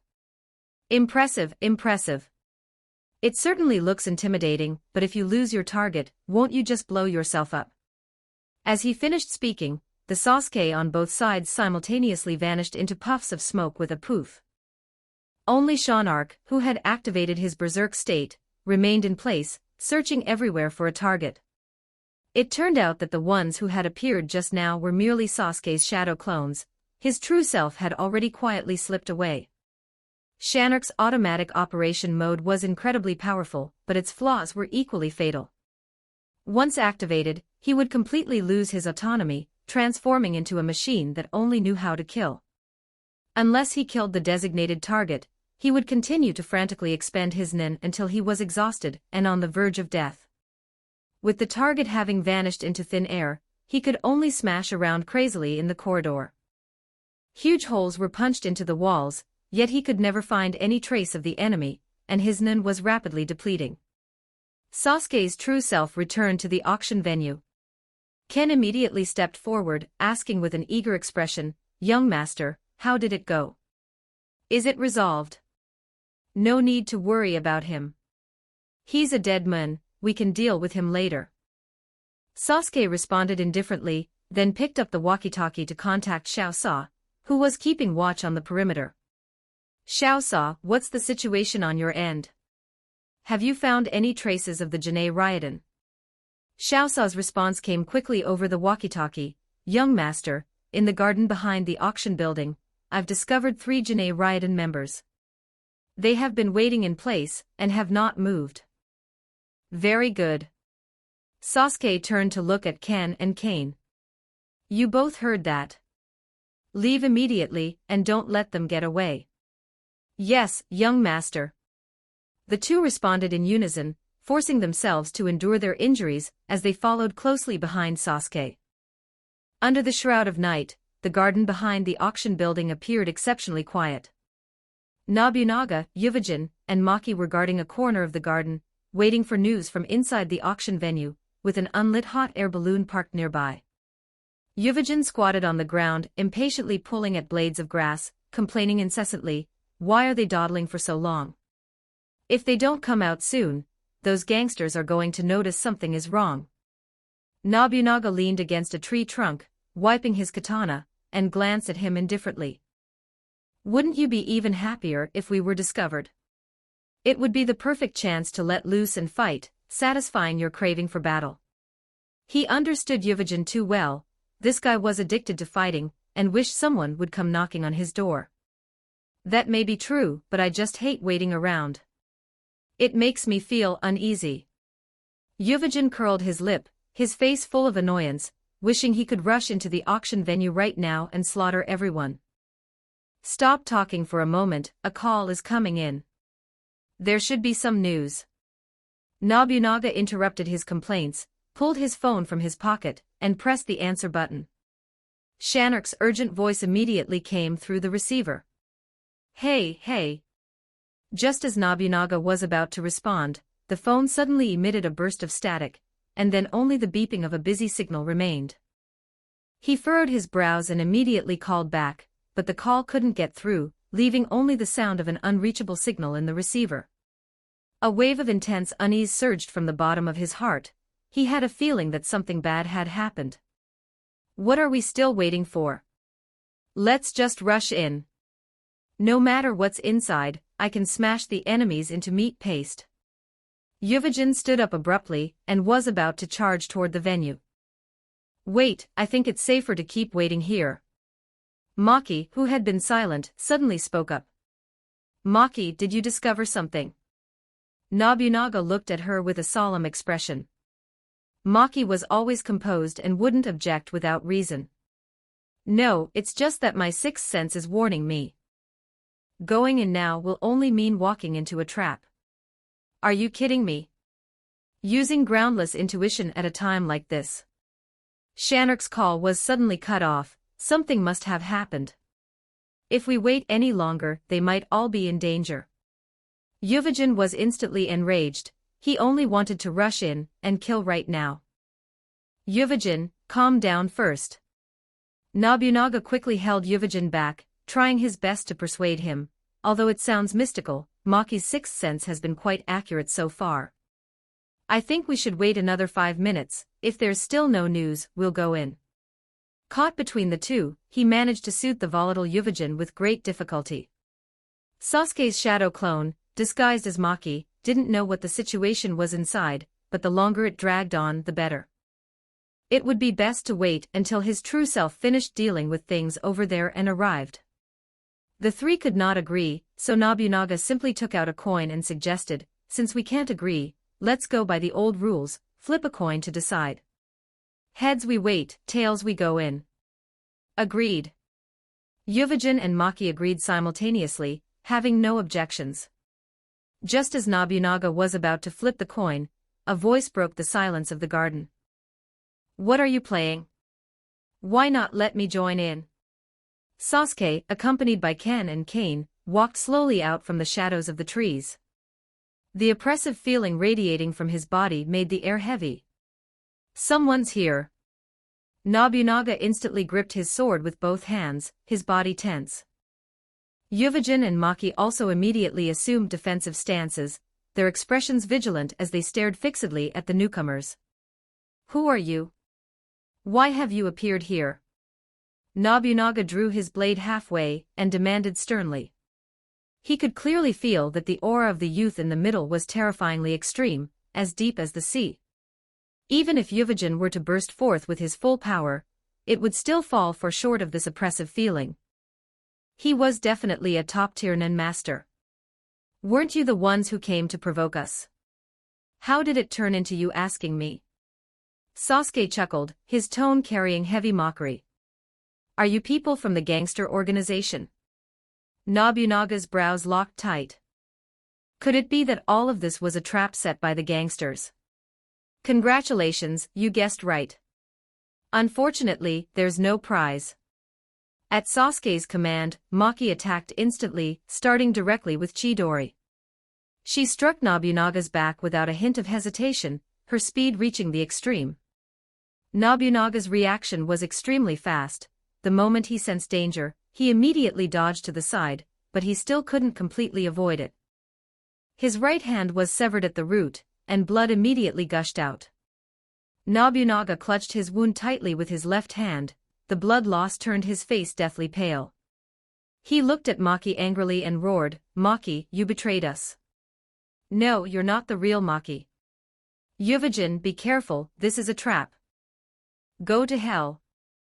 Daring to impersonate Maki, I'll smash you flat." Yuvajin was furious, his eyes bloodshot, his entire body's surging. He smashed a fist fiercely toward Maki. A powerful shockwave swept through the surroundings, snapping all the plants. As expected, the combat members of the Jinei Ryodan aren't so easy to ambush. Maki whispered, and was immediately blown away by the fist wind, vanishing into white smoke with a poof. Where did she go? Yuvajin had intended to follow up with another punch, but Maki had suddenly turned into smoke and disappeared. He, so you're having internal strife. That won't do, companions should get along with each other. Sasuke's tone was mocking, looking at the two panicked people before him with a hint of amusement. Ken secretly crept up to Sasuke's side and whispered, "Young master, won't you look too much like a villain this way? We're the side of justice, after all. Get lost." Sasuke scolded him unhappily, his mood completely ruined by this subordinate, who didn't understand the atmosphere. He had never seen a subordinate so incapable of reading the room, ruining the atmosphere every single time. "We are gangsters, we were never good people to begin with. Do you understand that?" "Yes, understood." Ken immediately shrank back, not daring to say another word, and stood obediently to the side. Chapter 53. The Death of Nobunaga. Nobunaga tore off the headband binding his hair, and wrapped it tightly around his severed arm to stem the bleeding. The strip of cloth was instantly soaked in blood. He then sheathed his sword into his right waistband, securing it, and gripped the hilt with his left hand. An N with a radius of about 3 to 4 meters manifested around his body, and he stared fiercely at Sasuke. "You're the one behind this. What happened to my companions?" "Nothing much. You'll be able to see them soon enough." Sasuke's Sharingan activated abruptly, the three tomo in his crimson pupils slowly rotating as he carefully observed the openings in every one of his movements. Hearing Sasuke's words, Nobunaga's heart sank. Had they already met with misfortune? Yet, deep down, he was unwilling to believe his companions could die so easily. "It seems you won't tell the truth unless I beat you all down. Even without one arm, I can still kill you." As he spoke, the N around him became increasingly solidified. Ken felt the aura radiating from the enemy before him, and wore a grave expression. "Young master, this guy's N gives off a very dangerous feeling. Shall I go up and test his strength first?" "You two step aside, just make sure you don't get caught in the crossfire," Sasuke commanded in a low voice, then held his Kusanagi sword, and adopted an IAI stance, blue electricity constantly surging from his body. The lightning was exceptionally dazzling in the dim night, the current crackling as a scorching aura washed over them. In his view, Nobunaga and Phaeton were both combat members of the Jinei Ryodan, and their strength shouldn't differ much. Now that Nobunaga had lost his dominant hand, his strength was greatly diminished, making him nothing to fear. Thunder breathing, first form, thunderclap and flash. The blue bolt of lightning vanished in an instant, moving too fast for the naked eye to track, and the sound of clashing metal exploded forth. Sasuke's Kusanagi sword collided fiercely with Nobunaga's blade, sparks flying everywhere and kicking up a massive shockwave that sheared a layer off the grass where they stood. A flash of surprise crossed Sasuke's eyes. He hadn't expected Nobunaga to be able to block his thunderclap and flash. Nobunaga's apprehension was intense to the extreme. He had absolutely not expected the enemy's speed to be this fast, far exceeding that of Phaeton. If not for the automatic counterattack effect of his N, he would never have been able to block the enemy's attack. He hadn't even realized what was happening. Just as the two were deadlocked, a sniper bullet shot from afar toward Nobunaga's head, the bullet imbued with a faint trace of Nen and traveling at extreme speed. The moment the bullet touched his N, Nobunaga immediately sensed it and tilted his head to dodge, but he hadn't expected the bullet to shift its trajectory along with his movement. Clearly, someone was controlling it. In his haste, he could only condense his aura on his head to take the hit head-on. The bullet grazed his skull, drawing a spray of blood. Seizing this fleeting opening, Sasuke spun his body rapidly and instantly unleashed 5 lightning-pattern slashes. Thunder-breathing, second form, Rice Spirit. The slashes sent Nobunaga flying, and he slammed heavily into a tree trunk. Nobunaga.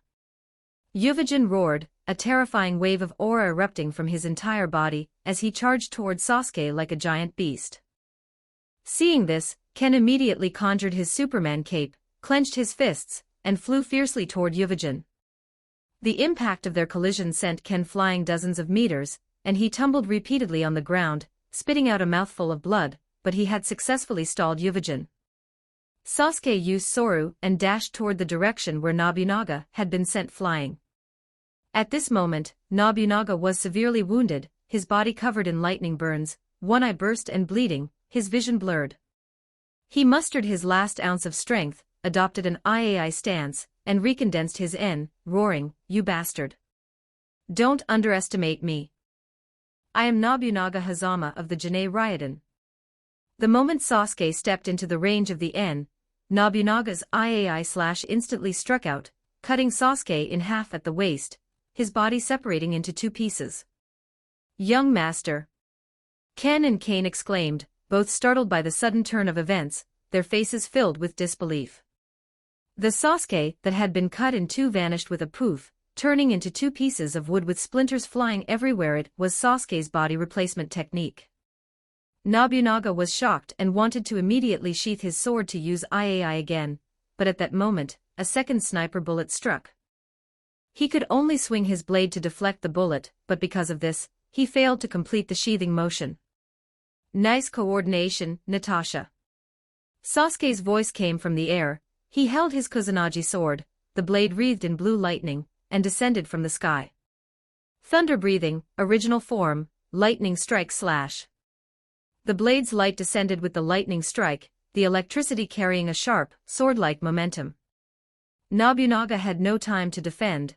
A line of blood extended from his forehead to his lower abdomen, and he was cleaved clean in 2, dying on the spot as blood splattered across the grass. Nobunaga. Yuvajin's eyes split with rage as he saw this scene.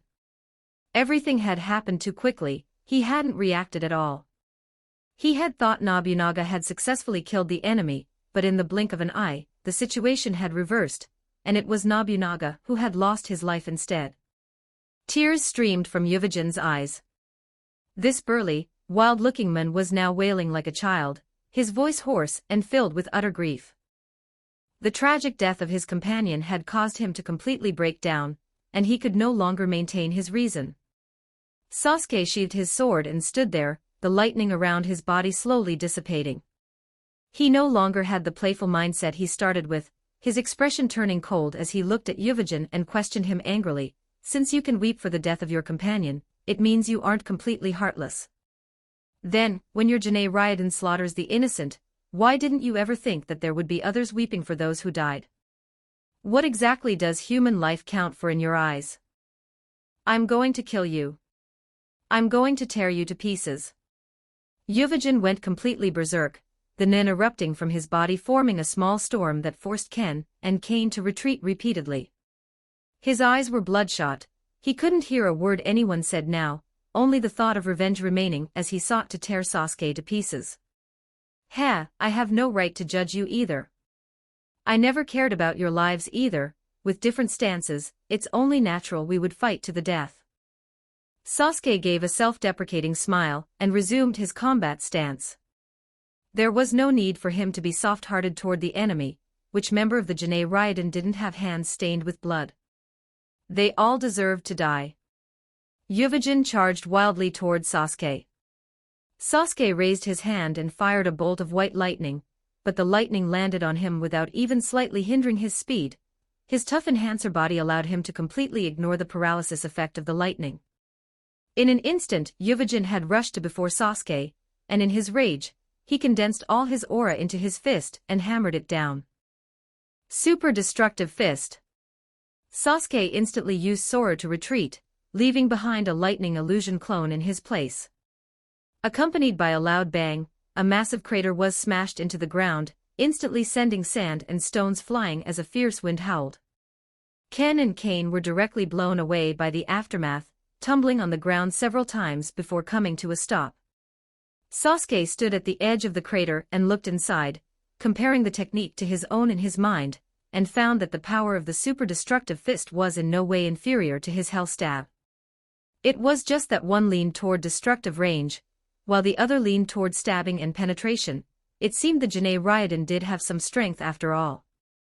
Meanwhile, Yuvajin in the crater still maintained the posture of having hammered his fist down, his body wreathed in lightning. He was in a state of double paralysis from the rigidity after using his ultimate technique, and from the lightning illusion clone, and was stiff and unable to move. Just then, a chain gleaming with golden light tore through the air, passed through the crater, bound Yuvajin layer by layer, and hauled him up by force. 54 Chapter 54 Attack on the Brigade's Base. Chapter 54 Attacking the Jinei Raiden Base. Who is it? You despicable coward, watch me tear your chain apart. Yuvajin struggled and roared frantically. But no matter how hard he exerted his strength, the chain didn't budge, instead binding him tighter and tighter. Why can't I use my nin?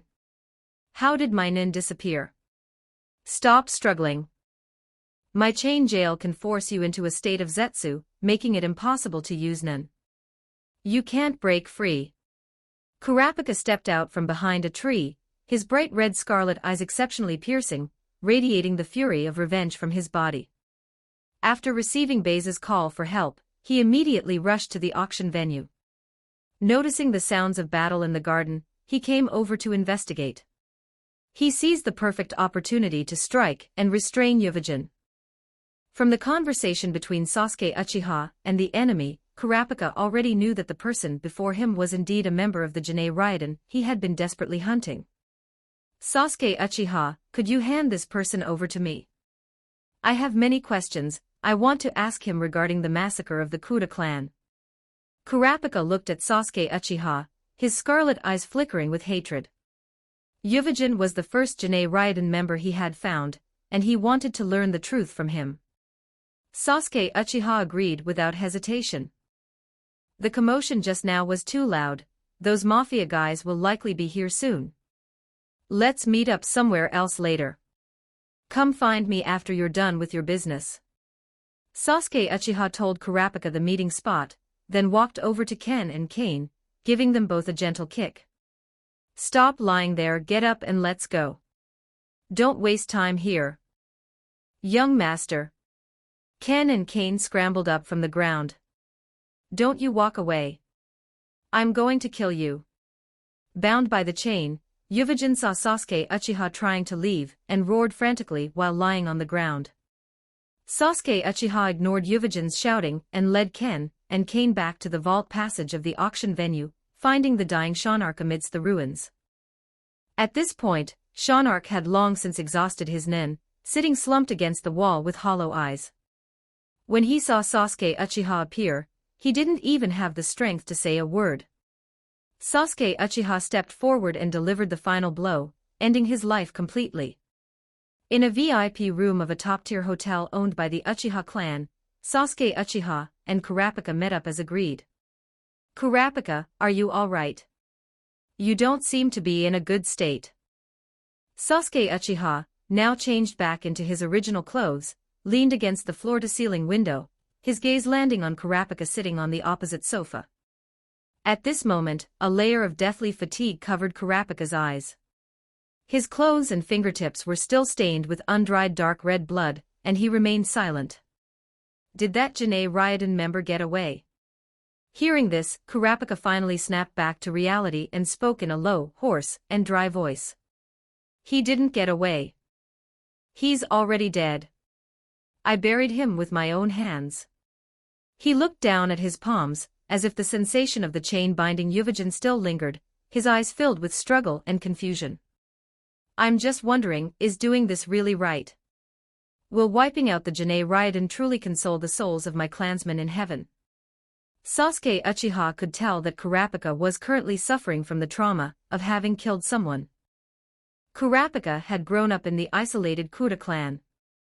Influenced by his natural environment, he had a profound reverence for life and deeply rejected killing in his bones. He had explicitly stated that he didn't like killing, but the obsession with revenge drove him to pick up a weapon. But when he truly ended his enemy's life with his own hands, guilt and pain would grow frantically, plunging him into extreme conflict and torment. In his previous life, Sasuke Uchiha also lived in a peaceful world and valued human life highly. Unlike Kurapika, however, he would not view the lives of evildoers as equal to the lives of ordinary people. On the contrary, the disregard for human life in the hunter world felt strange to him. It seemed that killing in this world wasn't a big deal, regardless of whether it was a good person or a bad one. He considered it for a moment, but ultimately did not speak to persuade him to give up revenge. In his memories, he was also an avenger, longing to kill the enemy who slaughtered his clan, so he could understand this feeling of confusion and helplessness, yet being unable to let go. Some paths must be walked alone, and some knots in the heart can only be untied by oneself. The words of others are ultimately pale.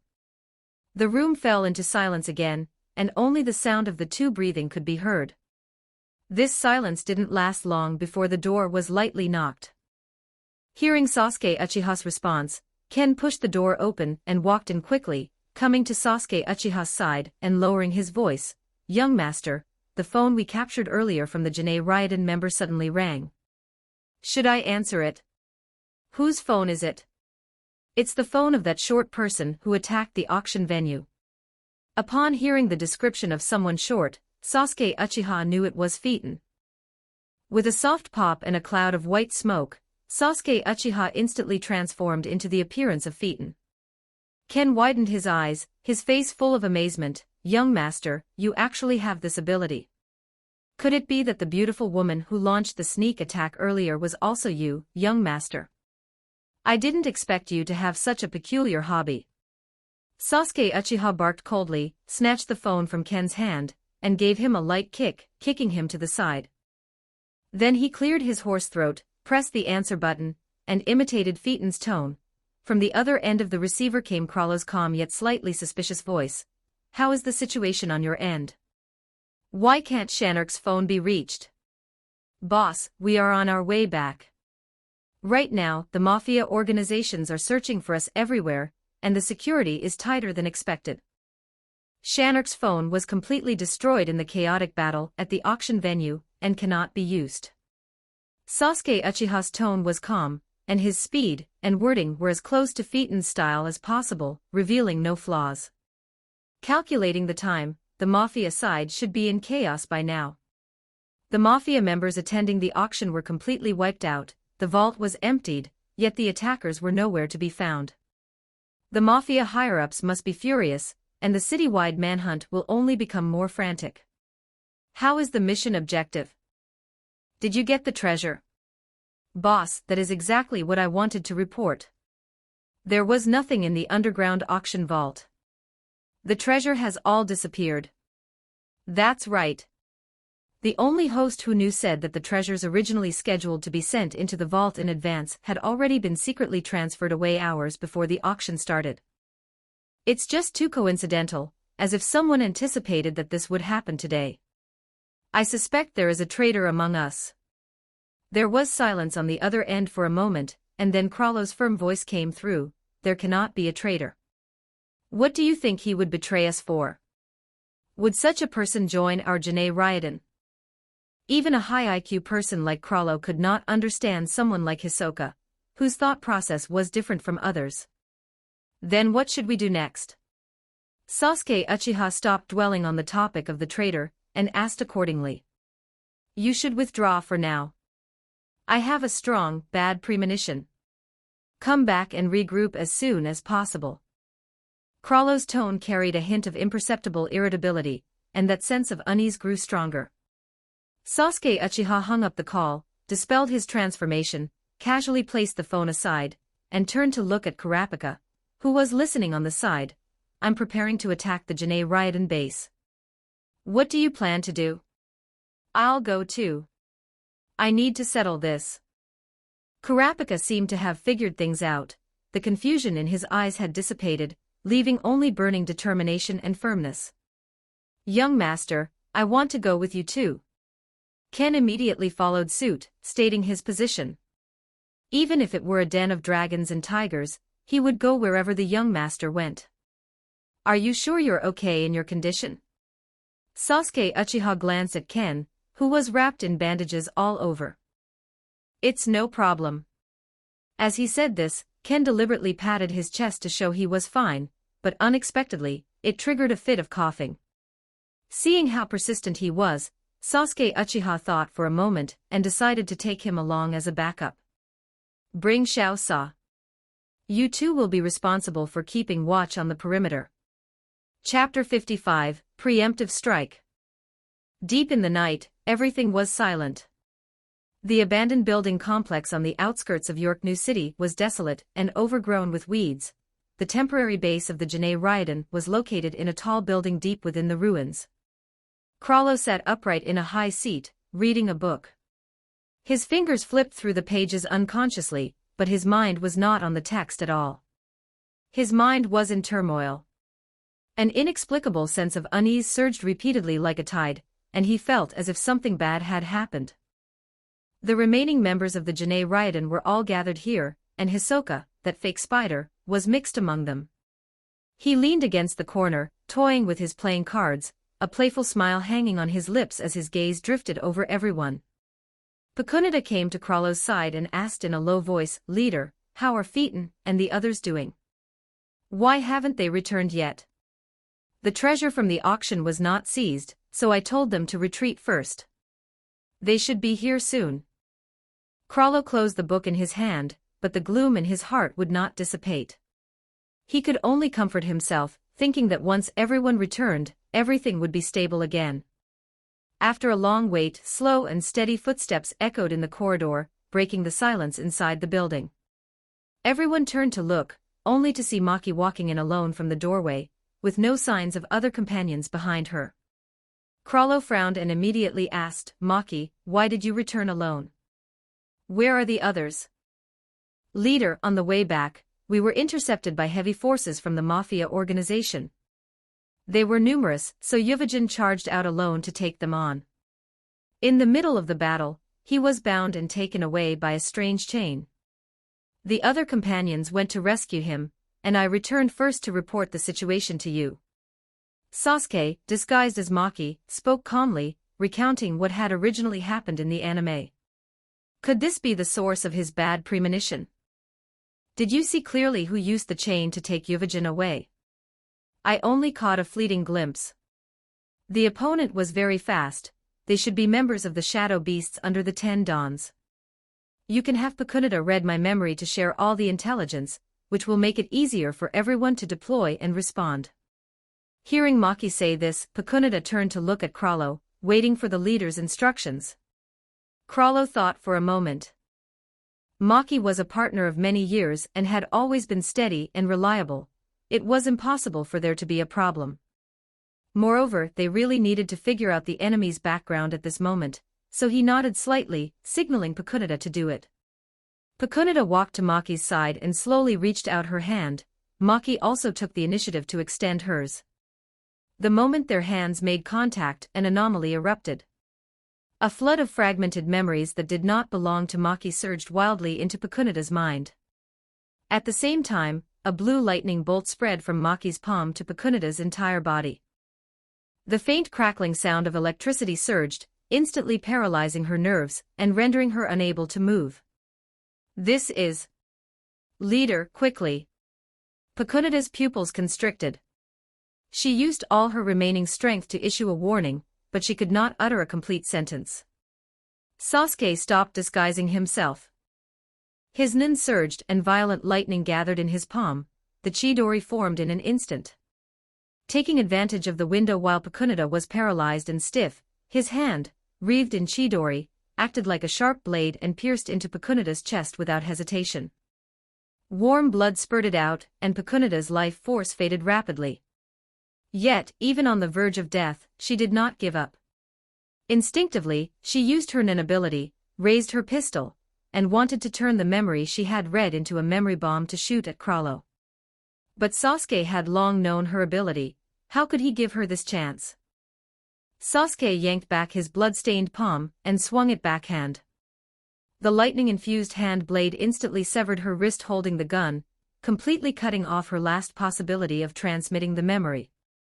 He did not know what memory Pakunada had read, but his cautious personality meant he would never allow any weaknesses or his identity to be exposed to the enemy. Looking into Sasuke's cold, emotionless eyes, Pakunada slowly collapsed with an expression of unwillingness and astonishment on her face. The sudden scene shocked all the present members of the Jinei Ryodan. Finks and Benolanov's pupils constricted. Their faces were full of disbelief. They never expected that Maki, who was reporting the situation a second ago, would suddenly kill a comrade. Of course, this did not include Hisoka. He had silently appeared behind Kortopi the moment Sasuke grabbed Pakunada's hand, his movements as fast as a ghost. Before Kortopi could react to what was happening, the playing card in Hisoka's hand had already slashed across his neck. His head hit the floor instantly, and he couldn't even let out a scream. Hisoka and Sasuke's actions were not agreed upon beforehand, it was purely a tacit understanding. Hisoka had long known that the Maki who appeared was Sasuke in disguise. Since Sasuke took the initiative to let Pakunada read his memory, it was clear he was prepared for an all-out war. So, at that moment, he also acted to eliminate the nearby troop member. In the blink of an eye, the Jinei Ryodan lost 2 more members, suffering heavy casualties. Finks and Benolanov snapped back to reality instantly, immediately jumping to Krallo's side to firmly guard him behind them, their nerves tense, ready to fight at any moment. Krallo's expression was calm. Even after witnessing his companions dying one after another, he did not lose his composure. His gaze swept sharply over Sasuke and Hisoka as he spoke in a deep voice, "So that's it. Hisoka, so you are the traitor. And you shouldn't be the real Maki, right? You guessed right." With a poof of white smoke, Sasuke dispelled the transformation jutsu. The white smoke dissipated, and he returned to his original appearance, black hair and black eyes, with a cold expression. "What about the real Maki? Is she still alive?" Krallo's tone was calm, but it hid a hint of heaviness. "Unfortunately, from the beginning, what you saw was not Maki. She has never been here." Sasuke no longer needed to hide it and stated the truth directly. So that's how it is. It seems we fell into the trap you carefully laid from the very beginning." Krallo closed his eyes. When he opened them again, the gloom in his eyes had completely dissipated, leaving only relief and coldness. He finally understood where all the sense of incongruity from this period had come from. It turned out everything was the enemy's trap. "Come in, Kurapika," Sasuke called out toward the doorway. Soon, Kurapika walked in from outside the door. Without the contact lenses covering his eyes, his bright red scarlet eyes were fully revealed, exuding monstrous hatred. His hands were wrapped in chains. He stood side by side with Sasuke and Hisoka, forming a standoff against the opposite side. On the Jinei Ryodan side were Krallo, Finks, and Benolanov. The situation was already clear. "Just right. 3 of us here, 3 on the other side. It's perfect to take on 1 each, saves the trouble." This was not something Sasuke had deliberately arranged, it just happened that these 3 were the only ones left of the Jinei Ryodan. He, this is truly the situation I have dreamed of.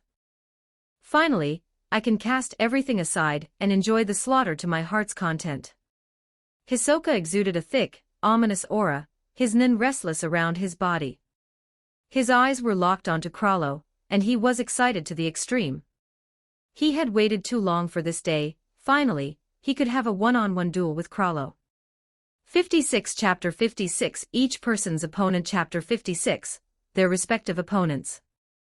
Krallo looked at Sasuke with a heavy gaze and asked in a calm tone, "If I have guessed correctly, the other members of the Jinei Ryodan must also be dead. The Fidan who spoke to me on the phone earlier was also you disguised as him, wasn't he?" Upon hearing this, Finks and Benolanov were shocked, their eyes filled with disbelief. They could not accept the fact that their companions were already dead. "That's right, everything you guessed is true." The final battle was at hand, so there was no need for Sasuke to continue hiding it. Even though he had mentally prepared himself, upon actually hearing the confirmation, Krallo still felt a chill in his heart, his eyes filled with sorrow. I didn't expect this York new operation to become the end of our Janae Ryodan. Krallo sighed softly, his voice tinged with sorrow. May I ask, what was your motive for going to such lengths to wipe out our Janae Ryodan? 5 years ago, you slaughtered the Kuda clan with the Scarlet Eyes and took the eyes of all the clansmen. Were you already the leader of the Janae Ryodan back then? At this moment Kurapika, who had been silent, spoke up. His scarlet eyes emitted a burning glow, and his tone carried irrepressible hatred and trembling. So you are a survivor of the Kuruda clan. So this operation of yours was all to take revenge for the Kuruda clan, is that it? Why could you ruthlessly kill innocent people with whom you had no grievances? Why did you slaughter my clan? Answer me. Kurapika lashed out with his chain, which hovered in the air, pointing directly at Krallo. He was now extremely emotional, his hatred almost overflowing. It is precisely because there was no connection that we could kill without any scruples, right? Krallo replied indifferently, showing no hint of guilt. He never felt that what the Janae Ryodan did was wrong.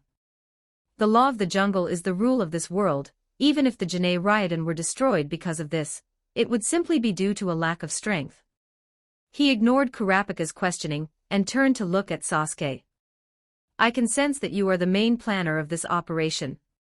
You don't look like a member of the Kuruda clan. For what reason do you want to destroy our Janae Ryodan? Killing a good person might require a reason, but does killing scum like you, who have committed so many evils and have hands stained with blood, require any reason? Sasuke did not feel there was any problem with what he was doing. If it were just to complete the system mission, he would have finished it when he killed the third member of the Janae Ryodan. There was no need to wipe them all out. In his previous life, Sasuke actually didn't have much of a feeling about the Janae Ryodan. No love, no hate. They were just well-crafted villains in an anime. Perhaps many people would fan over them because of the members' looks and personalities. But in reality, this group of people were heinous criminals who deserved to die countless times. Interesting. Krallo was not angry, he just wanted to satisfy his curiosity before dying. Whether the other party answered or not, he didn't care. At this moment, Hisoka could barely hold back any longer. His killing intent grew increasingly intense, and the corners of his mouth curled into a strange arc. He, why talk so much nonsense? It's a waste of time. Can we start killing now? Leader, you should go quickly. I will hold them off. Finks stepped in front of Krallo and assumed a battle stance. Benolanov remained silent and also walked silently in front of Krallo, clearly prepared for a fight to the death. From today on, the Janae Ryodan no longer exists. I never intended to leave here alive. Krallo shook his head gently. For him, what truly needed to be protected was the survival of the entire Janae Ryodan, not his own life or death. Now that only 3 members of the Janae Ryodan remained, it was already dead in name only, and he had no desire to live. If you two can survive, try your best to live. There is no need to risk your lives for me. I only want to do one thing now, drag the traitor Hisoka into hell with me. Krallo's cold gaze fell on Hisoka. He didn't have much hatred for Sasuke or Kurapika. If his skills were inferior, he would accept defeat. But Hisoka's betrayal was something he absolutely could not tolerate. That's exactly what I wanted. I've been wanting to have a real fight with you for a long time. Hisoka laughed excitedly, a powerful aura of nin erupting from his body. Sasuke glanced at Hisoka, then looked at Kurapika. Hisoka, according to our agreement, Krallo is yours. I'll come over later to collect your corpse. As for the remaining 2, Kurapika and I will deal with them. That's no problem, right, Kurapika? Kurapika didn't speak, just nodded silently while gripping the chain in his hand. Hisoka glanced sideways at Sasuke, the corners of his mouth twitching slightly. He suddenly couldn't keep laughing. Did this guy really think he was doomed to die? Sasuke looked at Finks and Benolanov. Which one of you is going to be my opponent? Finks looked at the corpses of his two companions on the ground, grief and anger intertwining. He stared intensely at Sasuke and asked through gritted teeth, "Who killed Phaeton and the others?" "Most of them were killed by me." Sasuke did not hide anything and admitted it frankly. "Then I will be your opponent. I want to avenge all our fallen companions." "You have guts. You've chosen hell-level difficulty, and it's too late to regret it now. Follow me, the space here is too small to unleash our full power." Sasuke ignored the others present, turned around, leaped, and jumped out of the broken window of the abandoned building, heading into the distance to find a suitable place to fight. Finks took a deep breath and took one last look at Krallo. "Leader, you must survive. Even if the Janae Ryodan is gone, you must live on." After saying this, he didn't hesitate anymore, bypassed Hisoka and Kurapika, and leaped out the window without looking back, chasing after Sasuke's figure. It was a dark and windy night, and everything around was dead silent, with only the whimpering sound of the wind carrying dust. It was the perfect moment for murder and robbery. Sasuke stood on top of a broken concrete pillar, looking up at the pitch-black sky. He didn't deliberately emit any killing intent, yet he carried an aura of suffocating pressure. "You brat, the enemy is right in front of you, yet you still have the mind to look at the sky. Are you looking down on me?" Finks's roar rudely broke the silence. He stood in the open space below the ruins, glaring at Sasuke. Sasuke didn't look down at him, he maintained his upward gaze, his tone flat to the point of indifference, even carrying a hint of nonchalance. "Don't worry about me. To be honest, among your Janae Ryodan, the only one I deem worthy of notice is your leader, Krallo. The strength of the others is not worth me taking seriously." These words were like a sharp knife piercing Finks's nerves. "What kind of joke is that? You bastard!" He was trembling with rage, the veins on his neck bulging, and a pale golden wave of nin continuously surged from his body. "I'll just play with you a little bit." Sasuke leaped down from the broken pillar and slowly turned around.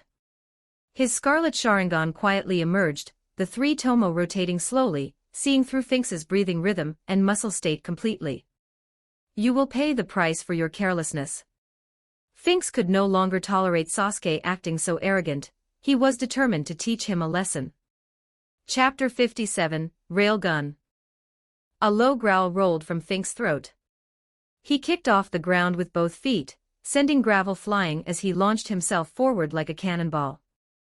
He threw a heavy punch aimed straight at Sasuke's head. "Too slow," Sasuke remarked. With a light tap of his foot, he shifted his body sideways, moving with such speed that he left only an afterimage behind, easily dodging the heavy punch. Finks' fist slammed heavily into the broken pillar where Sasuke had just been standing. With a thunderous boom, the hard reinforced concrete shattered, sending debris flying everywhere. Missing his first strike, Finks reacted instantly. As he retracted his fist, he swept his left leg out, his blade-like kick shrouded in nen, aiming directly for Sasuke's waist. Sasuke leaned back to dodge, simultaneously firing a bolt of white lightning from his fingertips. Finks hurriedly raised his arm to block. The lightning exploded against his arm, leaving a charred, searing wound. The stinging pain caused Finks to falter for a split second. Seizing the opportunity, Sasuke sprang up. The sound of chirping birds rang out as Chidori formed in his palm, thrusting straight toward Finks' chest. Finks hurriedly dodged to the side, but the powerful lightning still carved a gruesome, charred wound across his chest. Gritting his teeth against the pain, Finks pressed forward instead of retreating. His fists rained down like a storm, each blow carrying enough force to split mountains and shatter rocks, sealing off all of Sasuke's evasion routes. Sasuke's Sharingan spun rapidly, accurately predicting the trajectory of each punch. He utilized paper art to completely negate the force of the attacks, sensing the changes in airflow caused by the strikes. His body wove flexibly through the barrage of fists, like a falling leaf in the wind. What kind of ability is this? Slippery as an earthworm. Finks was disgusted by Sasuke's paper art, he could not land a single hit, and the more he fought, the more irritated he became. If you've got guts, fight me head on. Sasuke ignored Fink's impotent rage, refusing to clash with his brute strength head on.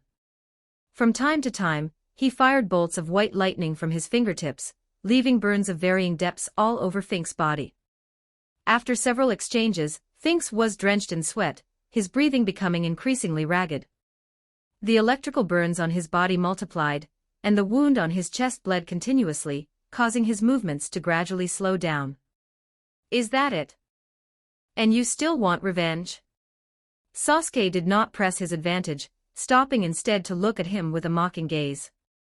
Finks took the opportunity to put some distance between himself and Sasuke. His expression was grave. If things continued like this, he would inevitably be defeated. He had to use his ultimate move. He began to rotate his right arm.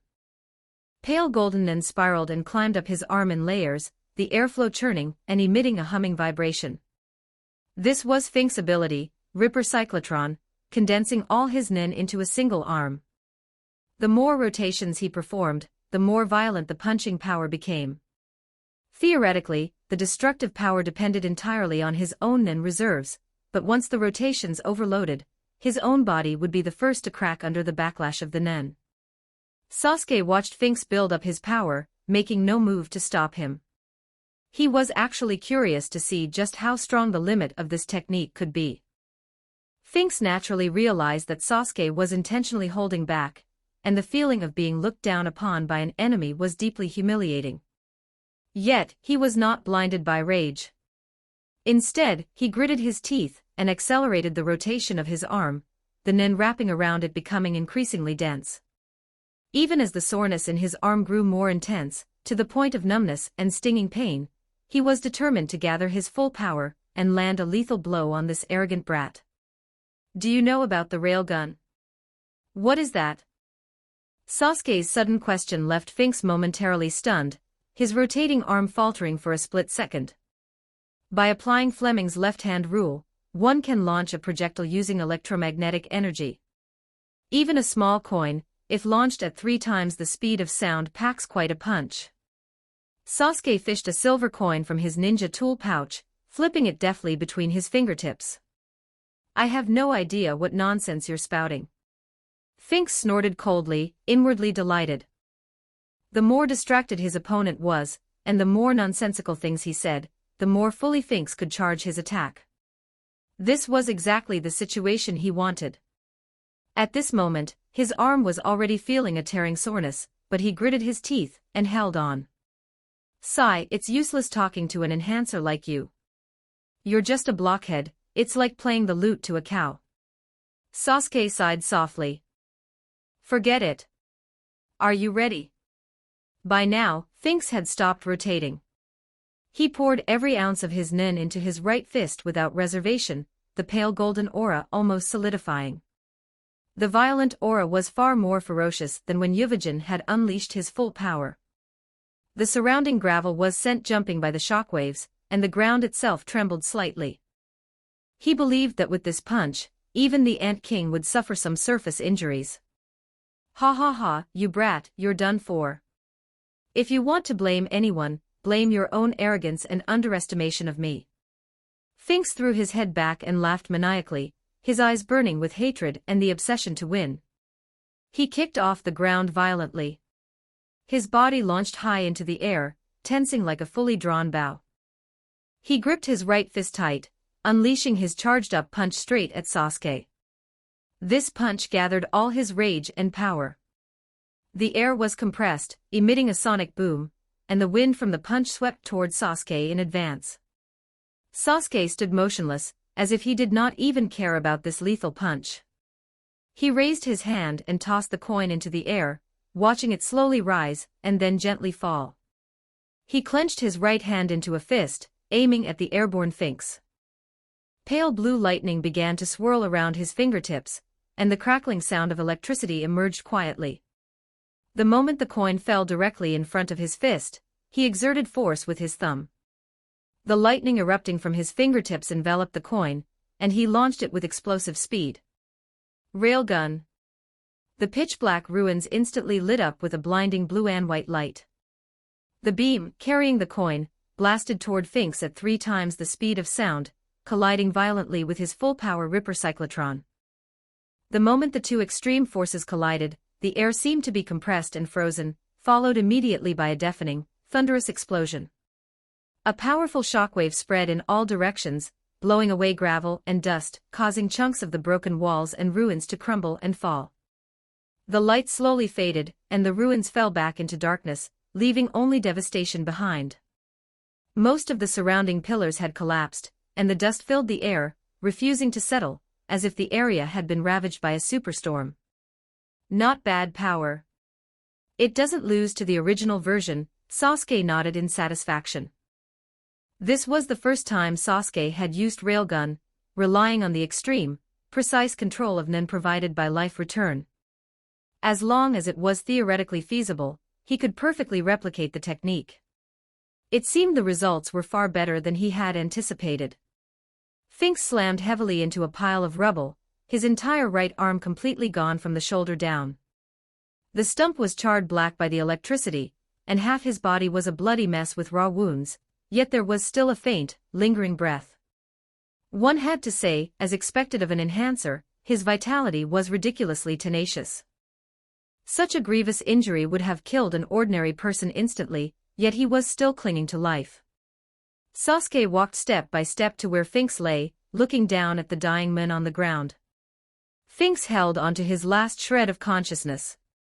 Despite the unbearable pain throughout his body, he struggled to turn over, trying to use his left hand to push himself up from the ground.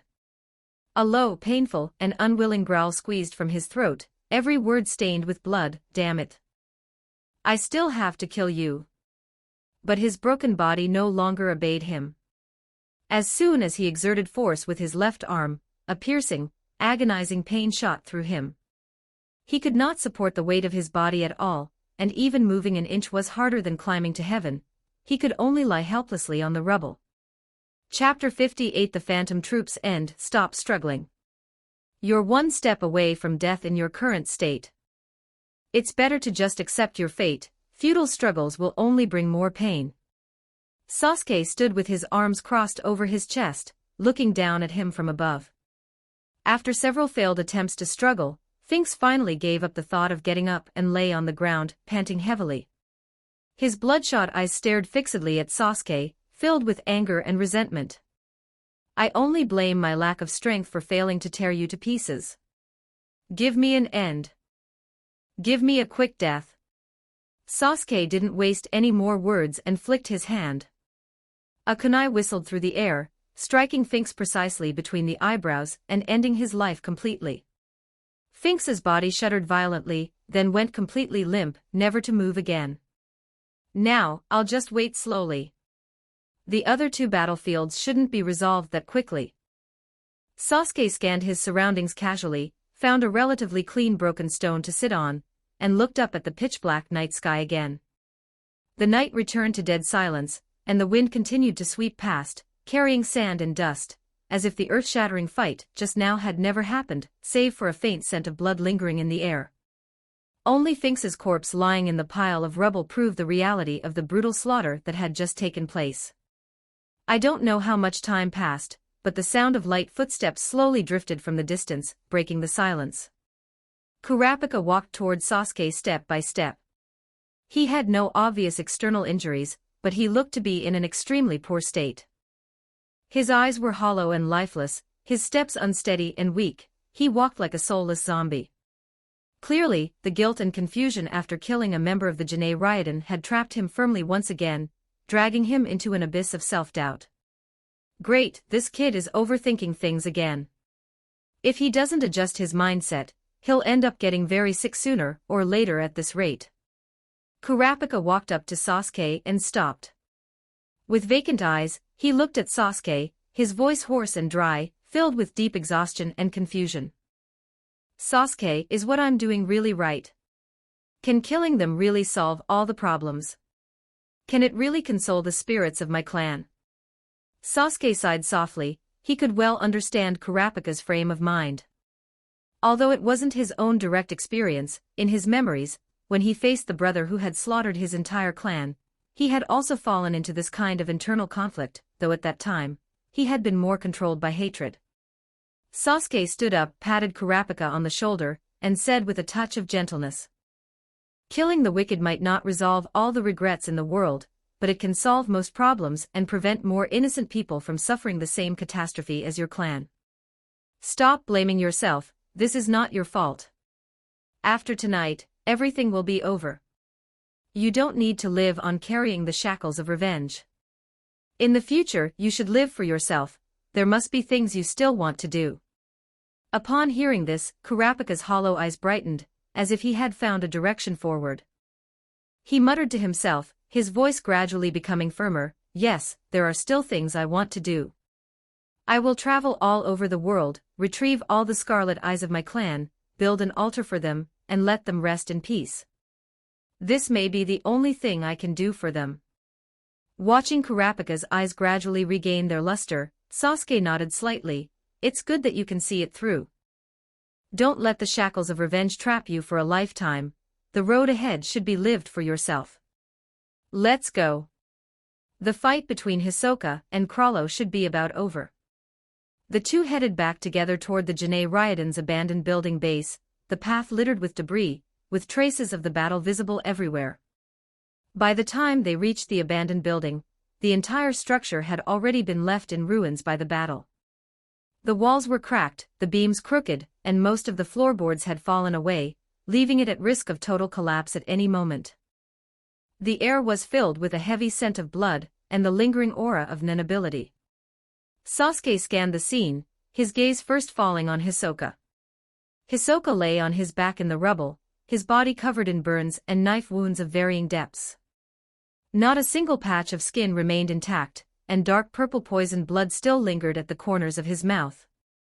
His nobility aura had completely dissipated, there were no longer any signs of life, and the typically flamboyant and eerie smile was now frozen on his face. Chrollo's condition was not much better. He was leaning against a corner, his face pale, a gruesome wound running from his forehead across half his cheek, the blood already dried. A few playing cards were embedded in his body, but fortunately, none had struck vital points, though his aura was extremely weak. Seeing Sasuke and Kurapika approach, there was no trace of panic in his eyes, he maintained that same calm and indifferent demeanor. The battle situation was exactly as Sasuke had anticipated, both sides had suffered, to be precise, one was dead and the other severely injured. Hisoka and Chrollo were similar in strength, but Chrollo's bandit's secret ability was versatile, capable of stealing various nin abilities for his own use, always allowing him to unleash a counter ability at the critical moment.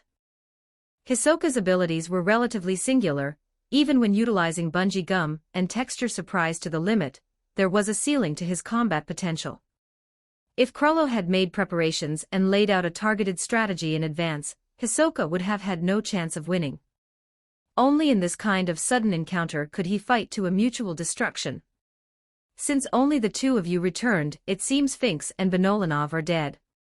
As soon as Chrollo spoke, a sharp pain shot through his throat, causing him to cough violently, blood slowly spilling from the corner of his mouth and dripping onto his clothes. Rest assured, your Jinei Ryodan will soon be reunited in another world.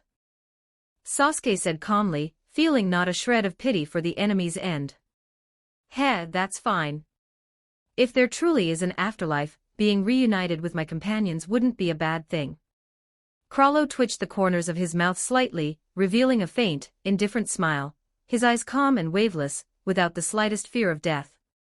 The members of the Jinei Ryodan seemed never to fear death, they only grieved for the passing of their companions, while viewing their own lives and deaths with great indifference. Watching the culprit who had slaughtered his clan reduced to this state, Kurapika didn't know how to vent the hatred in his heart. Do you still feel no remorse even now for what you've done? Heh, we in the Jinei Ryodan have never lived with regrets. I had anticipated today's outcome long ago, just not that this day would arrive so soon. Chrollo smiled bleakly and said calmly, do it. Kurapika suddenly whipped out his chain, aiming at Chrollo, wanting to end his life once and for all. Sasuke stepped forward quickly, raising his hand to stop Kurapika. Wait, Kurapika. Let me do it. If you continue to kill, both your mind and body will give out. System, does killing Krallo like this count as kill stealing? Can I complete the mission? He communicated with the system secretly and composedly in his mind. Replying to the host, Krallo's current desperate situation is a result of the host's own layout. Without the host's planning and interception, the Janae Ryodan would not have ended up with all its members wiped out. Therefore, killing Krallo can be judged as mission completion. Having received the system's affirmative reply, Sasuke felt relieved. Now he had no concerns about finishing him off. If it hadn't worked, Sasuke had even considered waiting for Krallo to recover from his injuries to kill him again. Sasuke gathered pale blue lightning in his palm, the current crackling noisily. Chidori sharp spear. The moment Sasuke raised his hand, a slender spear of lightning pierced precisely into Krallo's heart with lightning speed. Krallo didn't dodge in the slightest. He looked up at Sasuke one last time, his eyes remaining calm and waveless, then his head slowly drooped, and he completely lost all breath. With this, all members of the Janae Ryodan were wiped out. Sasuke had achieved the feat of speedrunning the Janae Ryodan dungeon in one night, though his methods were not exactly honorable. 59 Chapter 59 Post-War and Unboxing Chapter 59, Aftermath, and Opening Chest successfully killed Janae Ryodan leader Krallo. Congratulations to the host for obtaining one purple weapon chest. The system prompt sounded in his mind. A weapon chest, huh? Sasuke looked down at the Kusanagi sword at his waist. He was quite used to using this weapon, and didn't really want to replace it. Detected that the host already has a suitable weapon. The host may choose to integrate the weapon ability characteristics from the chest into the existing weapon without needing to replace the weapon itself. Being able to have this option was exactly what Sasuke wanted. He had long been accustomed to the feel of the Kusanagi sword, and naturally, it was best if he didn't have to replace it. Sasuke walked over to Hisoka's corpse, a trace of vigilance in his heart. This guy wouldn't resurrect by relying on Nen after death like in the manga, right? Probably not. In the manga, Hisoka was killed by a sneak attack, and it was only because he was unwilling to die that he developed such a strong obsession after death, which led to his resurrection. Tonight, he fought a fair and square battle with Krallo, which could be considered fulfilling his wish. Logically, he shouldn't have any unfinished obsessions. I said before that I would come to collect your body. Although you are a pervert, annoying, and act crazy, the deceased should be respected. Rest in peace. Sasuke pressed his palms together towards Hisoka's corpse. After a simple prayer, he found a relatively flat open space nearby, used lightning release to blast out a pit, and buried him properly. After doing all this, Sasuke brushed the dirt off his hands and turned to look at Kurapika. Let's go. There is nothing left to do here. Kurapika nodded silently and followed Sasuke as they left the ruins. It is unknown how much time passed, but when the surroundings had completely returned to a deathly silence, a faint sound suddenly came from Hisoka's grave mound. It was unclear whether it was dust stirred up by the night breeze or some other movement. It appeared exceptionally eerie in the pitch-black, silent night. After Sasuke and Kurapika agreed to meet the next day, they both got into the cars of the partners who came to pick them up and returned to their respective family territories. It was the same spacious conference room.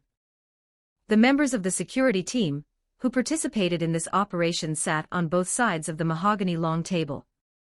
Everyone's face revealed deep exhaustion, yet it was hard to hide the joy in their eyes.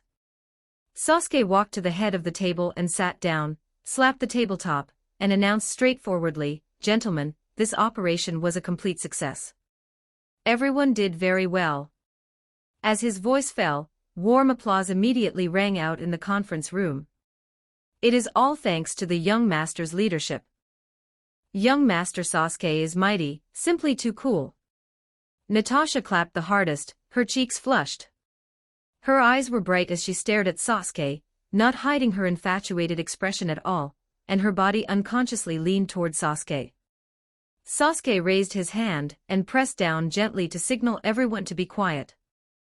The corners of his mouth curled up uncontrollably, looking triumphant, yet he feigned humility. "Hey, don't say things like that, it's not conducive to unity. Everyone contributed this time. Uncle Fu, distribute the bonuses to everyone later. Everyone gets a share. He paused, his gaze sweeping over the excited Ken, and added, oh right, cut Ken's bonus in half, and allocate the extra portion to Kane. Why, young master? Ken immediately stood up in confusion. I am an operations captain at least, how can my reward be lower than the team members? Sasuke glanced at him sideways. Don't you know why in your heart? Because you talk too much and ruin the atmosphere regardless of the occasion. If you spout any more nonsense, don't even think about getting the remaining half. Sasuke was very dissatisfied with Ken repeatedly interrupting his moments of showing off. Ken could only sit down with a grievance-filled face, and obediently shut his mouth. Actually, he didn't care about the bonus, compared to his salary, it was nothing. He also knew the young master was just using this opportunity to discipline him, but his talkative nature was etched into his bones, and he couldn't change it for a while. He could only hold back a belly full of words and dare not speak. Seeing that Ken stopped talking, Kane, as the second in command of the security team, had to stand up to speak. Young master, the community is still searching extensively for the attackers, looking for the lost treasures like crazy. Should we take the initiative to come forward and explain the situation? Don't worry about that. Sasuke leaned back in his chair, his fingers tapping lightly on the armrest. After some time, they will naturally calm down when they can't find the attackers. Those treasures were taken away by the shadow beasts. For those 10 dons, the treasures are what matter most. If the people under them die, they won't care. Sasuke clapped his hands, preparing to announce the end of the meeting, but caught a glimpse of Xiao Sa in the corner timidly raising his hand, looking like he wanted to say something but hesitated. Xiao Sa, is there something else? Xiao Sa shrank his neck and spoke softly, young master, old Six hasn't returned yet. Hearing this, Sasuke scanned the conference room and counted the heads. It seemed there was indeed one person missing, old Six, who was responsible for lurking and providing support. He frowned and looked at Ken. Is he still waiting at the designated support location? Ken, didn't you notify him to return to the team? Ken pointed at himself with a bewildered face, looking completely lost. I thought you, young master, had already told him. Sasuke speechlessly patted his forehead, feeling a headache coming on. Fine, it seems no one really called him back. Originally, Sasuke arranged for him to provide support just in case, and he didn't care much about it, so he forgot about it later. Who told these stealth guys to have such low presence? Meeting adjourned, meeting adjourned. Don't just stand there. Sasuke waved his hand and then instructed Ken. Go and call old Six back, don't let him wait foolishly outside. Yes, young master. Ken responded, stood up, and walked quickly out of the conference room. Watching everyone leave one after another, leaving only himself in the conference room, Sasuke slumped in the main chair, mentally exhausted, and rubbed his brow. Not one of these subordinates is worry-free. It's one thing to plan and lead the charge outside, but upon returning to the base, he still has to deal with these trivial matters. He can't have a moment of peace. After resting for a moment, Sasuke's gaze fell on the several treasure chests in his system inventory that were glowing with different colors, and he instantly perked up. Just looking at them made his heart race. Uncle Fu! Sasuke shouted outward. I am here, young Master Sasuke. What are your orders? Uncle Fu pushed the door open and entered, bowing in salute. Go prepare an incense burner, insert 3 sticks of incense, and bring it to my room. Yes, I will go do that right away. After giving the instructions, Sasuke hurried back to his bedroom, first bathing and changing into a clean set of clothes. Then he placed the incense burner brought by Uncle Fu on the windowsill, lit the sandalwood incense, and immediately kowtowed respectfully to the incense burner, muttering to himself. Heavenly spirits, earthly spirits, heavens bless me, I must open something good this time. After finishing the kowtowing, Sasuke took a deep breath, and decided to test the waters with the white treasure chest first. System, open the white item chest. A series of crisp sound effects rang out, and Sasuke's eyes lit up. There's even a sound effect. Could it be that a white chest can also open a golden legend? Chapter 60, Removal and Yamato white item chest opened. Congratulations to the host for obtaining the item, M1917 American-made Smith & Wesson from the world of Doraemon. It's actually a Doraemon item. I feel like no matter what item I get, it's a huge profit. Soon, a silver revolver appeared out of thin air in Sasuke's hand, and he excitedly began to examine it over and over. But no matter how Sasuke looked at it from the outside, it was just an incredibly ordinary pistol. The gun body had no strange designs, nor any special patterns. System, does this plain-looking pistol have any special functions? Like firing lucky bullets, or having a guaranteed hit effect? Replying to the host, this is just a regular revolver from the Doraemon items, with no additional special effects. System, are you sure you didn't make a mistake? Sasuke looked incredulous. As a childcare robot, how could Doraemon possibly have such a lethal weapon? According to system data, this is indeed an item brought out by Doraemon. Please do not doubt the system's professionalism. Sasuke's mouth twitched. What the hell, Doraemon? More like Doraemon, right? Is this data legitimate? I hope it wasn't scraped from some fan-made comedy video. Doesn't it have anything different from a normal pistol? Sasuke still wouldn't give up. After all, it was a system product, it couldn't be completely useless. The magic conch he opened before at least didn't look like a real-world product. If he put it up for auction, some people with eccentric tastes might want it. If it really was just an ordinary pistol, then it would truly be useless. It can retrieve the fired bullets. Does that count as a special feature? The system's voice rarely carried a hint of guilt. This is a rip-off. Sasuke was so angry he threw the revolver hard onto the floor. Even if it could infinitely recycle bullets, at his current level of strength, such an ordinary firearm was completely useless. Infinite trash is still trash. He calmed himself down and consoled himself by thinking of it as a test run. From now on, he wouldn't hold any expectations for white chests. Blue-tier chests and above surely wouldn't be this disappointing. System, open the blue skill chest. Blue skill chest opened. Congratulations to the host for obtaining the skill, Removal 100%, from the world of Kengan Ashura. This is good stuff. It can completely remove the body's limiters, allowing one to unleash strength far exceeding the norm. It's definitely a god-tier skill. But on second thought, how could such a powerful ability only be blue tier? It should be at least purple tier to start with. System, this thing doesn't have any side effects, right? Like overdrawing one's lifespan or damaging one's foundation. Sasuke had watched countless shows and knew deeply that abilities that forcibly boost strength often come with severe costs.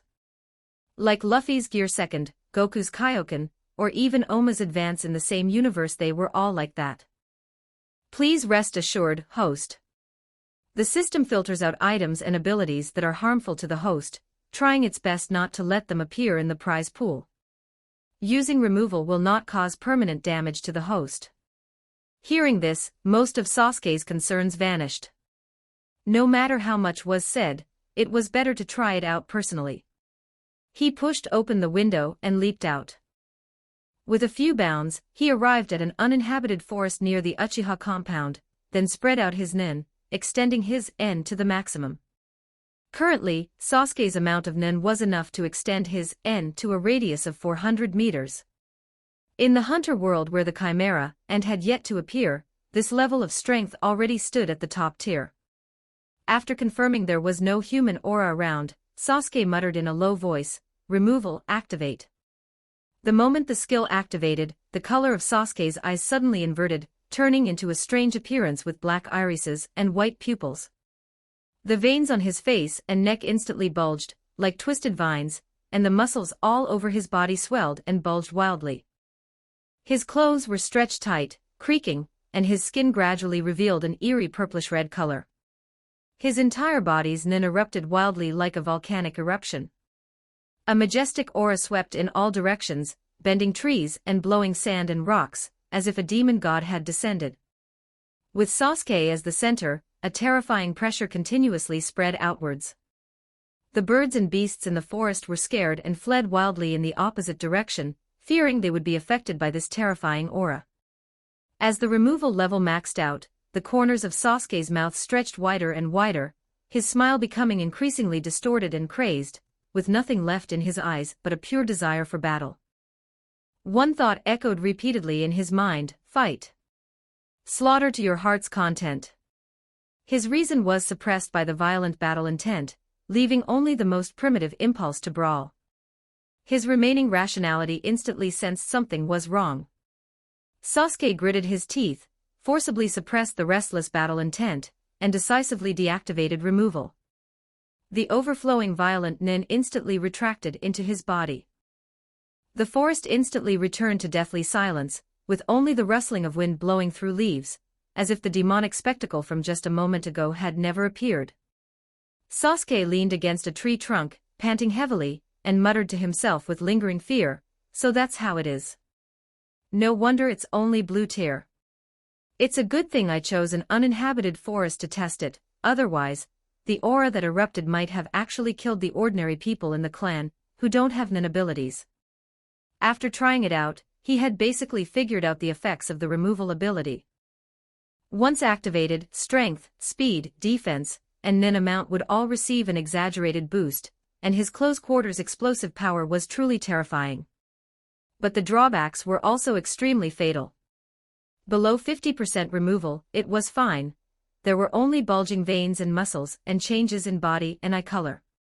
His appearance became a bit uglier, but compared to the boost in power, it was nothing. After the removal level exceeded 50%, the nin would become violent and hard to control, and nin abilities and ninjutsu that required precise control could not be used at all. What was even more deadly was that his temperament would gradually be consumed by battle intent. Although he could still maintain his sanity, his mind would be filled with thoughts of brawling and slaughter, completely losing any room for tactical layout or scheming, turning him into a lunatic who only wanted to fight. For those berserkers who love fighting, this is actually a pretty good skill. But for someone like Sasuke, an old schemer who uses all kinds of tricks even when fighting the Jinei Raiden, this ability is quite useless. It really doesn't fit his fighting style. Unless it was a critical moment, Sasuke didn't really want to use it, and even if he did, it was best to keep it at the 50% state. To prevent making any more noise and disturbing others, Sasuke simply stayed in the forest to continue opening the purple chest. System: open the purple weapon chest. This time, it must yield something useful, Sasuke prayed silently in his heart. Purple weapon chest opened. Congratulations to the host for obtaining the weapon, Yamato from the world of Devil May Cry, finally, a gold tier item. Yamato, that is a legendary weapon capable of cutting through space. I wonder if, no matter how hard the Ant King's shell is, it can withstand Yamato's dimensional slash. 61 Chapter 61 Hunter Exam Companions Reunite Chapter 61 Hunter Exam Companions Reunite Host, would you like to fuse the Yamato with your existing weapon, the Kusanagi sword? The fused weapon will inherit all the abilities and traits of both, and the host may choose one of them as the final appearance of the new weapon. Confirm fusion, select the Kusanagi sword as the final appearance. Weapon fusion complete, please check, host. The Kusanagi sword at Sasuke's waist grew slightly warm, emitting a gentle sensation. He drew the sword to examine it, its appearance remained unchanged. However, the moment his fingers touched the blade, he could feel a completely different, substantial texture. Its sharpness far exceeded what it was before, and he could even faintly sense spatial fluctuations. Moreover, the fused Kusanagi sword had become a system-bound weapon that could be recalled or stored in the system inventory at any time, saving the trouble of carrying it or losing it. He swung his sword rapidly forward, and an invisible cross slash appeared out of thin air. Space was torn into a slender fissure, which then slowly expanded to form a spatial wormhole large enough for one person to pass through. Sasuke stepped into the wormhole. The space around him twisted, and in an instant, he returned from the mountains to his bedroom. The moment he landed, the wormhole closed slowly, leaving no trace behind. This is too amazing, the utility of this ability is maxed out. Sasuke stroked the Kusanagi sword, filled with joy. This spatial ability could not only be used for rapid movement and travel, but if he couldn't win in a fight, he could also hide inside the spatial passage to escape and save his life. Today could be considered a very fruitful day. Sasuke, feeling satisfied, prepared to go to bed when his peripheral vision caught sight of the American-made Smith and Wesson M1917 he had thrown on the floor. Only then did he remember that he had thrown the gun in a fit of rage and forgotten to put it away. He bent down to pick up the handgun, and just as he was about to toss it into his system inventory, he suddenly sensed something was wrong. He remembered throwing it quite hard. The floor even had a shallow dent from the impact, yet the gun body didn't have a single scratch or dent. It was still as shiny as new, perfectly intact. System, what is going on? Please understand, host, that all props or items produced by the system possess an indestructible trait. They will not be damaged regardless of the impact or high temperature they are subjected to. Indestructible. Sasuke's eyes lit up. A bold idea instantly flashed through his mind, and his heart couldn't help but pound. Are bullets also indestructible? Yes, bullets are considered firearm accessories, and also possess the indestructible trait. What would happen if he used this revolver to fire a railgun? The initial velocity would definitely be faster than flicking it with his thumb, and it would also eliminate the precast time of tossing a coin. The reason Sasuke hadn't considered using a firearm to fire a railgun before was that such a gun simply didn't exist in the world, one capable of withstanding the high heat and impact generated when firing a railgun. It would explode the moment before firing. But since this gun could not be damaged, it could perfectly withstand the extreme power of a railgun.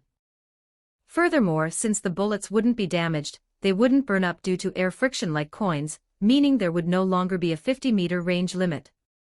Sasuke stared at the American-made Smith and Wesson M1917 in his hand.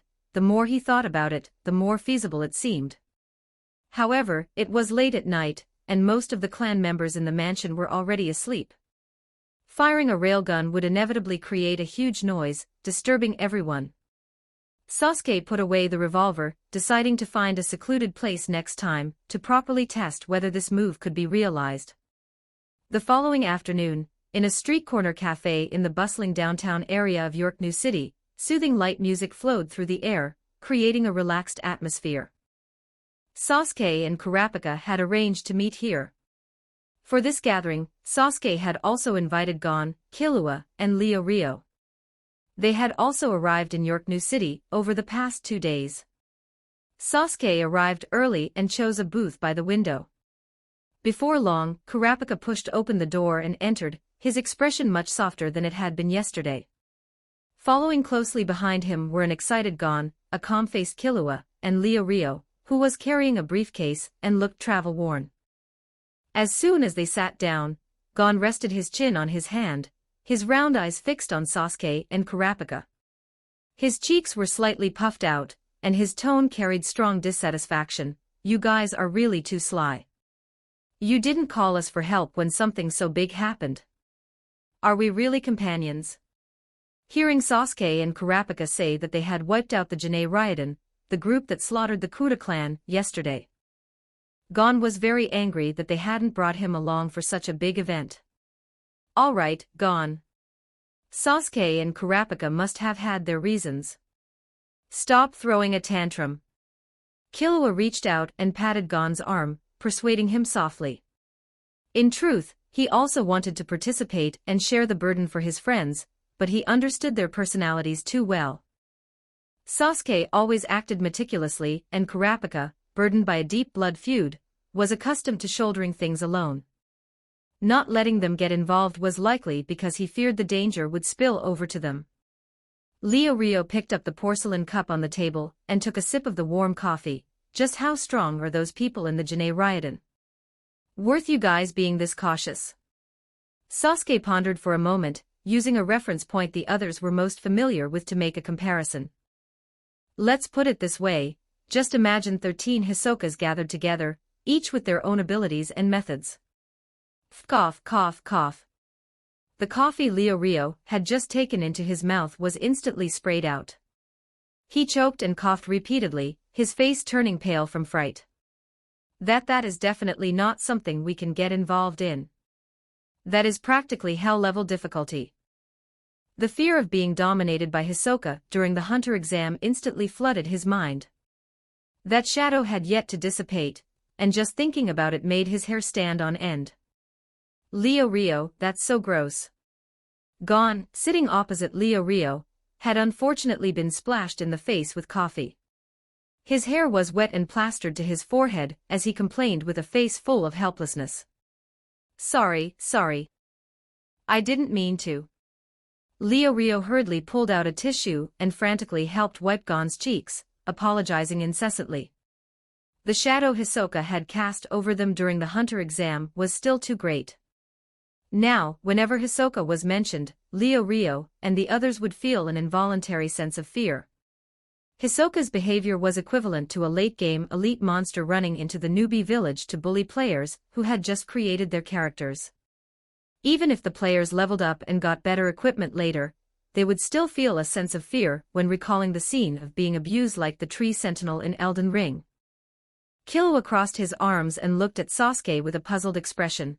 The Jinei Raiden is so powerful, did just you two go to deal with them? He really couldn't figure it out. Even if the two of them were powerful, it was unlikely they could be opponents for 13 top-tier Nen ability users. Not just us, Hisoka was on our side this time as well, acting as a temporary ally. And it wasn't dealing with all of them at once, we created opportunities to defeat them one by one. Sasuke certainly wouldn't take all the credit for himself, although he was the one who solved most of it. No wonder, so Hisoka helped out too. Leo Rio let out a sigh of relief. An enemy he had always feared was now on their side. Suddenly, he felt very reliable. Leo Rio picked up his coffee again to take a sip and asked casually, and then, where is Hisoka? He's dead. Leo Rio sprayed coffee again, this time directly into Gon's face, his voice trembling. Dead. This operation was actually so dangerous. It was definitely the right choice that you didn't call us. Leo Rio, you are definitely doing this on purpose. Gon wiped his face, lines of annoyance appearing on his forehead. This was already the second time. If he kept spraying, he could wash his face with it. I really didn't mean to, this news is just too shocking. Leo Rio looked miserable, apologizing while frantically handing over tissues, extremely embarrassed.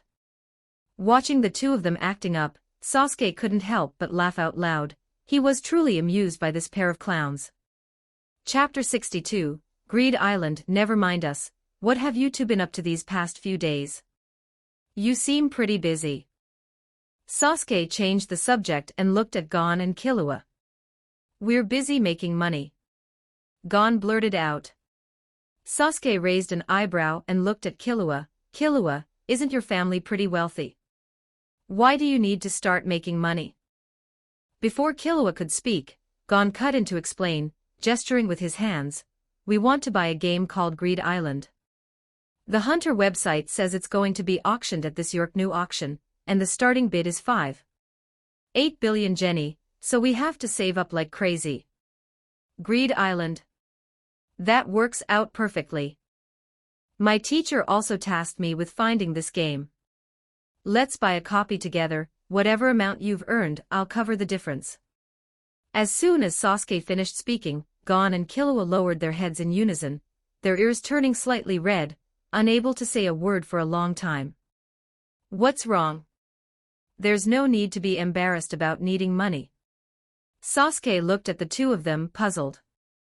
Gon slowly raised his head, held up one finger, and said in a voice as soft as a mosquito's buzzing, "Oh, 1 million Jenny." Sasuke froze, thinking he had misheard, short by 10 million. That's not much. The auction price will definitely be higher, so it's good to have extra money ready. It's not that we're short 10 million, it's that we've only earned 10 million in total. Gon scratched his head, his face full of embarrassment, his voice trailing off. Good grief, how are you two even poorer than when you were at Heaven's Arena? Sasuke was completely speechless, looking at the two of them with a mix of laughter and tears. It's all Killua's fault.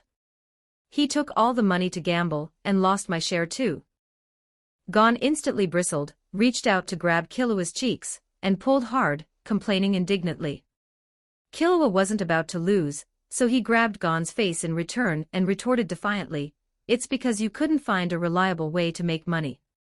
I was just trying to help you save up quickly, my luck was just a bit bad." The two pulled at each other's faces, their cheeks puffed out, neither willing to let go, creating a scene of chaos. "Use more strength. Don't give up." Leo Rio cheered from the side, banging on the table, enjoying the chaos and egging them on.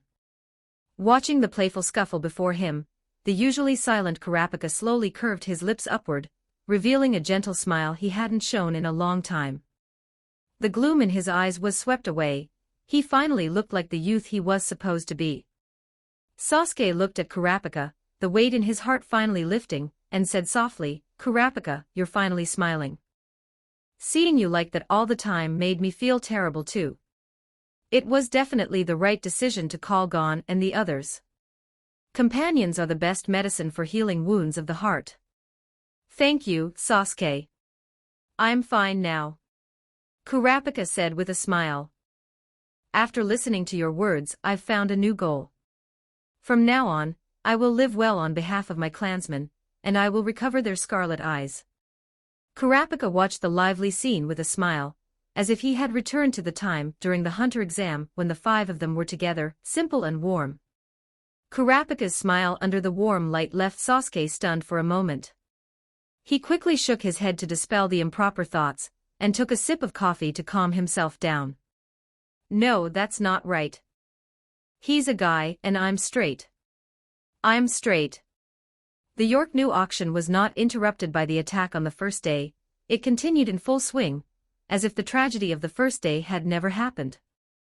The mafia organizations searched for the attackers without success, and since no auction treasures were lost, they simply stopped pursuing the matter, wanting only to finish the auction as quickly as possible to make a profit. Sasuke brought his bodyguard Ken, while Gon and Killua called their new friend Z-Pile. The five of them headed to Hall B of the auction, aiming directly for Greed Island, which was up for bidding today. The auction venue was packed, with big shots from all walks of life filling the seats, dressed in luxury and radiating intimidating auras. A beautiful host in a gorgeous gown stood in the center of the stage and spoke with a smile, "Welcome to everyone here today. The items being auctioned in Hall B are all of a unique style. To be gathered here for these items, all of you could fundamentally be considered eccentrics." The auction officially began, with the beautiful host on stage delivering her opening remarks. It's just that these words sounded a bit strange. With a bunch of big shots in the audience, is it really appropriate to describe them as eccentrics? Please go all out and bid for the items you desire. Now we will immediately present the first item.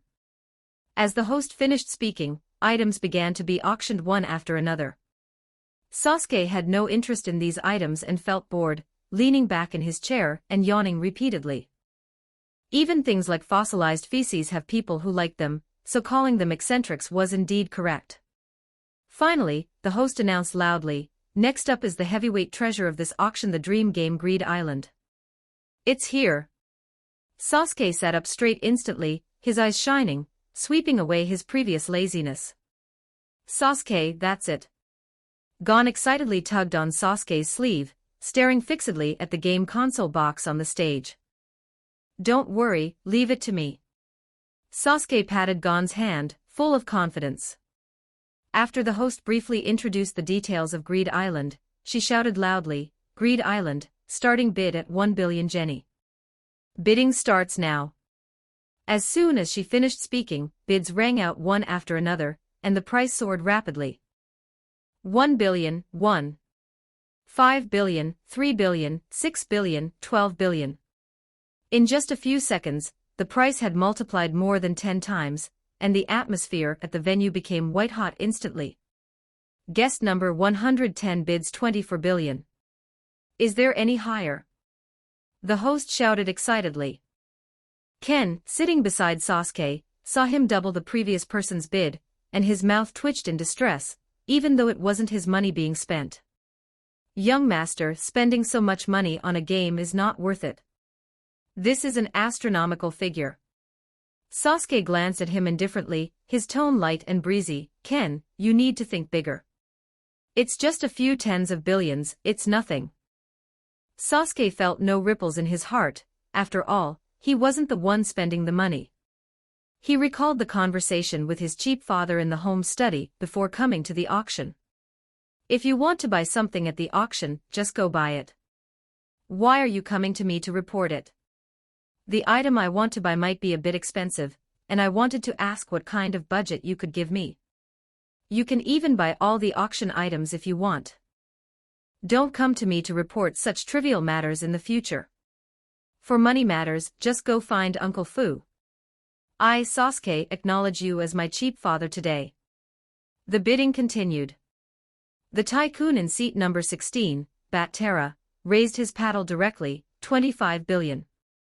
Sasuke followed the gaze and recognized this tycoon, famous for collecting Greed Island games, and raised his paddle again without hesitation. Number 110, 26 billion. Number 16, 30 billion. Bat-Tara was not to be outdone, directly increasing the bid by 4 billion. The venue was in an uproar. This price had long since far exceeded the value of the game itself. Ken was scratching his head in anxiety on the side, feeling distressed, but Sasuke remained calm and raised his paddle. Number 110, 32 billion. Number 110 bids 32 billion. Is there anyone else bidding? The host shouted enthusiastically. Young master. Ken was on the verge of tears, feeling as if his heart was bleeding. No matter how big the perspective was, it was useless. It was all money. This was money he couldn't earn in a lifetime. Sasuke, however, didn't care at all. Selling one's father's land doesn't hurt one's heart, that saying was definitely true. Zeppile secretly leaned toward Gon and Killua, lowering his voice, his eyes full of amazement. This friend of yours is really wealthy and arrogant, isn't he? You must introduce me to him when you get the chance. Gon and Killua also widened their eyes. Although they knew Sasuke's family background was well off, they hadn't expected him to be so extravagant. Bat-Tara stared in Sasuke's direction, fell silent for a moment, and finally put down his bidding paddle. His goal was all the Greed Island games, and there were 6 more to be auctioned later. Spending so much money on the first one was a bit too much, even for his financial strength. Sasuke was different, he only wanted this one, and more would be useless. 32 billion going once. 32 billion going twice. 32 billion going 3 times. Congratulations to guest number 110 for winning Greed Island. The host brought down the gavel, her voice trembling with excitement. Ken, go find Uncle Fu and get the money to pay. Sasuke stood up and brushed off his clothes. Gon, Killua, let's go. There's nothing else I want, and there's no point in watching further.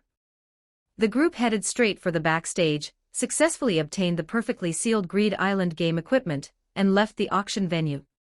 63 Chapter 63 Biscuit's Gift. Chapter 63, Biscuit Kruger's gift returning to the Uchiha estate. Gon looked around curiously and couldn't help but exclaim, Sasuke, your house is way too big. It's amazing. He finally understood why Sasuke could afford so much money to bid on Greed Island. This is nothing, my family's territory is much larger than this. Killua raised his chin and boasted smugly. Most of your family's land is just mountains and forests, there's no comparison. Leo Rio retorted mercilessly, he had, after all, been to the Zoldyck family estate. Why are we talking about this? Aren't we here to study Greed Island? Sasuke didn't want to use his family's influence to compete. These things were all given by the status treasure chests, not something Sasuke had built up himself. Besides, the Uchiha clan was just wealthy. In terms of strength, who could compare to the Zoldyck family? Arriving at Sasuke's room, the four of them took out the Greed Island equipment, placed it on the table, and carefully examined the interface. Besides the occupied ports, there are 5 slots left. One is reserved for my teacher. Rio, do you want to play too? Kurapika was currently fully devoted to searching for the Scarlet Eyes, and had no interest in playing games, so Sasuke didn't include him. Rio waved his hand and picked up his briefcase. I won't join in the fun. I have to take the medical license exam soon, so I need to hurry up and study. I just came over to see you guys. What about you two? Are you going into the game now? Hearing Leorio's refusal, Sasuke turned to ask Gon and Killua. I want to see what the game Jing left behind is actually like. Gon's eyes sparkled with anticipation. The auction house included memory cards. Take one each. Sasuke handed over 2 memory cards. I don't need one.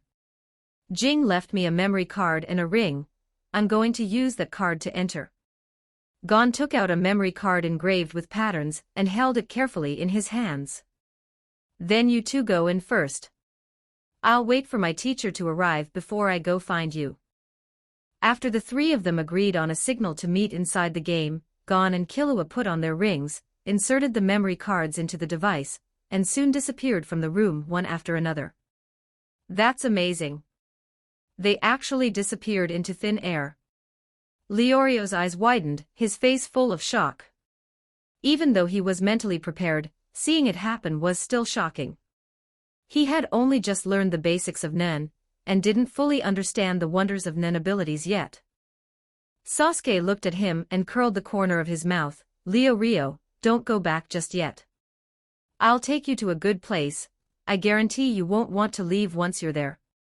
Hearing Sasuke's words, Leorio's mind instantly went to the gutter. His cheeks flushed and his expression was conflicted yet determined. No, I'm not ready for that kind of thing. I still have to prepare for my medical license exam. Maybe trying it out a little bit is okay, just once. As if having made up his mind, Rio said with a serious expression, let's go, Sasuke. Sasuke cast a sidelong glance of disdain at Rio. They were both men. Don't think I don't know what you're thinking. What are you thinking? It's a proper place. Just follow me and you'll see. Sasuke led Rio to the library deep within the Uchiha estate. Pushing open the heavy doors, the vast sea of books instantly left Rio dumbfounded. How is it? Shocking, right? I was shocked too when I first came here. Didn't you want to study medicine? Old Shu, take him to the medical books section, and let him look at whatever he wants. This time, Sasuke called over Old Shu, the library manager, to avoid making another trip. Yes, young master. Old Shu bowed and led the still-dazed Rio toward the bookshelves. Sasuke, you really are my best friend. Thank you so much. Rio was so excited he hugged Sasuke, tears almost streaming down his face. These medical books were exactly the materials he needed most right now. In this world, knowledge was heavily restricted by the upper echelons, and held by only a few. It was difficult for ordinary people without money to access professional knowledge. Otherwise, Rio wouldn't have wanted to obtain a hunter license before taking the medical license exam. Don't be so mushy. Just consider it me investing in you, a future famous doctor. Sasuke couldn't handle a hug from a grown man, and quickly pushed Rio away. If it had been Kurapika, he might have been able to accept it. Over the next few days, Rio completely immersed himself in the sea of books, studying medicine without eating or sleeping. Sasuke finally received news that Biscuit Kruger had arrived in York New City, and immediately sent someone to bring her to the estate. Sasuke, did you miss me? The door was pushed open, and a petite, cute figure rushed in. Biscuit Kruger opened her arms and pounced towards Sasuke with a smile. Sasuke pushed Biscuit Kruger away with clear disgust, even though she looked petite and cute on the outside. But Sasuke, having seen her actual muscle biscuit form, felt a bit weirded out and really couldn't accept such intimacy. Just talk, don't be hugging and holding me. Ken, who was nearby, quietly leaned over to Sasuke, lowered his voice, and looked worried. Young master, this girl looks too young. It won't look good if word gets out. What nonsense are you spouting? She is my teacher, Biscuit Kruger. Sasuke explained helplessly. It's actually teacher-student roleplay. Ken's eyes went round, his face full of shock. Do young people these days play like this now? Sasuke kicked Ken away, his face darkening. Shut your stinking mouth. If you can't talk properly, then don't talk at all. I was wrong, young master. I won't say such things again. Ken apologized at lightning speed and shrank to the side, not daring to make a sound, though Sasuke felt he would definitely do it again next time. Biscuit Kruger felt the powerful aura emanating from Sasuke, and looked at him in surprise. Sasuke, it hasn't been long since I last saw you. Your nen has actually become this strong. Just looking at the aura Sasuke was emitting now, Biscuit Kruger felt that Sasuke might be even stronger than her. She was truly a failing teacher. What's the matter? Don't you have anything to say upon seeing your teacher? Seeing Sasuke say nothing, just quietly reaching out his hand and staring straight at her. Biscuit Kruger paused for a moment, then realized and smilingly slapped him. You brat, you're only thinking about the gift. You really don't move without profit. She took out a gemstone and handed it to Sasuke. Take it, this is a thunderstone. Sasuke took the gemstone and examined it carefully.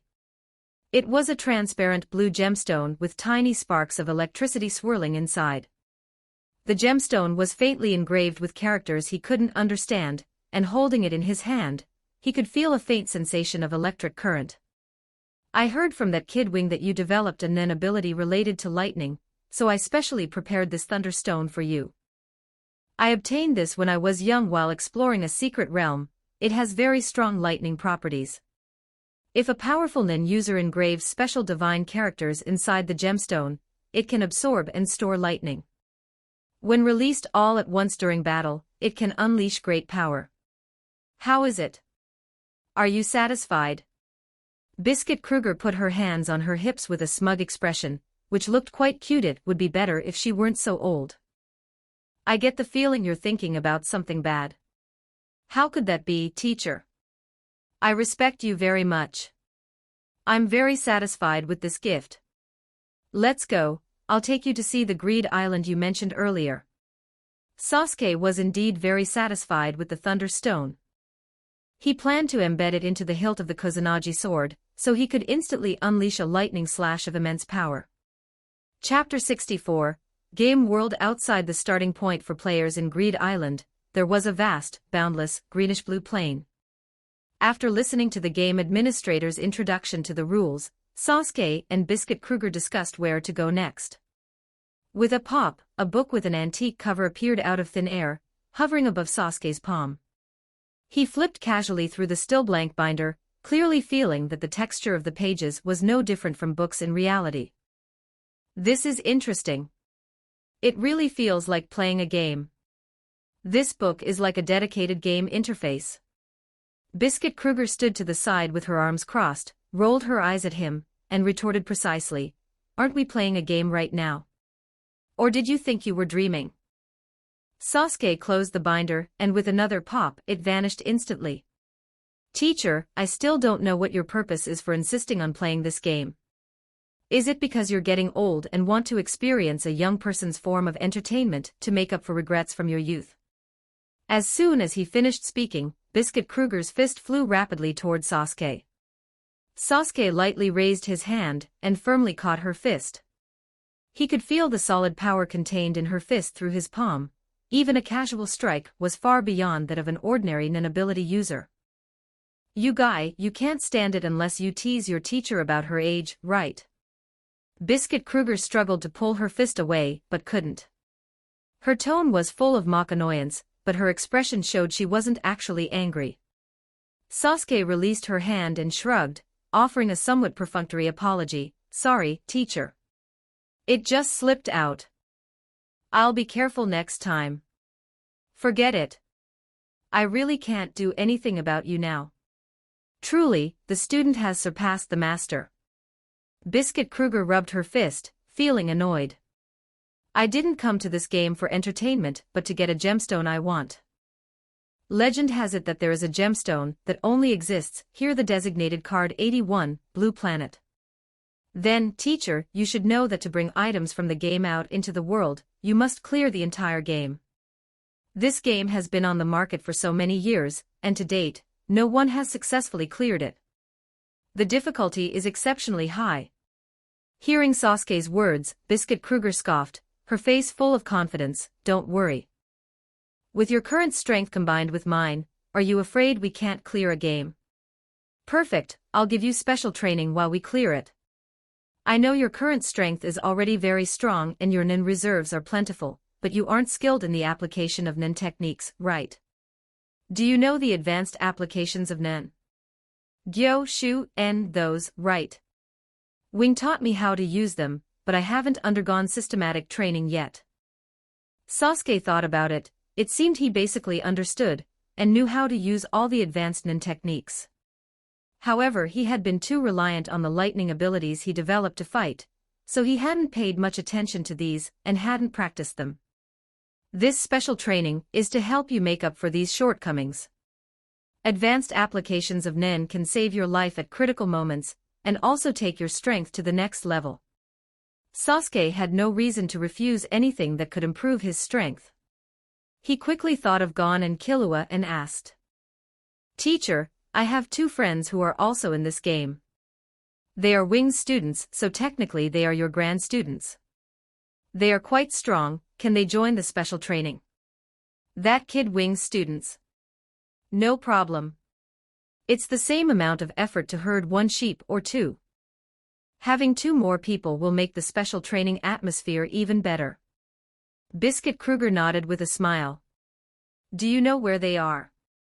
Before entering the game, we agreed to leave special marks at places we pass through to indicate where we're going.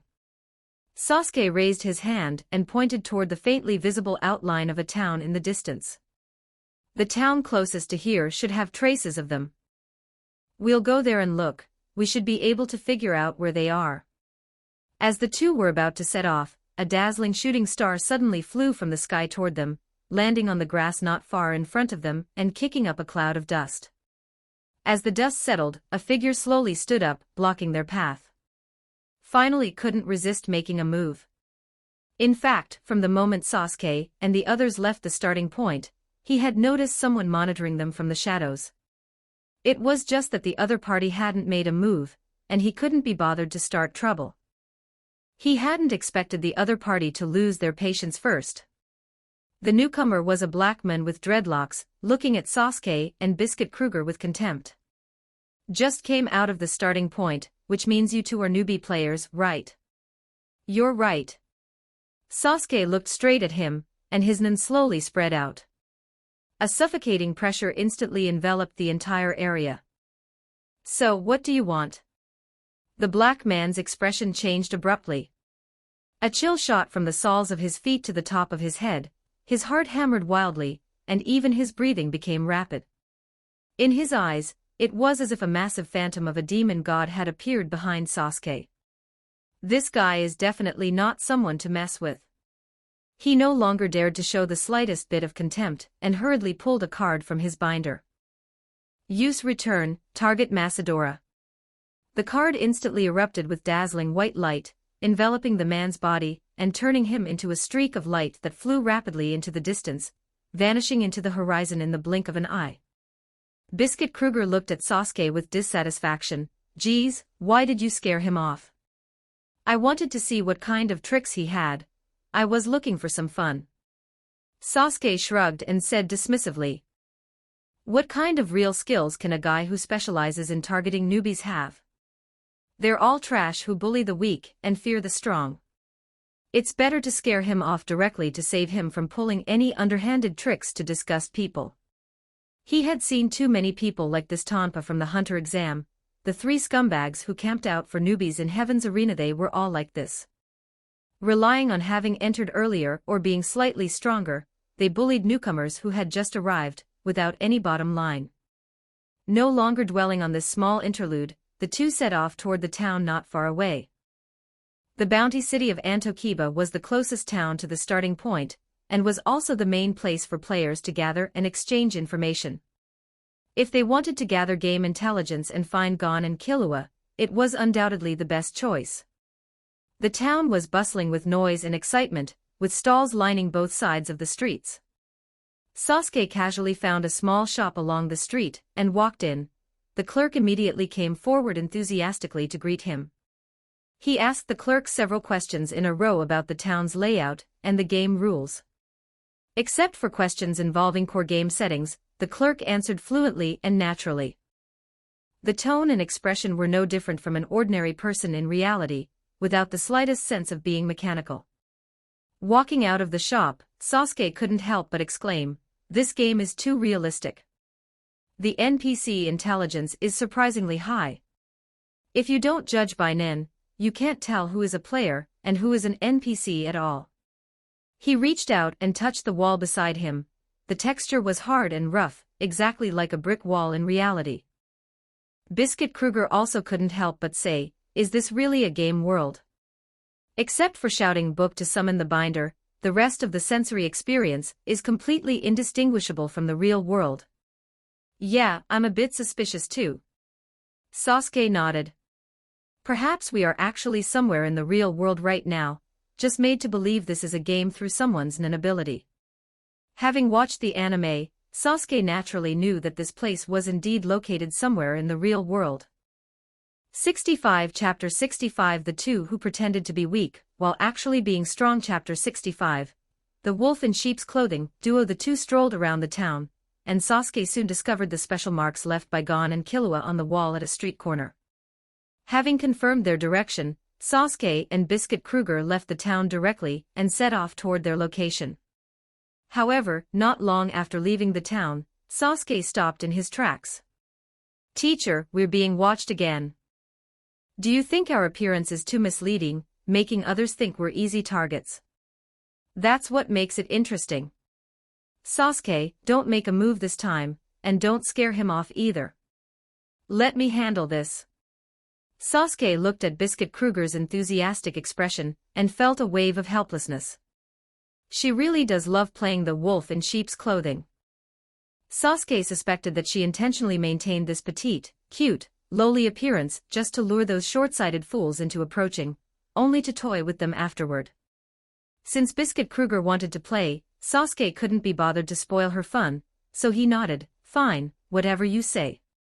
I won't intervene this time, and I won't scare him off either." To lure out the person following them, Sasuke and Biscuit Kruger purposely walked toward a secluded, uninhabited suburb. After walking for about a quarter of an hour, when no other pedestrians could be seen around, a shrill, strange laughter suddenly came from the bushes ahead. Then, a man jumped out of the bushes and blocked their path. He, you two brats are really unlucky to have run into me." The man held a strangely shaped pair of scissors in his hand, with dark red stains on the blades. Biscuit Kruger immediately feigned fear and hid behind Sasuke, clutching his sleeve tightly with both hands. "Aya, there's a bad guy. Sasuke, what do we do? Let's run." Her body trembled slightly, her head buried in Sasuke's back, looking weak, helpless, and on the verge of tears, a complete contrast to her enthusiastic demeanor just moments ago. Sasuke suppressed his laughter, put on a fearful expression, and deliberately spoke with a trembling voice, Who are you? Why are you following us? We didn't provoke you, stay back." Biscuit Kruger's acting was too realistic. It was a pity she wasn't an actress. Since she wanted to act, he would play along and see it through to the end. He, remember this, I am the scissor maniac, Binolt." The man laughed triumphantly, his eyes staring greedily at Biscuit Kruger. "I love eating women's flesh the most. Kid, hand over the girl behind you, and I can spare your life and let you go." Sasuke feigned hesitation, his eyes flickering. Really? If I hand her over, you'll let me go?" "Sasuke, don't abandon me." Biscuit Kruger immediately cried out, clutching Sasuke's arm tightly, tears streaming down her face like rain. "I'm scared, don't leave me alone." Get lost. Sasuke's expression suddenly changed. He shoved Biscuit Kruger away, lifted his foot, and kicked her in the backside, sending her toward Binolt. He then turned and ran, looking like a coward afraid of death. Biscuit Kruger fell heavily to the ground and rubbed her backside, which stung from the kick. That kick wasn't acting at all, it was so forceful, it was clearly an act of revenge. She suppressed her anger, continued to maintain her weak appearance, and lay on the ground, sobbing quietly. He, what a heartless little boyfriend. Binolt watched this scene, and laughed even more wantonly. Don't worry, once I eat you, little beauty, I'll immediately chase after him and kill him too, sending you both to hell together. As he spoke, he gently licked the scissor blade with his tongue, his eyes sinister.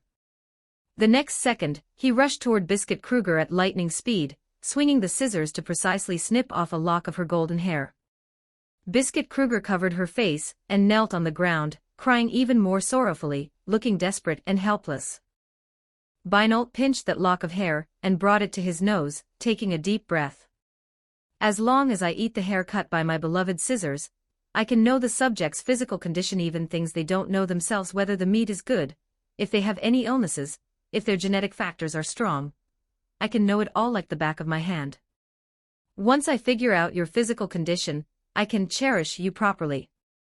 After saying this, he stuffed the lock of hair into his mouth and began to chew slowly. But halfway through chewing, his expression suddenly changed, his eyes filled with shock and disbelief, and the hair in his mouth fell out. Actual age, 57. Binolt's eyes widened as he stared fixedly at Biscuit Kruger, his voice trembling. And no, this can't be. What kind of body is this, tempered through thousands of trials? This is definitely not the body of an ordinary girl.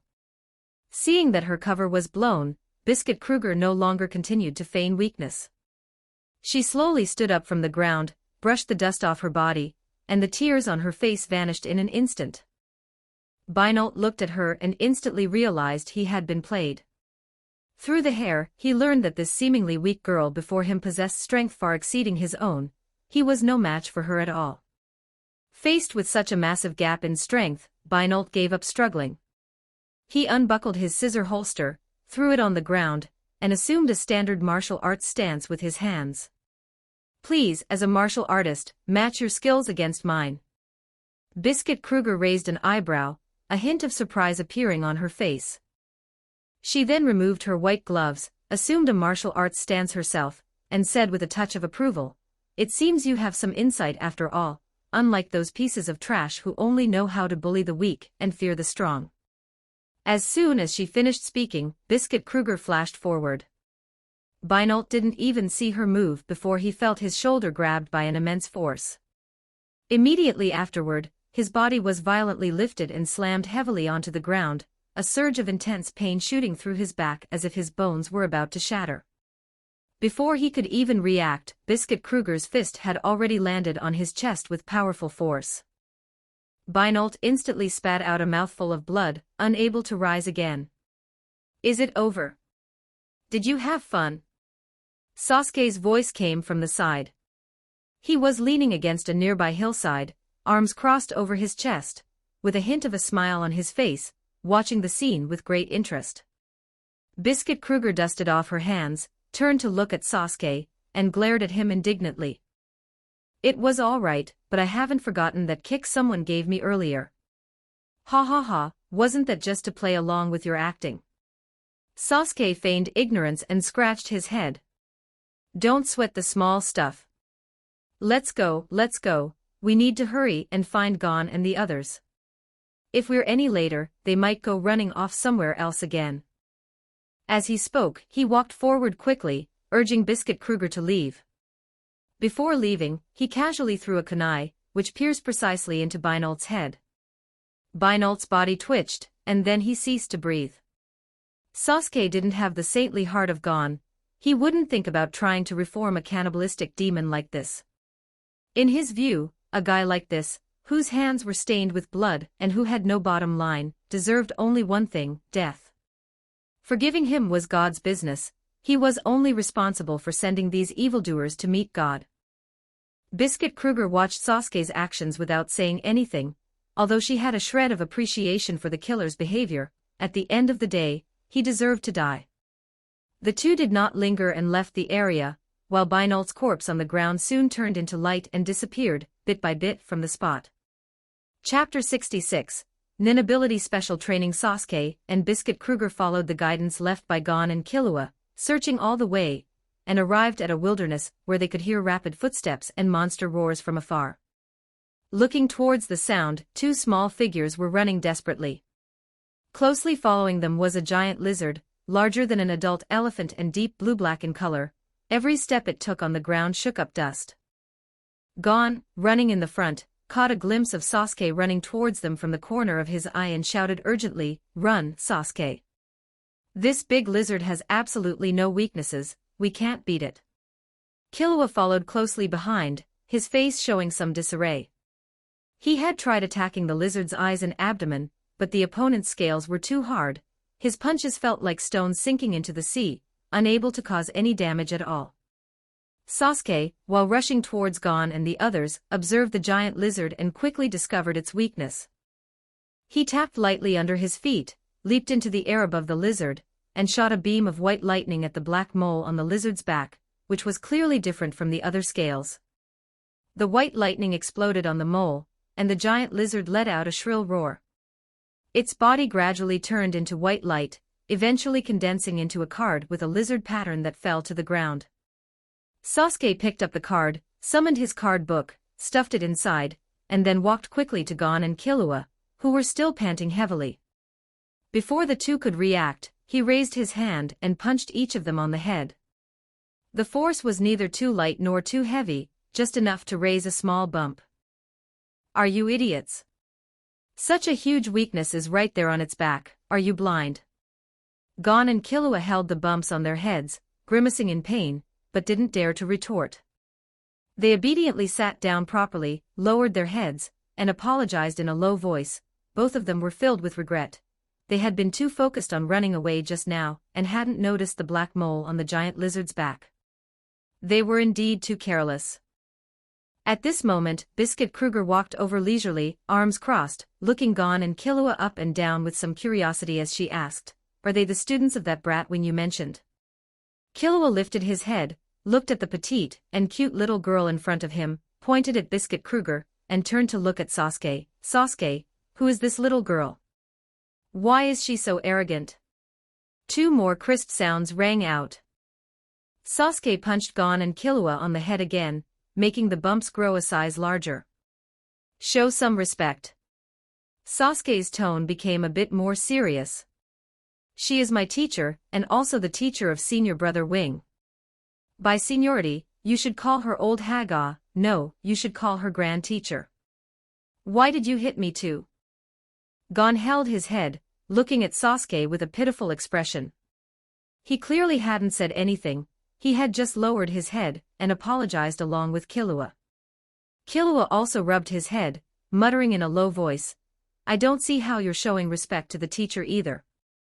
You just called her an old hag, didn't you?" His voice wasn't loud, but it was just enough for Biscuit Kruger to hear. Biscuit Kruger's face darkened instantly, veins bulging on her forehead, her eyes filled with fury. That detestable brat Sasuke actually dared to call her an old hag. If she couldn't reach him, she would have liked to give him a punch on the head too. Sooner or later, she would teach him a lesson, and let him know how powerful a teacher could be. After a brief introduction, Biscuit Kruger proposed testing Gon and Killua's strength. She didn't make a move herself, just asked them to demonstrate their nin ability separately, and had them engage in a simple spar. After the test, a satisfied smile appeared on Biscuit Kruger's face. In her eyes, Gon and Killua were like two unpolished gemstones. With a little carving, they would immediately bloom with dazzling brilliance. Although their talent might not compare to a monster like Sasuke, who was rarely seen in 100 years, it was precisely because of this that teaching them was more fulfilling. Sasuke was too monstrous, he understood many techniques at a single hint, and could even draw inferences about other cases, not requiring her to spend much effort at all. But Gon and Killua were different. They had potential and resilience. Only by watching them improve bit by bit could she truly feel the value of being a teacher.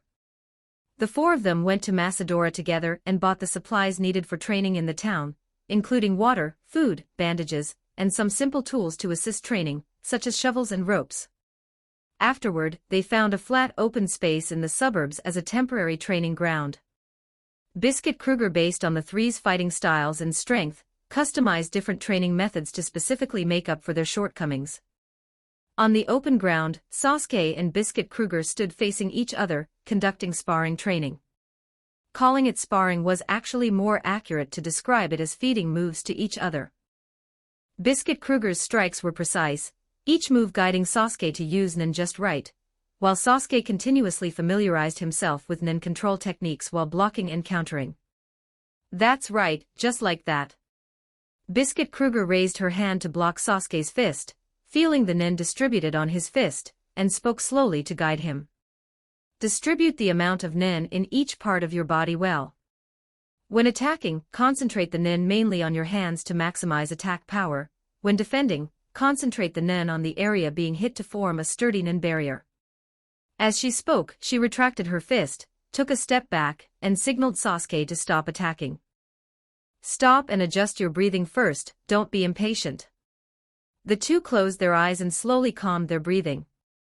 A moment later, Biscuit Kruger opened her eyes, a look of approval on her face. Very good, Sasuke, you have mastered flow quite proficiently. She turned and walked to Gon and Killua, who were not far away. They were slumped on the ground, drenched in sweat. 2 deep tunnels had been dug nearby, obviously having just completed the hole digging task assigned by Biscuit Kruger. Biscuit Kruger put her hands on her hips and asked, "How did your hole digging go? Did you reach the distance I required?" Gon and Killua lifted their heads weakly and replied, "Finished." Digging tunnels seemed simple, but it actually required precise control of nin, using envelop to wrap nin around the shovel and digging the soil bit by bit. In less than half an hour, both of them had exhausted their nin, and were physically exhausted. Biscuit Kruger suddenly raised a finger, her eyes sweeping over the two. Number 5. Number 5. The two spoke almost simultaneously, their voices tinged with a hint of urgency, both wanting to answer before the other. Biscuit Kruger nodded and announced calmly, "Killua was faster. Gon, you do 200 push-ups, no slacking off." "Damn it, just 1 step slower." Gon slapped the ground in frustration, looking unwilling, but still obediently lay on the ground and started doing push-ups with difficulty. According to the plan, Biscuit Kruger methodically guided Sasuke, Gon, and Killua in their training. During the day, they polished their nin techniques, practicing the application of gyo, envelop, and flow. At night, Gon and Killua took advantage of their rest time to try developing their own special moves.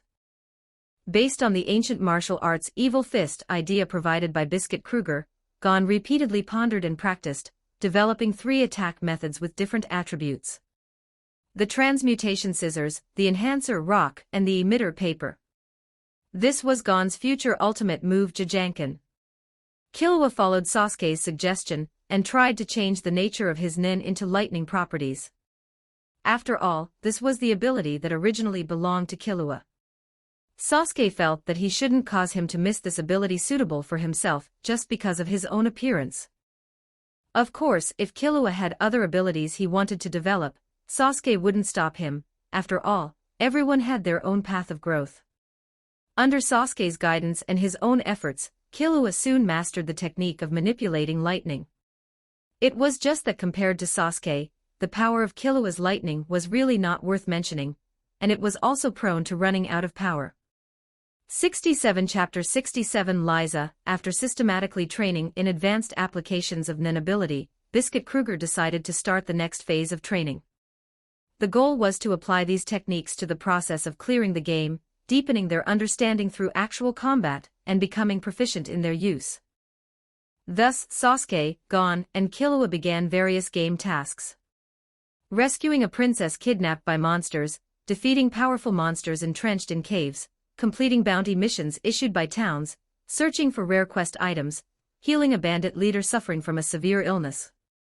Through these repeated quests, Sasuke truly felt the joy of playing the game.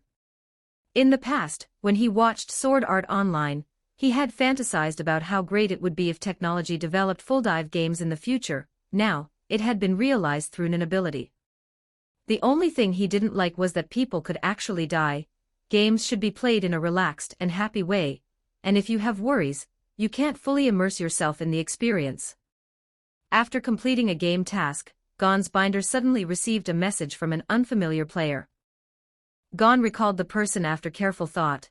It was one of the players who had stolen their important cards when he and Killua first entered the game. The other party stated their purpose directly in the message.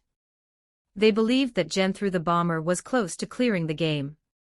If he succeeded in clearing it, other players would never again have the chance to obtain the rare cards in the game. Therefore, they hoped to unite with other players to stop Genthru the Bomber. Currently, they had already contacted several groups of players, and were preparing to meet on the outskirts of Macedora to discuss countermeasures. Gon put away his binder, turned to look at Sasuke and the others, his face showing some hesitation. Sasuke noticed his expression and asked, "Do you know this Genthru the Bomber? Before you entered the game, some players came to invite us to form a player alliance to clear the game together, and the leader of that alliance was Genthru the Bomber. We didn't agree, and later we heard that all the players who participated in that alliance were killed by Genthru the Bomber." Killua leaned against a tree trunk and briefly introduced the information they knew about the bomber to Sasuke. "What do you think about this gathering?" Gon looked at Sasuke, Biscuit Kruger, and Killua, wanting to hear their opinions. He was a bit wavering in his heart. He didn't want to cooperate with people who had cheated him before, but he also wanted to stop Genthru the Bomber from clearing the game, yet he was worried this was a trap set by the other party. Sasuke pondered for a moment and slowly said, "I think we can agree, this doesn't have any downsides for us. We can gather more intelligence about Genthru the Bomber through this gathering, and we can also learn about the current card collection progress of other players. Besides, with our current strength, even if they pull any dirty tricks, we can handle it, there's no need to fear them." Biscuit Kruger nodded, agreeing with Sasuke's view. "That's right, gathering more intelligence will also help us with our subsequent clearance. Even if there really is a trap, it will just be a good opportunity to practice and see the results of your training during this period." Killua did not object either. He also wanted to see if those players who had once stolen their cards had any ulterior motives. Seeing that his companions all agreed, Gon replied to the other party and accepted the invitation to the gathering. After agreeing on the time, the four packed their things and set off for the outskirts of Macedora. By the time they arrived at the designated location, several groups of players were already waiting there, about a dozen people, gathered in twos and threes, all from different player teams. As soon as Biscuit Kruger arrived at the gathering, her eyes rolled, and she immediately pretended to be weak, hiding behind Sasuke, grabbing his sleeve tightly with both hands, her voice soft and carrying a hint of fear. "I'm so scared, Sasuke, there are so many people here, you have to protect me." "Stop acting cute, you old hag, it's disgusting."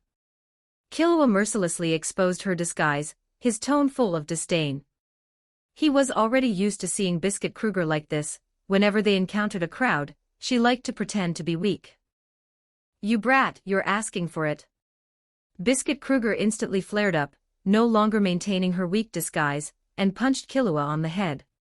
Killua was sent flying instantly, a large bump immediately swelling on the top of his head. Biscuit Kruger stood with her hands on her hips, looking triumphant. "I can't do anything to Sasuke right now, but can't I handle you, little brat?" A man wearing a fur coat and a fur hat walked out and said, "Since everyone is here, let's begin." Apparently, he was the initiator of this gathering, and the one who had contacted the other players. Sasuke looked around, his gaze quickly sweeping over all the players present, and immediately sentenced this alliance to death in his mind. Most of these people had chaotic auras and weak nen, and it was obvious they were a rabble without any real strength. Only one man in a black jacket with a crew cut could barely be considered to have some strength. It was impossible to accomplish anything big by uniting with such a group of people, and trying to stop Genthru the Bomber was even more of a fantasy. He turned to look at Biscuit Kruger, and the two exchanged a glance, both seeing the same thought in each other's eyes. and shook their heads inconspicuously. They silently decided to just observe the whole time, not get involved in their discussions, and only be responsible for gathering intelligence. In the time that followed, everyone gathered together, discussing countermeasures in a cacophony of voices. The four of them remained silent throughout. After arguing for more than an hour, they finally reached a consensus to head to Safrabi to obtain the card, a coastline of 1 Pyong, which was currently held by no one. Only by obtaining this card could they seize the initiative and prevent Gen through the bomber from collecting all the cards. The group used a company to fly to Safrabi. A flash of white light, and everyone instantly disappeared from the spot. When they appeared again, they had already arrived at the outskirts of Safrabi. After splitting up to inquire, they learned about the gathering place of Razor, and the 14 devils based on the quest guide. The group arrived at a huge, hidden building on the island, with 2 guards wearing clown hats at the entrance. After confirming their intentions, the guards didn't say anything and directly opened the heavy iron gate to let them in. Inside the iron gate was a huge space similar to a gymnasium, with all kinds of sports facilities and equipment. A man wearing a white sports shirt, with a physique as sturdy as an iron tower, was squatting and lifting weights on the side. He squinted his eyes, radiating a powerful aura, and one could tell at a glance that he was not an ordinary person. From the attitude of the underlings around him, it was clear that he was the boss of this group, Razor. Seeing someone come in, Razor put down the dumbbell in his hand and slowly stood up. Then he walked towards the players step by step, each step carrying a powerful sense of oppression. Razor walked in front of the player team, and looked at Sasuke. At first sight, the two subconsciously locked eyes. A flash of surprise passed through their eyes, both could feel the powerful Nen on the other, and a thought arose in their minds simultaneously: this guy is not simple. Sasuke actually didn't like to play the pig to eat the tiger. The previous time was purely to cooperate with Biscuit Kruger's acting.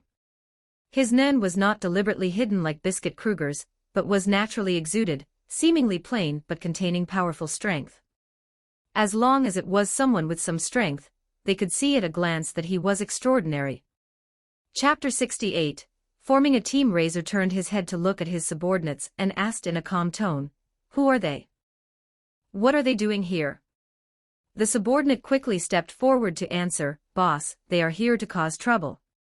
It seems they want to drive us out of Safrabi." Razor nodded without the slightest hint of anger. "Since they are here to cause trouble, let us start the competition quickly. Both sides will field 15 people as representatives to compete. 1 win per person, and the first side to achieve 8 wins wins the competition. We will decide the competition format. If you win, we will leave this island." He did not waste words and announced the competition rules directly, like a programmed NPC. Seeing this, Sasuke quietly pulled Biscuit Kruger, Gon, and Killua aside and whispered instructions. "When the competition starts later, just choose any event to participate in. You don't need to deliberately try to win, just gather information. Given the strength of our temporary team, it is impossible to clear this dungeon, so there is no need to waste effort." Gon, Killua, and Biscuit Kruger nodded in tacit agreement. They also saw that this temporarily assembled team was completely inadequate and had no hope of winning.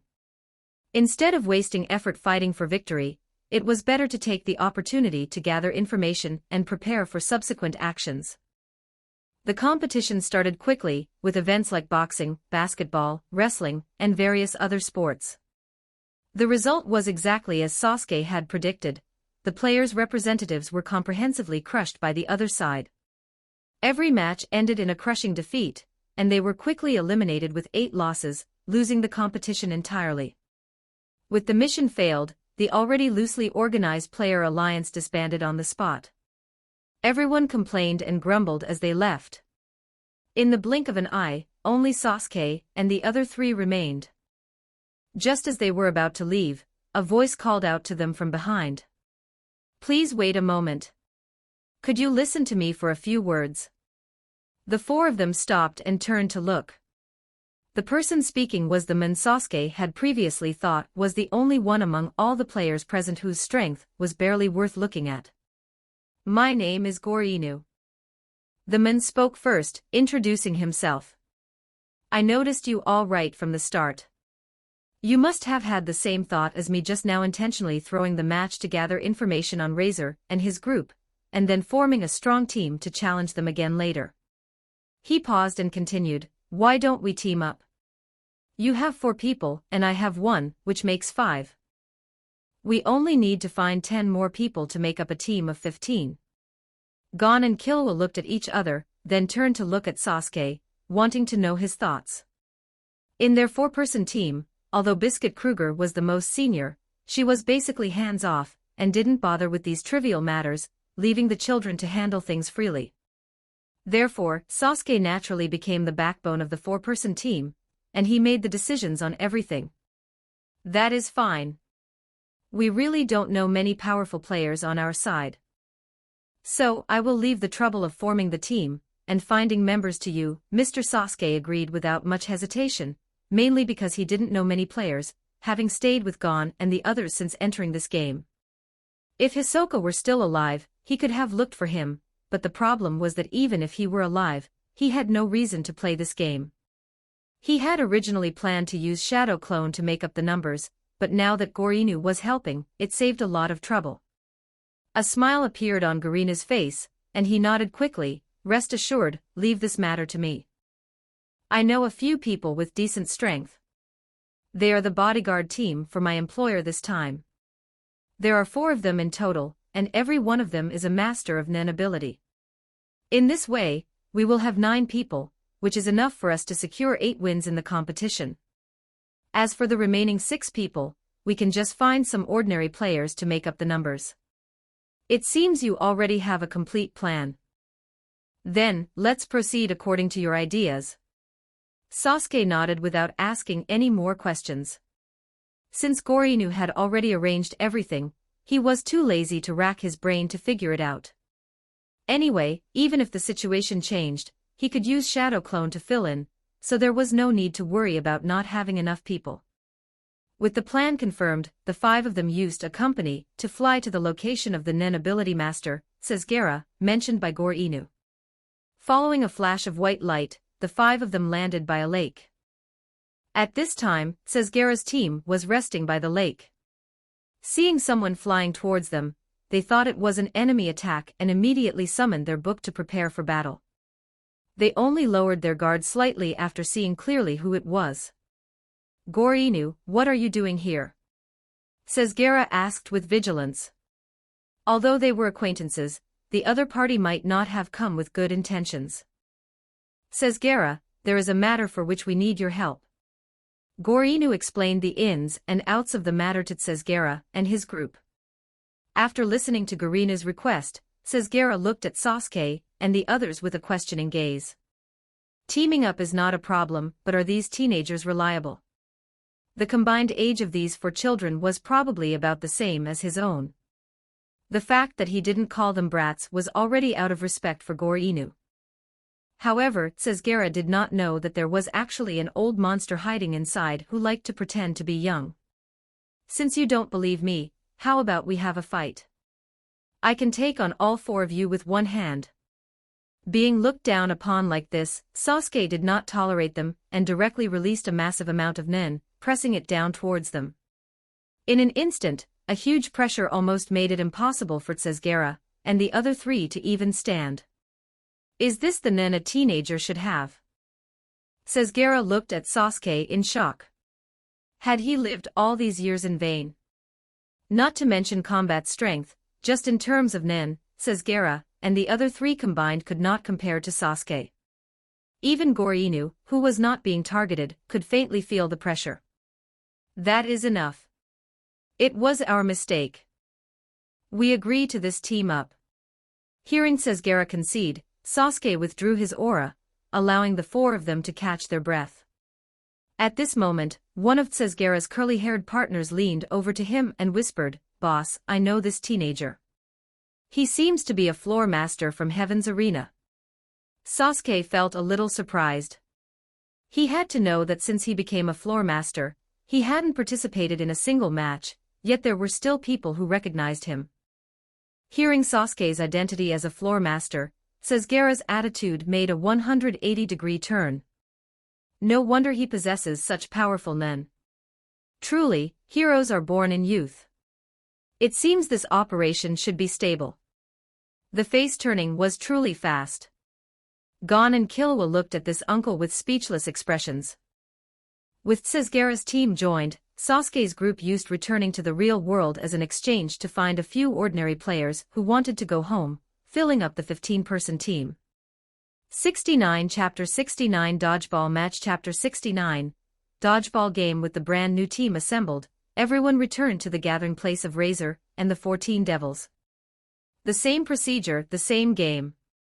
However, the situation this time was completely different from the last. Sasuke's three partners displayed formidable strength right from the start, cleanly and efficiently securing 3 wins. Just as the situation was looking promising for the players, one of Razor's subordinates named Bapobo suddenly harbored disloyal thoughts, and wanted to take the opportunity to mutiny. He shouted, inciting others to rebel with him, and break free from Razor's control. Of course, no one was foolish enough to want to follow him in his defection. Before Bapobo could make any further moves, a nin bullet had already condensed in Razor's palm, and with a casual flick, he shot through his skull. The bloody scene of blood splattering and the skull shattering instantly terrified the players who had come just to make up the numbers, turning their faces pale as they turned to flee. Gorinu hurried forward to persuade them, repeatedly assuring them that they wouldn't need to participate, and only then did these people barely calm down. They were only there to make up the numbers so they could smoothly return to reality. No one wanted to lose their life for no reason. The next item is my event, a dodgeball game with 8 players on each side. After the farce of his subordinate's betrayal, Razor didn't waste any more time. He skipped the other underlings game events and announced on the spot that the 8v8 dodgeball game would begin. As his voice fell, 8 humanoid nin beasts of varying sizes appeared out of thin air, each marked with a number from 0 to 7, standing neatly behind him.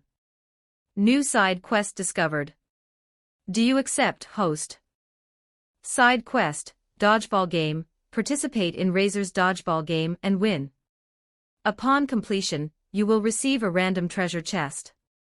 Sasuke had originally intended to participate in this game. There was no reason to refuse a free reward, so he confirmed it in his mind with almost no hesitation. Wait a moment, if there are 8 people, how is the winner decided? Isn't it 1 win per person? If we win this game, does it count as 1 win or 8 wins? Gorinu questioned Razor. He had to confirm the rules to better arrange their tactics.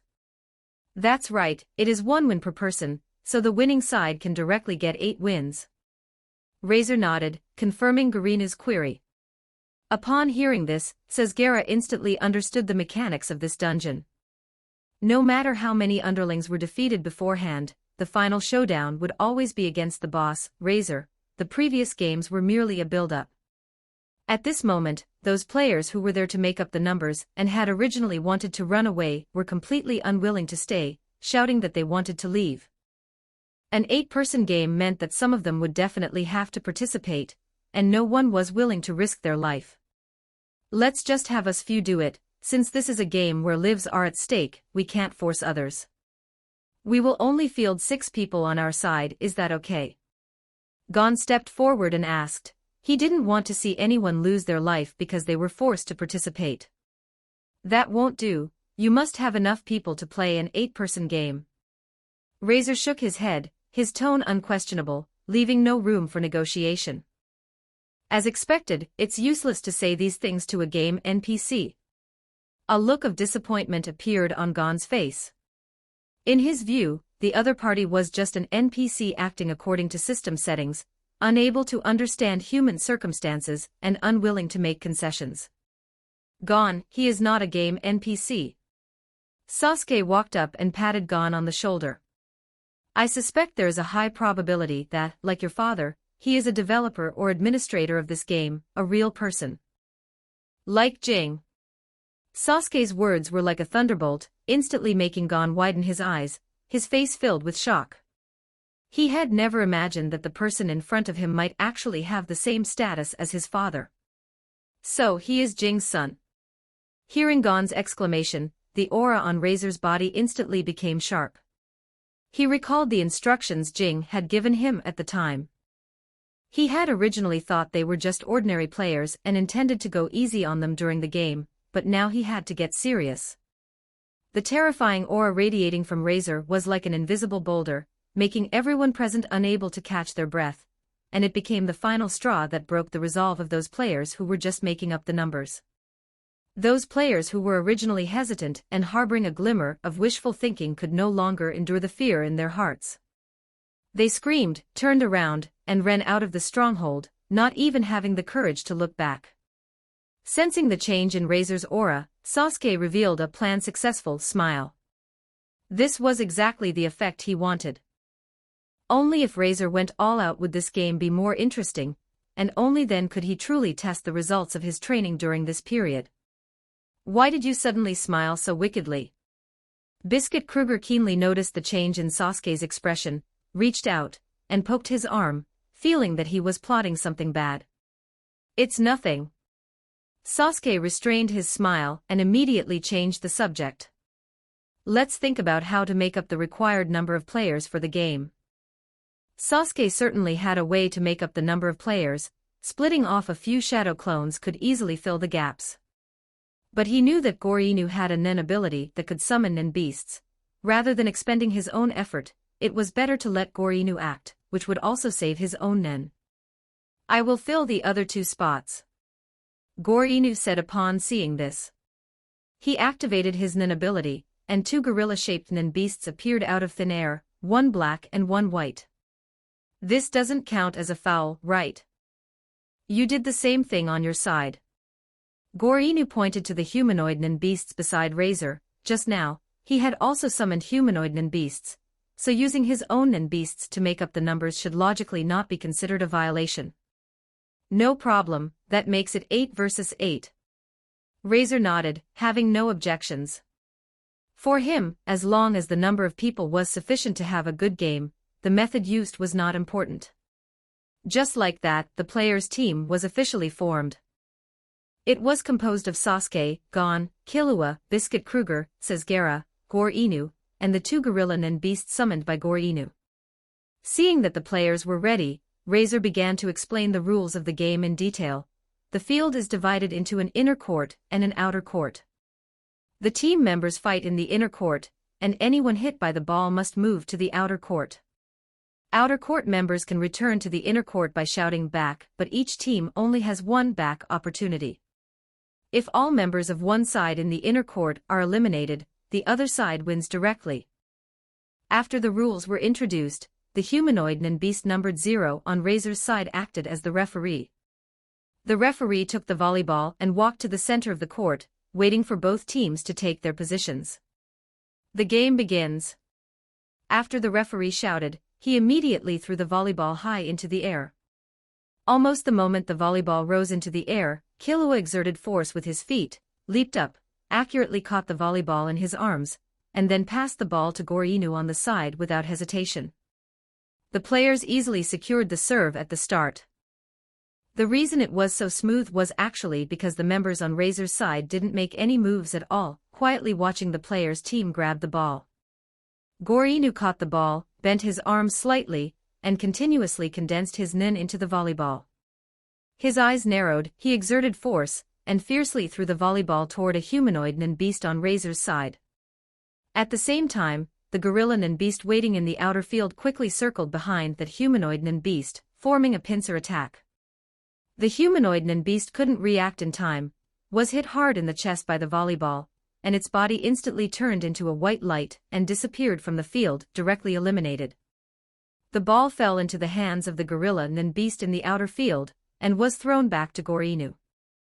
Repeating the same process, Goryeo controlled the gorilla nen beast again, coordinated his attack, and threw another ball, accurately hitting another nen beast on Razor's side.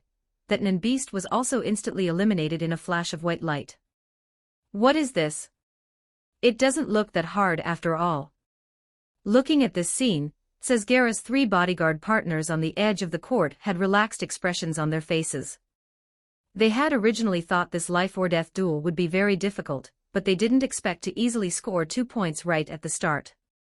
This game didn't seem so hard after all, winning seemed to be an easy matter. Chapter 70, The Might of Razor. Alright, preparations complete. After two nin beasts were eliminated, Razor finally began to take a defensive stance. The remaining 5 humanoid nin beasts also adjusted their postures, their eyes fixed intently on the player's side. Clearly, Razor had intended from the very beginning to give up 2 hits to test the strength of the player's team. Now that the testing was over, he was going to start using his real strength. Razor's composed and indifferent demeanor made Gor-Inu feel very annoyed. He frowned, snorted coldly, and looked defiant. So composed, huh? Try catching this ball. Gor-Inu concentrated all his nin into the volleyball, causing a thick layer of white light to shimmer on its surface. Veins bulged on his arms as he used all his strength to hurl the ball fiercely at Razor himself. The speed and power of this ball were more than double that of the previous 2, flying straight towards Razor with a piercing whistle. He didn't believe Razor could still maintain such a relaxed attitude when facing this ball. But the reality exceeded his expectations. This ball did not successfully hit the target like the previous 2 times. Just as the volleyball was about to hit Razor, he simply extended his right hand and steadily caught the volleyball with one hand, without the slightest tremor, as if he had just caught a light, airy ball. Next, it's time to counterattack. Razor's face was calm, yet it made people feel a pressure that could not be underestimated. He continuously concentrated nin onto the volleyball, the white light on its surface growing increasingly intense, even faintly shimmering with a hint of gold. Then he flicked his wrist with force, and the ball flew rapidly towards the player's side. Surprisingly, the target of this ball was not Gor-Inu, but Sasuke, who had been watching from the sidelines. Want to test my strength first? Then as you wish, I'll show you exactly what my strength is. Sasuke became interested. He mimicked Razor's previous movement, extending his right hand, while quietly concentrating nin in his palm, ready to meet the impact of the ball at any moment. The volleyball, carrying immense force, slammed heavily into Sasuke's palm, and a powerful surge of energy spread from his palm up his arm. Sasuke's wrist sank slightly, then stabilized, and he firmly gripped the ball in his hand. His body didn't sway in the slightest, and his face remained expressionless, as if catching this ball was effortless for him too. Seeing Sasuke catch the ball he threw with just one hand, a flash of surprise crossed Razor's eyes, and his expression finally became somewhat serious. Although this was just a probing shot, and he hadn't used his full strength. Being able to catch it so easily was enough to show that this young man's strength was far more formidable than he had imagined. Razor's ball doesn't seem like much. Judging by his aura earlier, I thought he was really something. Although they knew Sasuke was likely very strong, seeing him catch it so easily made the trio of onlookers suddenly feel that Razor wasn't all that impressive, and that they were sure to win this match. Sasuke gently tossed the ball to Sasuke beside him, while secretly rubbing his wrist, his mouth twitching involuntarily. That was a bit arrogant of me. Razor's ball was indeed not that easy to catch. The force of that shot was far greater than he had imagined. At this moment, his wrist was slightly sprained, sending faint stabs of pain, but he didn't show it, not wanting the opponent to see any weaknesses. Hey, old man, I'll give you a chance to make a move. Don't end up getting eliminated without doing anything. Sasuke remembered that in the anime, Sasuke had been injured and eliminated without ever making a move. It was the perfect time to give him a chance to show what he could do. Sasuke himself also wanted to see exactly how strong Sasuke was. Kid, let me teach you how to respect your elders. Sasuke was provoked by Sasuke's words, his face darkened, and he took a deep breath. He began to concentrate his nin, and the aura of rin emanated continuously from his body. Then, he focused all his chi onto the volleyball, using his arm strength, and hurled the ball fiercely at Razor with all his might, the ball moving at extreme speed. However, although the ball he threw was fast and had considerable force, it was still easily caught by Razor, albeit using both hands. This turned Sasuke's solemn preparation into a joke. Sasuke's eyes widened, his face full of disbelief, mouth slightly agape, stunned in place. He never expected that his all-out attack would still be so easily caught by Razor, and he felt filled with a sense of frustration. How lame, Senior. Killua couldn't help but interject from the side. After catching the ball this time, Razor didn't say anything, simply throwing it back out again with a crisp, clean motion, without the slightest pause. This time, the target of the ball was no longer Sasuke but Gore-Inu. Seeing the ball flying towards him, Gore-Inu wore a look of full confidence. Since Sasuke could catch it with one hand, he most likely wouldn't have a problem either, and this was the perfect opportunity to prove his strength in front of everyone. He took a deep breath, concentrated his nen in his hands, prepared to catch the ball, and stared intently at the incoming volleyball. But the moment the ball flew close to him, he realized instantly that he was wrong, and terribly so. The overwhelming pressure rushing towards him made his whole body go cold, and a layer of cold sweat instantly broke out on his back. Only one thought crossed his mind: I'm going to die, I'm definitely going to die. The power of this ball was something he absolutely could not catch. White Gorilla. Gore-Inu didn't hesitate to activate his nen ability. A white light emanated from his body, and the next second, his body instantly swapped places with the white gorilla nen beast in the outer court. Almost at the same moment they swapped positions, the head of the white gorilla nen beast was smashed to pieces by the incoming volleyball. Afterward, the nen beast's body turned into specks of light, and completely disappeared into the air, leaving not a trace behind. Gore-Inu lay on the ground, gasping for air, his forehead covered in cold sweat, his back soaked through, his body still trembling uncontrollably. Just a moment ago, he had been one step away from death. The fear of facing death head-on left him still shaken. Only now did he understand what an exaggerated feat it was for Sasuke to catch Razor's ball with one hand. Razor didn't give Gore-Inu a chance to catch his breath, again throwing the volleyball in the same way towards Garina's other black gorilla nen beast in the inner court. That gorilla nen beast didn't have time to react before being hit by the volleyball, instantly turning into white light and being eliminated. With this, Gore-Inu could only stay in the outer court, unless he shouted back to return to the inner court. But in his current shaken state, he had completely lost the courage to continue the match and dared not return to the inner court at all.